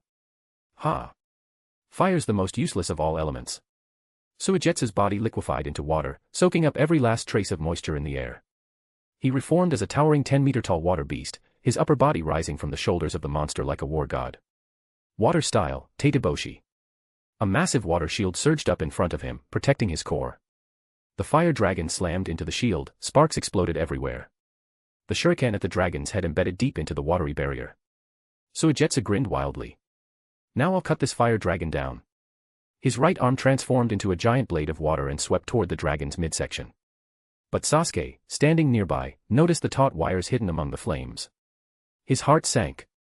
No, throw the shuriken. Get away from them. Too late. A blinding arc of purple lightning surged from Saya's palm, racing up the wire and exploding through the water shield. In an instant, Suigetsu's vision shattered into static. The colossal water form collapsed into a puddle of broken fluid and smoke. Bang. He hit the ground hard. Sasuke blinked, stunned. Suigetsu lay flat and naked on the dirt, his body still twitching from residual currents. Purple arcs of lightning danced across his skin, and his mouth frothed with smoke. His eyes stared blankly into the void. Times. Sasuke raised a hand to shield his own eyes. Too brutal. This is the true art of the shuriken. This was why the Uchiha clan were unrivaled with shuriken. Not just because the Sharingan tracked movement. But because their specialty wasn't just fire techniques. It was lightning. Iron wire, its conductivity of heat and electricity, amplified both elements to terrifying effect. And Suigetsu had actually tried to catch the Uchiha's shuriken with bare hands. As water. Doesn't he know water conducts electricity? Fu and Temari yelped, immediately shielding their faces. Not safe for work, not safe for work. / omega /. But they couldn't help but peek through their fingers, which only magnified the effect, focusing the light directly on. Heart suit. Damn, that's one nice ass. Meanwhile, the unconscious Soigetsu had no idea he lay naked, smoking, and twitching like a fried fish.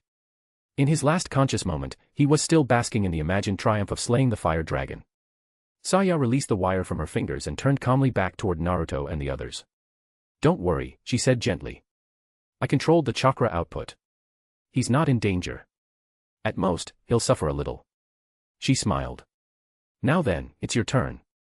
Inside Yukimaru's mind, the three tails, Isabu, stirred as another tailed beast, spoke to the others. "Since we're all gathered together like this, doesn't this count as team building? Why not lend some chakra to our Jinchuriki? I don't want Yukimaru to lose to some Uchiha." Isabu said nothing, his silence was agreement. After all, Yukimaru was his chosen Jinchuriki, and he saw much of himself in the boy. He wouldn't let him fall here. Fu's tailed beast, Komiai, didn't hesitate either. Fu was the only perfect Jinchuriki among them. Their bond was ironclad. But the nine tails and one tail, Kurama and Shikaku, were a different matter entirely. Isabu's tone turned sly. "Kurama, you're not scared your Jinchuriki will underperform next to the raccoons, are you?" "Kurama, what? Don't be ridiculous. Even if Naruto's a damn moron, he's still better than that flea-ridden raccoon cat." "Shikaku, piss off, furball. My Gaara's 10 times the shinobi your brat is." In the blink of an eye, Kurama and Shikaku were bickering like schoolkids comparing toys. And just like that, they both shoved massive chunks of chakra toward Naruto and Gaara. Asterisk. Let the battle of the Jinchuriki begin. Send power stones. Bonus chapter at 150 power stone. Second bonus chapter, 300 power stones. Your support is truly appreciated. Chapter 281, Jinchuriki vs. Saya. Gaara suddenly felt a sense of relief he had never known before. The violent chakra began spreading outward from the seal on his navel. His limbs surged with strength, and for the first time, the crushing mental pressure and creeping madness vanished completely. Since birth, the seal on Gaara's stomach had kept him in a constant, strained state of balance. It allowed for maximum chakra flow between him and the tailed beast, essentially granting Shikaku near total access to his chakra. But it came at a cost. If Gaara ever lost consciousness, even for a moment, Shikaku would immediately seize control of his body. Conversely, as long as Gaara remained awake, the beast could not fully break free, and Gaara could forcibly siphon chakra from it, using his will as leverage. But now, for the first time, he felt no struggle, no opposition. Shikaku's chakra poured into him freely. His body didn't morph into a monstrous form, either. Instead, a dense, orange-red chakra coat formed smoothly over his skin like a second layer of armor. This is... Gaara looked down at his hands, now encased in the tailed beast's chakra for the first time without resistance. Yukimaru, Utakata, and Fu, who stood beside him, also had chakra cloaks flickering to life across their bodies. "This is the tailed beast cloak," Utakata explained coolly. "Haven't you ever accessed the beast's power before?" Gaara didn't respond. He had, though only when Shikaku went berserk. It had never been anything like this. But then, deep within his subconscious, Shikaku's voice rumbled to life. "Oi, brat. Don't overthink it. I've got no interest in taking over today.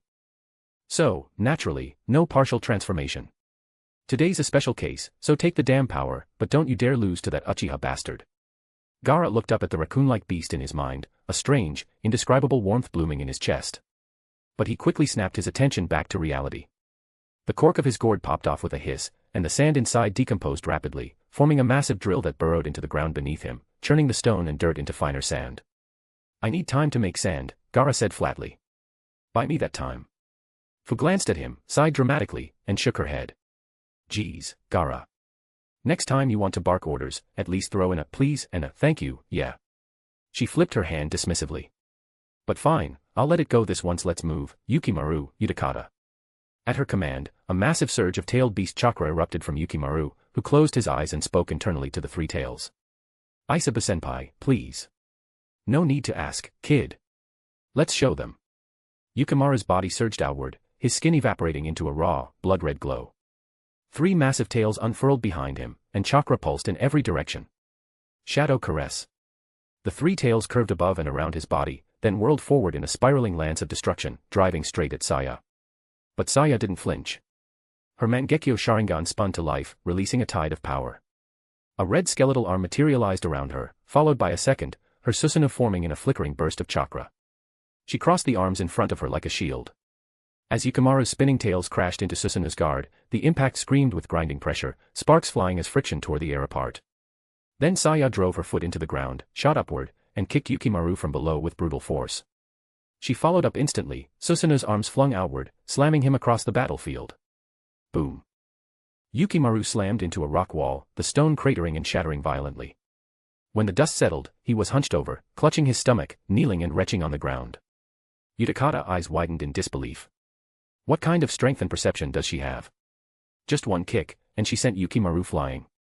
The Three Tails was renowned for its impenetrable defense, second only to the Nine Tails. That kick. If it had landed on me, I'd already be coughing up blood and halfway transformed. Of course, when it came to boasting, none of the other tailed beasts could outshine Kurama. Tailed beast inner thoughts, unofficial banter. Shikaku, I can seal anything with my sand. Matatabi, fire-style chakra transformation is my specialty. Isabu, my defense is unparalleled. Son Goku, I can melt through stone and flesh alike. Kokuo, my steam release can blast through mountains. Seiken, I'm slippery and corrosive, I dare you to touch me. Komiai, I blind and bind. They never see me coming. Gyuki, my clones are so clean even the Sharingan can't tell the difference. Kurama, hey. Cute tricks. But I'm Kurama, the nine-tailed king. More chakra than the rest of you combined. Sit down, peasants. Other beasts, we're tired of your shit. Back on the battlefield, Fu saw Yukimaru coughing up stomach acid and sighed. This isn't going well. Guess I'll blind her first. Scale powder impact. Shimmering scales burst from her insect-like wings, filling the air with countless glinting specks. They glittered like starlight, beautiful but dangerous. The refracted light clouded vision and warped depth perception. As more scales filled the air, Saya narrowed her eyes slightly. The brightness was overwhelming, obstructing her vision. So, she simply closed her eyes. Drawing on the ambient chakra from the dragon vein sealed within her, she shifted into sensory mode.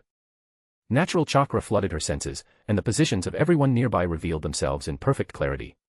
Jinchuriki were especially easy to locate, each one was a bonfire of chakra.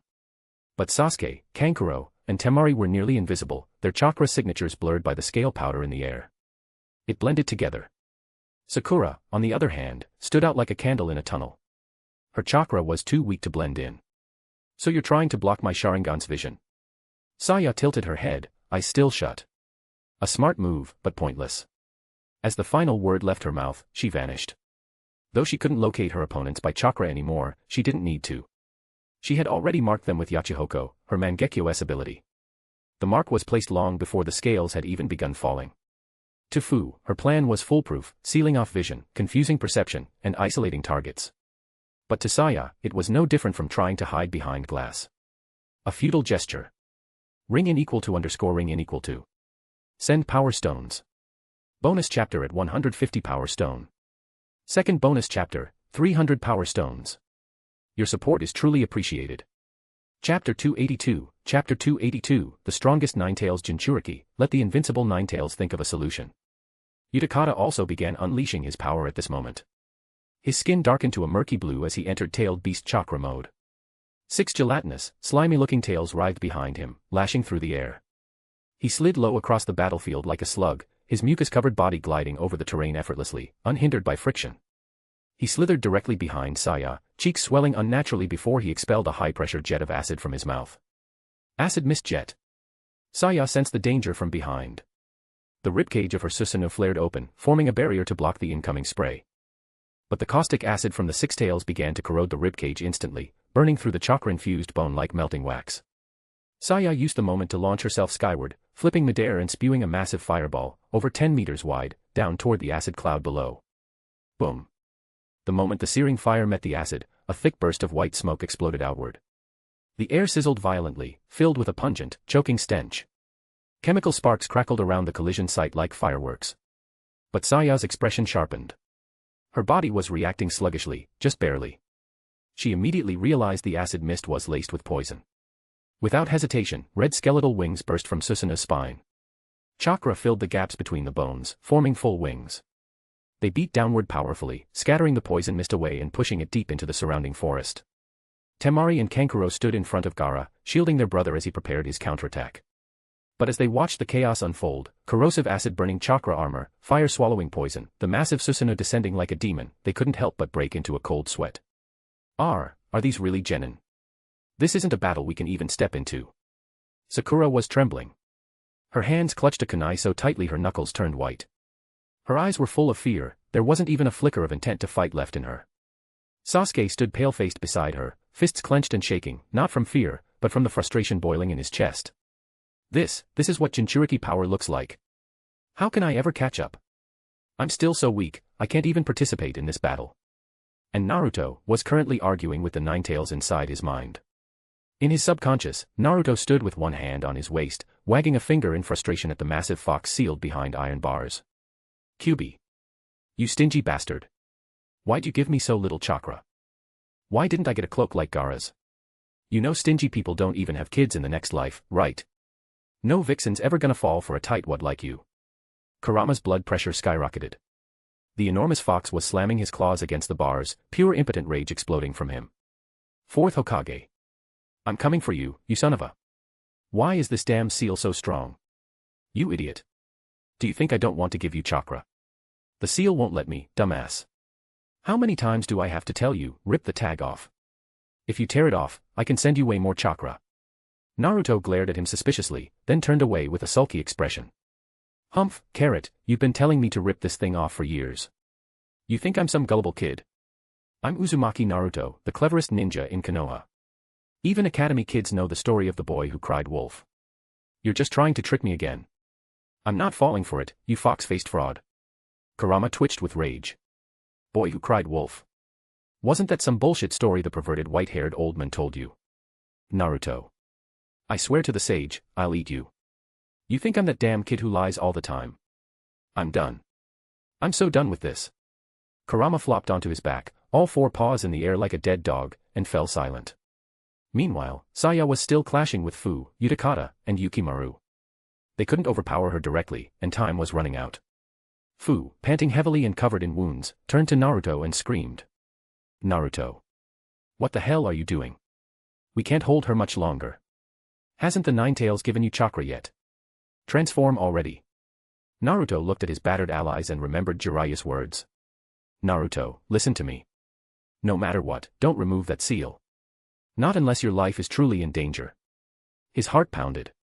He'd been wrestling with Kurama for years, and now he finally believed the fox might be telling the truth. His friends were about to fall. And he could do nothing. That helplessness, that pain, was worse than death. He clenched his teeth and turned to Sasuke and Sakura. Sasuke. Sakura. Whatever happens, we're getting through this. We're making it to the next round. Wait, what are you? Inside his consciousness, Naruto grabbed the iron railing and climbed his way up in front of the seal tag. Kurama's glowing eyes narrowed. Hey, knew it. No way this kid would abandon his so-called bonds. Naruto looked at the massive tag, the kanji seal that held the beast back, and ripped it off with both hands. Then he turned toward Kurama and yelled. You stingy fox, hurry up and give me chakra. Kurama surged to life. His massive claws snatched Naruto instantly, lifting him high into the air. Naruto panicked. Iya. Aiyawa. Hashtag. Kyuubi. You two-faced fox. You're trying to eat me. Kurama just grinned. Hey. Welcome to real power, kid. Let's go wild. Suddenly, orange-red chakra exploded from the broken seal, flooding the entire space. It wrapped around Naruto's body like flames. The area beneath the seal gate filled with bubbling foam and boiling energy, then surged up and consumed him entirely. Back in the real world, Sasuke's eyes widened as he felt the chakra burst. Scarlet chakra cloaked Naruto's body. 3 thick tails had already formed, and a 4th was emerging at frightening speed. Naruto dropped to the ground on one hand, the other gripping his head as if trying to hold himself together. This power. Send power stones. Bonus chapter at 150 power stone. Second bonus chapter, 300 power stones. Your support is truly appreciated. Chapter 283, I am Uzumaki Naruto. The man who wants to be called Hokage. Damn you, fox demon. Get out of here.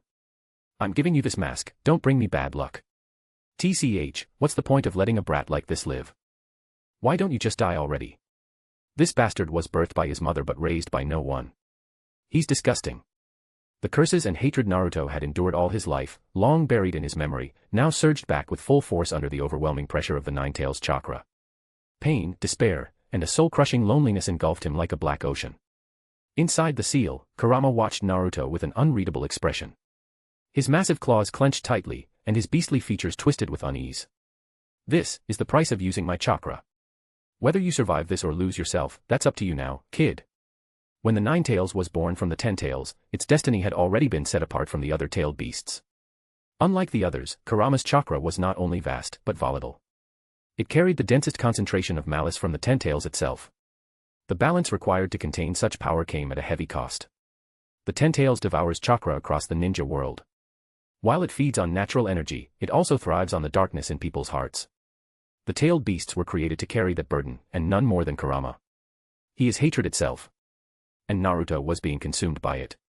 His mind became foggy, his soul drowning in memories of rejection, betrayal, and isolation. The weight of it all dragged him toward oblivion. But suddenly, a voice cut through the void. Oi, dumbass. You can't even control the power in your own body. Sasuke's furious voice rang out through the haze. I want that kind of power, but I don't even have the chance. Don't let it control you. Don't you dare lose, Naruto. The shout was like a slap to the face. It jolted Naruto's fading consciousness, snapping him back from the edge. He remembered Jiraiya, Uchiha Hikaru, Sasuke, Sakura, Shikamaru, Choji, Kiba. The people who stood by his side. The ones who pulled him out of the darkness. I'm not alone anymore. I have friends. And more than that, other Jinchuriki, just like me. A spark lit in his chest. It grew into a fire, pushing back the darkness. Voices echoed in his heart. We're the same kind. My name's Yukimaru. I'm Utakata. I'm Gara. That's my name. The fourth tail flared into existence. Four blazing tails of chakra spun around Naruto in a cyclone. The scarlet hue deepened into a crimson so dark it pulsed with heat. When the dust cleared, a demonic fox-shaped form stood in Naruto's place, his body cloaked in malevolent chakra, his four tails whipping through the air, each motion radiating terrifying power. I'm Uzumaki Naruto. The men who'll become Hokage. I won't fall here. His cry was both declaration and roar, amplified by the beast's guttural howl. Sound waves ripped through the forest, sending leaves flying in every direction. Then, boom. He launched forward like a rocket, landing with such force the ground beneath cracked open, leaving a crater several dozen meters wide. In one fluid motion, Naruto lunged at Saya. His clawed hand lashed out, smashing into the Susanoo ribcage in front of her. Crack! Saya's chakra armor shattered under the impact, and her body was flung backward like a rag doll. She slammed through the trunk of an ancient tree, over 10 meters thick, leaving a gaping hole. She continued tumbling, smashing through more trees before finally crashing to a stop amidst shattered roots and debris. For a moment, everything went still. Then, from the wreckage, Saya slowly rose to her feet. She wiped a thin trickle of blood from the corner of her mouth, her black eyes sharp. So this is the power of four tails. Though Naruto's claw hadn't pierced her, the sheer impact had shaken her insides. Her organs were trembling, a real injury. This was no ordinary four tails transformation. Unlike the original rampages of the past, Naruto's mind remained intact. He was controlling it. Part of that was due to Danzo's previous manipulations, forcing Naruto into a partial transformation with Seven Tails' influence. His body had adapted. He could now contain and weaponize the tailed beast's power while retaining his will. A mindless beast and a controlled beast were worlds apart. With rationality intact, Naruto's combat power had multiplied several-fold. Saya stepped out from the toppled trees, lifting one hand. Scarlet light flared as her Susanoo's chakra surged. The skeletal arm moved with her, sweeping the smoke and debris away in one motion. She looked down at Naruto with newfound respect. Well done, Naruto. You actually managed to hurt me. You've earned this. She brought her palms together. Her index and middle fingers pointed upward. The Susanoo mirrored her gesture, red chakra boiling out like lava. The light illuminated the entire forest. Sasuke, she murmured, glancing over her shoulder toward where he stood. Watch closely. This is the third power of our Uchiha. Susanoo. A power that can rival the tailed beasts themselves. Sasuke's eyes widened as the massive figure began to rise behind her.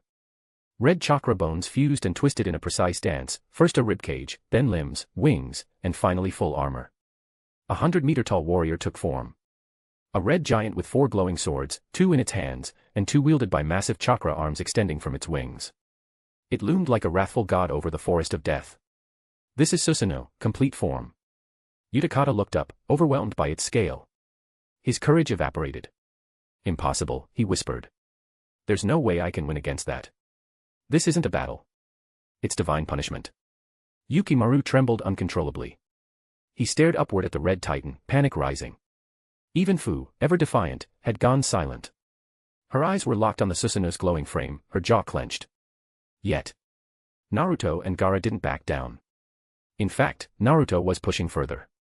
Kyuubi. Don't hold back. I can handle more. Give me everything. A fifth tail began forming behind him. Fueled by his dream of becoming Hokage, and the strength of his friend's love, Naruto resisted the malice in the Nine Tails chakra. He gritted his teeth as his mouth opened wide, his jaw cracking unnaturally. Blue-black orbs of chakra gathered in his throat, absorbing the air itself into condensed destruction. The forest trembled again. And the battle had only just begun. Send power stones. Bonus chapter at 150 power stone. Second bonus chapter, 300 power stones. Your support is truly appreciated. Chapter 284, Chapter 284, The Power of the Tailed Beasts Gathers. Uchiha looked at Naruto in surprise, a sudden frustration flickering in his eyes. You can actually use the Tailed Beast Bomb in Tailed Beast Chakra mode. Fu and Yukimaru stared at Naruto as well, eyes wide with disbelief. To use the Tailed Beast Bomb in Tailed Beast Chakra mode required more than raw power, it demanded complete synchronization with one's Tailed Beast, total control over massive chakra output. Even Fu, a perfect Jinchuriki in harmony with Komiai, the Seven Tails, couldn't perform the technique in that state. The condensed power of the Tailed Beast Bomb was simply too immense to manage in partial transformations. But Naruto was different. His Uzumaki bloodline had granted him an astonishing physical resilience. On top of that, his recent intensive Reisnon training had elevated his chakra control to near-elite Jonin levels. As the swirling air thickened with tension, chakra converged around Naruto's mouth. Even Saya couldn't help but glance his way more than once, clearly sensing the terrifying energy amassing before her. If that hits directly, she thought, even my perfect Susanoo might take a crack. But it wasn't a matter of weakness. Few shinobi could compare to monsters like Madara Uchiha, who once housed chakra on par with the Nine Tails within his own body. Madara and Hashirama had been outliers, freaks of nature. Monsters. Uchiha Saya's Susanoo had only reached its complete form after her awakening through the dragon vein baptism, still far from Madara's terrifying standard. After all, Madara had fought Hashirama's thousand-armed cannon with Susanoo alone. Even if he was smaller in size, their strength stood equal. Across the ninja world, Uchiha Hikaru alone had come closest to replicating that godlike form of Susanoo, and at this moment, he might already have surpassed it. Above Naruto, the dark blue and black chakra condensed into a pulsating sphere, 3 meters wide and humming with violent energy. The ground beneath Naruto's feet sank half a meter from the sheer pressure. Then, slowly, he began to compress the tailed beast ball. Boom. Boom. Boom. With every compression, deep rumbling echoed from within the sphere, and the ground cratered further beneath Naruto. The chakra ball shrank until it matched the size of a Reisnon, compact, deadly. Naruto opened his mouth, holding the condensed orb between the jaws of the fox chakra cloak, and fired. The tailed beast bomb tore through the air in a streak of blue-black light, leaving a searing afterimage in its wake as it rocketed toward Saya's Susanoo. Susanoo's wings spread. For long blades lifted in its arms, their edges flickering with black fire. Amaterasu. Add earth life. Saya muttered, activating an auxiliary technique to reinforce her form.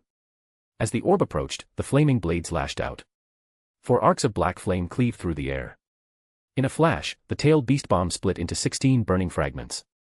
The resulting explosion thundered across the forest. A shockwave swept outward, flattening trees and sending animals scattering. The impact rattled every genin in the forest of death. Dozens of participants climbed to the tops of trees to see what had happened, and froze at the sight. 100-meter-tall red samurai giant stood unmoving in a cloud of smoke and ash, 4 burning swords held at the ready. What the hell is that? A monster. Is Konoha under attack? No way that thing is a genin like us.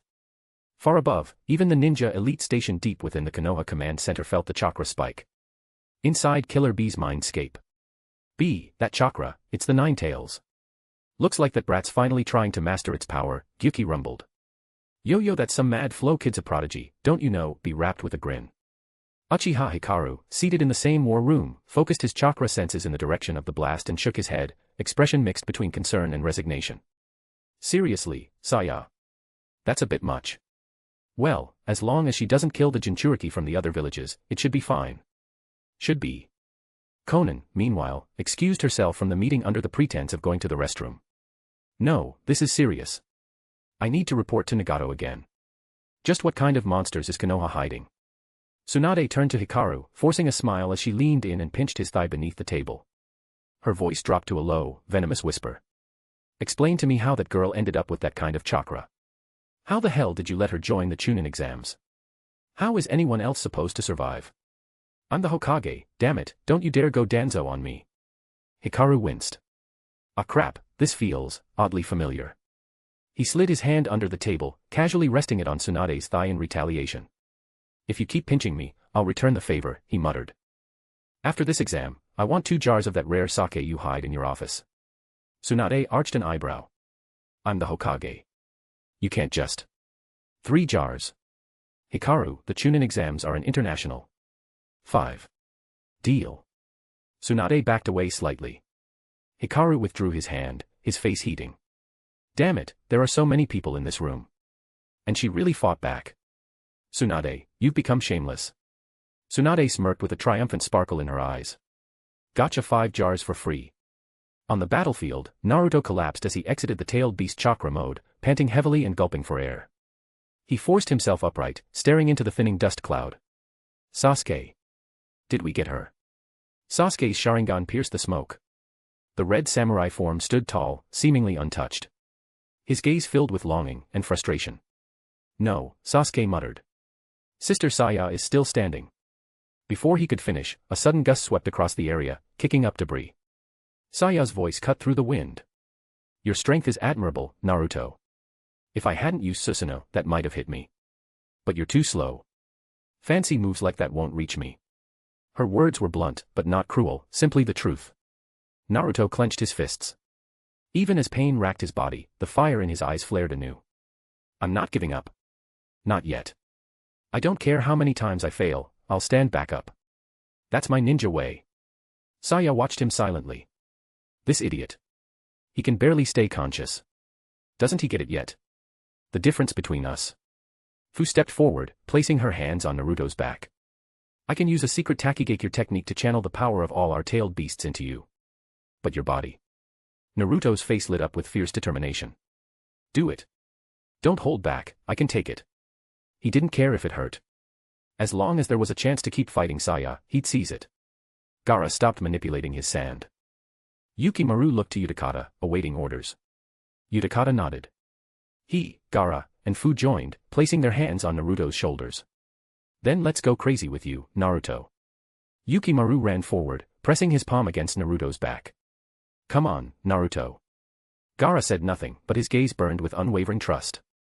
Fu's hesitation vanished. This is a technique I developed based on a forbidden jutsu from Takigakure, Earth Grudge. Originally, I designed it to share my chakra with my village. But now I'll reverse it. You'll become the vessel. I'll pour all of our tailed beast chakra into you. You'll possess the power of 5 tailed beasts, temporarily. But your body. I'll manage. Naruto shouted. I'm an Uzumaki. I can take it. That was all Fu needed to hear. Secret technique, tail scattering reverse. Fusion art. She performed a complex series of hand seals. Behind Naruto, black markings bloomed into a web of sealing patterns. Chakra surged from Gaara, Utakata, Yukimaru, and Fu. Don't resist. Let the chakra flow into him. Naruto screamed in agony as searing chakra flooded his system. Sakura burst into tears. Please stop. Give up, Naruto. We'll just hand over the scroll, we can try again next year. Sasuke seized her wrist, grip tightening until his nails drew blood. Don't stop a man who's prepared to die for his dream. Sakura froze. Is a belief really worth dying for? She asked, voice cracking. If you die, there's nothing left. Sasuke slapped her hard. Haruno Sakura. Being a ninja, do you think it's a game? This is the path we chose. We risk our lives. Always. Sakura dropped to her knees, eyes vacant. I just don't want Naruto to suffer anymore. Sasuke blinked, guilt flickering across his face. He lowered his head, his voice soft.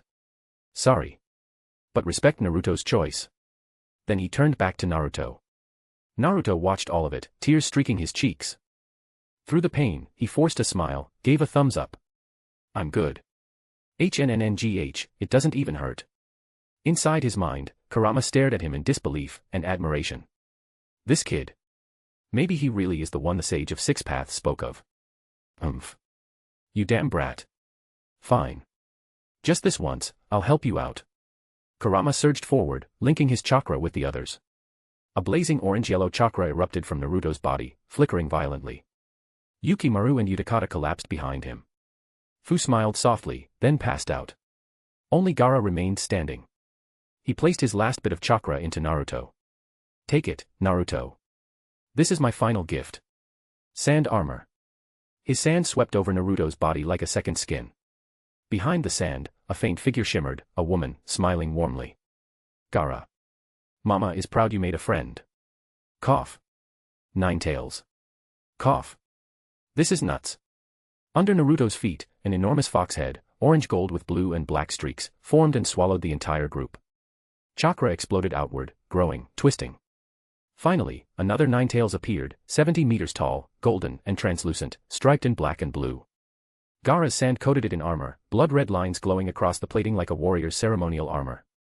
Naruto clenched his fists, the overflowing chakra making his body tremble. At the tip of the fox's tail, Gaara's final chakra crystallized, his mother's sand armor and Shikaku's spear, fused into one. There it is. Our Jinchuriki combo. Combined tailed beasts. Saya blinked, deadpan.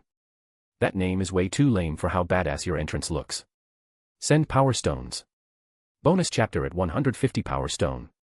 Second bonus chapter, 300 power stones. Your support is truly appreciated. Chapter 285, Sand Armor Ninetales vs. Susanoo complete form. Not only was Saya speechless, even Kurama inside Naruto was completely disgusted by the name Naruto had come up with and groaned loudly in his head. Hey, #O. What the hell? How can your naming skills be even worse than your dad's? Naruto just snorted, unbothered. That name represents the sincere friendship between us Jinchuriki. Kurama, when you reach my age, you'll understand the romance of this. The cryptic words left Kurama momentarily stunned. They even sounded logical. Indeed, when I reach Naruto's age. Wait, what the hell am I saying? I'm already over 1,000 years old. Are you even listening to yourself? Kurama promptly smacked Naruto on the head with one of his tails. Hashtag. Okay, you damn fox, stop hitting me and go smack Saya Susanoo instead. What's the point of bullying a 12-year-old like me? The boy and the beast bickered in their shared consciousness for a while before finally focusing their attention on the battlefield. A grin curled on both their lips. Connected through chakra, they could feel each other's emotions with clarity. Fully transformed into a tailed beast, Naruto surged forward, limbs pounding against the ground as he charged toward Saya. His claws, gleaming like blades, swiped directly at the wings of her Susanoo, aiming to tear them clean off. Saya responded instantly. The wings of her Susanoo spread wide, and the massive hands at the tips of the wings clashed with the Ninetales' claws in a brutal contest of strength. But to Saya's shock, she couldn't overpower him. Naruto and Kurama both smirked. At the same time, they silently thanked Gaara. Even Kurama, who usually looked down on Shikaku, gave a mental thumbs up. Nice job, raccoon. I'll go easy on you next time. Maybe.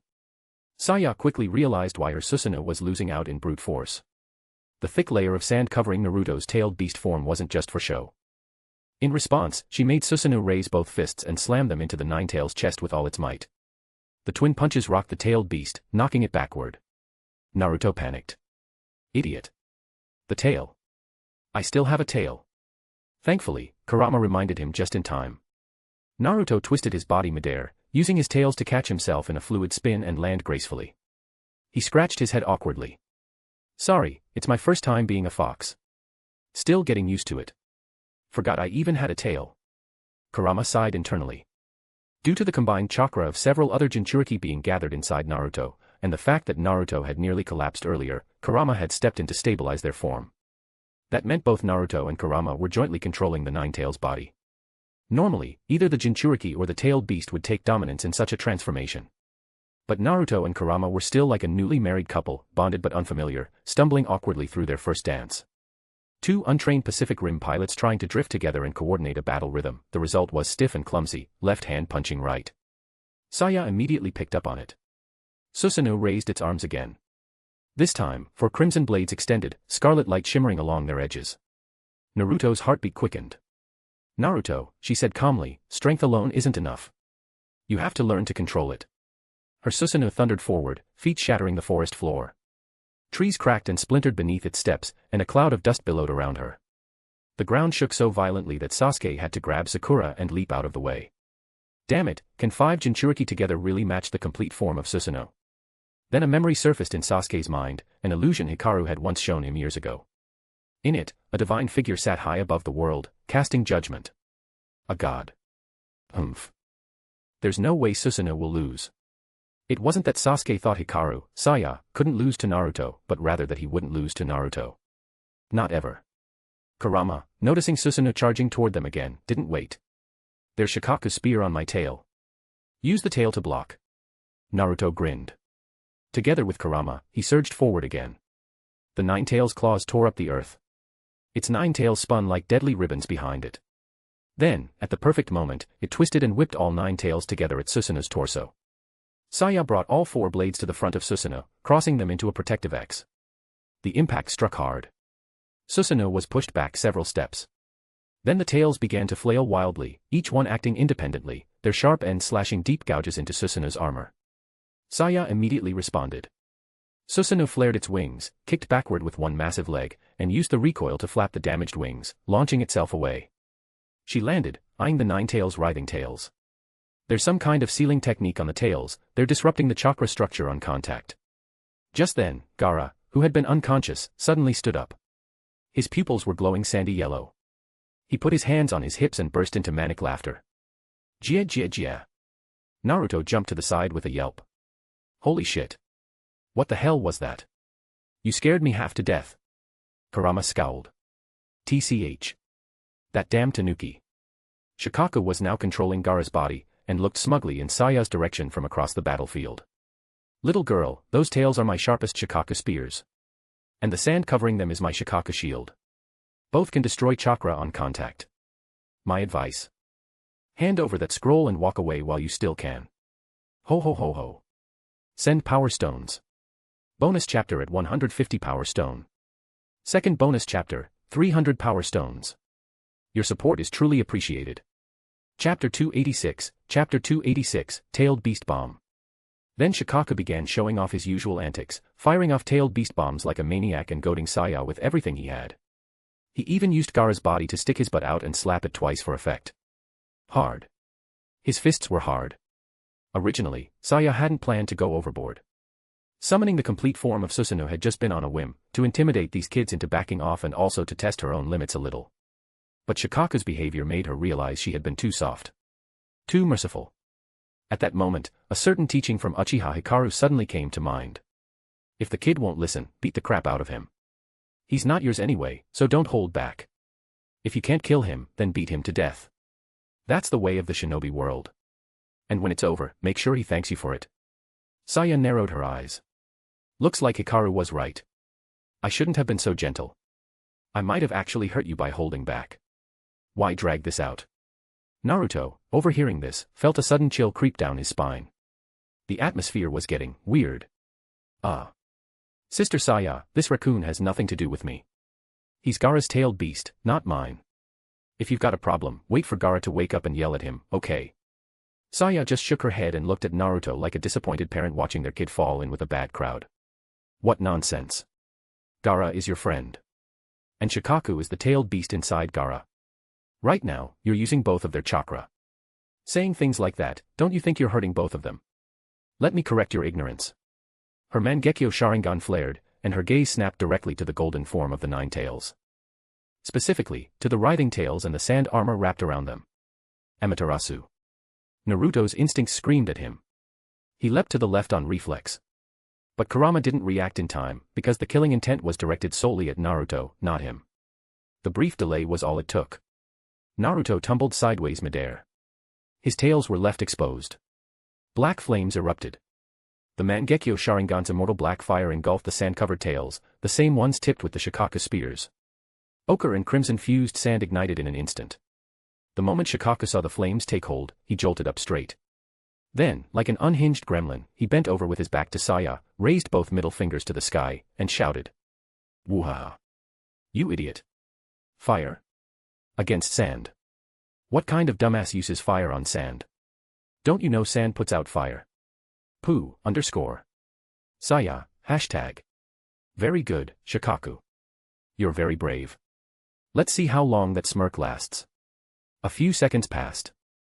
Shikaku slowly gave Saya a shaky thumbs up from inside Gaara's subconscious and muttered nervously. Very good, you've lasted 3 seconds against my seal. I concede. Kuya. Sorry, that was too loud, let's go again. I still call it the strongest fire technique. Voice cracking. 10 seconds in, Shikaku started to panic. Why was the black fire still burning? Why was it getting bigger? Why was his Shikaku spear disintegrating? Kurama twitched. His tails were starting to feel warm. Naruto blinked. Is it just me, or is my ass on fire? They both looked back, then screamed in unison. Ayawa. It's all on fire. Men and Fox turned and shouted together. Shikaku. What the hell? Gaara, who had been standing quietly with his eyes open, immediately collapsed like a rag doll. His neck slumped sideways and he resumed unconsciousness. Shikaku had fully retreated back into the seal, muttering to himself in despair. Why didn't it work? That fire shouldn't be able to burn through a sealing technique. It doesn't make any sense. I'm screwed, next time Kurama sees me, he's gonna kill me. Back outside, Kurama and Naruto were now in full panic mode. They started wildly smashing their tails against the trees and ground, trying to snuff out the fire. But no matter what they did, the black flames only grew more ferocious. Saya watched calmly. With the sand armor now mostly disintegrated, she extended a hand. Kagetsuchi. The flames of Amaterasu twisted and folded back inward, drawn by her will until they dissipated into embers. There. No more annoying armor to protect you. Now, final move.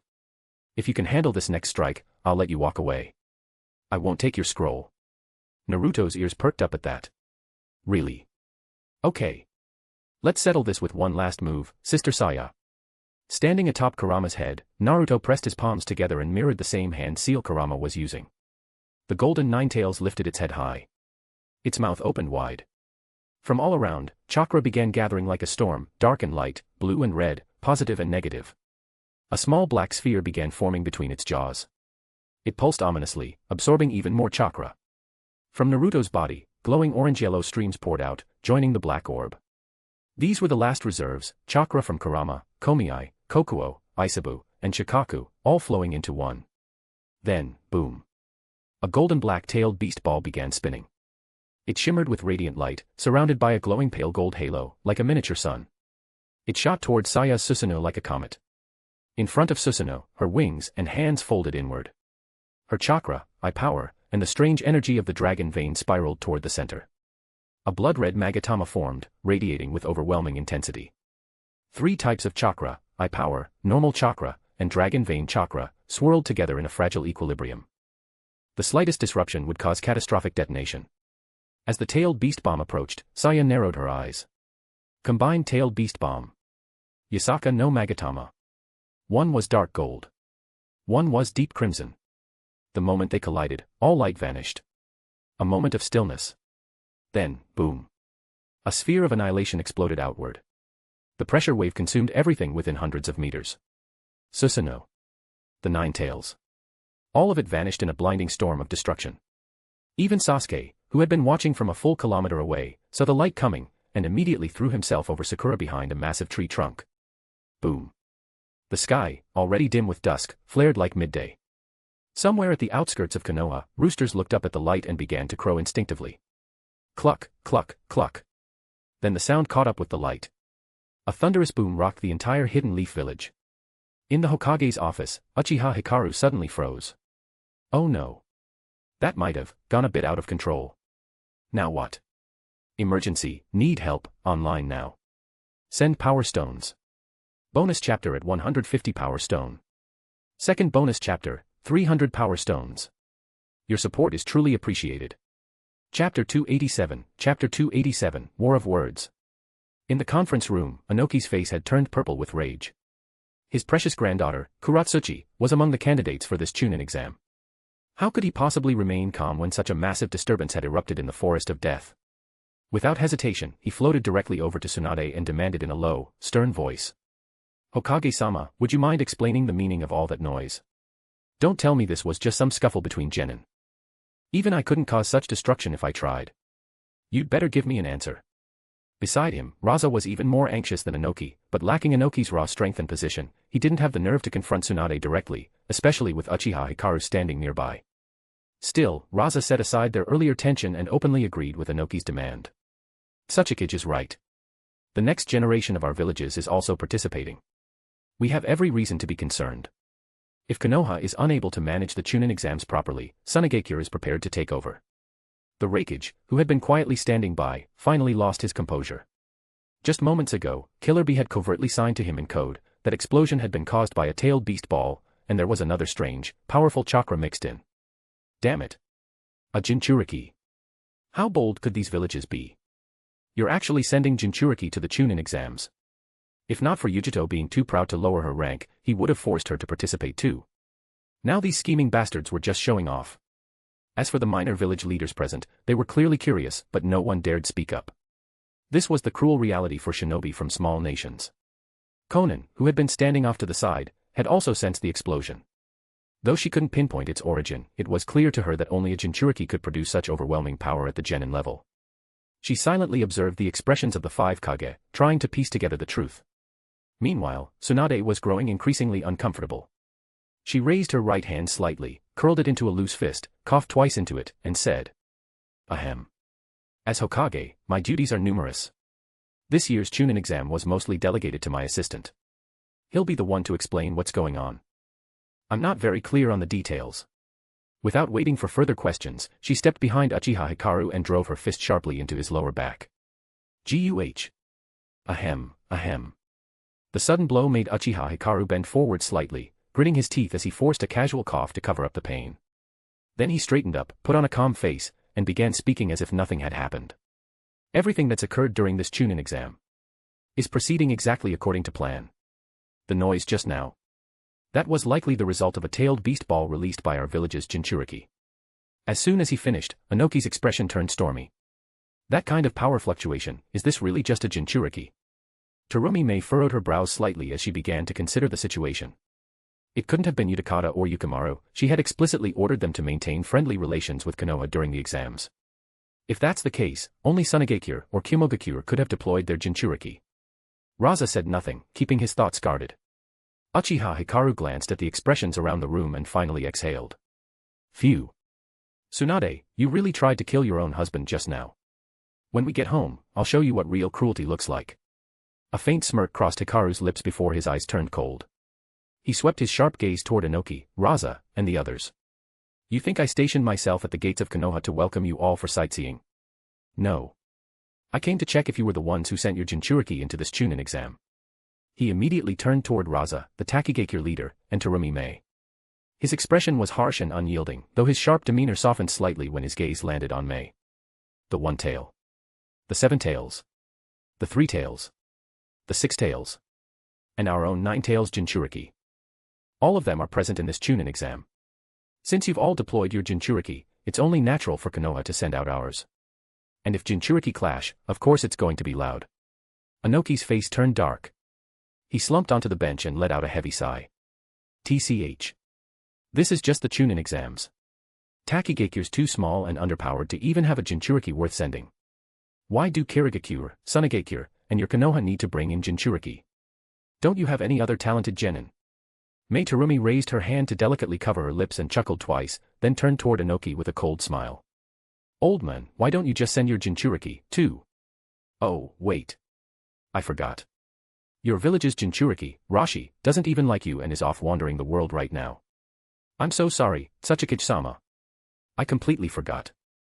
I hope someone as wise and esteemed as you won't take offense at a little slip-up from a younger woman like me. Our favorite cranky flying potato, Inoki, had already held back his temper through Hikaru's provocations. But now, facing this sarcastic Mizukage, how could he keep his fury in check? He immediately entered full sarcasm mode. Mizukage, if memory serves, didn't Konoha beat your hit and miss to a bloody pulp just 3 years ago? And now here you are, defending them. What's wrong? Has Kirigakure become Konoha's lapdog now, speaking only when they tell you to? Inoki's barbs didn't faze Terumi Mei, but they made her guard, AO, practically seize on the spot from sheer second-hand embarrassment. Damn it. How could this old bastard be so vicious and shameless? Mei ignored Tsunade, who was now glaring daggers through Uchiha Hikaru, and gave Hikaru a soft, affectionate glance. Her expression turned melancholy, eyes slightly red, as though she might weep at any moment, giving the perfect impression of a wronged beauty. Sad face, oh asterisk, alas. Our hidden mist village has followed a strict isolationist policy since the second Mizukage. The fourth Mizukage was manipulated by an Akatsuki traitor and initiated the Blood Mist era. Later, thanks to the wisdom and power of Konoha's Hokage's assistant, Lord Hikaru, that traitor was eliminated, and the fourth Mizukage was freed. How could we resent Konoha for that? If anything, I haven't even had the chance to properly thank Lord Hikaru yet. At that, Tsunade's eyebrows nearly twisted into knots. This fox-faced vixen from Kirigakure dares to say something like that. Just wait until we get home. Send power stones. Bonus chapter at 150 power stone. Second bonus chapter, 300 power stones. Your support is truly appreciated. Chapter 288, Mei Terumi. But after Mei Terumi's next words, Tsunade's furrowed brows immediately relaxed. Mei Terumi stood up and walked over to Tsunade, clasping her hands warmly. For a moment, Tsunade's brain short-circuited. What is this woman trying to pull? Mei Terumi raised her sleeve and gently wiped away a few tears, her face full of sincerity and gratitude, looking genuinely moved. Hokage-sama, if it weren't for you, our hidden mist village might have ceased to exist long ago. These past 3 years, under your leadership, Konoha's continuous caravans have revitalized our Kirigakure.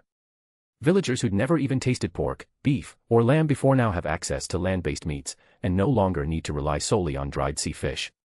Even basic goods are supplied with high quality and low cost, and many high-paying jobs have been offered to us as well. Though I'm the Mizukage, I've felt deep guilt all these years. I never found the right time to thank you properly, Hokage-sama. I'm truly ashamed. I hope you, Sister Tsunade, won't hold a grudge against a little sister like me. Tsunade stood there, stunned. Huh? I did all that. I did all that. I'm incredible.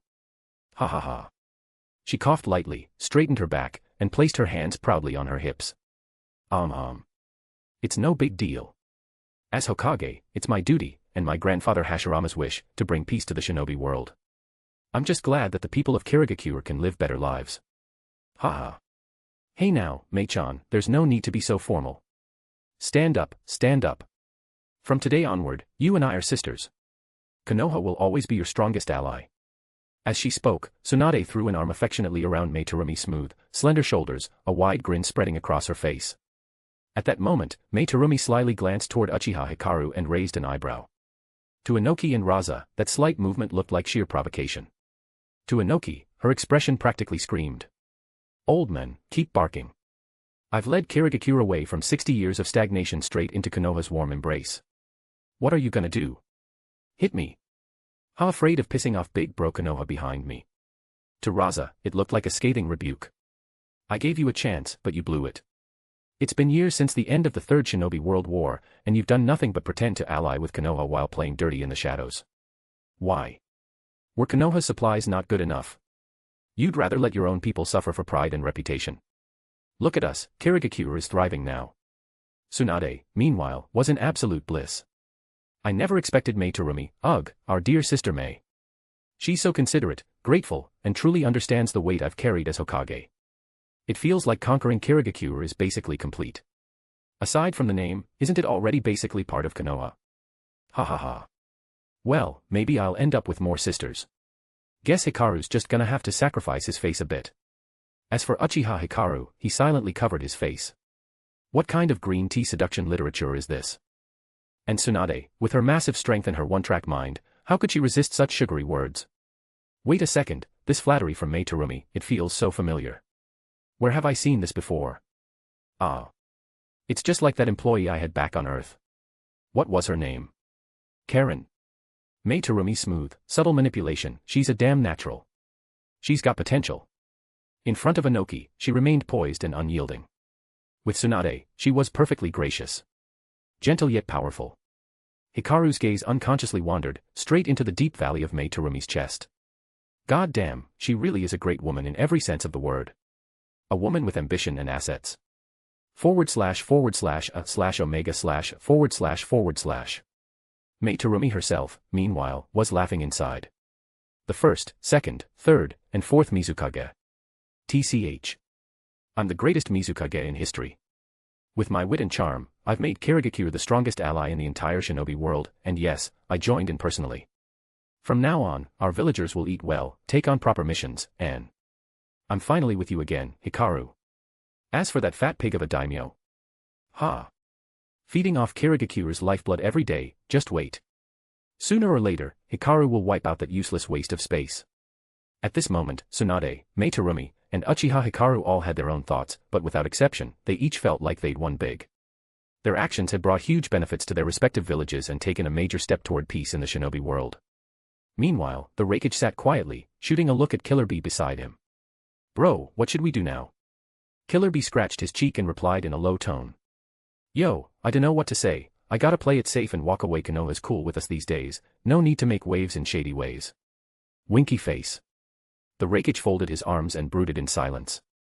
Mei Terumi's attitude made one thing clear, Kirigakure and Konoha were now tightly bound. With Uchiha Hikaru as a connection, they might even become family. In that case, the balance of the shinobi world was about to shift dramatically, returning to a time when one power stood above all others, like during the age of Hashirama. Well, I'll just have to take things one step at a time. Luckily, my relationship with Hikaru is still decent, but the dream of Kimogakure ruling the world might have to wait a couple more generations. Konan silently noted all of this in her mind. If Nagato wants to collect the tailed beasts, he'll need to start with the other 3 villages, and the 7 tails Jinchuriki. Konoha and Kirigakure are now essentially one. Attacking either means facing both. It's best to gather the other 6-tailed beasts first, then launch an assault on Konoha. At that very moment, Obito and Black Zetsu, controlling Hiruzen Sarutobi's reanimated body, had already crossed the border into the land of fire and were heading toward Konoha. Behind them followed the Akatsuki's outer circle forces, over 1,000 mercenary ninja, drawn from all corners of the organization. Obito had originally planned to recruit shinobi from Mangekyō as well, but was flatly rejected. Frustrated, he ended up borrowing 100 billion ryo from Kakuzu's private vault and posted a massive bounty, 1 million ryo per confirmed Konoha kill. This instantly mobilized every external Akatsuki member. While issuing the mission, Obito even ran into Kakuzu, who had just returned from a separate job. Kakuzu stared at the announcement and muttered, "What a waste of money." But since he believed it was coming out of Obito's own pocket, he didn't interfere. Send Power Stones. Bonus chapter at 150 Power Stone. Second bonus chapter, 300 Power Stones. Your support is truly appreciated. Chapter 289, damn. It's over. In the Forest of Death, at the bottom of a massive crater nearly 100 meters wide, Naruto, Gaara, Fu, Yukimaru, and Utakata lay sprawled near the rim of the blast zone. Fortunately, they had only been caught in the outermost edge of the explosion and didn't suffer fatal injuries. The 9 tails had absorbed nearly all the damage for Naruto. But now, Naruto was completely drained of chakra. Inside the seal, Kurama gave a helpless shake of his head. Damn it, this seal only lets me pass a limited amount of chakra through. We lost this one. With that, he lay back inside the seal and began recuperating his energy. Kurama had to send out 3 times the chakra just to get one portion through the seal's gap, meaning only a quarter of what he wanted actually reached Naruto. If the other 4 Jinchuriki hadn't transferred all their tailed beast chakra to him earlier, Naruto wouldn't have even been able to activate his tailed beast transformation. At that moment, Saya dissipated her Susanoo, dropping from the sky and landing lightly on the ground. She walked slowly toward Naruto. Without a word, she knelt and pulled the scrolls from the tool pouches of Yugao, Gaara, and Fu, 1 heaven scroll and 2 earth scrolls. Saya stuffed them into her own pouch, then looked down at Naruto, who was lying motionless on the ground. Are you going to hand it over yourself, or do I have to take it? Naruto lifted his head with effort, staring up at Saya. Bitterness, regret, frustration, and helplessness all swirled in his chest, but above all, there was overwhelming powerlessness. Even with the combined strength of the 5 of us Jinchuriki, we still can't beat Sister Saya. Suddenly, 2 figures, one blue, one pink, rushed down from the edge of the crater and landed beside him. Each held a kunai in hand, ready for battle. What are you doing? Are you really going to give up now? Sakura shouted. Don't give up. No matter how slow we are, we keep moving, added Sasuke. They stood protectively in front of Naruto, prepared to confront Saya if needed. Naruto stared at the backs of his teammates, and tears welled in his eyes. A surge of guilt flooded over him. I'm sorry, Sakura. I lost. With trembling arms, he pushed himself up off the ground. Reaching into his pouch, Naruto pulled out his team's heaven scroll, along with the earth scroll he'd taken earlier from the Iwagakure team. He staggered forward, gently pushing Sasuke and Sakura aside, then stopped in front of Saya. Sasuke's expression faltered. Conflict flickered in his eyes. He lowered his head, his voice shaking. Is this really what you want to do? But even as he said it to Naruto, it felt like he was asking himself. He was Uchiha Hikaru's disciple, Fugaku's son, and Itachi's younger brother. He carried too much on his shoulders. Itachi had always been a genius, someone he looked up to since childhood. Then came Hikaru, his mentor, someone even greater, and Sasuke's ambition grew. His goal wasn't just to surpass Itachi anymore. It was to catch up to Hikaru someday. So how could he stop here? Naruto took a deep breath, turned back to Sasuke with a faint, bitter smile. Yeah. I lost. But I still believe in pressing forward and keeping my word. That's my ninja way. I'm sorry, Sasuke. I've let you down. Sorry, Sakura. I've dragged you into this too. I guess we'll have to wait until next year to take the Chunin exams. Saya accepted the 2 scrolls, but then gave the trio a peculiar look. Huh? When did I say I was going to eliminate them? I just wanted the scrolls. Did they misunderstand? Should I explain? Forget it. It's kind of cute. I'll clear it up later. She crossed her arms and watched the scene unfold with faint amusement. Sasuke's body trembled for a moment, then stopped. He clenched his right fist and suddenly punched Naruto in the face. Asshole. The punch landed square on Naruto's cheek. With no strength left to defend himself, Naruto tumbled across the ground, rolling 7 or 8 times before staggering upright again. He wiped the blood from his mouth and walked back over. It's okay. Go ahead and hit me. You'll feel better. Sakura looked on in confusion, glancing at Saya helplessly. Saya just shrugged and stayed silent. If I remember correctly, isn't this the classic friendship punch in the manga? Sasuke punched Naruto again, this time in the gut. Naruto bent over in pain, curling up like a shrimp. I didn't hit you because you gave up the scroll. I hit you because I thought you were going to apologize to me and Sakura. We're teammates, aren't we? Why the hell are you apologizing? Didn't you fight with everything you had just now? Miraculously, Naruto straightened back up. Of course I did. He didn't finish. Instead, he suddenly hugged Sasuke tightly. Sasge. Shut up.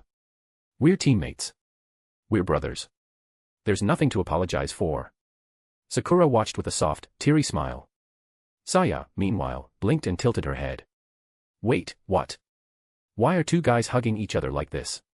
Is this, like me and Master Hikaru? Is this what they call love between men? Saya, unfamiliar with deep emotional connections, misinterpreted what she was seeing as some mysterious human emotion she hadn't experienced yet, specifically, gay love. Feeling like she should do something as the older sister, here, Saya solemnly handed the 2 scrolls back to Naruto and Sasuke with a warm, approving smile. Here, take them. Consider it a red envelope from Sister Saya to celebrate your relationship. One's a red envelope, and the other is a reward for your team's impressive performance. Sakura's brain short-circuited. Together. Red envelope. Naruto. Sasuke kicked Naruto aside, his face twisted in fury as he pointed at Saya. Sister Saya. Don't lump me in with him. He's a guy. We're not together. Then he snatched their original heaven scroll from Saya's hand. We'll take this one. As for the red envelope, save it for when I actually get married. Naruto got up again, looking at Sasuke with feigned disgust. His cheeks turned a bit red as he glanced between Sakura and Saya. Hee Sister Saya, don't forget my red envelope when I get married too. Send Power Stones. Bonus chapter at 150 Power Stone. Second bonus chapter, 300 Power Stones. Your support is truly appreciated. Chapter 290, Hunting. Only then did Saya notice Naruto's awkward posture and forced expression when he glanced at Sakura. It was at that moment she realized something was off. From the way Sakura looked at Sasuke, it seemed like she had feelings for him. And Sasuke's behavior toward Naruto earlier, was that what people called liking someone? Is this a love triangle like in those novels? Is this how young people in Konoha usually act? Can a team even function like this? Well, a triangle is a stable structure, so I guess it's fine. Eyes closed face. Don't worry. I'll take care of it when the time comes. After saying that, Saya turned and walked away, ready to resume her scroll hunting campaign. Although her chakra was down to roughly 1/5, it was still more than enough to deal with the genin scrambling through the Chunin exam. Sasuke let out a long sigh as Saya's figure disappeared. The pressure of facing her was overwhelming. First crushed by her overwhelming identity, then her terrifying strength, it was suffocating. He wasn't like Naruto, who somehow always bounced back from anything with a grin. Naruto's team, along with Kankuro and Temari, dragged Gaara, Yukimaru, Utakata, Fu, and a naked, unconscious Suigetsu into a nearby cave. After about half a day, they began waking up one by one. Fu was the first to stir. As she sat up, she immediately felt her pocket and let out a frustrated groan. Our scroll's gone. She actually stole it. Ugh, now we have to grab another one. So annoying. Naruto smirked, reaching slowly for his waist pouch with a mischievous twinkle in his eye. Sasuke's instinct screamed danger. She immediately appeared behind Naruto and clamped both hands over his mouth. With a strained smile, she turned toward Fu, O_N_N, oh haha yeah, what can we do?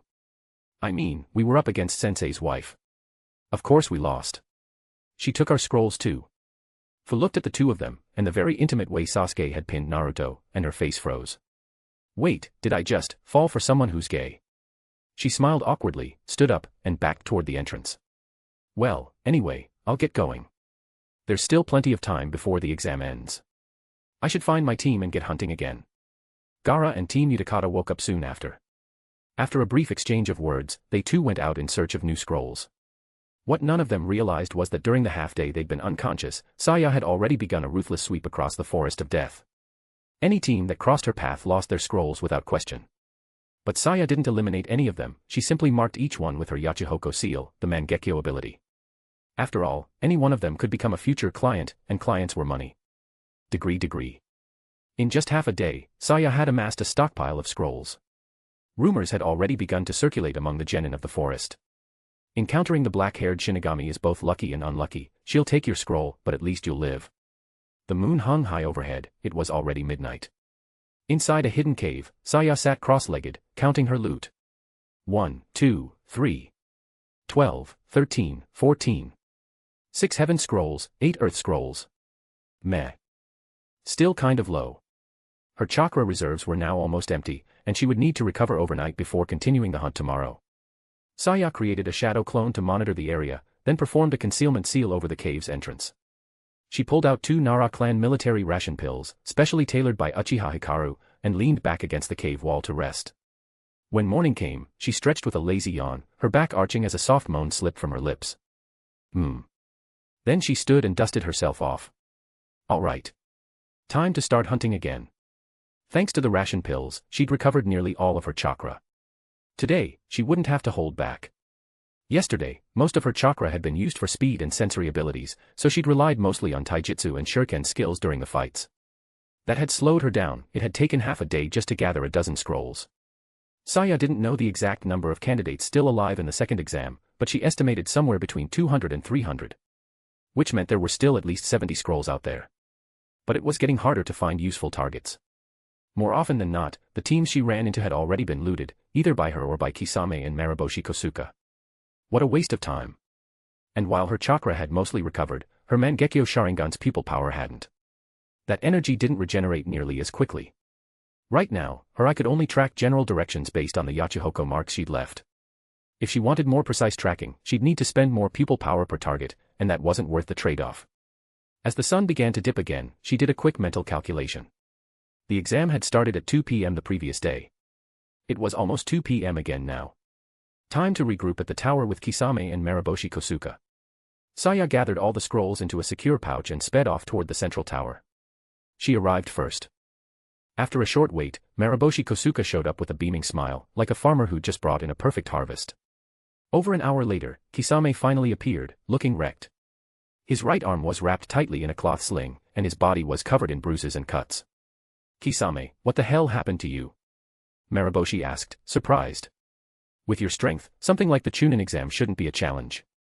Kisame just shook his head, his expression equal parts annoyed and amused. Same Hada, slung across his back, let out 2 shrill whines, full of irritation and contempt. TCH ran into that kid of might guys, Kisame muttered. Turns out he's really learned everything his master taught him.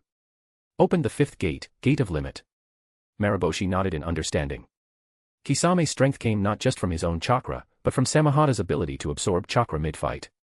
But against Might Guy, or any of his disciples, taijutsu was the main weapon.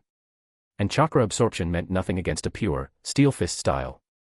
And on top of that, Kisame continued, there's some weirdo from Tsunade using a similar style, something they're calling the 7-day fury technique. It's another power-boosting taijutsu method. Had to fight both of them. That's how I lost my arm. Even Samehada was disgusted by the chakra it ate off those freaks. Samehada let out another low growl of agreement, twitching as if trying to shake the memory away. Degree. Send power stones. Bonus chapter at 150 power stone. Second bonus chapter, 300 power stones. Your support is truly appreciated. Chapter 291, Fighting for the Scroll. Wrong. It's selling the scroll. Kisame looked down at his broken right hand and sighed in disbelief. Who would have thought that even after taking off those ankle weights, that damn watermelon head would still leave some of the weight strapped to his leg. That whip kick had shattered Kisame's arm in a single blow. All right, let's take out the scrolls and check the total, he said, voice slightly strained. Kisame, you'd better go find a medical nin to patch you up after this, Mariboshi Kosuka added casually. Otherwise, when you get older, you'll be dealing with rheumatism, osteoarthritis, and all kinds of trouble. Mariboshi spoke with the tired wisdom of age, hoping Kisame wouldn't regret neglecting his injuries when the years finally caught up with him. The three of them unloaded all their ninja tool pouches onto the ground, pouring out scroll after scroll until a small mountain formed. The passing Jonin examiner, who had been assigned to monitor the scroll exchange process, stood there dumbfounded. What the hell is going on with this team? Are they wholesaling scrolls? Are they setting up a vendor booth? Saya crouched and began counting quickly. There are 30 Earth Scrolls and 34 Heaven Scrolls, she reported. 64 total. Considering some were probably lost to wild beasts, natural accidents, or disqualified teams, this should be nearly all the remaining scrolls. It's time to start selling. She looked up. Any idea what the price should be? I've got no clue. Saya had only been in the shinobi world for a short time. Her stay in Konoha hadn't even lasted 10 full days, and she had no understanding of the current currency or economy. Naturally, she turned her gaze to Mariboshi Kosuka. As the saying went, an old man at home is like a living treasure. And in this case, Kosuka, a veteran who'd lived in Konoha for decades, was the best person to judge the value. Kisame also looked at Mariboshi Kosuka expectantly. Despite having lived in Konoha for the past 3 years, Kisame had never officially been on the Konoha payroll. All of his missions had come directly from Fugaku or Itachi. They ranged from B rank to S rank and he'd completed plenty. But pricing scrolls for genin, that was completely outside his experience. Mariboshi Kosuka grinned like an old fox and adjusted his posture proudly. Well, this old man is considered one of the top genin in Konoha, if I may say so. On average, a genin makes about 10,000 ryo per month. If they're a bit stronger, maybe 15,000. After all, a D-rank commission only nets about 10,000 ryo. A C-rank mission is 100,000, but the leading jonin or chunin takes the lion's share of the reward. Let's set the price at 500,000 ryo per scroll. That way, if they don't eat or spend wastefully, they could theoretically save up 150 million ryo in a year. Kisame's eyes lit up like a child who'd just discovered a chest of treasure. If each scroll's worth 500,000 ryo and we keep 4 for ourselves to pass the exam, we can sell 60 scrolls. That's 30 million ryo. With my savings, I can finally afford the house next to Master Hikaru's. Mariboshi Kosuka nodded thoughtfully. Yes. My pension and this hall together will let me live in comfort for the next 20 years. Saya, meanwhile, had gone silent, tapping her chin thoughtfully. What kind of gift should I buy for Lord Hikaru? But while the three of them were busy plotting their future purchases, one of the nearby proctors, a young jonin who'd just been promoted, was fuming. He turned angrily to Senpai, who was calmly overseeing the scroll exchange. Senpai. I know these genin are powerful, but how can we allow this? Aren't they making a mockery of the chunin exams? We can't just let them set up shop like this. Senpai shot him a bored glance. Young man, you're still too green.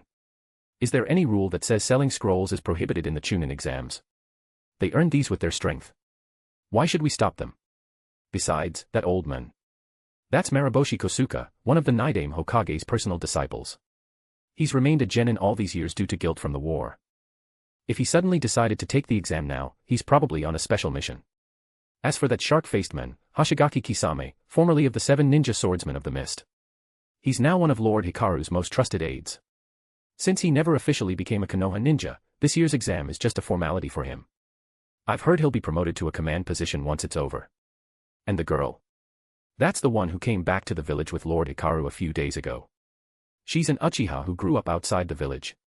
She entered the exam directly using a genin alias. Right now, she's living at the Hokage's residence. If you think you can stop any of the three of them, be my guest.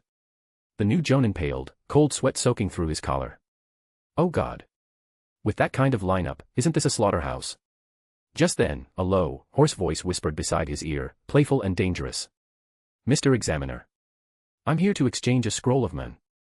The young jonin yelped and spun around in a panic, kunai halfway out of its holster, only to come face to face with a towering, 2-meter-tall shark-faced man, grinning down at him. Kisame's smile was, unintentionally, absolutely terrifying. "Oh, okay. I'll take care of it right away." The rookie examiner fumbled for a scroll from his pouch, accidentally forgetting to take the heaven and earth scrolls Kisame offered in exchange. He turned on his heel and bolted. "Senpai, I need to use the bathroom. I'll leave this to you." And he fled without a backward glance. Kisame watched him go, frowning in confusion. "Do I really look that scary? I've been studying how to communicate friendly with others. I used honorifics, I spoke slowly, I even smiled." Why was he so terrified? "I mean, sure, back in Kirigakure I wasn't exactly a saint, but now I'm a 5-star, law-abiding Konoha citizen." Senpai stepped forward, taking the scroll from Kisame and clapping him on the shoulder. "Kisame, don't make that face when you talk. Just speak normally. That friendly smile and slow speech pattern you're using is so creepy it's scaring the hell out of the rookies. Just act like your usual dead-eyed self." Kisame immediately relaxed his expression, returning to his usual blank-eyed stare. Senpai sighed in relief. That weird, ugly, vaguely pitiful look was somehow less disturbing. Still, how strange. Why don't those books work? Senpai raised an eyebrow. "What books?" "How to communicate with people in a friendly manner." "Stop reading those weird books," Senpai said flatly. "They're for normal people. They don't work on ninja." "Fine. Underscore. Send power stones. Bonus chapter at 150 power stone. Second bonus chapter, 300 power stones. Your support is truly appreciated." Chapter 292, Explosive Tag. Next, Saya, Hoshigaki Kisame, and Mariboshi Kosuka dragged out 3 benches from inside the central tower, sat down right at the entrance, and laid all the scrolls out on the ground like a makeshift market stall. Then, Mariboshi Kosuka suddenly realized a serious problem. "How do we let everyone know we're selling scrolls here?" Saya immediately activated her Mangekyō Sharingan and gave Mariboshi a confident thumbs up. "Don't worry. Just watch me." Then, to the shock of Senpai and the newly returned examiner who had just come back from the bathroom, she activated her full-body Susanoo. A towering, crimson giant rose up in front of the tower, instantly casting a deep shadow over it. The tower, already over 30 meters tall, now looked like a toy beneath the massive figure. The young examiner fell straight to the ground in shock. That's. Senpai's eyes widened in recognition. He remembered the Susanoo that Uchiha Hikaru had summoned during the battle against Kirigakure. It looked strikingly similar, save for the color. Another Susanoo. As expected from someone brought back by Lord Hikaru. Saya controlled the Susanoo effortlessly. Its wings folded in and its hands positioned themselves around 6 glowing chakra crystals embedded in its chest. She focused chakra to her throat and shouted the advertisement with all her might, broadcasting it in all directions, north, south, east, and west. "Can't pass the Chunin exams. Don't panic. The scroll shop is open for business. Heaven and Earth scrolls available, 500,000 Ryo each. First come, first served. Group discounts available." Her voice boomed throughout the entire forest of death. Even Anko, who was patrolling elsewhere in the forest, heard the voice echo through the trees. She burst out laughing. "Ha ha ha. Selling scrolls. That girl's got some nerve. She might actually make a killing at this rate." Elsewhere in the forest, Fu looked up at the sky, despairing. "Ugh. No wonder we didn't find a single scroll after beating 4 teams. That woman must have looted everything." Utakata, on the east side of the forest, sighed and began walking toward the central tower. Fortunately, 500,000 Ryo per scroll was only about a month's mission pay for their team. Manageable, if annoying. Meanwhile, Naruto had collapsed to the ground, clinging to Sasuke's leg. "Aw W. What do I do, Sasuke? Jiraiya spent all my money on booze and brothels. Wah, I'm gonna fail the Chunin exam just 'cause I'm broke. Wah." Sasuke stared at him, completely puzzled. "Is 500,000 Ryo a lot? Underscore. My monthly allowance is 1 million. Sakura's eyes sparkled with sudden clarity. "I must marry into the Uchiha clan. Naruto, Sasuke, please take care of my balls." Just like that, all 60+ remaining teams in the Forest of Death began converging on the tower. The first to arrive was Hydrangea, along with her 2 teammates. They had originally planned to intercept teams trying to turn in their scrolls, but were shocked to arrive before the crowd, only to see an actual scroll bazaar. In front of the scroll shop lay a massive pile of heaven and earth scrolls. Wah! Did you rob every team in the forest? Incredible. Give us 1 earth scroll and 2 heaven scrolls. Saya looked up at Hydrangea, then exchanged glances with Kisame and Mariboshi.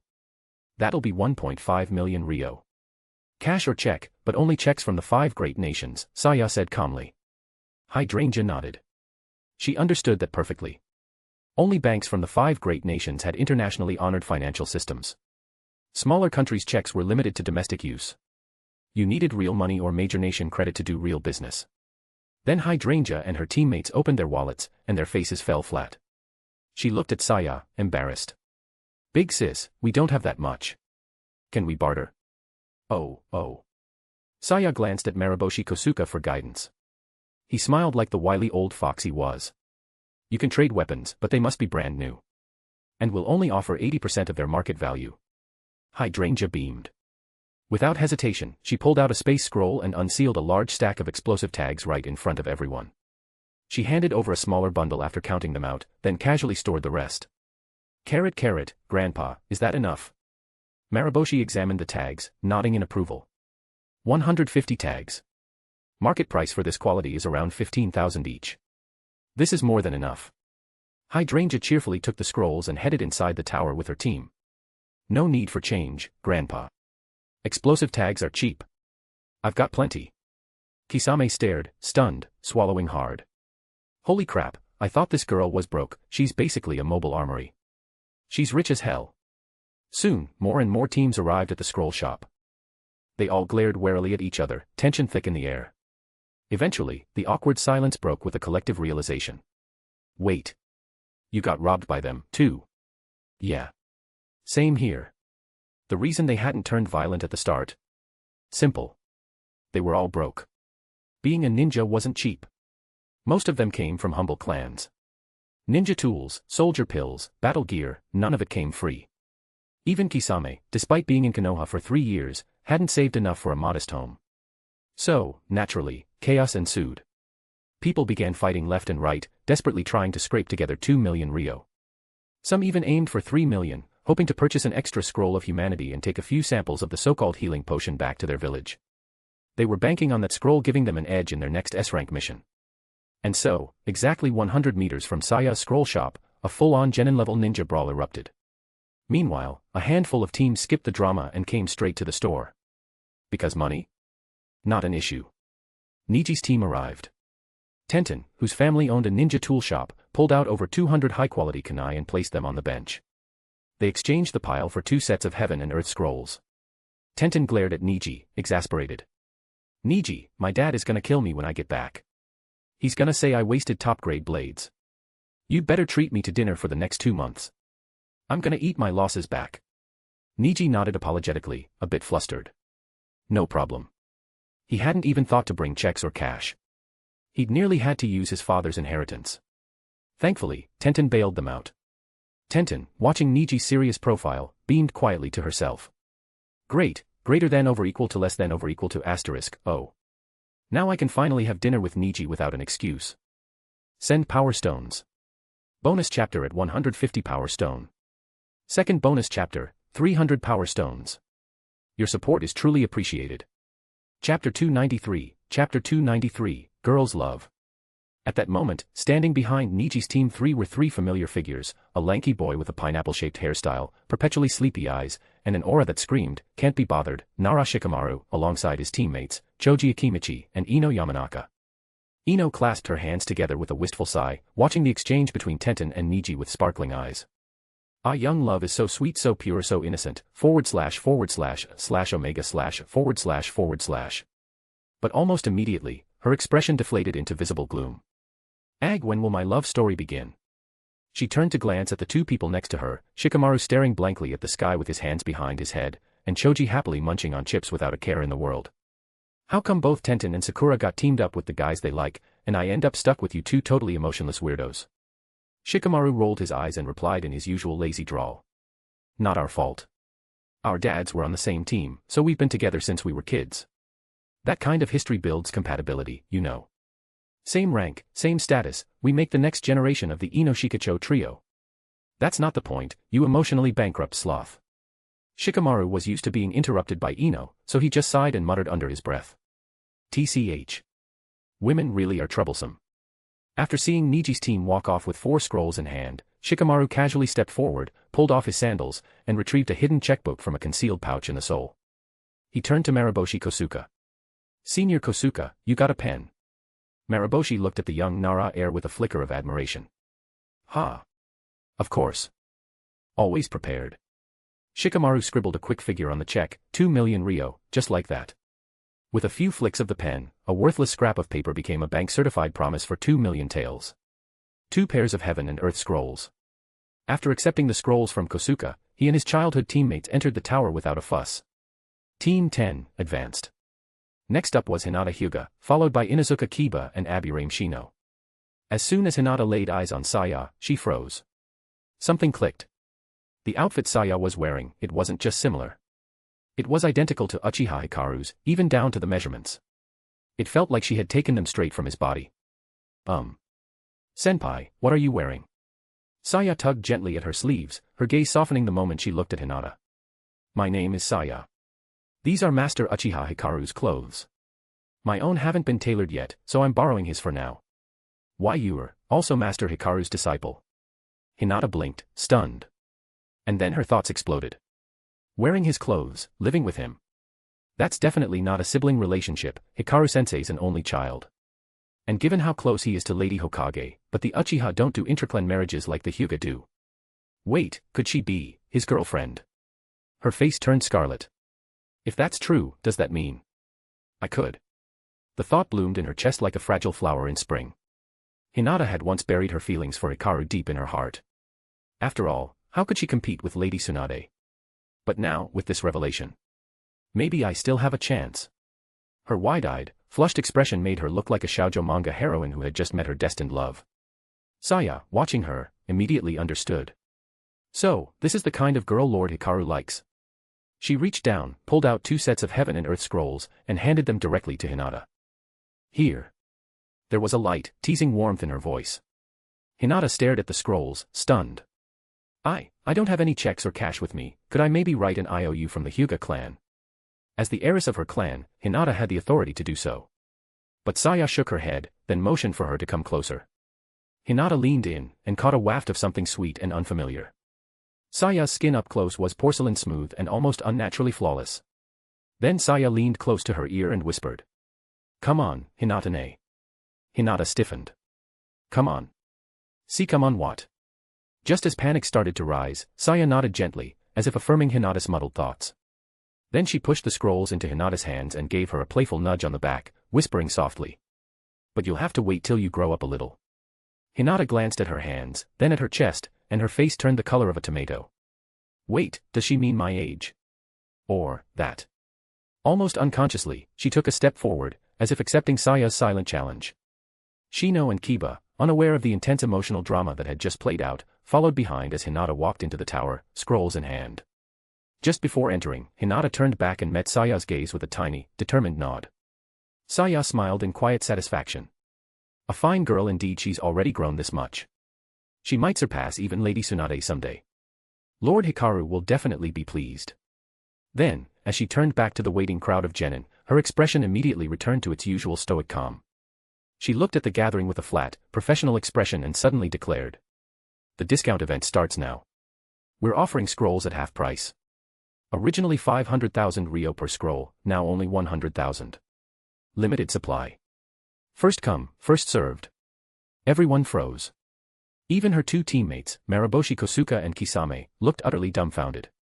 Did she just say 100,000 ryo? She skipped a whole 0. Wait, is this another of her traps? Chaos was about to erupt, again. Send power stones. Bonus chapter at 150 power stone. Second bonus chapter, 300 power stones. Your support is truly appreciated. Chapter 294, Chapter 294, Reverse Discount, isn't that still a discount? The morning sun rose high as the scroll sale unfolded. Mariboshi Kosuka calmly sipped tea from his thermos, eyes half-lidded. Once a man past his prime, he had little control over his own fate. His partner back home had already warned him, after proctoring the second exam, he better get back and cook dinner. There wasn't going to be any dinner waiting for him. If there were, they'd have sent someone to the Nara clan's shop to pick up medicinal herbs. No, this was clearly a setup. He'd cook. She'd criticize. And somehow, they'd still get hit with a delivery fee. How pitiful.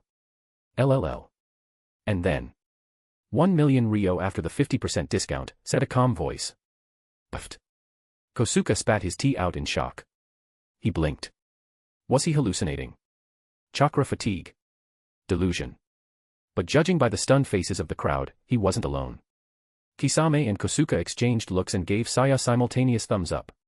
Solid move. A burly genin from Tsunade, tanned skin, scarred chin, and flanked by 2 kunoichi, raised his hand in disbelief. Wait, didn't she say 50% off? Why is it still 1 million? Shouldn't that mean 200,000 per scroll? Kisame grinned, baring his sharp teeth. A reverse discount is still a discount. If you can't pay, feel free to try and take it. The genin immediately huddled with his teammates, whispering urgently. Elsewhere, Uchiha grabbed Yukimaru and Suigetsu and rushed forward, unloading all their gear and pooling every last Rio. After gathering 4 million Rio, they bought the scrolls and passed the round. Fu, accompanied by 2 fellow Takigakure genin, calmly handed over a check from the Konoha bank. Done and dusted. Kuratsuchi and Omoi's teams weren't far behind. They submitted village-issued checks, no questions asked. As soon as Omoi received his scroll, he burst into tears. It's over. I used B-sensei's concert fund, he's gonna kill me. Woo-woo. Gaara didn't rely on money. He crouched down, manipulating gold dust from the desert beneath them until he refined 4 million Rio worth. He handed it over and passed. The remaining teams were all broke. And no one dared try fighting Saya for a scroll, not when she had Kisame on one side and Mariboshi Kosuke on the other. If anyone even twitched toward aggression, Saya just stared them down with the deadliest calm. Try it. Go ahead. I dare you. Eyes closed face. At the edge of the crowd, one of the remaining genin, stocky, built like a boulder, and clearly in charge, rubbed his forehead in frustration. What now? We don't have the funds. One of his kunoichi teammates, hair dyed red and her cheeks slightly flushed, muttered, I still have about 2 million saved, but I was hoping to use that as my dowry. The leader froze. Seriously? That's perfect. He grabbed her hands, eyes intense. Then all we have to do is borrow another 2 million. Once we become Chunin, we'll get paid for B-rank missions. I'll pay you back in no time. The kunoichi's face turned bright red. It's okay. If it's you, you don't have to pay me back, just marry me. But the leader, famously dense, misunderstood entirely. Seeing her red face and flustered tone, he panicked. Oh no. She's upset. Dropping to his knees, he shouted. Please. She squeaked, pulled out her village checkbook, and handed him a signed 4 million Rio check with trembling hands. I do. He froze. You do. Thank you. I'll keep my promise and pay you back. One thought it was a loan. The other thought it was a marriage proposal. They were on completely different frequencies, but the scene was somehow touching, chaotic, and hilarious all at once. Their third teammate stared blankly at the two. What the hell just happened? Send power stones. Bonus chapter at 150 power stone. Second bonus chapter, 300 power stones. Your support is truly appreciated. Chapter 295, Chapter 295, these two guys are really motivated. Although he had already seen the misunderstanding between Sand Number 1 and Sand Number 2, he chose not to expose it. Because he was used to it, their team had been together for 4 years. If not for this year's joint Chunin exam, Number 1 wouldn't have had a chance to participate at all. Even though his taijutsu had already surpassed most of the jonin in Tsunade, he had a fatal flaw. Just like Rock Lee, he was a shinobi completely incapable of using ninjutsu. Although Konoha now held special promotion exams for taijutsu specialists, that system was only established after Tsunade became Hokage. Number 1 role in Tsunade was similar to Might Duis in Konoha. If he failed to get promoted in this joint exam, he'd likely remain a genin forever, dying in obscurity. In the original timeline, if he hadn't shattered the massive boulder used in Tsunade's wind and sand sealing technique, Gaara would have never noticed his taijutsu talent. But now, due to the butterfly effect of Hikaru's presence, Orochimaru had returned, Raza was still alive, and there was no chance for Gaara to become Kazekage anytime soon. That's why Shiro knew he had to pass the Chunin exam this time. Because of him, his teammates had been held back for 4 years. He didn't know why Sand Number 3 stayed, but Number 1 remained because he saw Sand Number 2 as a sister. A few minutes later, Sand number 1 locked onto his targets, a team from Iwagakure and another from Kimogakure. Iwagakure specialized in earth-style techniques. With his steel fist taijutsu and his original 7 days calling technique, he could directly counter them. As for Kimogakure's ninjutsu, Sand number 1 was confident. After all, his technique was a secret art on par with the 8 gates, minus the 8th gate, the gate of death. Though the 3 of them looked calm, they were already preparing. Number 1 began adjusting his breathing rhythm. She gripped 2 broken fans, palms concealing their sharp edges. Number 2, the team's medical nin, was already positioned for retreat and support. Her reason for becoming a medical nin was simple, to treat number 1, who constantly injured himself training. Listening to the footsteps behind, number 1 seized the moment, pushed off with his legs, and charged at the Iwagakure team. None of the surrounding genin could react to his speed. Number 1 had already activated the 3rd level of the 7 days calling technique. His chest and lungs had expanded 3 times over, pushing him to the limit. His current speed and power rivaled the 4th gate, gate of pain in the 8 gates technique. He greedily inhaled the surrounding oxygen. It surged through his lungs, into his capillaries, and into his bloodstream, tripling his circulation speed. Bulging veins and flushed red skin were visible across his body. He struck the Iwagakure captain at the base of the neck, instantly knocking him out. He immediately spun and kicked at the remaining 2. Though they retreated the moment their leader was taken out, it was futile. They raised their arms to block, but number 1's whip kick sent them flying several meters. The Iwagakure genin hit the ground groaning, pain radiating through their forearms. They knew they'd suffered fractures, even though number 1 had held back. Number 1 didn't intend to kill anyone. He just wanted to collect 4 million Ryo and then, no, not summon a dragon, pass the 2nd exam. Right then, chaos erupted around them. Other genin began attacking teams from nearby villages. Only now did they understand Kisame's earlier hint. If you don't have money, use force. Can't rob us. Rob someone else. Hundreds of genin launched indiscriminate attacks on one another. Everyone had the same goal, ninja tool bags. Get the money, buy a scroll at the scroll shop, and pass the round. No one dared steal from those 3, so everyone turned on each other. Off to the side, Senpai retrieved a lunchbox from his scroll, the one his wife had packed for him. Why not enjoy a live performance this good? He figured the one-on-one battles in the 3rd exam wouldn't be as exciting as this. Sure, the final fights had stronger competitors, but this was a chaotic clash of hundreds of genin. Opening the box, Senpai face darkened. Inside was steamed soft-shelled turtle, roasted pork loin, scrambled leeks with egg, and a medicinal-looking chicken soup filled with deer antlers, dried seahorses, and angelica. He felt breathless at the sight, but powered through, his eyes glinting with determination. With firm resolve, he began eating, chopsticks moving rapidly as he watched the genin spectacle unfold. He bit fiercely into the pork loin. No matter how hard it would be to survive the night back home, right now, in this war zone of genin, he needed fuel. If he weren't the examiner, he might have popped open a bottle too. A younger examiner nearby watched in envy, lips trembling at the sight of Senpai's extravagant lunch. He also envied Senpai's incredibly virtuous wife. To this, Senpai wanted to say, "Young man, when you reach my age, you'll understand, willpower is strong but the body is weak. There are only bulls who die of overwork, never land that's been overplowed." Then, he suddenly thought of one exception, Hikaru. After all, Hikaru's relationship with those women was practically public knowledge among the village's jonin. But no one brought it up. No one had the guts to gossip about the Hokage or his assistant behind their backs. And those 3 women, wait, now 4, counting Uchiha Hikaru. Yuhi Kurenai, Minister of Commerce, known across the shinobi world as the Red Queen. Anko, Vice President of the Konohagakure Ninja Science Institute, disciple of Director Orochimaru. And Uchiha Saya, a female Uchiha Kunoichi with power on par with the famed Hikaru-sama. People respected Hikaru's position, not with jealousy, but awe. After all, if it had been them in his shoes, they'd have been shredded into pieces long ago.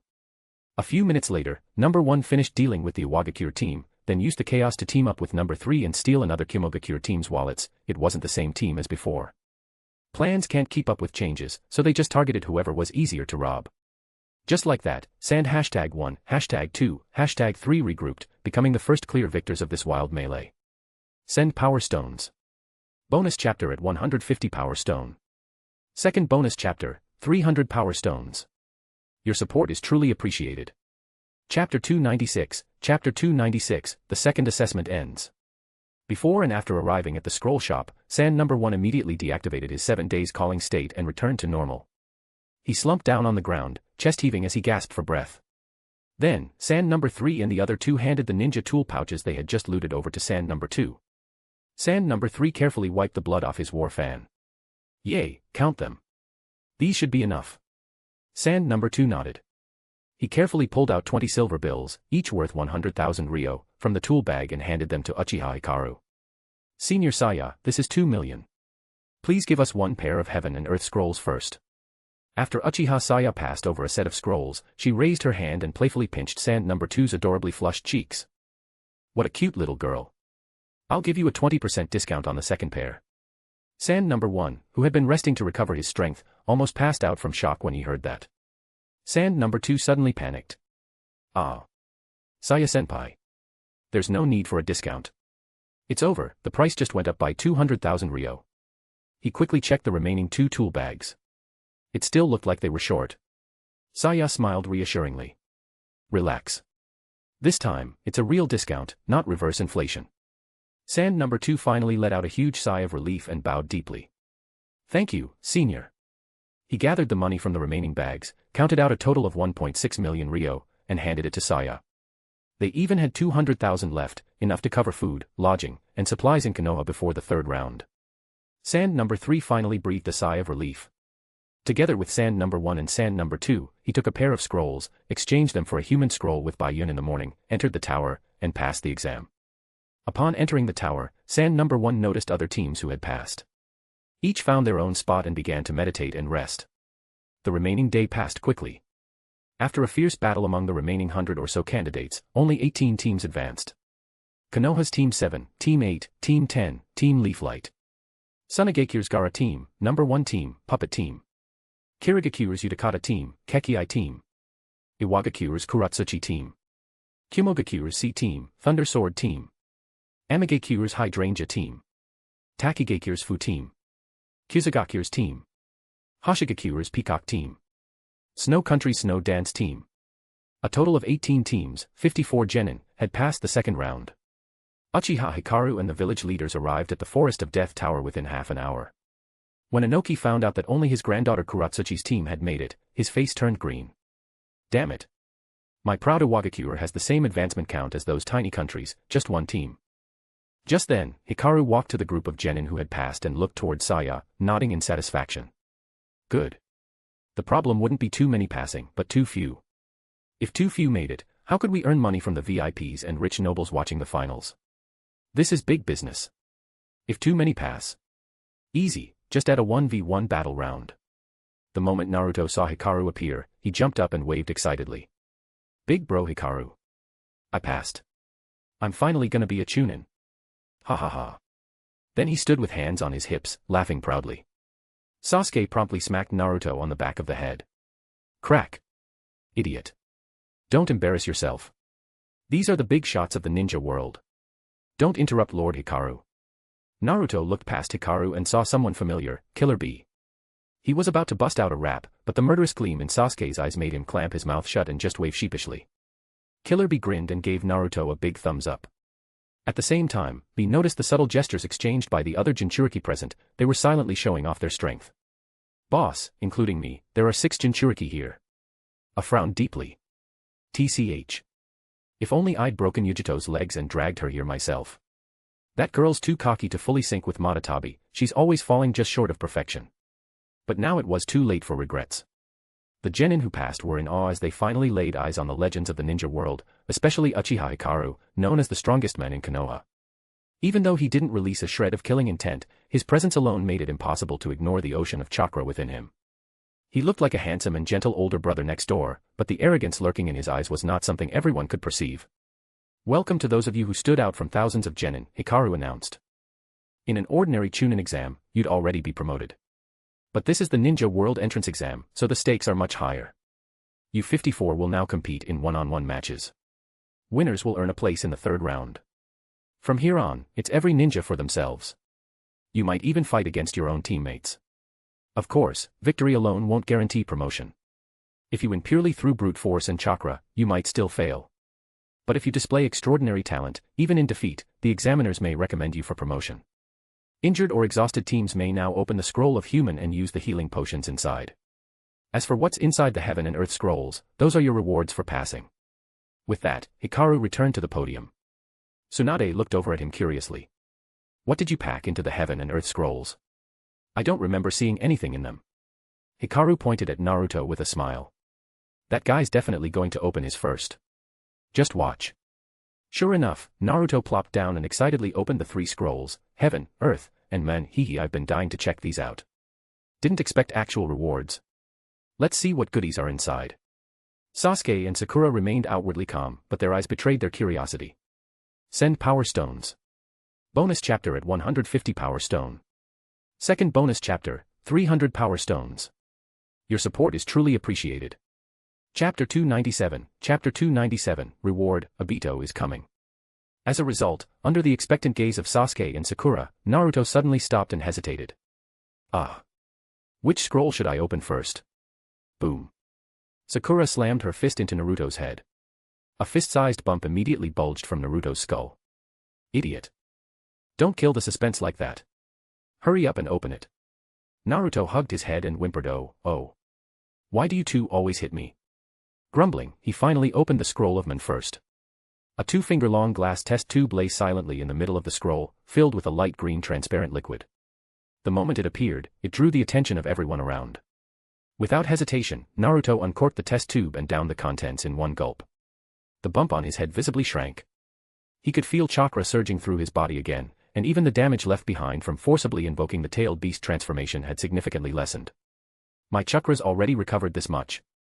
Naruto did a quick internal check. He had already regained at least half of his chakra reserves, and even the scars littering his body had vanished. Even Killer Bee, who was usually all smiles and carefree raps, couldn't hide his astonishment after seeing the potion's effect. He knew better than anyone what it meant. Before becoming a perfect Jinchuriki, every time one invoked the tailed beast's power, they paid the price in blood and agony. Just moments ago, he had sensed that Naruto's body still carried residue from the Ninetales chakra, a clear sign of severe damage. Most likely, the skin under Naruto's clothes had been burned raw. But the kid had endured it in silence, unwilling to show weakness in front of his comrades. But now, that remaining chakra aura was completely gone. His skin had already regenerated, flawlessly healed. This kind of medicine. In war, it's like carrying a full-fledged medical nin on your back. Truly terrifying. Meanwhile, Sasuke and Sakura opened their scrolls. Sasuke took the Heaven Scroll, Sakura the Earth Scroll. 2 puffs of white smoke burst out as the contents appeared. The expressions on both of their faces instantly brightened. This is a set of Uchiha clan ninja tools. I got a B-rank jutsu, water style, water wall. Seeing the rewards Naruto's team had received, the nearby genin couldn't hold back their excitement any longer and hurried to open their own scrolls. Those who were injured quickly drank the healing potion, while those unharmed tucked the scroll of Man away in their ninja tool pouches, planning to hand it into their respective villages later, before simultaneously opening the Heaven and Earth scrolls. Haha. I got wind style, sky-splitting palm. That's perfect, I'm a wind user. Damn it, why did I get earth style, mudslide? I'm a fire style user. Hey, you over there. I've got fire style, great flame bullet, and I'm an earth style user. Want a trade? Deal. Uchiha Hikaru stood on the platform above, watching the buzz of excitement below, and allowed himself a small smile. He raised his voice to address them all. All of the techniques you've received are B rank. Even once you become Jonin in the future, these can serve as your standard combat jutsu. But they consume far more chakra than your typical C or D rank techniques. If you aren't careful, you'll burn through your reserves after just 2 uses. Keep that in mind. From the side, Shikaku Nara instantly grasped Uchiha Hikaru's intentions after hearing the enthusiastic chatter of the genin below. Ah, so that's the strategy. Using these B-rank techniques to earn the gratitude and loyalty of these soon-to-be Chunin, the next generation of elite ninja. Sky-splitting palm, water dragon bullet, mudslide, great flame bullet. Sure, they're all B-rank, but in truth, their actual power is mid-tier at best. They're common jutsu among civilian shinobi. Most veteran jonin wouldn't even bother learning them. These techniques had long been circulating on the black market, or could be purchased directly from the villages if one was willing to grind missions for a few months. To Konoha, these scrolls were nothing. Their material value didn't even compare to a single set of Uchiha clan ninja tools. And the facts bore this out. When Soijetsu opened his scroll and saw water style, water wall inside, he didn't even blink. He already knew the technique and stuffed the scroll away without a second glance. While the genin were still celebrating their prizes, a sudden explosion echoed in the distance. The entire hall jolted. All heads turned toward the south. What the hell was that? Uchiha Hikaru immediately expanded his chakra perception to maximum range. What he sensed made his eyes narrow. That chakra signature, it was a Bito. And he wasn't alone. A swarm of white Zetsu and reanimated ninja using impure world reincarnation were with him. What great timing. In the original timeline, Orochimaru tried to destroy Konoha during the Chunin exams. Now, with Orochimaru reformed, Obito was here to carry on the tradition. Uchiha Hikaru's expression darkened as he addressed the genin below. The one-on-one matches are cancelled. Everyone, prepare for battle. Every white Zetsu you kill earns you 1 point. The top 26 in kill count will automatically qualify for the next stage. And this counts as a B-rank mission. A bounty will be issued for every confirmed kill. As he spoke, he and Tsunade launched off toward the south gate at top speed. Of the other Kage, Inoki, Raza, A, and Mei Terumi, only Mei followed closely behind Hikaru. The others moved, but with no urgency. Even A, the Raikage, who usually got along well with Hikaru, held back. That's how the 5 great nations were, rivals in everything. This was an opportunity to gauge Konoha's military strength under pressure. Village interests always came first. Meanwhile, at Konoha's south gate, hundreds of ANBU and root ninjas had assembled, moving with perfect coordination. At their head stood a man with long black hair in a white lab coat, Orochimaru, dean of the Konoha Scientific Ninja Research Institute. And next to him, wearing a raccoon mask, was the current head of Root, Kabuto Yakushi. Root units, engage. There were no grand speeches or words of inspiration. Kabuto simply activated his chakra scalpel jutsu, his hands glowing bright blue like twin blades, and rushed headfirst into the advancing white Zetsu horde. The Root ninja followed without hesitation, each deploying their own techniques to cut down the tide of pale creatures surging toward Konoha's gates. Among them were also grotesque gray-skinned zombies, soulless, cracked, and reeking of decay. Orochimaru's eyes narrowed the moment he saw them. Reanimation jutsu. Impure world reincarnation. Could Hirako have joined the Akatsuki? That technique wasn't something any regular shinobi could pull off. It required profound knowledge of forbidden ninjutsu and chakra science. So far, only the second Hokage, Tobirama Senju, and Orochimaru himself had fully mastered it. If there was now a third, it could only be Obito, or the man standing right beside him, Kabuto Yakushi. Send Power Stones. Bonus chapter at 150 Power Stone. Second bonus chapter, 300 Power Stones. Your support is truly appreciated. Chapter 298, Impure World Reincarnation, the Kages of Past Generations. But in the next moment, Orochimaru's gaze shifted to the massive scallop-like shape behind him. His brows furrowed. This is, the giant clam of the second Mizukage, Hozuki Gangetsu. Suspicious, Orochimaru immediately summoned 10,000 snakes. Puff. A cloud of white smoke burst forth, and a massive purple serpent appeared beneath Orochimaru. Oi. #O, Orochimaru. What made you think of summoning me out of the blue? I thought all of you were dead. As usual, I expect 100 human sacrifices as payment. Don't worry. When this is over, I'll feed you something very special.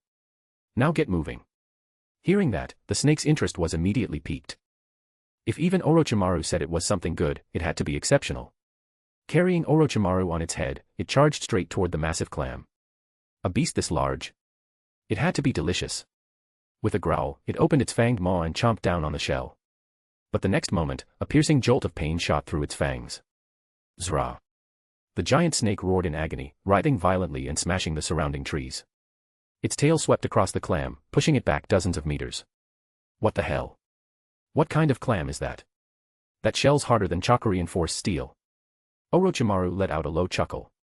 That's the summoning beast of the second Mizukage. You won't be biting into that so easily. But then, a spiraling vortex of space twisted open above the clam. From it stepped a man in an orange spiral-patterned mask, Uchiha Obito, flanked by the traitor Hokuroko. And standing with them were none other than the reanimated forms of the second Mizukage Hozuki Gangetsu, the second Tsuchikage, and the third Kazekage, his true name never revealed, but his legacy known to all. He actually found them. Orochimaru had once attempted to retrieve the bodies of those two legendary shinobi, but the ninja world was vast, and their deaths had left no trace.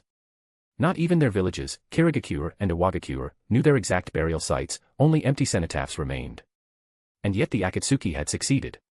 At the same time, Uchiha Hikaru, Tsunade, Uchiha Saya, Mei Terumi, and others who had rushed at full speed were the first to arrive at the battlefield outside Konoha's south gate. The instant Hikaru laid eyes on Obito, he didn't hesitate to provoke him with mockery. Yo, look who it is. Our good doggy Tobi and I. So you finally learned. Can't win solo, so you brought a whole circus this time, huh? Facing 3 Kage level shinobi, ooh, I'm shaking in fear. Ring in equal to ring in equal to. But too bad. We've got numbers too. With that, Hikaru summoned sword into his right hand, planted a foot against the Konoha wall, and glared down at Obito with arrogant defiance. Raza and Inoki, who had originally hesitated to join the fight, now felt their blood pressure spike. Seeing the bodies of their former mentors clad in enemy colors was a humiliation they couldn't bear. You bastards from Akatsuki! Inoki roared. What the hell did you do to my teacher? You dared attack Tsunade and now you've defiled our Kazekage. Raza bellowed. I'll crush you all. No matter how cunning or divisive they were among themselves, not even they could watch their mentors' corpses be desecrated like puppets on a battlefield. It was obvious, they were dead. Their eyes dull, their bodies cracked, their flesh waxy and lifeless. Orochimaru stepped back toward Hikaru and addressed the furious Kage beside him. They've been revived with impure world reincarnation. You can't kill them, they'll just regenerate. You'll need sealing jutsu. They're not themselves anymore. They're just weapons now. Inoki and Raza's fury doubled. Without another word, Inoki activated the lightweight boulder technique, lifting himself into the air, while Raza flew on a platform made of gold sand, heading straight into battle. Even Mei Terumi, who had no deep bond with Hozuki Gangetsu, couldn't stomach seeing her predecessor controlled like this. With fury in her eyes, she leapt down from the wall, forming hand seals. Boil release, skilled mist technique. Thick acidic vapor spewed from her mouth, melting through dozens of white zetsu and nameless reanimated shinobi around her in seconds. Now, the battles began. 5th Mizukage versus 2nd Mizukage. 4th Kazekage versus 3rd Kazekage. 3rd Tsuchikage versus 2nd Tsuchikage. Only Reikage was left behind, standing awkwardly. Uchiha Hikaru glanced at him sidelong. Everyone else jumped in. What's your excuse? I bet they were trying to summon your old man. But I guess they couldn't, probably because you're still alive. Too many Iwagakure died already, so maybe they're saving him for later. If you don't fight now, next time they'll bring your father to beat the crap out of you. That did it. Crackling blue lightning surged from A's entire body.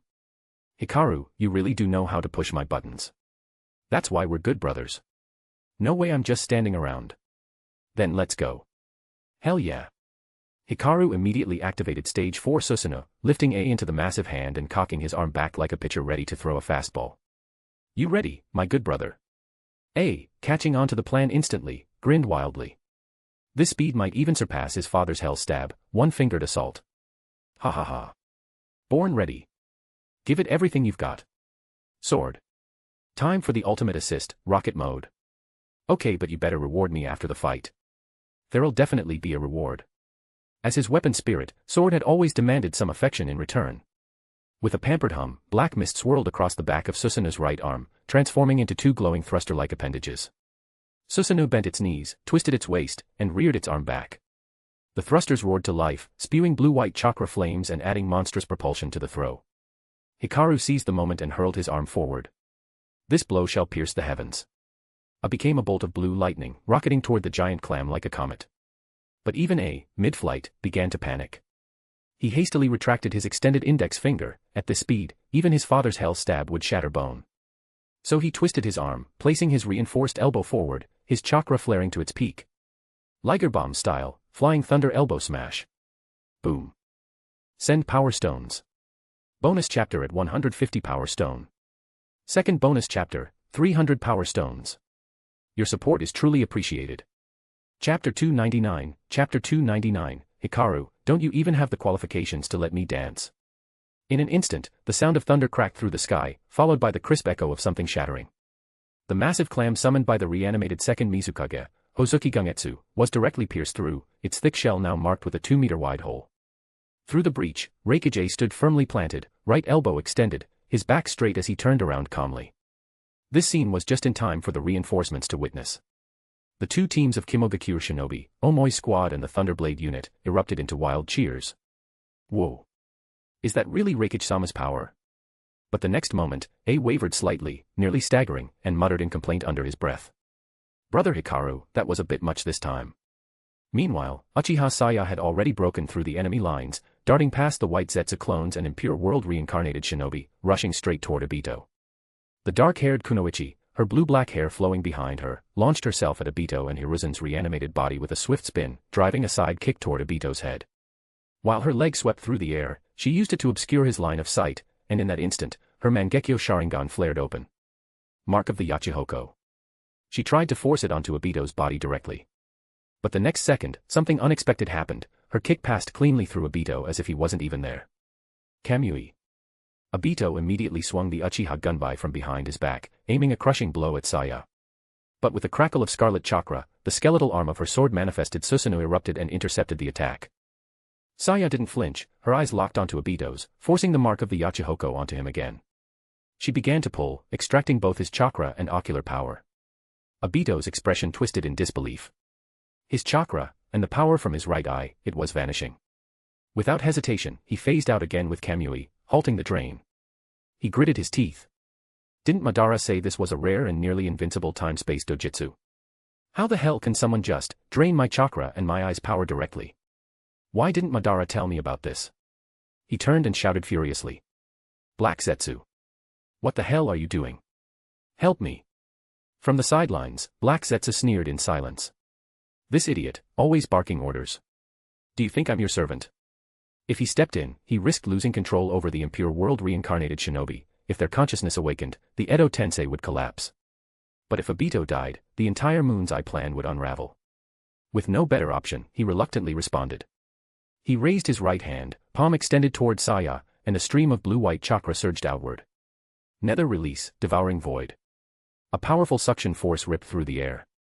Saya's body was pulled toward it, and she could feel her chakra draining rapidly. Another absorption-type bloodline technique. Saya was forced to retreat, creating distance between herself, Obito, and Hiruzen's reanimated corpse. Obito exhaled in relief. But at that exact moment, Tsunade, who had just summoned Katsuyu atop Konoha's southern wall, saw her beloved friend Saya being overwhelmed, and her fury exploded. Een seal, release. She brought her hands together in a sharp clap. The violet diamond-shaped mark on her forehead flared with blinding purple light. Sealing marks cascaded across her body like flowing ink, spreading from her head to her arms and legs. An immense surge of chakra burst from her. Wood style, wood dragon jutsu. From the battlefield below, the earth split open. A towering dark green dragon of wood burst forth, the long-lost power of wood release returning to the world. From Kirigakure, Kumogakure, Iwagakure, and even Tsunade, every ninja who saw it was stunned. Wood release. Everyone knew Tsunade, the fifth Hokage, as a medical ninjutsu master. The Sannin. The strongest kunoichi alive. But now, in the heart of battle, they remembered her lineage. Senju. The wood dragon rampaged through the army of Edo Tensei and White Zetsu, blazing a path toward Saya. Tsunade stomped her foot against the wall and launched herself into the air. Rising dozens of meters high, she raised her right leg and zeroed in on the reanimated Hiruzen and Obito below. Monster strength, heaven foot of pain. Obito's instincts screamed. He looked up just in time to see a blur of shadow descending on him. He instantly activated Kamui, phasing out of reality. But Black Zetsu, occupying Hiruzen's reanimated body, couldn't react in time. He had no Kamui, no teleportation, no chance to dodge. Desperately, he made a snap decision. Steel release, steel body. Silver-white chakra plated his skin in an instant, giving his body a dense metallic sheen. He crossed his arms to block. But Tsunade was already smirking midair. Too slow. Her foot crashed into him like a meteor. Boom. The impact sent shockwaves through the battlefield. The earth cratered violently beneath them, the ground fissured in every direction. Saya felt the ground tremble beneath her. She looked over. Black Zetsu's arms were now bent backward at a grotesque 90-degree angle, his reanimated body sprawled beside Obito. Bone jutted out from broken skin, blood and chakra leaking freely. He grimaced through the agony. Damn it. This body's useless. I'll need a better one. Gotta get some White Zetsu and rebuild after this. Obito's eyes darted to the back of the battlefield. There, unmoving, yet unignorable, stood Uchiha Hikaru, his chakra contained but overwhelming, as if he hadn't even started fighting yet. Obito swallowed hard.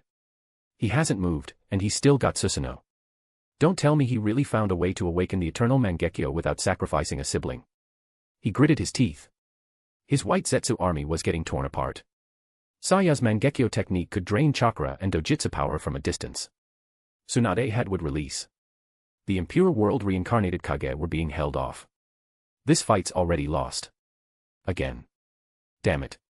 If I keep getting humiliated like this, might as well retreat. Not losing is a kind of victory, right? At that moment, across the battlefield, Uchiha Hikaru stood atop Konoha's walls, arms folded, his gaze cold and sharp. He stared Obito down. And then, in a low voice that carried through the battlefield, he mocked. You really are an eyesore. I wouldn't even waste a dance on you. He sniffed dismissively. You're not even worth my time. Obito's face, hidden behind the spiral mask, flushed red. Like a monkey's ass. You, Uchiha Hikaru. If that's how it is, fine. You'll regret this. Black Zetsu. Do it. Black Zetsu, still groaning in pain, tried to object, but Obito cut him off. Now. You hear me? You want me to spell it out? Muttering curses under his breath, Black Zetsu called over a white Zetsu, took a ninja blade in his mouth, and sliced off his mangled hands. He fused new ones from the white Zetsu's body, formed a rapid sequence of seals, and slapped his palms against the earth. Summoning Jutsu, Impure World Reincarnation. Send Power Stones. Bonus chapter at 150 Power Stone. Second bonus chapter, 300 Power Stones. Your support is truly appreciated. Chapter 300, The Shura of the Ninja World, Uchiha Madara. This chapter is short and I added this keep the chapter numbers in order. Thank you for understanding. A coffin slowly rose from the ground. In the center of the lid was a name that had once sent tremors through the entire shinobi world. Madara. Suddenly, all eyes turned toward it. Inoki, who had been locked in battle with his reanimated master, Mu, faltered the moment he sensed the chakra that had haunted him for decades. In that instant of distraction, Mu's fission form landed a solid punch, sending him crashing downwards. Pain shot through his body, snapping him back to clarity, but his heart was still gripped by fear. He forced himself to stand again and look toward the coffin near Black Zetsu. The name carved on it made his heart skip a beat. That name, could it really be? From his position on the wall, Uchiha Hikaru narrowed his eyes, alert. So he really managed to summon that monster. But is this version of Madara the transformed one, or the one with the Rinnegan already awakened? A dull thud echoed out as something inside struck the coffin lid. With a powerful kick, the lid was blown clean off. From within stepped a man clad in crimson armor from the Warring States period. His long, wild black hair fluttered in the wind. As his armored foot met the ground, the sound of metal grating against stone rang out. The moment his body emerged from the shadows, everyone could clearly see his face. Inoki's last shred of doubt shattered. Sweat poured from his forehead like rain, and fear twisted his features. It's really Uchiha Madara. That brat Obito, it looks like his plan succeeded. Madara swept his gaze across the battlefield. Almost instantly, he felt something off. No, very off. This sensation, this isn't what reincarnation is supposed to feel like. He looked down at his own hands. The ashen skin, the cracks along his forearms, it reminded him of a certain forbidden jutsu developed by the twisted genius of the Senju, the white-haired one, Tobirama. He turned to look at Black Zetsu and the masked Obito standing behind him. Impure World Reincarnation. Obito, you'd better have a damn good reason for reviving me before the plan was complete. So, you used his jutsu, Tobirama's. Tsunade, standing nearby, flared with sudden rage at how casually Madara had spoken of her granduncle. Without hesitation, she charged toward him, fist cocked back, aiming directly for his chest. Where the hell do you think you're running your mouth, you fossil? In an instant, a blue ribcage materialized around Madara, Susanoo. It blocked her punch completely. As she rebounded, arms sprouted from the ribcage, each wielding curved blades. With a powerful sweep, Susanoo flung Tsunade backward. But she wasn't done. Would style, would clone. With a quick jutsu, she leapt off the back of her clone, flipping through the air and narrowly evading the slash from Susanoo. Madara caught a glimpse of the jutsu, and the golden hair, and memory surged back. Would release. You're Hashirama's granddaughter. I didn't expect you to awaken would release as well. But your chakra reserves are pitiful. Not even half of Hashirama's. With that, Madara leapt forward, and appeared beside Obito in a flash. Send Power Stones. Bonus chapter at 150 Power Stone. Second bonus chapter, 300 Power Stones. Your support is truly appreciated. Chapter 302, Chapter. Author setting explanation for Madara's eye abilities. The original Naruto series does not explicitly state Uchiha Madara's Mangekyō Sharingan ability, only the powers of his Rinnegan. I haven't read Boruto, but based on my research, only Otsutsuki Tonari, the younger brother of the Sage of Six Paths and a descendant of Hamura on the moon, awakened a gravity-related ability, the Golden Will Reincarnation Explosion, which manipulates gravity and repulsion. The alien Otsutsuki invaders have never used gravity/repulsion abilities. As far as I know, I didn't verify this in detail, so I just assumed they didn't. So in this book, Madara's Eternal Eye refers not to the Mangekyō, but to a combination of the power of the Six Paths and the power of Yin and Yang. The power of Six Paths includes techniques like those used by Pain. Chibaku Tensei falls under yin-yang release. Its core mechanism is to use powerful gravitational force to attract boulders from space and compress them into a sphere. I treat it as a variant of the traditional Tensei technique, but with even greater chakra consumption. Nagato wouldn't have had enough chakra to perform it. As for Madara's unique Rinnegan ability, that remains the limbo, border jail technique. This is based on how Sharingan techniques function in general. They can be used even when transplanted to others. For example, Kakashi with Kamui, Danzo with Koto Emetsukami, Itachi's Koto Emetsukami crow used on Naruto. So I believe Nagato, with Madara's eyes, can use the Six Paths powers and yin-yang abilities as well. As for Rinne Tensei, I define it as a fusion of the human path and hell path abilities. It is part of the Six Paths but consumes massive energy and may even shorten the user's life. Lastly, the power of yin and yang here refers to the force granted to Naruto and Sasuke by the Sage of Six Paths at the end of the original story. However, Madara's yin-yang is from a diluted Uchiha bloodline, so it's not pure. He cannot use the Six Paths Chibaku Tensei. The above is just my personal understanding and applies only to this book. Please don't criticize me. Uchiha Hikaru's words struck Madara like a blow to the chest. If he hadn't been reanimated by the impure world reincarnation, he might have burst a blood vessel on the spot. Sharp-tongued brat. You really believe peace can be achieved just by talking about it? For generations, the shinobi world has been engulfed in war. It has never truly known peace. Even Hashirama and I only managed to create a fragile, fleeting calm. What do you kids, who've never known real war, know about despair? Only the infinite Tsukuyomi can bring true peace to this world. Even though Madara had already heard from Hikaru that the contents of the Uchiha stone tablet had been tampered with, he still clung stubbornly to the belief that the infinite Tsukuyomi was the answer. Uchiha Hikaru wasn't in the mood to keep debating. He wasn't Naruto. Talking wouldn't solve this. If Madara couldn't be reasoned with, he'd handle this the traditional Uchiha way. He clenched sword in his right hand and released Saya from his left, stepping forward with both weapons ready. Enough talk. Seeing this, Obito smartly unhooked the chain attached to Madara's war fan and tossed it toward him. Your weapon, take it. Madara gripped the familiar gunbai with one hand and ran his fingers across its surface with the other, nostalgia flickering across his face.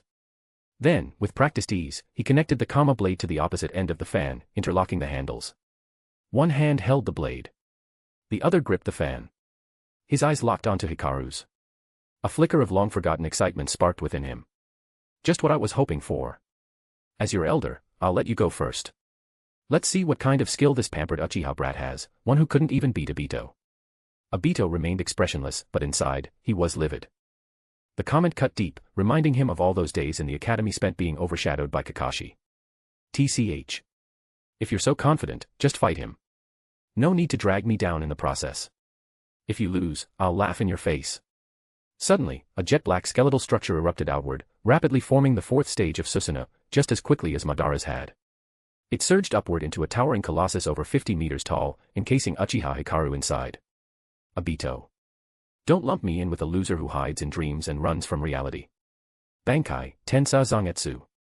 Sword transformed instantly into a sleek, pitch-black blade, long, narrow, with 3 raised hooks along its front edge. An iron chain trailed from the hilt, now firmly gripped in Susanoo's massive hand. Madara's gaze finally sharpened with interest at the strange blade. Fourth form Susanoo. Not bad, but that's all it is. This sword, though, it's different. A spiritual construct. Hikaru met Madara's arrogant stare with one of his own. We Uchiha respect our elders and care for the young. You think I'd need my perfect form to beat a dead old man? Before Madara could scoff, Hikaru's Susanoo raised Tensa Zangetsu, and slashed. Crescent Moon Strike. A black and red crescent-shaped wave of energy roared toward Madara. Madara calmly raised his palm to meet it. Sealing technique, absorbing seal. A brilliant white light burst from his hand. The slash dimmed as it neared, but didn't stop. His eyes narrowed. Something's wrong. Quickly, he raised the war fan and channeled chakra into it. Uchiha reflection. But it was too late. The earlier use of the sealing jutsu had eaten into his response time. The red faded from the slash, leaving only black, and it carved a deep gash, over 10 centimeters wide, straight across Madara's chest. Had he hesitated even a moment longer, it would have split his torso in two. No blood spilled, only strips of gray, crumbling paper floated from the wound, scattered by the wind. But the attack didn't end there. The remaining force from the slash curved and rebounded, hurtling back toward Hikaru. He didn't flinch. Susanoo twirled the chain at the end of Tensa Zangetsu, spinning it like a flail to intercept the incoming strike. He skidded back a few meters, absorbing the momentum, before standing firm again.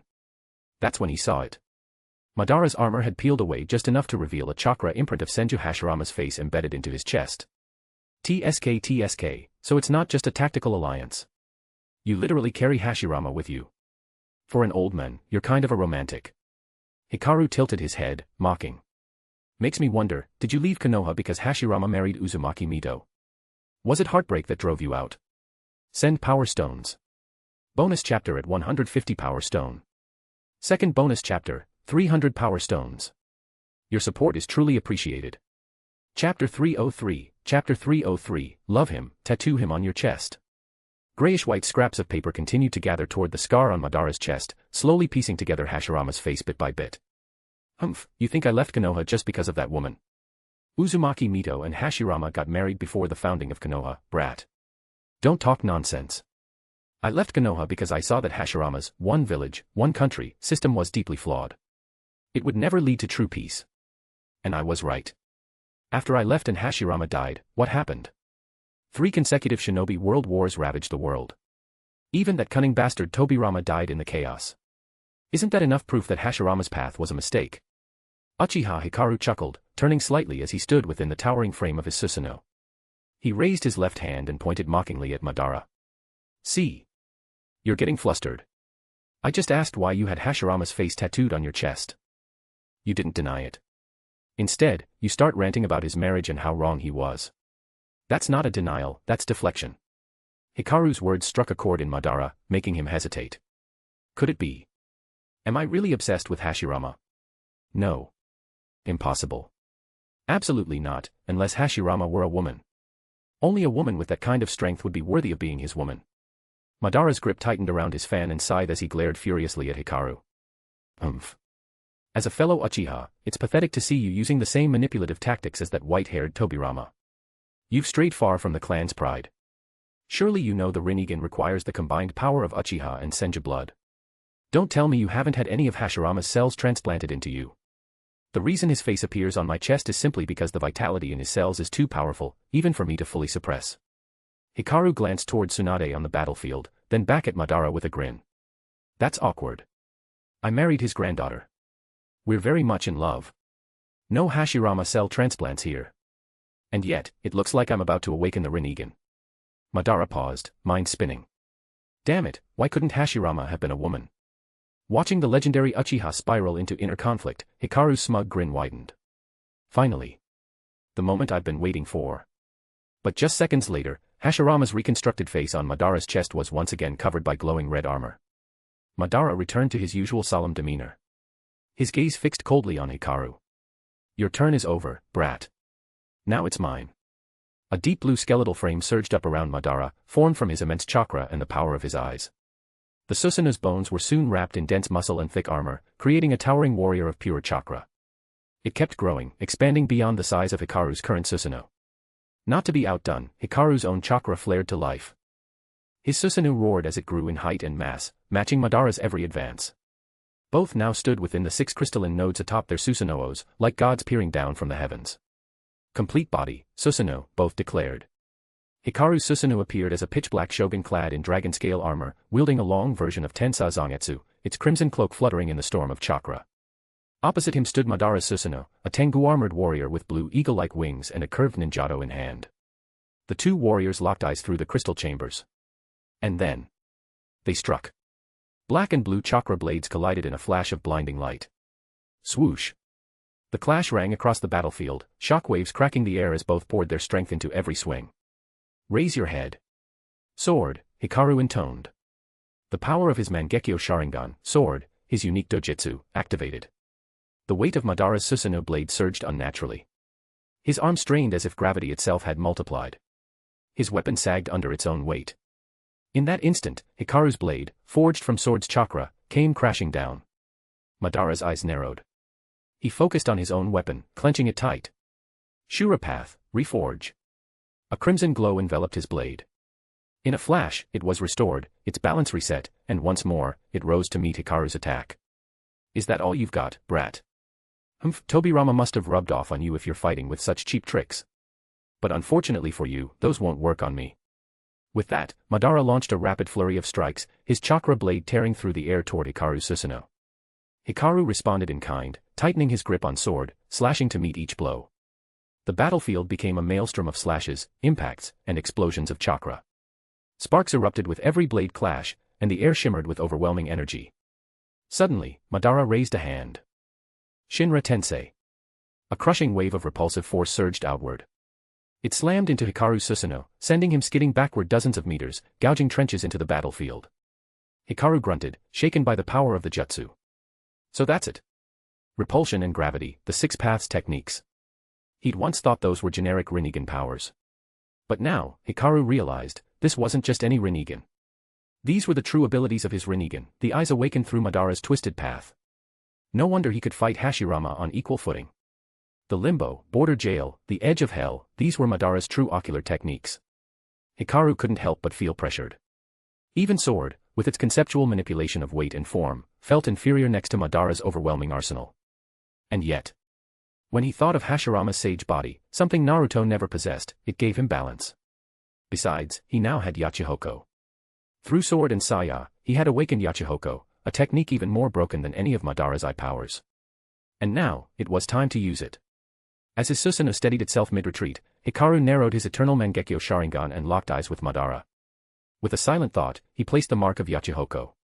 A technique to copy all of Madara's ocular powers. No hesitation. Hikaru pointed straight at him. Bansho Ten-in. Madara's eyes widened. Suddenly, his Susanoo and body were pulled forward by an immense gravitational force. You little bastard. You can copy ocular techniques. Send power stones. Bonus chapter at 150 power stone. Second bonus chapter, 300 power stones. Your support is truly appreciated. Chapter 304, Madara, your chakra is very smooth. At this moment, Madara felt that extremely familiar gravitational force again, and his blood pressure spiked. The pull and push of yin-yang release, yet the technique left to him by his younger brother, Izuna, had just been copied by someone else so easily. A strange pain struck his chest. It was like watching someone he loved be taken away by another. Pain. It hurt so much. Uchiha Hikaru continued to increase the gravitational force, pouring more and more chakra into his Rinnegan. Madara had no choice but to resist with equal force. You damn brat. Shinra Tensei. The gravity and repulsion between their two complete body Susanoos clashed fiercely, forming a dense black sphere in the sky. A violent gravity radiated outward in all directions, pulling everything toward it indiscriminately. Simultaneously, the counterforce launched the black orb higher into the air. Seeing this, both Madara and Uchiha Hikaru distanced themselves. Ninjas on the battlefield were caught in the gravitational tide, helplessly floating toward the black void above. Help! What's going on? I'm afraid of heights. Somebody save me. Konan immediately withdrew from the front line and put distance between herself and the sphere, silently thanking her caution. If she'd been any closer, she might have been pulled in two. She recognized this technique instantly. Chibaku Tensei. Nagato had used it before, but this one was on an entirely different level. The sheer power of this Chibaku Tensei dwarfed Nagato's. Uchiha Hikaru noticed several shinobi being pulled skyward. He quickly channeled chakra into his Susanoo's left hand, forming 3 Yasaka Magatama, and hurled them toward the Chibaku Tensei above. Madara mirrored his movements, 3 glowing blue Yasaka Magatama launched into the sky. But unlike Hikaru, Madara wasn't trying to save the ninja, or the white Zetsu and reanimated shinobi army. He was trying to save himself. He knew all too well, when yin and yang were used simultaneously, the resulting sealing force could trap even a tailed beast. And he, still bound by the impure world reincarnation, was vulnerable to that level of sealing. If he got pulled in now, it could mean permanent entrapment. The Magatama, 3 black, 3 blue, collided midair with a deafening boom. A blinding explosion shattered tens of thousands of tons of rock. Massive debris rained from the sky, and jagged stone spikes tore through the battlefield. Tsunade gritted her teeth and squeezed out more chakra, summoning additional Katsuyu clones to tend to the wounded. Thankfully, the indiscriminate destruction also struck down scores of white Zetsu and incapacitated many of the reanimated shinobi. The sealing squad didn't hesitate. They charged forward with massive scrolls, rapidly binding the weakened enemies one by one. Madara sneered. You're wasting chakra trying to save those worms. You'll never win this war. The reanimated army has unlimited chakra and can't die. Give up, join my Eye of the Moon plan, and I might still let you live. Uchiha Hikaru looked at him strangely. What do you take me for? Stupid. I know impure world reincarnation is vulnerable to sealing. I don't need to kill you, just tear your body apart and seal the pieces. And as for chakra, don't worry. I've got a portable chakra pack. Madara frowned. Portable chakra pack. Wait. Did this brat make a summoning contract with a tailed beast? Suddenly, Madara felt something wrong, his chakra was being sucked out of him. You bastard. You're extracting my chakra. In that instant, he understood, he was the chakra battery Hikaru had referred to. Hikaru's body thrummed with energy, his chakra rapidly replenishing. A blissful shiver ran through him. Oh. Madara, your chakra flows so smoothly. Sealing technique, absorbing seal. Madara, furious, activated his own ocular power to reabsorb the chakra being pulled from him. The battle between push and pull had ended. Now began a strange war of absorption. Sword. Help me. The name hung in the air, softly spoken, but it pierced through Madara's dead heart like lightning. Sword. Again, that name. Madara's heart had stopped beating long ago, but hearing it again made something in his chest twitch. Could it be, that strange spirit weapon? You always know how to cause trouble, the female voice said, sultry and teasing. Now it's my turn. You're going to spend the whole day with me, it's going to be so hard. A voice both flirty and dark rang out. A swirling mass of black smoke emerged from within the 6 crystal nodes of Hikaru's Susanoo. It gathered beside him, then condensed into the form of a beautiful woman in a sheer black dress. A spiritual weapon that takes human form. Even Madara, for all his knowledge, was startled. He had never seen a Mangekyō technique manifest like this. This was beyond standard jutsu. Sword placed her hand on Hikaru's shoulder. The chakra drain intensified. Madara could feel himself being sucked dry. But as his chakra flowed out, his reanimated body instinctively absorbed more from the natural world, putting him in a bizarre loop. Am I, a walking chakra furnace? Madara's eyes widened with fury. You little bastard, how dare you treat me like a tailed beast? With a roar, he released his grip on the chakra struggle. He couldn't win that way. Fine. If that's how it is, then I'll just summon the 9 tails. Summoning technique, Kyubi. Suddenly, far across the battlefield, Naruto, engaged in close combat against White Zetsu, doubled over in pain. His knees hit the ground, and he clutched his stomach. Damn, what the hell? My stomach. You better not be dying on me now. Sakura yelled, rushing to support him. TCH, don't fall behind, Sasuke muttered, helping carry Naruto to safety. Inside Naruto's mind, within the seal, Kurama stirred. That call. That bastard Madara again. But, fortunately, the seal's still strong.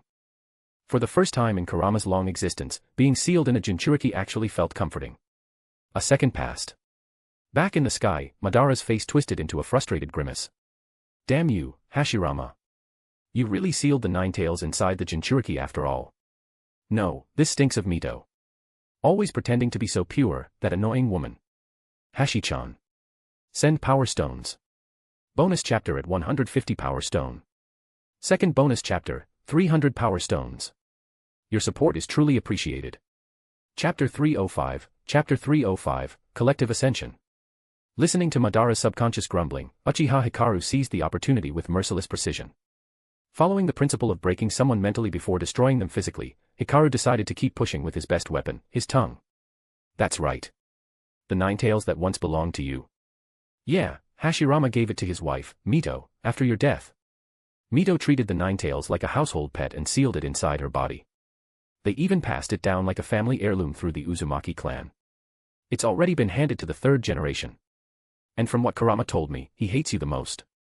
He'd rather be sealed in a Jinchuriki than be your summoning beast. Oh, and you didn't even know the 9 tails name, did you? It's Kurama. Each word from Hikaru was like a serrated blade twisting in Madara's chest. Madara's twisted expression made his fury and heartbreak obvious. He had once believed, no, trusted, that Hashirama had lost his original ideals, become ruthless and cold. After all, in the Valley of the End, Hashirama had stood behind him and stabbed him straight through the heart. He and Hashirama had been like brothers, playing together, trusting each other. He had even shared his biggest weakness, that he couldn't fight properly if someone was behind him. And yet, Hashirama had used that very weakness to stab him in the back. But Hikaru's words painted a different picture. That Hashirama hadn't done any of it out of justice or righteousness. No, he had given the 9 tails to Mito just to make her happy, like a gift, like a family heirloom. Hey, you betrayed me. Even when Hashirama's blade pierced his chest, Madara hadn't felt such rage. He believed they were simply on different paths. That it was destiny. But now, with Hikaru's relentless goading, Madara's heart finally cracked, shattered. Seeing Madara begin to lose control, his chakra flow suddenly spiked with disarray. Uchiha Hikaru and sword, his Mangekyō ability, linked in perfect unison. Sword suddenly transformed into a heavy chain in Susanoo's grip. Hikaru spun it once, twice, forming a glowing iron circle, and hurled it at Madara. Eat my lasso Fong. The sudden shout jolted Madara back to his senses, but it was too late. The glowing chain ring encircled Madara's Susanoo, and Hikaru yanked with both arms. Snap. The ring tightened instantly, binding both of Madara's Susanoo arms like a trap snapping shut. Madara's expression contorted with shock as he felt a terrifying devouring force rip through the chain, siphoning chakra directly from his Susanoo.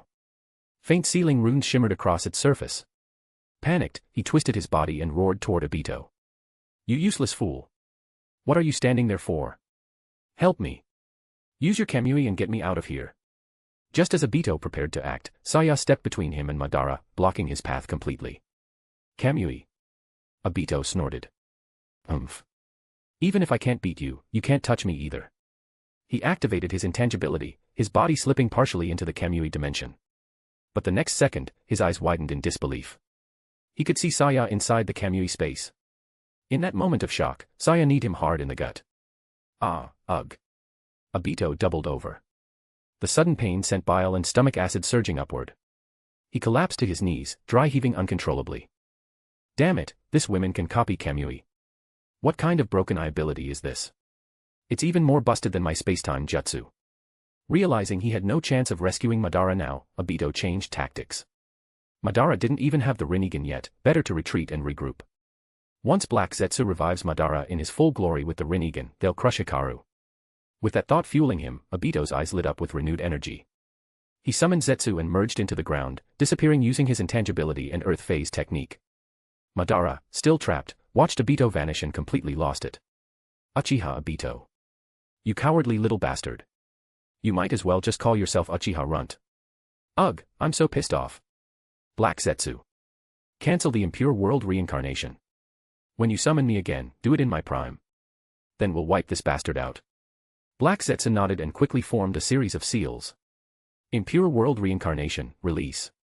Suddenly, across the entire battlefield, every reanimated shinobi froze. Even those that had been sealed inside scrolls began glowing with white light. Their souls slowly lifted from their puppet-like corpses and drifted into the sky. Second Tsuchikage, second Mizukage Gungetsu Hozuki, and third Kazekage all regained their minds. Anoki, you've turned into an old man. Mu asked, blinking. Is Iwagakure okay? Tears welled in Anoki's eyes. The sight of his master, restored even briefly, shattered his composure. Master Mu. I swear. I'll protect Iwagakure with my life. Beside them, Gungetsu smirked and looked at Mei Terumi. Yoso, you're this generation's Mizukage. Damn, you're a beauty. I'm relieved. Is Kirigakure doing all right? Even the ever-sarcastic Gungetsu, watching from afar, held his tongue. The dead had no need to argue anymore. Mei Terumi's eyes sparkled as she looked toward Hikaru's figure in the distance. She nodded proudly. Of course. I'm the woman of the men who's going to become Hokage. Gungetsu froze. He glanced in Hikaru's direction, blinked, then sighed and held his forehead. Whatever. As long as Kirigakure prospers, do what you want. That guy's pretty good looking, not gonna lie, I'm jealous. Meanwhile, Raza, usually rigid and unflinching, faced his own master with a strange, twisted smile, his stiff features betraying the emotion he couldn't voice. Sandaime-sama, who killed you? The third Kazekage sighed. It was Sasori. He poisoned me. And then, he made my corpse into a human puppet. I never imagined death would lead to something that twisted.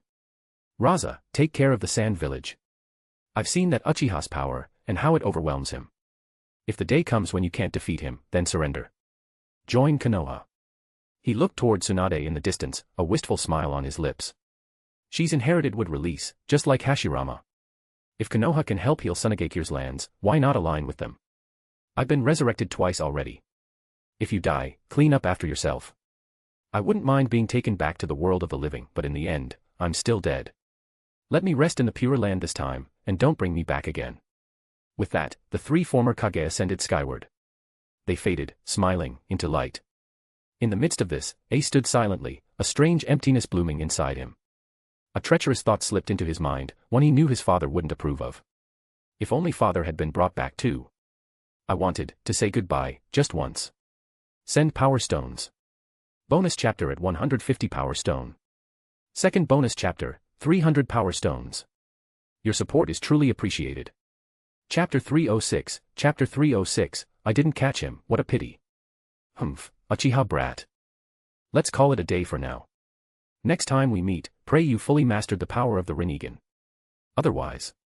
Uchiha Hikaru watched the gray and white flakes fall from Madara's decaying body. His chakra flared with brilliance, yet he couldn't help but mock the man one last time. But then, an odd impulse bubbled up inside him. I want to be the very best, like no one ever was. The moment is now. Madara. Surrender and become my Pokemon. Madara blinked, momentarily stunned by Hikaru's outburst, but he still understood the insult perfectly. This damn kid. He's been corrupted by Konoha's foolishness, disrespecting his ancestors like this. Hikaru quickly formed hand seals, summoning the King of Hell, whose eerie, monstrous face brought back uneasy memories for Madara. This is not good. Hikaru thrust out his right hand. At the same moment, the King of Hell opened its grotesque mouth, a long tongue shooting out at blinding speed toward Madara. Outer Path, Soul Extraction Jutsu. Madara threw his arms up, and white chakra surged into his palms. Sealing technique, Absorption Seal. He attempted to absorb the King of Hell's chakra from its tongue, but even so, the tongue coiled around Madara's impure world-reincarnated body. With a sudden snap, Madara's soul was torn from its puppet body and lifted toward the sky. He looked down at Hikaru, emotion churning behind his eyes. So the Uchiha still produce such brilliant successors. Judging by his age, he's only a few years younger than Obito. If I'd known earlier, I might have waited, maybe even convinced this kid to help execute the Eye of the Moon plan. But it seems I've outplayed you once more. I've escaped. Next time we meet, I'll be at my peak. I hope you'll be able to entertain me then. Hikaru watched Madara's soul float skyward, a look of genuine disappointment creeping onto his face. Damn, this was the ninja world's top-tier legend. Like trying to catch a shiny Rayquaza. No, a legendary-level ninja. What a waste that I couldn't capture him. Seeing Hikaru's expression, Madara unexpectedly felt a surge of pride. Umph. So you're truly afraid of my full power? As expected of me, Uchiha Madara. Laughing proudly, his soul dissipated into light and returned to the Pure Land. Hikaru stared at the sky for a long time, unable to let it go. Saya came up beside him, gently resting her head on his shoulder and wrapping both arms around his left hand. Master Hikaru, don't worry. No matter what dangers lie ahead, I'll always be at your side. I believe you'll win. Always. Hikaru blinked, realizing his odd behavior had clearly been misinterpreted by Saya. Still, he raised his hand and softly stroked her hair, smiling. It's fine. I'm not afraid of Madara's future strength. I'm just annoyed I couldn't capture him and make him do grunt work. At that moment, Orochimaru, who had approached to deliver a post-battle report, suddenly paused mid-step. Hikaru's words clearly piqued his interest. Hikaru, were you trying to capture Madara's soul just now? At first, Orochimaru had assumed Hikaru simply feared the future power of Madara's Rinnegan and wanted to seal him away. But now, this was something else. He wanted to seize him. Hikaru's bizarre plan suddenly filled Orochimaru with wild inspiration. That's right. If a soul can remain after death, why can't we develop a jutsu that preserves or captures it? Hikaru, let Kabuto deliver the damage report later. I've had a breakthrough, I'm heading back to the lab. There was genuine excitement in Orochimaru's voice, like when he'd first begun pursuing immortality. Hikaru turned just in time to see Orochimaru sprinting off toward his research institute. A new inspiration, huh? Is Orochimaru trying to become a Pokemon master too? The universe really is just a giant pokeball. Shortly after, Hikaru and Tsunade led the remaining ninja in cleaning up the battlefield. They sealed the remains of White Zetsu into scrolls, half sent to Orochimaru via the ANBU, the rest to Kabuto. Once everything was tallied, Tsunade's face clouded with sorrow. She had poured all her chakra into summoning Katsuyu to heal the wounded, and still, more than 100 Konoha shinobi had died in Obito's assault. The casualty ratio was impressive, just over 100 lives lost against an army of White Zetsu and countless reanimated monsters, but death never got easier. It reminded her, once again, of the true horror of war. Anoki, Raza, and Mei Terumi approached Tsunade and Hikaru, their expressions serious. Anoki folded his arms and addressed them solemnly. Hokage. I hadn't expected Akatsuki's strength to be so monstrous. I propose that after the Chunin exams, we hold another 5 Kage summit to address the Akatsuki threat. I clenched his fist, his face twisted in frustration. For once, this old man's talking sense. Brother Hikaru, I agree. We need to coordinate a joint front. I didn't think they could dig up so many legendary corpses. Raza, on the other hand, looked as though he'd swallowed something foul. Hokage, Konoha needs to take responsibility for its own forbidden jutsu. If I recall, the impure world reincarnation technique was created by your second Hokage, Tobirama. Uchiha Madara was once yours. Now the Akatsuki have his body. Don't let them dig up your other past Kage, too. If you're serious about preventing this from happening again, cremate them. His words echoed the final message left behind by the third Kazekage before his spirit ascended. Tsunade's expression darkened. Her voice turned sharp. You don't need to worry about that. The remains of our Konoha ancestors are none of your concern. Just make sure your people don't go vanishing again. Then her gaze shifted to Mei Terumi, and her tone softened into a pleasant lilt. Sister Mei, after the Chunin exams, Konoha would love to host you anytime. Mei caught the hidden message instantly. If anything happens to the hidden mist, you're welcome in Konoha. Thank you, Sister Tsunade. Send Power Stones. Bonus chapter at 150 Power Stone. Second bonus chapter, 300 Power Stones. Your support is truly appreciated. Chapter 307, Chapter 307, Promotion. Many Konoha shinobi remained stationed at the village's south gate, repairing the damaged walls and fortifications. Meanwhile, Tsunade returned directly to the Hokage building. After such a chaotic battle, a mountain of paperwork had suddenly emerged, demanding her immediate attention. Uchiha Hikaru, on the other hand, brought the remaining 4 Kage and the Chunin exam candidates to Konoha's training grounds. He held in his hands the battle report sheets submitted by each team. The rules were explained previously, so I won't repeat them. I'll now announce the top 26 shinobi advancing to the final round. First place, Uchiha Saya. Second place, Hoshigaki Kisame. Third place, Gaara. Fourth place, Fu. Fifth place, Utakata. Sixth place, Yukimaru. Seventh place, Mariboshi Kosuka. Eighth place, Uchiha Sasuke. Ninth place, Hyuga Hinata. 10th place, Suigetsu. 11th place, Kuratsuchi. 12th place, Uzumaki Naruto. 13th place, number 3. 14th place, Hyuga Niji. 15th place, Rock Lee. 16th place, Abirame Shino. 17th place, Omoi. 18th place, Hydrangea. 19th place, number 1. 20th place, Karui. 21st place, Temari. 22nd place, Kankuro. 23rd place, Sand number 2. 24th place, Nara Shikamaru. 25th place, Akimichi Choji. 26th place, Tenten. Congratulations. You've successfully advanced to the final round. After the tournament, we'll determine promotion based on your overall performance. Any questions? At that moment, Mariboshi Kosuka slowly stepped forward from the lineup. Lord Hikaru. I withdraw. I'm too old to keep up with the battles that lie ahead. I've been through enough. It's time for me to retire. As he spoke, his already frail frame seemed to stoop further under the weight of age. Uchiha Hikaru looked at the old man who had given nearly his entire life to Konoha. After a moment, he nodded. All right. You'll receive your pension as a jonin. Mariboshi Kosuka smiled and waved his hand. No need to worry, Lord Hikaru. Thanks to Miss Saya's resourcefulness, I've already received my pension. With that, he walked straight off the training grounds, not forgetting to wave cheerfully to the genin behind him.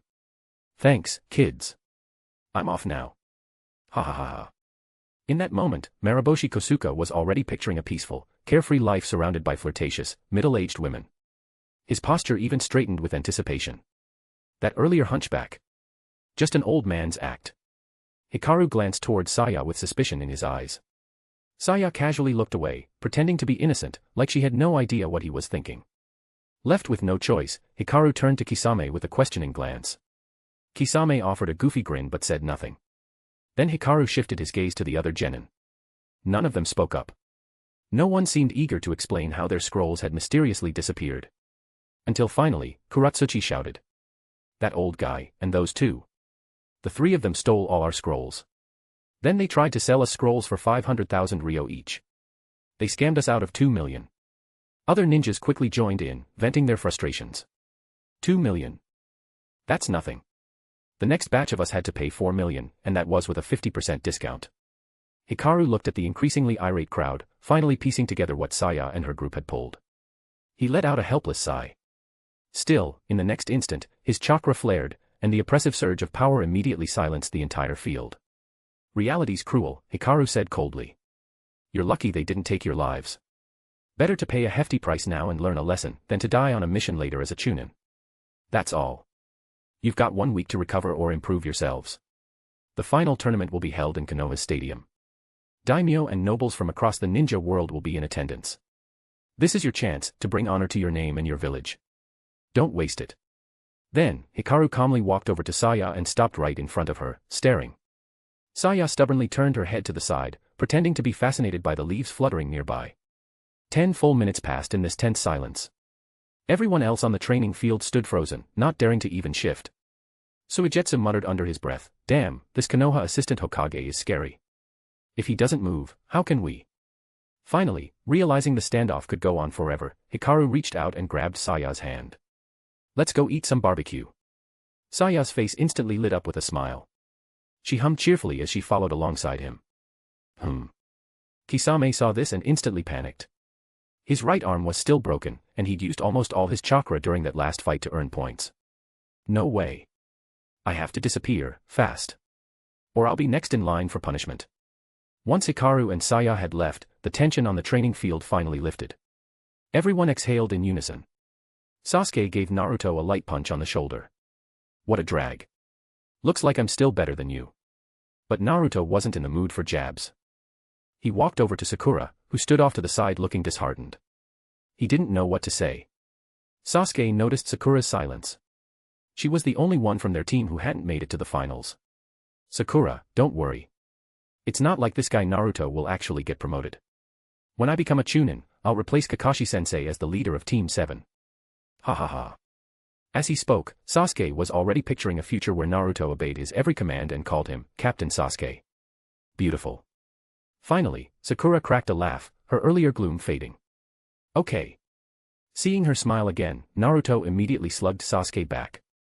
Damn you, Sasuke. I should be team leader. With your skills, no way you're getting promoted. Watching them bicker lifted Sakura's spirits. Whether she got promoted or not wasn't the most important thing, she just didn't want to be left behind. But seeing how fast Naruto and Sasuke were progressing, she understood, she had to get stronger. Otherwise, she really would be left behind. Kakashi-sensei once told her chakra control far exceeded that of most ninja. Maybe the path of a medical ninja is the right one for me. Send power stones. Bonus chapter at 150 power stone. Second bonus chapter, 300 power stones. Your support is truly appreciated. Chapter 308, Chapter 308, each one's own path. After the exam in the Death Forest was over, Sand number 1, Sand number 2, and Sand number 3 immediately returned to the hotel. At this moment, the three of them were gathered in Sand number 1's hotel room.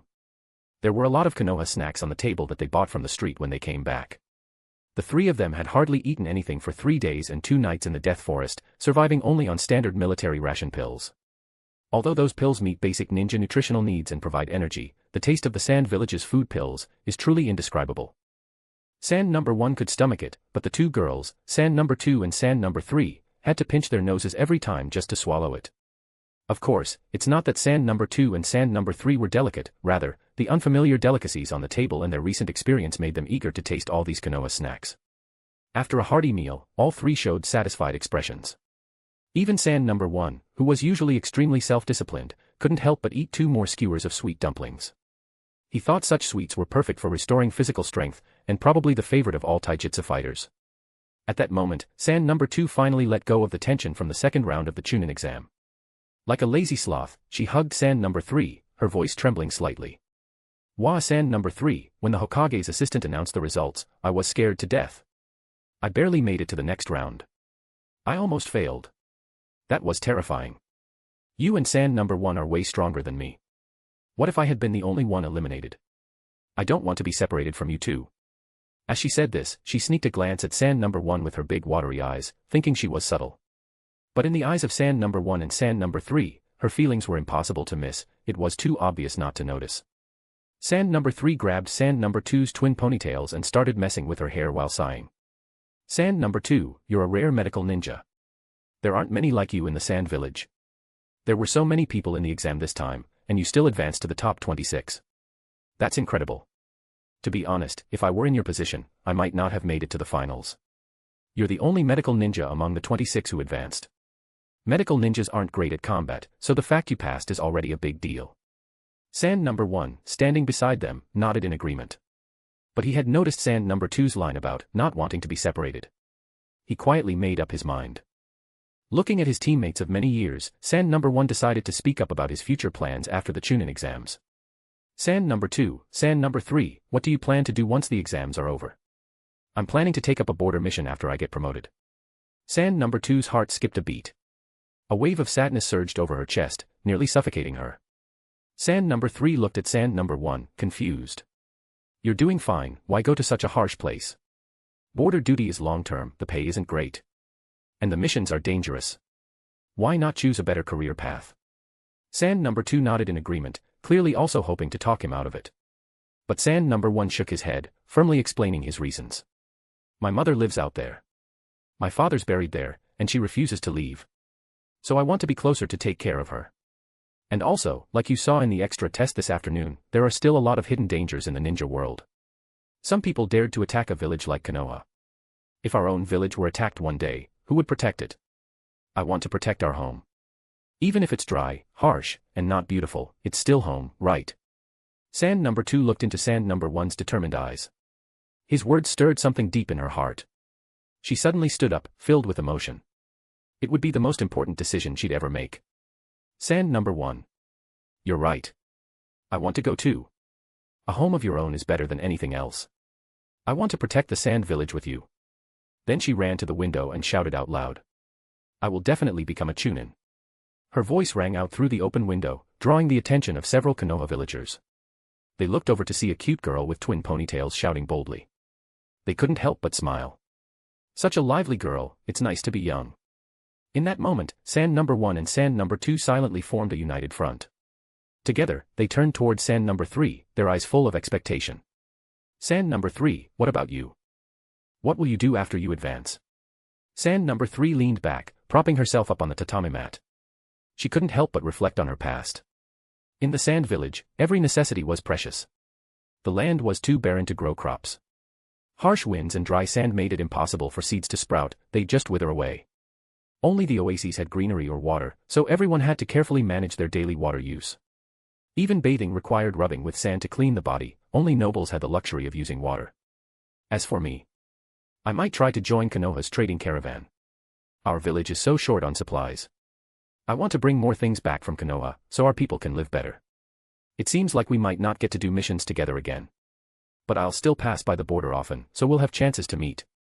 Sand number 2's big, watery eyes almost welled up with tears again. But eventually, she felt better. Even though they wouldn't stay together as a team, it was enough that they shared the same goal, to make the sand village a better place. Though their paths differed, they all led to the same destination. Send Power Stones. Bonus chapter at 150 Power Stone.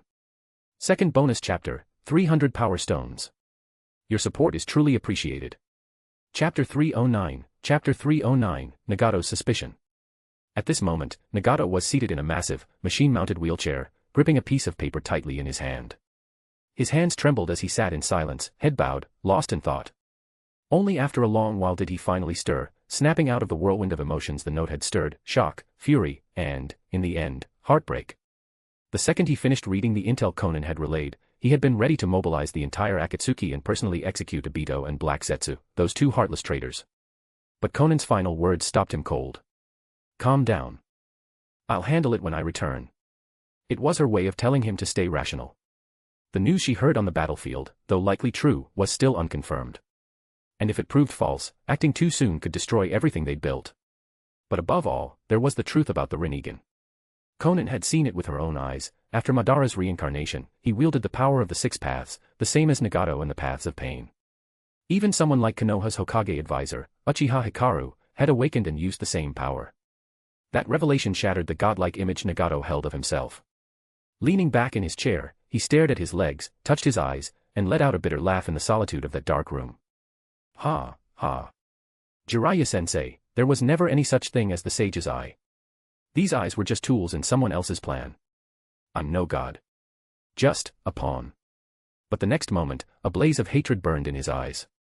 It crackled and surged like raw chakra, and with a snarl, he slammed his fist into the armrest of the wheelchair.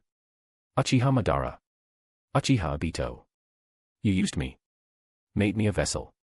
Took my legs. And I endured it. These eyes let me protect Hiko and Konan during the war. They brought us to Jiraiya-sensei. But you shouldn't have killed Hiko. From the shadows, the figure of the Deva path, Yahiko's body, stepped forward slowly, its presence casting a heavy silence across the room. Nagato looked at that face, the face that had always stood before him like a shield. Yahiko. His brother. His friend. His leader. Tiny. What a weird name. Nagato. How long are you going to keep crying? That won't change anything. Not this country, not anything. The organization is called Akatsuki. It means the light before the dawn, fitting, right?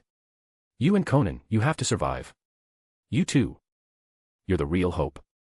Yahiko's voice echoed again and again in Nagato's mind, each word slicing deep into his soul. His eyes welled up with tears. He tilted his head back at a 45-degree angle, biting back the emotion. He wouldn't let them fall. Not now. You said crying wouldn't help, just like this broken world. But tell me, what the hell am I supposed to do now? If I never had the Rinnegan, would I still be the savior you believed in? While Nagato spiraled into his own darkness, Obito and Black Zetsu had already escaped the battlefield near Konoha's gates, retreating to their hidden base. Inside, thousands of white Zetsu were being grown, rows upon rows of them, all dormant, eyes closed. Each one was connected to thick white tendrils that twisted upward into the shadows. Obito slumped against a wall and slid down to the floor. He clenched his fists until his nails dug into his palms, eyes wide with rage and disbelief. Damn it. Not even Madara could handle that bastard Hikaru. If that's the case, what the hell happens to the Moon's Eye plan? Forget summoning the Ten Tails. I can't even deal with the Nine Tails right now. Black Zetsu observed silently. Something felt off. He knows the infinite Tsukuyomi on the Uchiha stone tablet was a lie. So why wasn't he reacting? Black Zetsu narrowed his eyes. It was time to test him. Send Power Stones. Bonus chapter at 150 Power Stone. Second bonus chapter, 300 Power Stones. Your support is truly appreciated. Chapter 311, his sincerity touched me. At that moment, Nagato truly considered believing Obito. Not because of logic or evidence, but because Obito sounded so sincere. Still, Nagato remembered Konan's warning. Her words lingered in his mind, steadying him when he nearly blurted out agreement. She had entrusted him with information retrieved from the battlefield, risking her life to get it. And in the end, she left a simple but urgent reminder, wait until I return before deciding. Nagato fell silent again.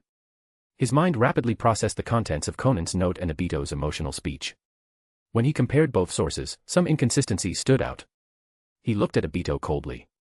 Even if what you said is true, then why can't I close my Rinnegan? As far as I know, my current symptoms are the same as someone who had a Sharingan forcibly transplanted. This Rinnegan is draining my chakra constantly. It's always active. It's clear, they're not my eyes. Nagato's calm but sharp tone sliced through Obito's web of words. Obito didn't appear surprised.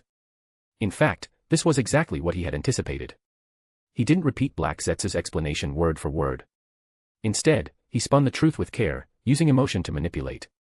When Madara had been revived through impure world reincarnation, Obito had sensed something strange, an unnatural pull on his own heart.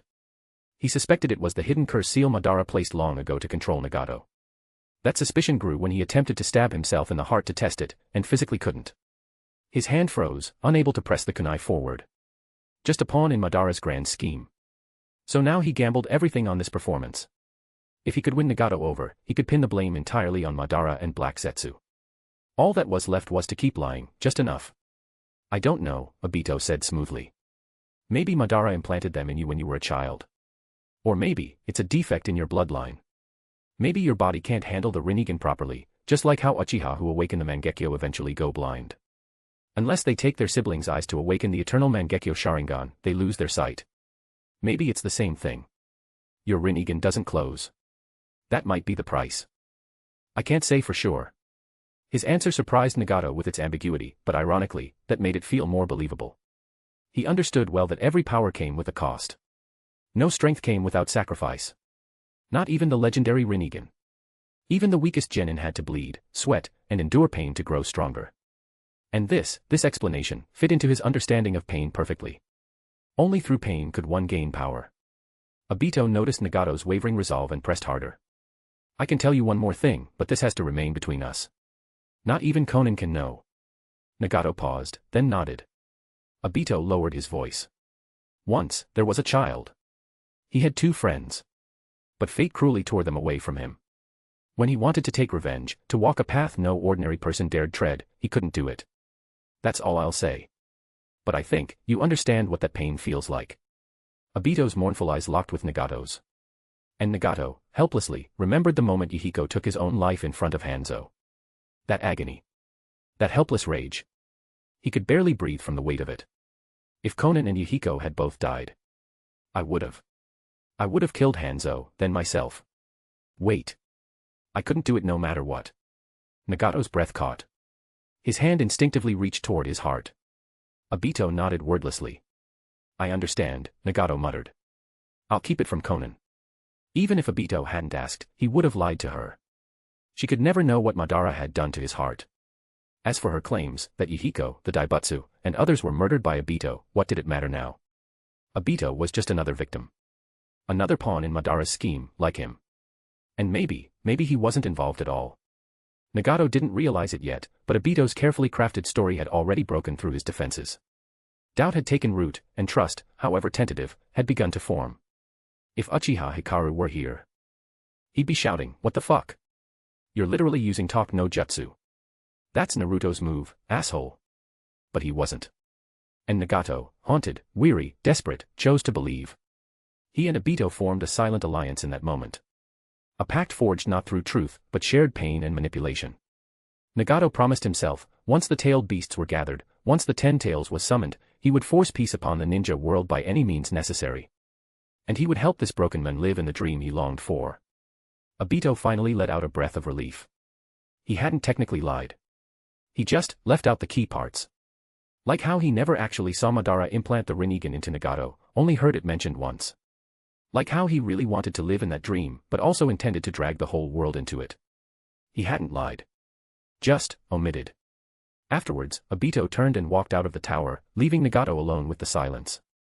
Nagato sat in his chair, staring at the still figure of Tendo Pain, Yahiko's body.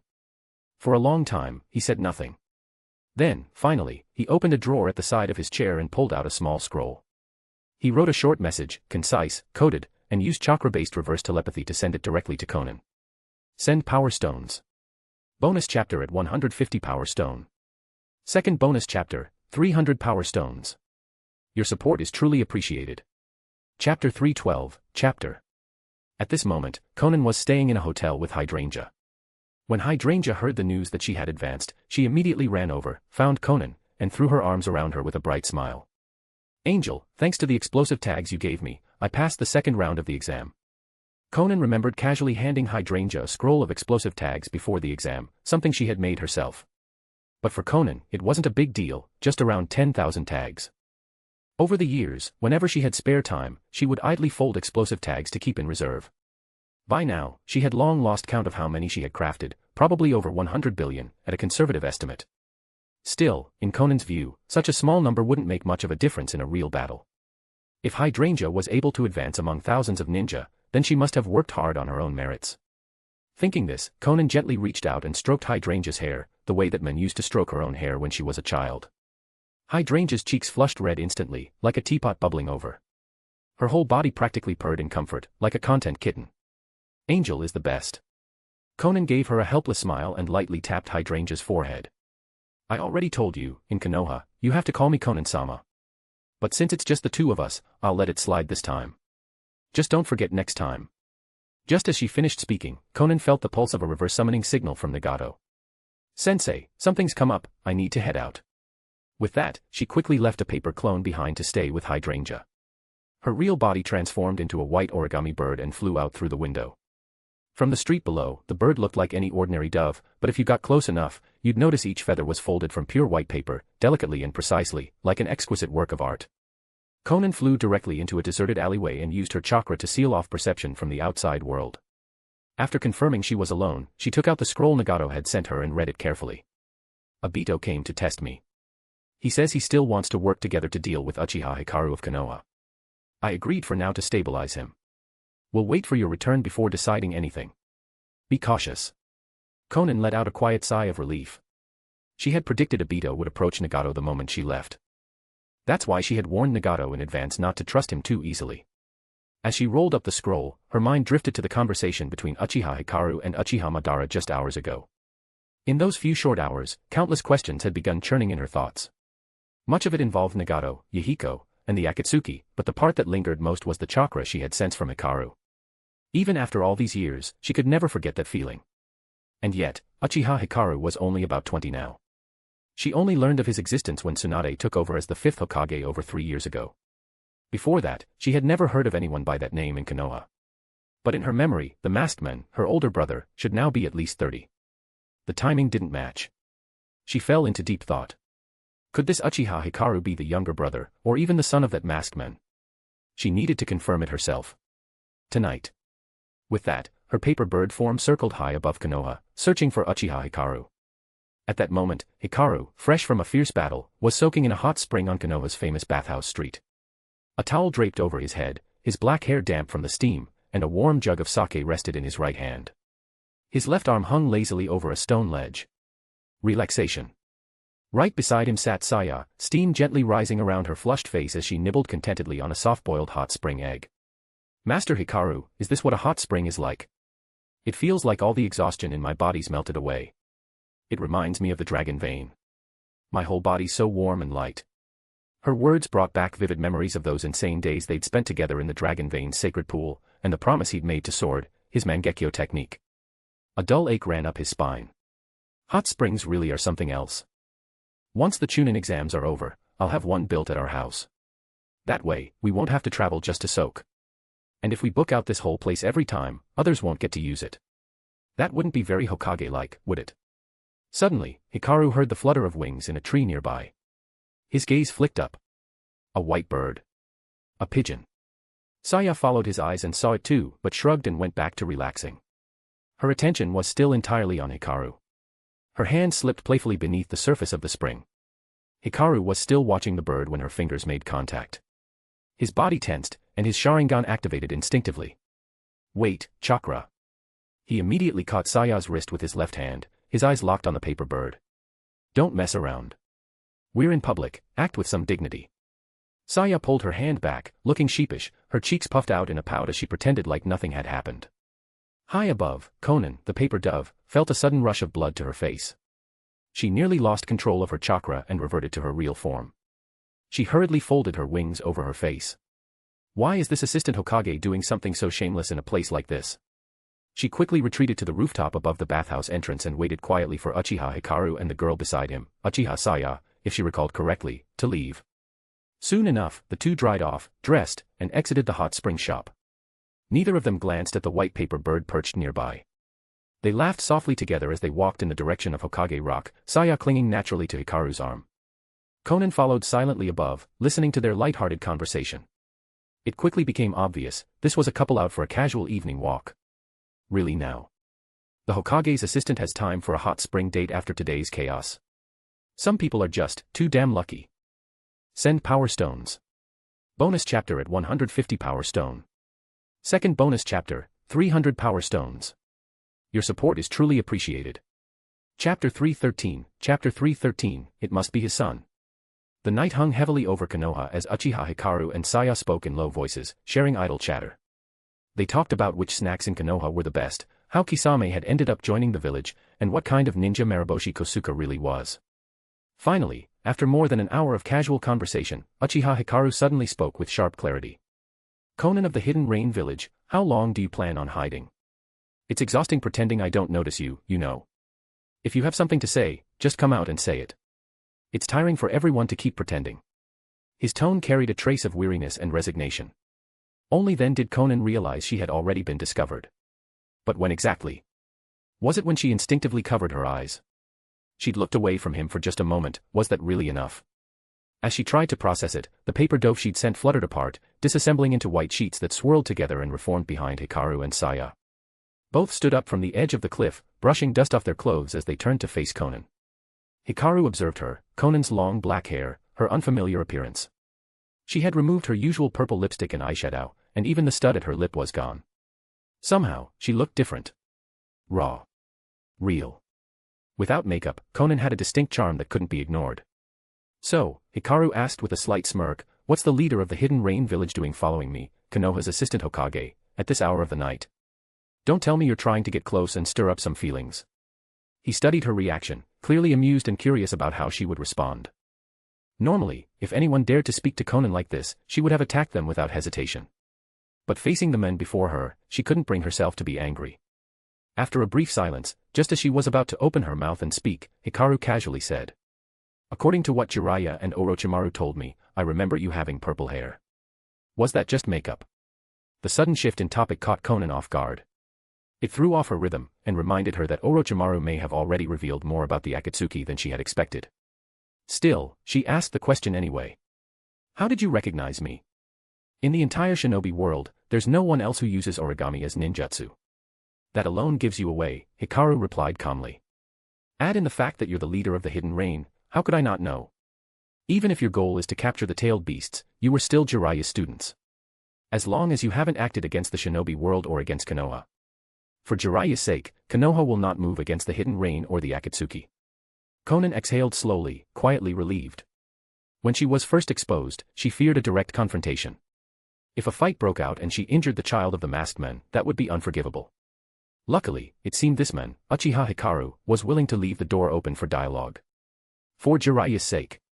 Since you already know who I am, I won't pretend anymore. You've probably also heard from Jiraiya-sensei about Nagato's eyes," she said slowly. "I only want to know, was Nagato's Rinnegan really transplanted into him by someone else? In return, the Akatsuki will hand over both Obito and Black Zetsu to Konoha." Hikaru paused, evaluating her words. From the way she spoke, it was clear, Conan had gained considerable influence within the Akatsuki, perhaps even enough to overrule Nagato. This was very different from the original timeline, where Conan had abandoned her own dreams and simply followed the will of Nagato and Yahiko. But now, she was acting more like an elder sister, or even a leader herself. It seemed the training he'd given her during those 3 months had paid off.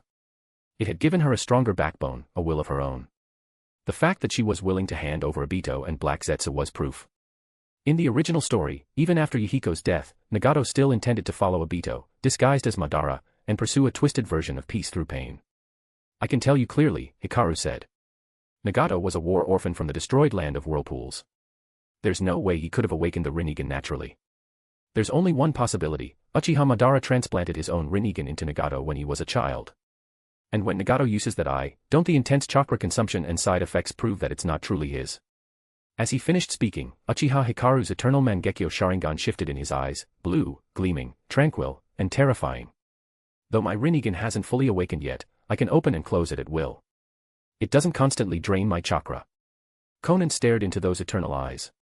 The last of her doubts faded. Yes, behind Nagato's Rinnegan, there was a hidden truth. A conspiracy. A manipulation. About the contents of the Uchiha stone tablet, she continued, "I want to know what's really written on it. You and Madara mentioned it during the battle. Something about the Ten Tails and the Eye of the Moon plan. We know the Ten Tails is the original form of the tailed beasts, but what exactly is the Eye of the Moon plan? And why did you say it's a false piece?" Hikaru shook his head silently. "I answered your first question. This is your second, it'll cost you." Conan hesitated for only a moment. But in the end, she clenched her fists and pushed forward. If it meant protecting Nagato, her brother in all but blood, she'd give up anything. "What does Konoha want?" "We're not asking for much," Hikaru replied. "We want the Hidden Rain to form an alliance with Konoha. Sign a trade agreement. Allow us to establish an orphanage in your village. That's it. Nothing else." Conan asked, stunned. That was all. She had already been thinking of proposing a trade contract. Konoha's manufacturing industry was far beyond what the Hidden Rain had. She wanted her people to live better, have enough food, access basic goods, live with dignity. And now, he was even offering to build an orphanage in the Hidden Rain. Her heart softened. That same warmth, compassion and strength, was exactly what she remembered from the masked men and woman who had saved her all those years ago. There was no longer any doubt in her mind. This Uchiha Hikaru, he had to be their son. Send Power Stones. Bonus chapter at 150 Power Stone. Second bonus chapter, 300 Power Stones.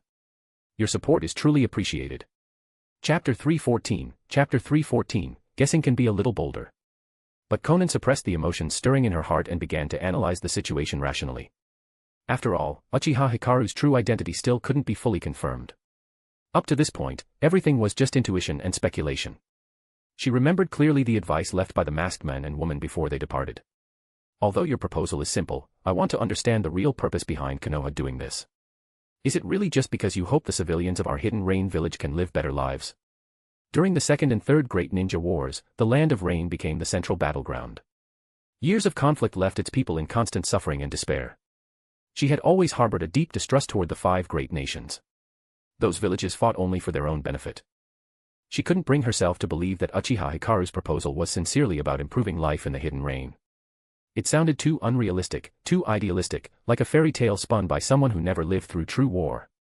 Saya, standing quietly beside Uchiha Hikaru, looked at Konan, her brow lightly furrowed in confusion.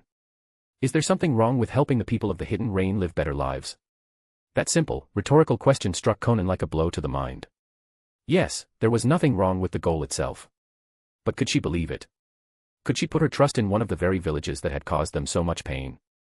Konan hesitated, her voice subdued. There's nothing wrong with it, but...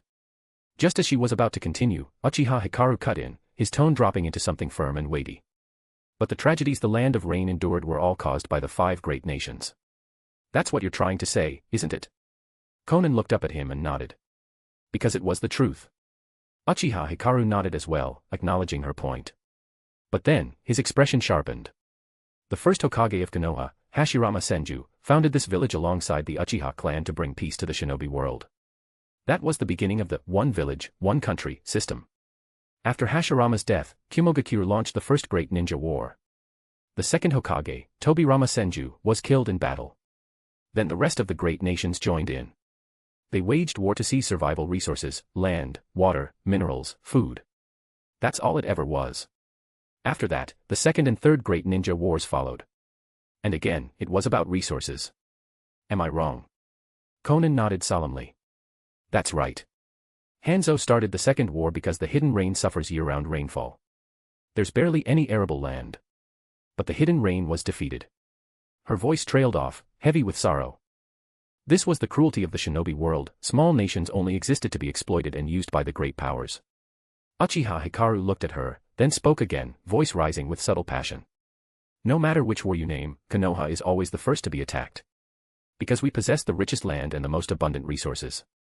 In that case, if I can help the hidden rain live in abundance, if your people can eat well, live warm, and sleep safely, then wouldn't you become an ally of Konoha? Of course, nothing is free. Konoha has its own needs. There's a wealth of iron and other ores buried in the soil of the Land of Rain. Exchanging resources, achieving mutual prosperity, that's the best solution.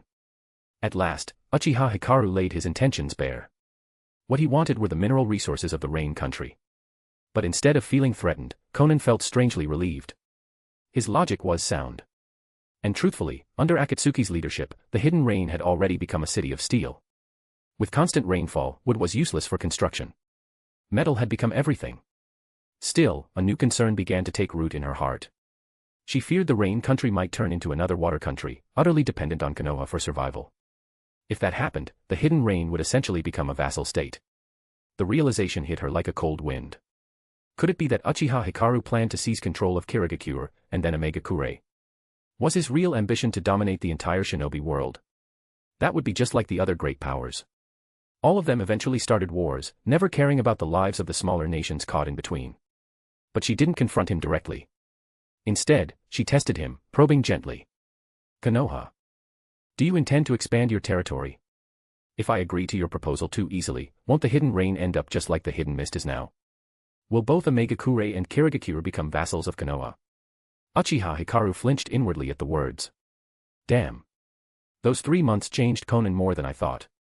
She'd learned too much. Grown too much. I can't get the upper hand anymore. She's thinking on a whole other level now. But then again, why not just lean into it? You know, he said with a sly grin, your guess could be even bolder. Conan's heart skipped a beat. She almost lost her composure, almost assumed he really was the masked man's son and fell into his trap. Thank the gods for the warnings they gave her before parting ways. Her expression hardened instantly, like a cold, sharp blade in the pouring rain. The silent, ruthless angel of the hidden rain returned. So he was hiding something. All of them are the same. The 5 great nations. And this Uchiha Hikaru, he's dangerous. Just like I feared. Only the masked man and woman ever truly cared about us. So that's it, she said coldly. You want to annex both Omegakure and Kirigakure. You think you can challenge the leader of the Hidden Rain? Let me tell you something, Nagato's Rinnegan is even more terrifying than what you showed on the battlefield today. That I can command life and death. She didn't know exactly how powerful Nagato truly was. But she didn't hesitate to bluff, feigning absolute confidence. Even if they couldn't match him, she had to make Hikaru hesitate. Your Rinnegan hasn't even fully awakened yet. If it comes down to it, we'll fight to the death. You won't get your alliance, and you won't get our land. So tell us what's really written on the Uchiha stone tablet. Then maybe we'll consider forming an alliance with Konoha. Uchiha Hikaru fell silent. For the first time, he didn't know what to say. He looked like he was holding something back, restraining an urge or a revelation too dangerous to speak aloud. Conan's eyes narrowed slightly. So I was right. He is afraid of Nagato's Rinnegan. Send power stones. Bonus chapter at 150 power stone. Second bonus chapter, 300 power stones. Your support is truly appreciated. Chapter 315, Chapter 315, I was young when we first met, but now I am old. Uchiha Hikaru could barely hold his breath at this moment. What now? I can't keep a straight face any longer. I seriously want to laugh, and I've had zero professional training in this kind of situation, I just can't hold it in anymore. Finally, after holding on for more than 10 seconds, staring into Conan's increasingly confident eyes and proud posture, he burst out laughing. Conan stared at the suddenly cheerful Hikaru, utterly bewildered. She felt a bit lost. What the hell was so funny? Please, can we just have a serious conversation for once? All right, Conan, I was waiting for the right time to bring this up, but honestly, I can't hold it anymore. Hearing that, Conan felt even more confused. What kind of bombshell was coming now? Could it really be, was he the son of the masked man? At that moment, Hikaru and Saya shared a silent glance, then, under Conan's gaze, the two of them pulled out identical masks from their cloaks. When Conan saw the familiar mask, her eyes widened uncontrollably, and a shockwave rippled through her heart. Her voice trembled. Are you? Hikaru nodded slowly. Finally I don't have to pretend anymore. That act was exhausting. Yes, I am. The masked man's son. Your masked brother. They both said something completely unexpected to the other. Hikaru was stunned. How the hell did I just become my own son? Conan was shocked. He's so young, how could he be the masked man himself? No, but your age. Her brain felt like it was short-circuiting. How could his appearance not have changed after 20 years? Could it be some forbidden jutsu? Like how Lady Tsunade maintains her youth. The real reason was simpler, she had longed for him for so many years, she just didn't dare to believe it was really him standing in front of her. Hikaru noticed the hesitation in her expression. She clearly couldn't accept something this ridiculous. But from her point of view, he couldn't blame her. If he were her, he wouldn't believe it either. All right then. If words weren't enough, maybe these words would do the trick. He coughed lightly. Ahem. In order to retrieve the limitless chakra that Seer was looking for from the traitor of the Dark Universe, Ultraman Belial of the demonic fairy fortress. And return it to Ares, the realm of the armor heroes, to deliver it to Captain Dragonfly, so we could win the marble tournament. The original Light and I traveled back in time using a special jutsu. While healing, I met you, back then, homeless and wandering the land of rain. It sounded like complete nonsense, but hearing it come from Hikaru's mouth made Conan freeze. It was too familiar. She stood there in stunned silence. The person she had missed and longed for all these years, suddenly appeared before her eyes. Her body stiffened. She didn't know how to react. She wanted to rush forward and throw her arms around him, but she didn't dare. Looking at Hikaru and Saya's youthful appearances, she instinctively touched her own cheek. That's right. I'm already 31. But they still look like they're in their 20s. That painful thought hit her hard. Am I not worthy of him anymore? Hikaru looked at Conan, still frozen in place, and assumed she hadn't yet accepted his identity. So he took a different approach, something only he could know. When we first met, you were starving. I put you in an oversized long-sleeved shirt. Then I cooked fish porridge for you. I even laid out bedding for you to sleep. But when he saw Conan still unmoving, he paused for a beat. Guess I'll have to go all the way. Your underwear was blue. In that moment, Conan's inner turmoil shattered. No. I believe you. I believe you. Shut up. Don't say it. She leapt forward and slammed her hands over Hikaru's mouth, her face burning with fury and embarrassment. It had been so long since they last met, and this was how he greeted her. How could he bring that up? Hikaru chuckled and gently pulled her hands away, grasping her wrist. That's not what I wanted to say. It's just, you were frozen like an idiot. I had no choice. Saya stood nearby, smiling softly at Conan. Relax. I was the one who changed your clothes. We're both girls, no need to be shy. Didn't you always say you wanted to marry Master Hikaru? And now that he's here, you're still so reserved. You weren't this polite when we were kids. Conan lowered her head, trying to hide her blushing face from Hikaru and Saya. It was all too sudden and too strange. She had imagined countless ways they might meet again. But never like this. Back then, she could casually call them brother and sister because they were all just kids.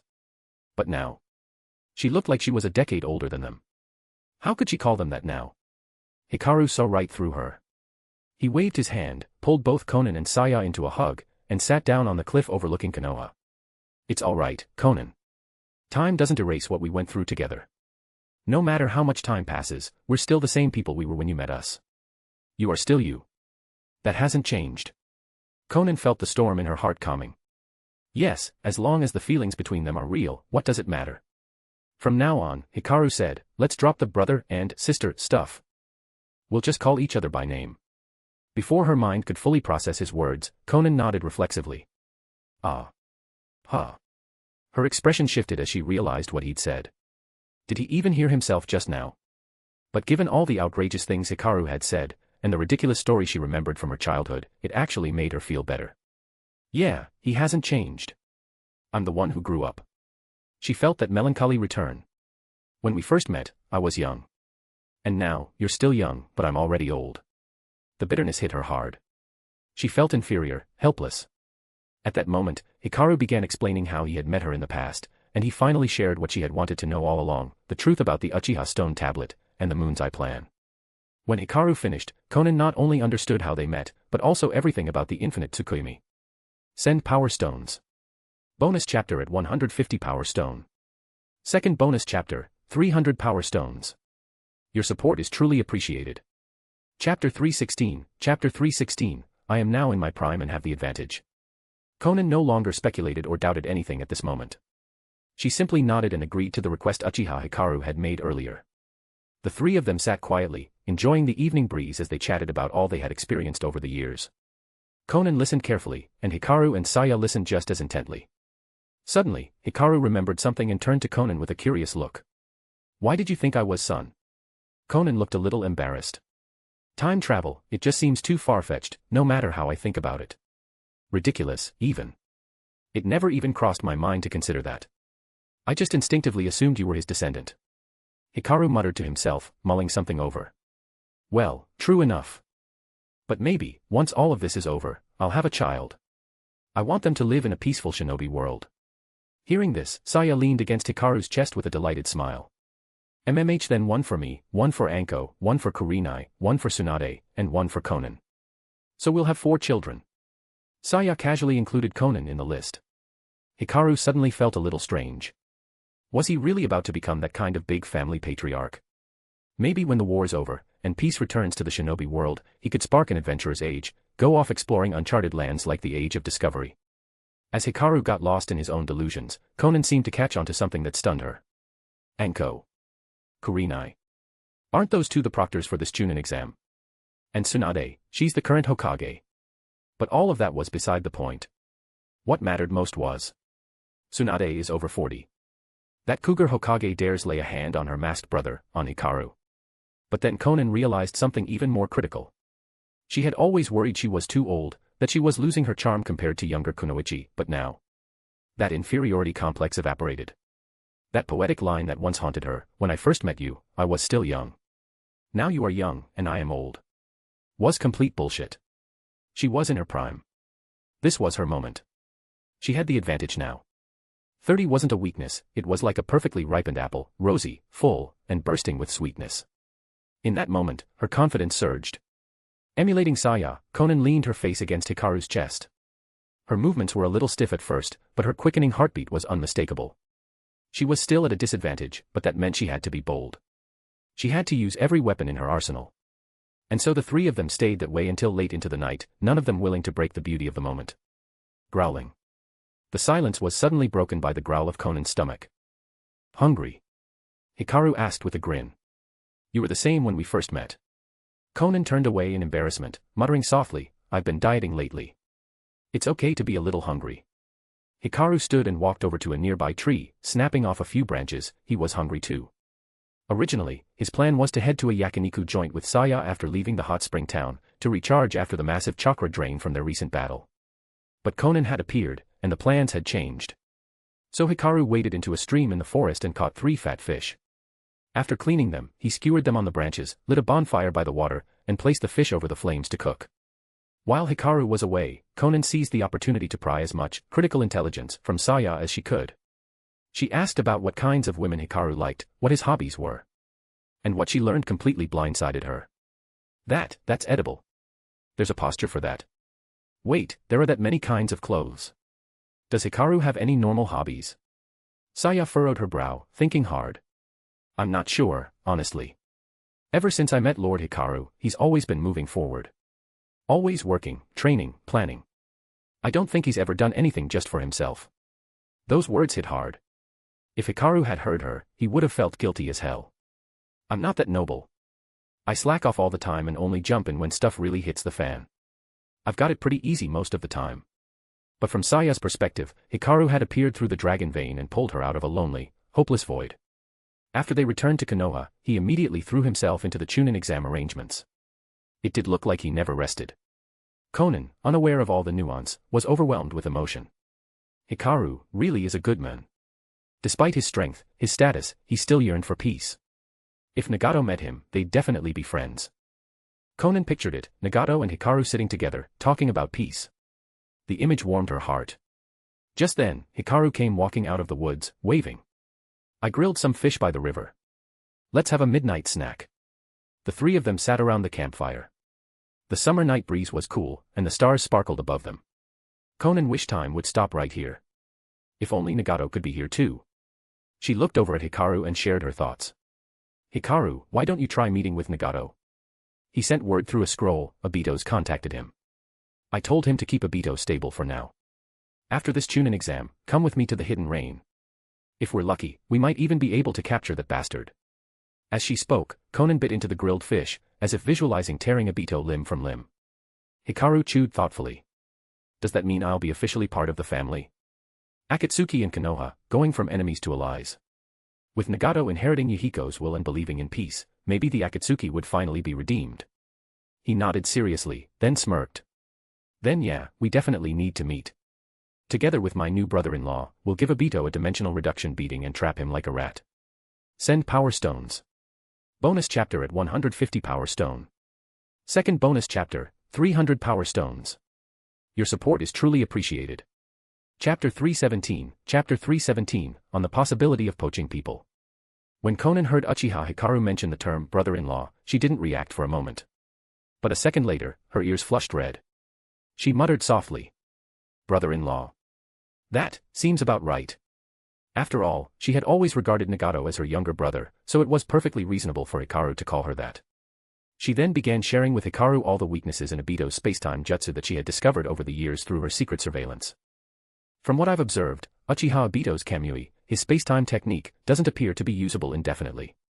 The max duration he can stay intangible is about 5 minutes. I've spent years preparing. I've created hundreds of billions of explosive tags that can saturate a battlefield for more than 10 minutes straight. All you need to do is drive him toward the sea outside Mangekyō when the time comes. He won't have any way to escape. As she spoke, Conan spread her hands dramatically, mimicking the moment she envisioned Obito being blown to bits and crumpling to the ground. Uchiha Hikaru's eyes narrowed slightly as another idea sparked in his mind, a different jutsu. It was a technique developed by the second Hokage, Tobirama Senju, originally designed to complement the impure world reincarnation. Maybe, after the Chunin exams end, he could pass it on to Conan. She would definitely appreciate that kind of gift. But at that moment, Conan's expression grew more serious. Obito might be manageable, but the other members of Akatsuki, they won't be so easy. When Akatsuki was founded, we made a rule, no member is allowed to attack another. That bond still holds. Even if we eliminate Obito and Black Zetsu, the rest could scatter into the ninja world and cause chaos. She looked at Hikaru, eyes probing. How about we just take them all out? As she said this, she raised her hands again in that same motion, like miming someone getting hung. Hikaru blinked, watching the gesture, then suddenly remembered something. No wonder it felt familiar. Isn't that the same move from Avengers when War Machine joked about time traveling to strangle baby Thanos? Puffed. Suppressing the urge to laugh, he turned to Conan. Who are the main members of Akatsuki right now? If we can convince or control them, maybe we let them join a Megakure, or keep them under Akatsuki's name, but working under our influence. As long as their interests are aligned, they'll abandon Obito. Conan began counting on her fingers, listing them out. From Tsunade, the rogue puppet master Sasori. From Iwagakure, the demolitions expert Deidara. The bounty hunter Kakuzu. The zealot from the Jashin cult, Haiden. And the deserter from Kirigakure, Biwa Juzo. Excluding Obito and Black Zetsu, and setting aside Nagato's 6 paths and myself, those are the 5. Do you have any ideas? Her gaze held quiet confidence. She believed in Hikaru. Because he was Uchiha Hikaru. Hikaru exhaled, realizing just how much his presence had altered the timeline. Because of him, Itachi and Kisame never joined Akatsuki. And Juzo Biwa, who, in the original timeline, died fighting Yugura, was still alive. Impressive. As for Sasori, Hikaru figured he could be swayed by offering closure through his parents. Use impure world reincarnation to grant him that moment, and he'd likely follow willingly. Deidara. That was easy. He could already picture it. The second Conan showed him her origami-enhanced multiplication explosive tags, Deidara would trail her around like a devoted apprentice, calling her Big Sis Conan every 5 seconds. Deidara wasn't a bad guy at heart. In the original story, the worst he did was kidnap Gaara, and that was under orders. What he really cared about was art. Explosions. Heck, give him some land in the Fire Country and he'd be building highways through mountains with clay bombs. A national treasure of infrastructure. And then there was Kakuzu, finance king of the shinobi world. His obsession with money made him incorruptible in the best way. Put him in charge of treasury affairs, and you'd never worry about embezzlement or tax fraud again. Anyone dumb enough to cook the books, Kakuzu would rip their heart out. Literally. That guy's loyalty to contracts and payments outweighed even his survival instincts. Biwa Juzo. That one was simple. The man had fled Kirigakure to escape execution under Yugura's regime. But now that Mei Terumi had taken over, it was a different world. Send a word to Mei, and she'd probably welcome Juzo back with honors. Even if she didn't, Mei wouldn't turn her back on a loyal mist shinobi like Juzo. It wasn't her character. The one true headache was Haiden. That lunatic. The guy lived and breathed for Jashinism. No fear of death, complete fanatic. Even Nagato had tried using the human path to rip out his soul, and failed. That was the scariest part. If not even the human path can pull out your soul, maybe there really are gods or ghosts in this world. Hikaru made a mental note, visit Princess Cheyenne of the Land of Demons sometime soon.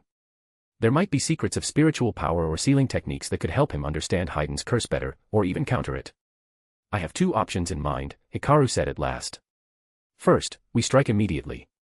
After the Chunin exams, we ambush Obito and Black Zetsu. But right now, they're likely watching both you and Nagato closely. The odds of catching them off guard aren't great. Obito and Black Zetsu aren't overwhelmingly strong, but you've seen how slippery they are. If they want to flee, we can't stop them. Conan nodded, eyes narrowing. What about the second plan? The second is long-term. You secretly turn the rest, Sasori, Deidara, Kakuzu, Haiden, and Juzo, into full Omega Kure loyalists. Not just members of Akatsuki. Get them aligned with your village. Give them benefits. Mission budgets. Freedom. Let them feel like it's better here than anywhere else. Then, we wait. Let Obito and Black Zetsu think they've won. In 2 or 3 years, when they finally reveal themselves again. Hikaru smirked, eyes gleaming. We crush them in one go. Beat them righteously. Make them regret everything. Conan's eyes lit up at the idea. She could already picture the look of terror on Obito's face. She nodded firmly. Done. Then Nagato and I will use persuasion, threats, and sweet talk to win over Sasori, Deidara, Juzo, and Kakuzu. You'll handle Haiden. That lunatic's all yours. Even Nagato tried the human path on him and failed to extract his soul. Hikaru's brow furrowed. Not even the human path could work on him. Maybe there really are divine forces at play in this world. After all, the original canon did mention ghosts and gods outright. Send power stones. Bonus chapter at 150 power stone. Second bonus chapter, 300 power stones. Your support is truly appreciated. Chapter 318, Becoming a Legendary Man. After eating the grilled fish, the three of them lay on the grass once more, quietly enjoying the star-filled summer sky. Afterward, Uchiha Hikaru and Saya returned to their residence in the Uchiha clan district, while Konan left alone and headed back to the hotel. She wasn't sure if little Hydrangea was already asleep. If he realized she came back so late, Konan would feel inexplicably guilty. A white paper dove drifted gently through the starry sky. As Konan looked down at the peaceful, silent Konoha below, a soft longing stirred in her chest. In a few years, I hope the villagers of Mangekyō can live like this. A paper dove fluttered through the hotel window. The origami body unfolded, its layers unwrapping and reassembling, until it returned to Konan's true form. She walked to the coffee table and saw Hydrangea asleep, his small hand resting on a folded piece of paper beside 3 rice balls. Konan gently picked up the note, holding it up to read the handwriting. Angel, I went out and bought you some rice balls. Remember to eat and don't tire yourself out. Reading Hydrangea's note, Konan felt a deep warmth blooming in her chest. She glanced at the 3 rice balls beside the paper, picked one up, and took a bite, chewing slowly. Though the rice ball was no longer warm, it was still filled with warmth. Grilled fish. She broke open the rice ball. Sure enough, grilled fish was in the center. It seemed it wasn't just Uchiha Hikaru and Saya who remembered, this little one remembered too. Fish was always her favorite food. Konan slowly picked up Hydrangea, moving as gently as she could. His breathing remained steady and undisturbed. Relieved, she walked to the bed, laid him gently on the inside, pulled the blanket over him, and lay down on the other side to rest. Angel, you're the best. Konan turned her head to look at the adorable little boy. He was still fast asleep, his mouth opening and closing slightly like he was mumbling in his dreams, a happy expression on his face. She smiled quietly, shook her head, and drifted off into peaceful sleep. The next morning, Uchiha Hikaru sat up in bed, glanced at Saya still curled up under the blanket beside him, and gently poked her soft cheek. Wake up, you lazy idiot. Time to get up. Saya rubbed her eyes groggily and sat up. Her light blue pajamas were rumpled and wrinkled, glowing softly in the morning light. Hikaru helped straighten her clothes. Itachi waited for me at the door forever last night, just to ask me to train Sasuke this week. I'm busy lately, so I'm leaving that pain-in-the-ass job to you. Not long after, the two had changed into fresh clothes. Saya was wearing a brand new custom combat uniform. The same dark blue tone as Hikaru's, but tailored to her body perfectly. Her version had completely different design elements, fingerless gloves, half pants, and tall combat boots. An orange headband was tied neatly around her forehead, and her hair was brushed and arranged. She looked much livelier. Hikaru nodded, clearly satisfied with her look. Then they headed toward the Hokage building. At that moment, Tsunade, Inoki, Raza, and Mei Terumi were already gathered on the 3rd floor around a round conference table, each of them bearing serious expressions. Behind them stood their respective guards or assistants. Hokage Secretary, Shizune. Reikige's guards, Killer B and C. Tsuchikige's guards, Akatsuchi and Kuratsuchi. Mizukige's guards, Ao and Chojuro. They were all waiting for someone. Even as Kage, none of them dared complain. Because the person they were waiting for had a strength far beyond any of them, so far beyond, it had shattered the balance that had existed since the founding of the 5 great nations and 5 great villages. The last person to tilt that scale was Hashirama Senju. And now? That man was Uchiha Hikaru, from the Uchiha clan, the clan once equal to the Senju.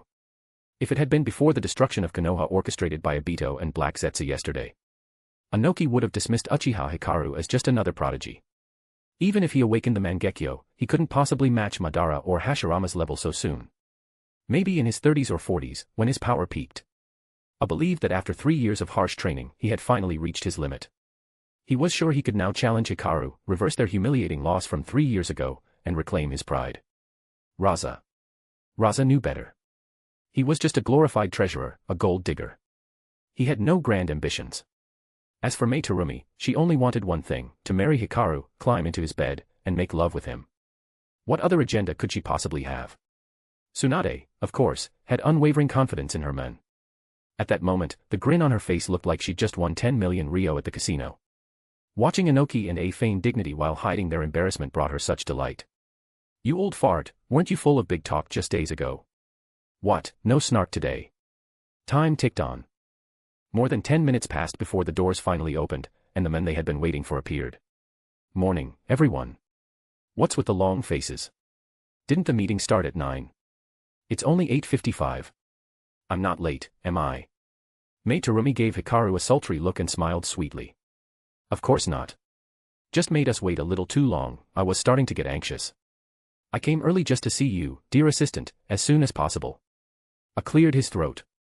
Brother Hikaru, you burned through so much chakra in yesterday's battle. It's only right for us to wait. If you're still tired, we can always push the meeting to the afternoon. Haha, gives me a chance to do a little sightseeing in Konoha. Raza stayed silent. He was never good with words. Besides, his teacher's final words echoed in his mind, stick to Konoha's thigh and don't let go. Anoki also forced a smile. For a brilliant young man like you, I don't mind waiting a bit longer. It's an honor. Tsunade raised her eyebrows and shot Hikaru a teasing look. What? Still waiting for me to flatter you? So embarrassing. I'll give you a real reward when we get home tonight. Why was Hikaru so sure of that? Because just as the others were looking at him, Tsunade deliberately bent down, letting him catch a glimpse of lace under her top. That was the outfit he'd begged her to wear for months, the one she always refused. Now, she was the one putting it on. In that moment, Hikaru understood everything.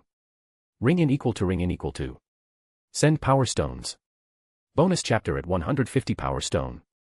Second bonus chapter, 300 power stones. Your support is truly appreciated. Chapter 319, Anoki is isolated. Even the fingers of her right hand, which rested on the table, were lightly tapping the surface. Her nails were painted crimson, and each rhythmic tap seemed to silently signal toward Shizune, who was standing beside her. Shizune averted her gaze, lowered her head slightly, and stole occasional glances at Uchiha Hikaru. Hikaru realized that tonight might turn into a battlefield of a different kind. He strode directly to the center of the round table and sat down. This emergency 5 Kage summit was convened for one reason, and I believe everyone here already knows it. It's the Akatsuki, an organization of rogue ninja from across our nations, now operating as a mercenary group. As he finished speaking, Shizune distributed the materials she had prepared in advance, placing them in front of each Kage. Anoki glanced at the printed sheets of information. His heart skipped a beat. That disobedient bastard, he's actually on this list. He didn't want to believe it. But he also knew, Konoha would never fabricate such claims. Opposite him, Raza's brows furrowed deeply as he read through the pages. Sasori. That traitor assassinated the third Kazekage and fled the village. So he escaped into this organization afterward. And to think, he was seen within the Wind Country just a year ago, alongside other defectors. This was a mess. That old crone Chiyo still held significant sway in Tsunade. Dealing with her would be tricky. Mei Terumi glanced down at the list and saw the name Juzo Biwa. Her heart clenched. What a pity. Had the fourth Mizukage not been under control, Juzo might have become one of my most trusted allies. Reikage, meanwhile, wore a face brimming with pride and defiance. He gave a low scoff. There are no traitors from Kimogakyū on this list. If there were, I'd have personally torn them apart before they left the village alive. Uchiha Hikaru leaned back in his chair, his arms folded as he addressed them. According to all the intelligence we've gathered so far, every major village, except for Kimogakyū, has had rogue ninja defect to the Akatsuki. This data has been provided by Konoha. Now, we'd like to hear what you have. Raza responded first. We in Tsunade do have some information. He placed a stack of reports on the table and clenched his right fist. Then he turned to glare at Anoki, his voice tinged with restrained fury. Tsunade noticed the sharp shift in the room's atmosphere. The air felt charged, thick with hostility. Her eyes flicked between Raza and Anoki. Seeing Hikaru give a subtle nod, Raza's restraint broke. He pointed directly at Anoki, his tone accusatory. During the Third Great Ninja War, our forces in the Rain Country encountered Iwagakure shinobi fighting alongside mercenaries from Akatsuki. And even last year, your village hired Akatsuki's bounty hunter, Kakuzu, along with another ninja to hunt shinobi in our Wind Country. According to this intel, that other ninja was likely Haiden. The Akatsuki didn't just grow on their own. Iwagakure's financial and logistical support helped fuel their rise. Anoki slammed the table, his small frame trembling with indignation. Kid, war is built on deception and tactics. Didn't you seek reinforcements from Konoha during that war? And now you're blaming me for hiring mercenaries? That's rich. If you hadn't been losing to Konoha, you would have attacked the Land of Fire yourselves. Let's not forget, during the Third War, it was Tsunade that fought Konoha the hardest, and also surrendered the fastest. He ended with a sneer, looking at Raza with contempt. Raza's fists trembled in rage. This arrogant old bastard. I can't even win an argument with him. Damn it. Standing at the side, Reikage glared at Anoki. So this is how Fugaku had the manpower to send 10,000 shinobi to trap my father while fighting on multiple fronts.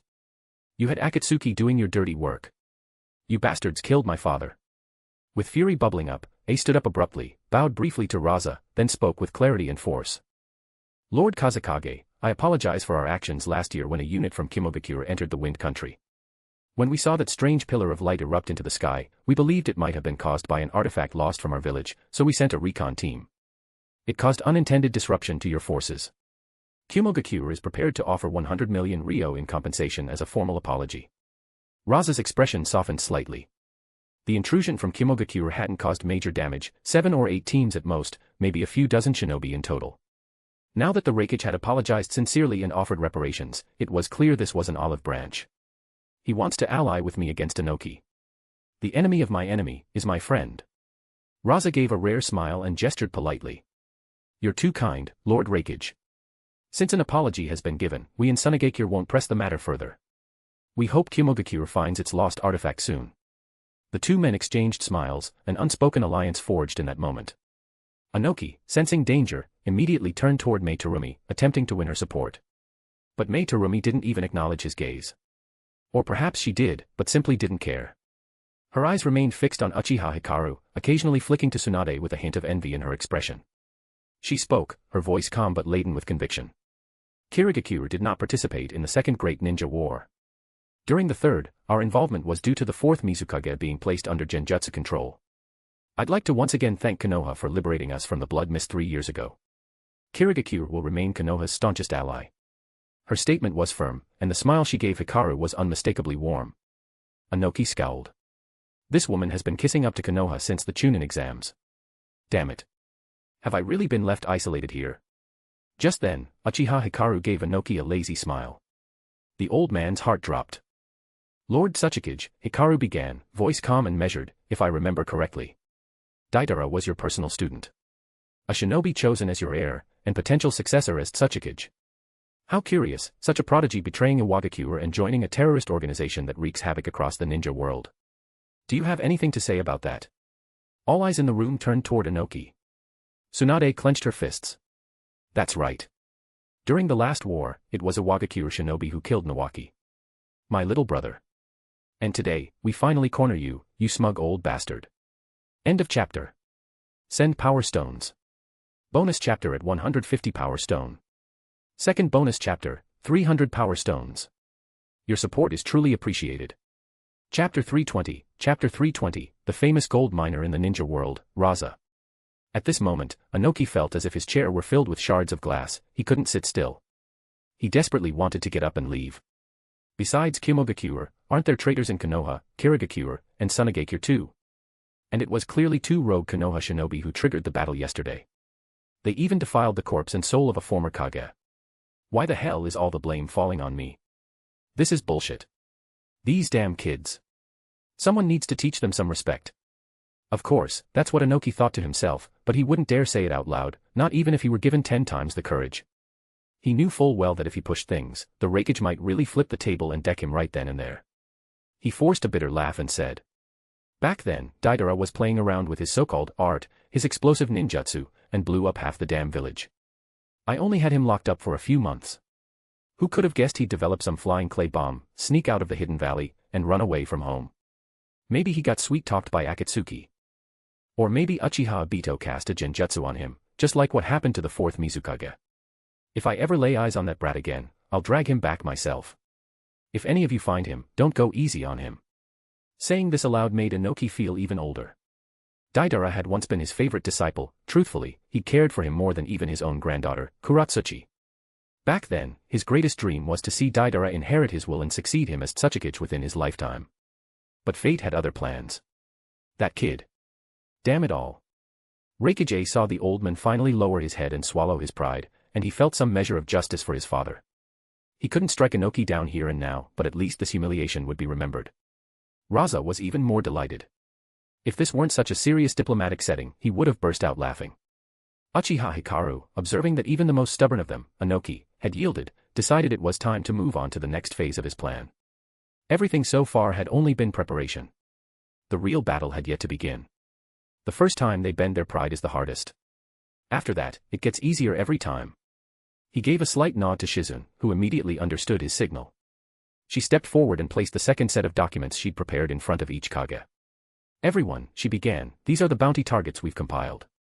This is a list of all currently known Akatsuki members. Their names, known aliases, and individual bounty amounts are listed clearly. At the same time, to ensure world peace and promote collaboration among powerful shinobi everywhere, Konoha proposes that all villages contribute to a joint bounty pool. The reward amounts will be increased incrementally until the mission is complete. As Uchiha Hikaru finished speaking, Raza's eyes were already glued to the bounty numbers. Rogue Nin from Tsunade, Sasori of the Red Sand, 200 million Ryo. Rogue Nin from Takigakure, Bounty Hunter Kakuzu, 200 million Ryo. Rogue Nin from Kirigakure, former 7 ninja swordsman, Juzo Biwa, 20 million Ryo. Rogue Nin from Yugakure, Undead Cultist Haiden, 200 million Ryo. Rogue Nin from Iwagakure, Explosive Artist Daidara, 200 million Ryo, capture alive. Rogue Nin from Konoha, Uchiha Trader, Uchiha Obito, 200 million Ryo. Unknown Threat, Black Zetsu, Body-Possessing Entity, True Form Unknown, 200 million Ryo. Anyone who provides a valid piece of intelligence on these targets will receive a reward ranging from 100 million to 1 billion Ryo. This is like turning Akatsuki into walking piggy banks. How many years would I need to spend panning gold in the desert to make this kind of money? But then Raza remembered what Uchiha Hikaru had just said, this was a shared bounty pool, funded jointly by every village. If it were divided equally, Tsunade would have to fork over at least 800 million Ryo. Where the hell am I going to get 800 million Ryo in cash? The Wind Daimyo barely gives us enough funds as is. I've already been spending half my damn life gold mining just to plug budget holes. Even then, Tsunade is still running a major fiscal deficit. Raza's lips trembled as he looked at Uchiha Hikaru, and he summoned the courage to speak from the depths of his soul. Lord Hikaru, about this bounty pool. I'm afraid Tsunade may not be able to. But he trailed off, unable to finish. The shame and frustration were overwhelming. Not just Raza, several other Kage looked hesitant as well. It was a lot of money. It wasn't impossible, but it was the kind of amount you'd expect to pay as war reparations. Painful, but not fatal. Just then, Uchiha Hikaru raised his hand and calmly cut Raza off. Of course, that's only the initial bounty. If these targets remain at large, the numbers will continue to rise. Additionally, if you wish to add your own village's Rogue Nin to the bounty list, you're free to do so, but those costs will be your responsibility.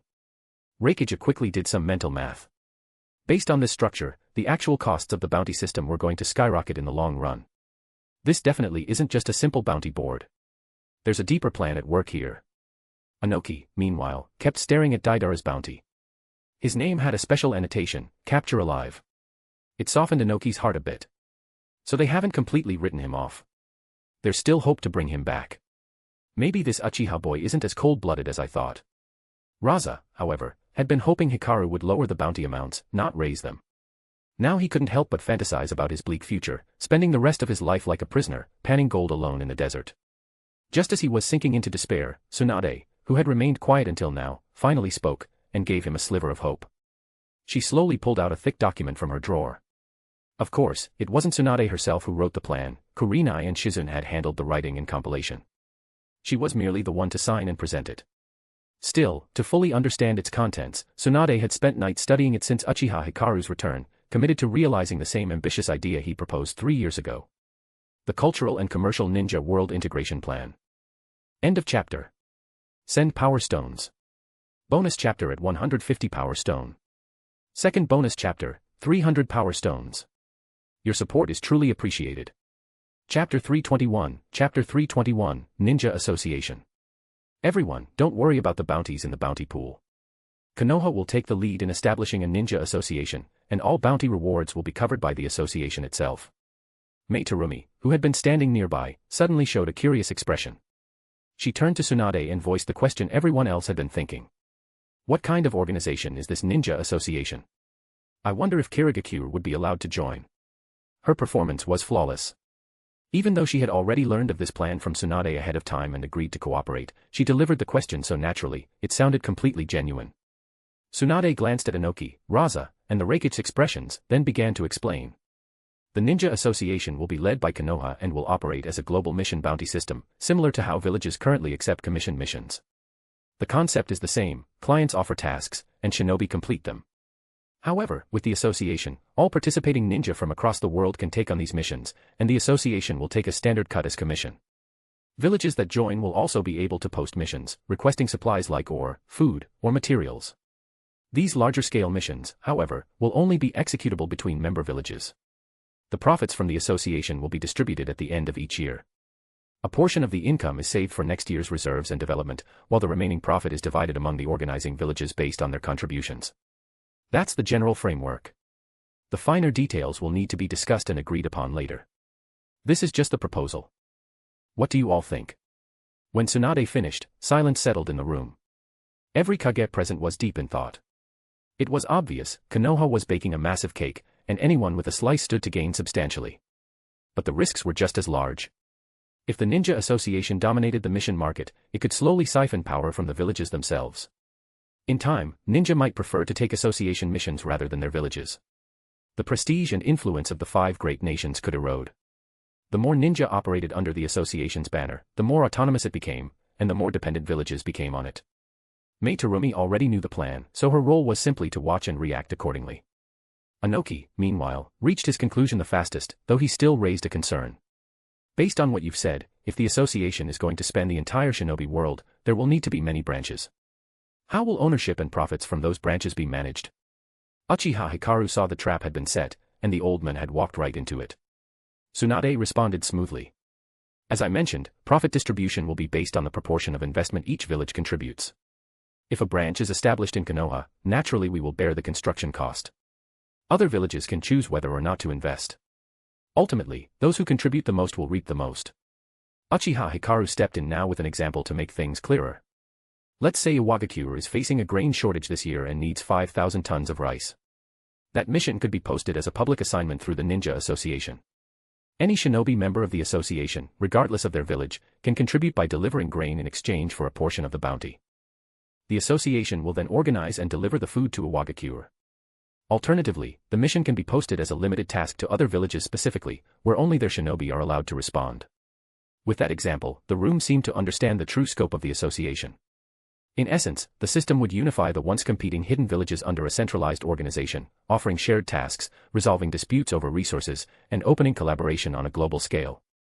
While the association would inevitably absorb the relevance and power of smaller nations and hidden villages, it was a necessary sacrifice to bring order to a chaotic shinobi world. For civilians and independent shinobi, this was a rare and hopeful opportunity. Anoki was the first to nod. Hokage, Iwagakure agrees to join the Ninja Association. I will sign on behalf of my village. Raza and the Hokage exchanged glances, caught off guard by the old man's decisiveness. Damn it. That sneaky fossil beat us to it. They both slapped the table at once and announced together. Hokage, Kumogakure will join as well. Raza, we, too, must support our allies' initiative. They turned to glare at one another, sparks flying between them, silently vying to be the second to join and not the last. Meanwhile, Mei Terumi sighed dramatically, her expression filled with regret and elegance. She was the picture of charm and wistfulness. Lord Kazekage, Lord Hokage, you're both so quick to act. It seems I'm the only one lagging behind. But if all of you are joining, then I suppose I must represent Kirigakure and join as well. Her words soothed the tension between Raza and the Hokage, neither of them would be the last, and they wouldn't risk offending Konoha. What they didn't know was that Mei Terumi had been part of the planning process from the beginning. She'd already met with Uchiha Hikaru, Tsunade, and the others, giving advice and shaping the very structure they were now agreeing to. Anoki, Raza, and the Hokage were still grinning like they'd won something, completely unaware they'd been manipulated from the start. Just then, a knock came from the door. Boom, boom, boom. Uchiha Hikaru turned toward it. Come in. Looks like our next guests have arrived. The door opened slowly, revealing a black-haired kunoichi in a red and black cloak stepping into the room. Anoki's sharp eyes immediately recognized her. Wasn't that Konan? The proctor for this year's Chunin exams from Mangekyō. Why would she be here? Konan gave a polite nod to Uchiha Hikaru and walked over to him, pulling a sealed envelope from her sleeve and handing it to him. Hikaru skimmed the contents. A faint smile formed across his lips as he turned back to the others. Everyone, it appears Mangekyō has also decided to join the Ninja Association. The land of rain lies at the convergence of the land of fire, the land of earth, and the land of wind. Strategically, it's a vital region for establishing an intervillage system. After speaking with their leader, Hanzo, it seems they're not only willing to join the association but are prepared to contribute fully to the growth and unification of the ninja world. End of chapter. Send Power Stones. Bonus chapter at 150 Power Stone. Second bonus chapter, 300 Power Stones. Your support is truly appreciated. Chapter 322, Chapter 322, The Birth of the Ninja Association. When Uchiha Hikaru said this, Inoki, Raza, and even Mei Terumi, who originally believed she was just a beta test participant, were visibly surprised. Because with a Mangekyō joining the Ninja World Association, it meant a new competitor was stepping in to claim a piece of the pie. At the same time, Uchiha Hikaru's reasoning for allowing a Mangekyō to join was quite clear. In their eyes, the first village Konoha might target for deeper alliance and control could very well be a Mangekyō. Though it rained year-round in the land of rain, that didn't mean the land lacked value. Its rich mineral resources and abundant water supply made it extremely desirable. Whether it was Tsunade, Iwagakure, or even Konoha, all three had tried at different times to conquer the territory and bring it under their control. But Hanzo, the ninja once hailed as a demigod, had defended the village on his own. With his overwhelming strength and devastating wide-range poison techniques, he had even dared to stand against the five great nations. Though he was eventually defeated, he still managed to preserve the independence of a Mangekyō. Even Uchiha Hikaru held respect for that man, someone who, despite being born a commoner, once stood at the peak of the shinobi world. Unfortunately, the Hanzo of today had long since fallen. He had been captured and turned into a puppet under Nagato's control. Through Hanzo's lingering reputation, Nagato maintained authority over a Mangekyō. Nagato wasn't yet aware of the current developments, but Konan had told Uchiha Hikaru she could handle him. He didn't need to worry. After all, this change would ultimately benefit a Mangekyō. The only ones who might suffer were the Akatsuki members, who would now have massive bounties placed on their heads and be forced to live as fugitives, hunted and hated. Inoki, who had been silently observing, suddenly spoke up. He seemed to recall something resembling the Ninja World Association and stroked his chin thoughtfully. Lord Hikaru, then the founding members of this ninja association, should only include the 6 of us, correct? Uchiha Hikaru nodded. Exactly. The 6 founding members will be the only ones with voting rights. If any other village wishes to join in the future, it must be approved unanimously by us 6. Hearing this, Inoki relaxed slightly, then shared what had just come to mind. In that case, I have a suggestion, though I'm not sure whether it's appropriate. After Uchiha Hikaru gave him a slight nod, Inoki continued with a serious expression. I believe the 5 great nations should work together to dismantle the bounty exchange centers in each country. I'm sure everyone here understands the truth, the daimyo of each country are the ones actually controlling the gold exchanges. Even though we possess the 5 great villages, the daimyo continue to secretly train ninja forces. These exchanges allow them to offer exorbitant bounties and buy the bodies of elite shinobi. Their existence threatens the stability and authority of our new ninja association. We must eliminate them completely. After Inoki finished, Tsunade glanced up at the old man, clearly impressed. She hadn't expected him to raise this point, it was actually something she had planned to bring up only after the association was formally established. Uchiha Hikaru considered the proposal. Was dismantling the gold exchange centers in line with their current objectives? After a brief moment of thought, he nodded in agreement. Although acting so soon might arouse suspicion among the daimyo, it wasn't a major concern. This was simply shifting from boiling the frog slowly to slitting its throat directly. The method was more aggressive, but the result remained the same. The rest of the meeting was spent refining the ninja association structure, discussing topics like rank classification, logistics management, personnel assignments, limits on team sizes, welfare benefits, and reward systems. The discussions lasted for 3 straight days and nights. Apart from scheduled meals and short rest periods, negotiations continued without pause. By the end, even I had to delegate all decision-making authority to Mabui, his brain was completely fried. Tsunade handed over the task to Shikaka Nara, who handled the finer details. Kurinai Yuhi also came by to assist, while Mei Terumi and Ao both had dark circles under their eyes, clearly exhausted. Inoki, poor old man, looked noticeably aged after the ordeal, his face more haggard than before, as if he had lost 3 years of his life over the discussions. As for Raza, he and Maki gave up trying to keep up early on. By the second night, they decided to simply agree to anything proposed by Konoha and reject anything from the others. On the evening of the 3rd day, Uchiha Hikaru returned to the Senju clan compound with Tsunade and Shizune. Only 2 candles remained lit in the bedroom. The orange-yellow glow from their flickering flames illuminated Tsunade and Shizune, bathing them in warmth and shadow. Tsunade wore a black lace one-piece, the kind that clung tightly and left little to the imagination. Shizune, on the other hand, was dressed in a white mesh camisole, barely enough to be called clothing. Tsunade lounged casually in her seat, swirling a glass of red wine in one hand and sipping it slowly. She looked over at Shizune, who was curled beneath the quilt, blushing furiously. "Shizune, why are you acting so shy?" she teased. You've heard me talk about this stuff so many times, why are you still so flustered? Come on, have a drink. Alcohol gives courage. A little wine and you won't be afraid anymore. Shizun slowly poked her head out from under the covers, looking like a nervous little rabbit peeking out of its burrow. Her gaze flicked between Tsunade's eyes and the wine glass she held, her expression unfocused and hesitant. Really? Lady Tsunade, you're not tricking me, right? She asked nervously. I've never drunk anything like this before. Tsunade didn't respond. A victorious smile curled on her lips as she pressed the glass gently to Shizun's lips and tipped it forward. The wine slipped past Shizun's lips, a touch bitter, with a faint burn, and then came a rush of sweet grape flavor. Gulp, gulp. Shizun swallowed instinctively, half the glass gone in seconds. A little trail of wine slipped from the corner of her mouth, down her chin, past her neck, and onto her collarbone. Why do I feel hot? Shizun pressed a hand to her lower belly, feeling warmth, no, heat, spreading through her stomach. Her throat felt dry. Her skin flushed.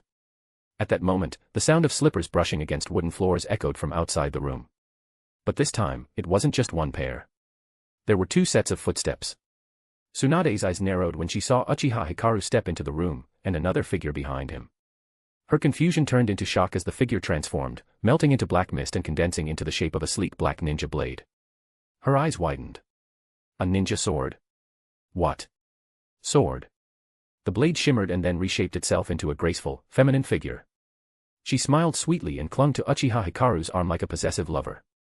Tsunade-chan, I got here before you. At first, Tsunade was clearly not convinced. She frowned, trying to process what she had just seen. But after that night, she came to accept it. She didn't really have a choice. Her stamina just didn't compare to Chinyue's. And honestly, with so many already involved, what difference did one more make? Send Power Stones. Bonus chapter at 150 Power Stone. Second bonus chapter, 300 Power Stones. Your support is truly appreciated.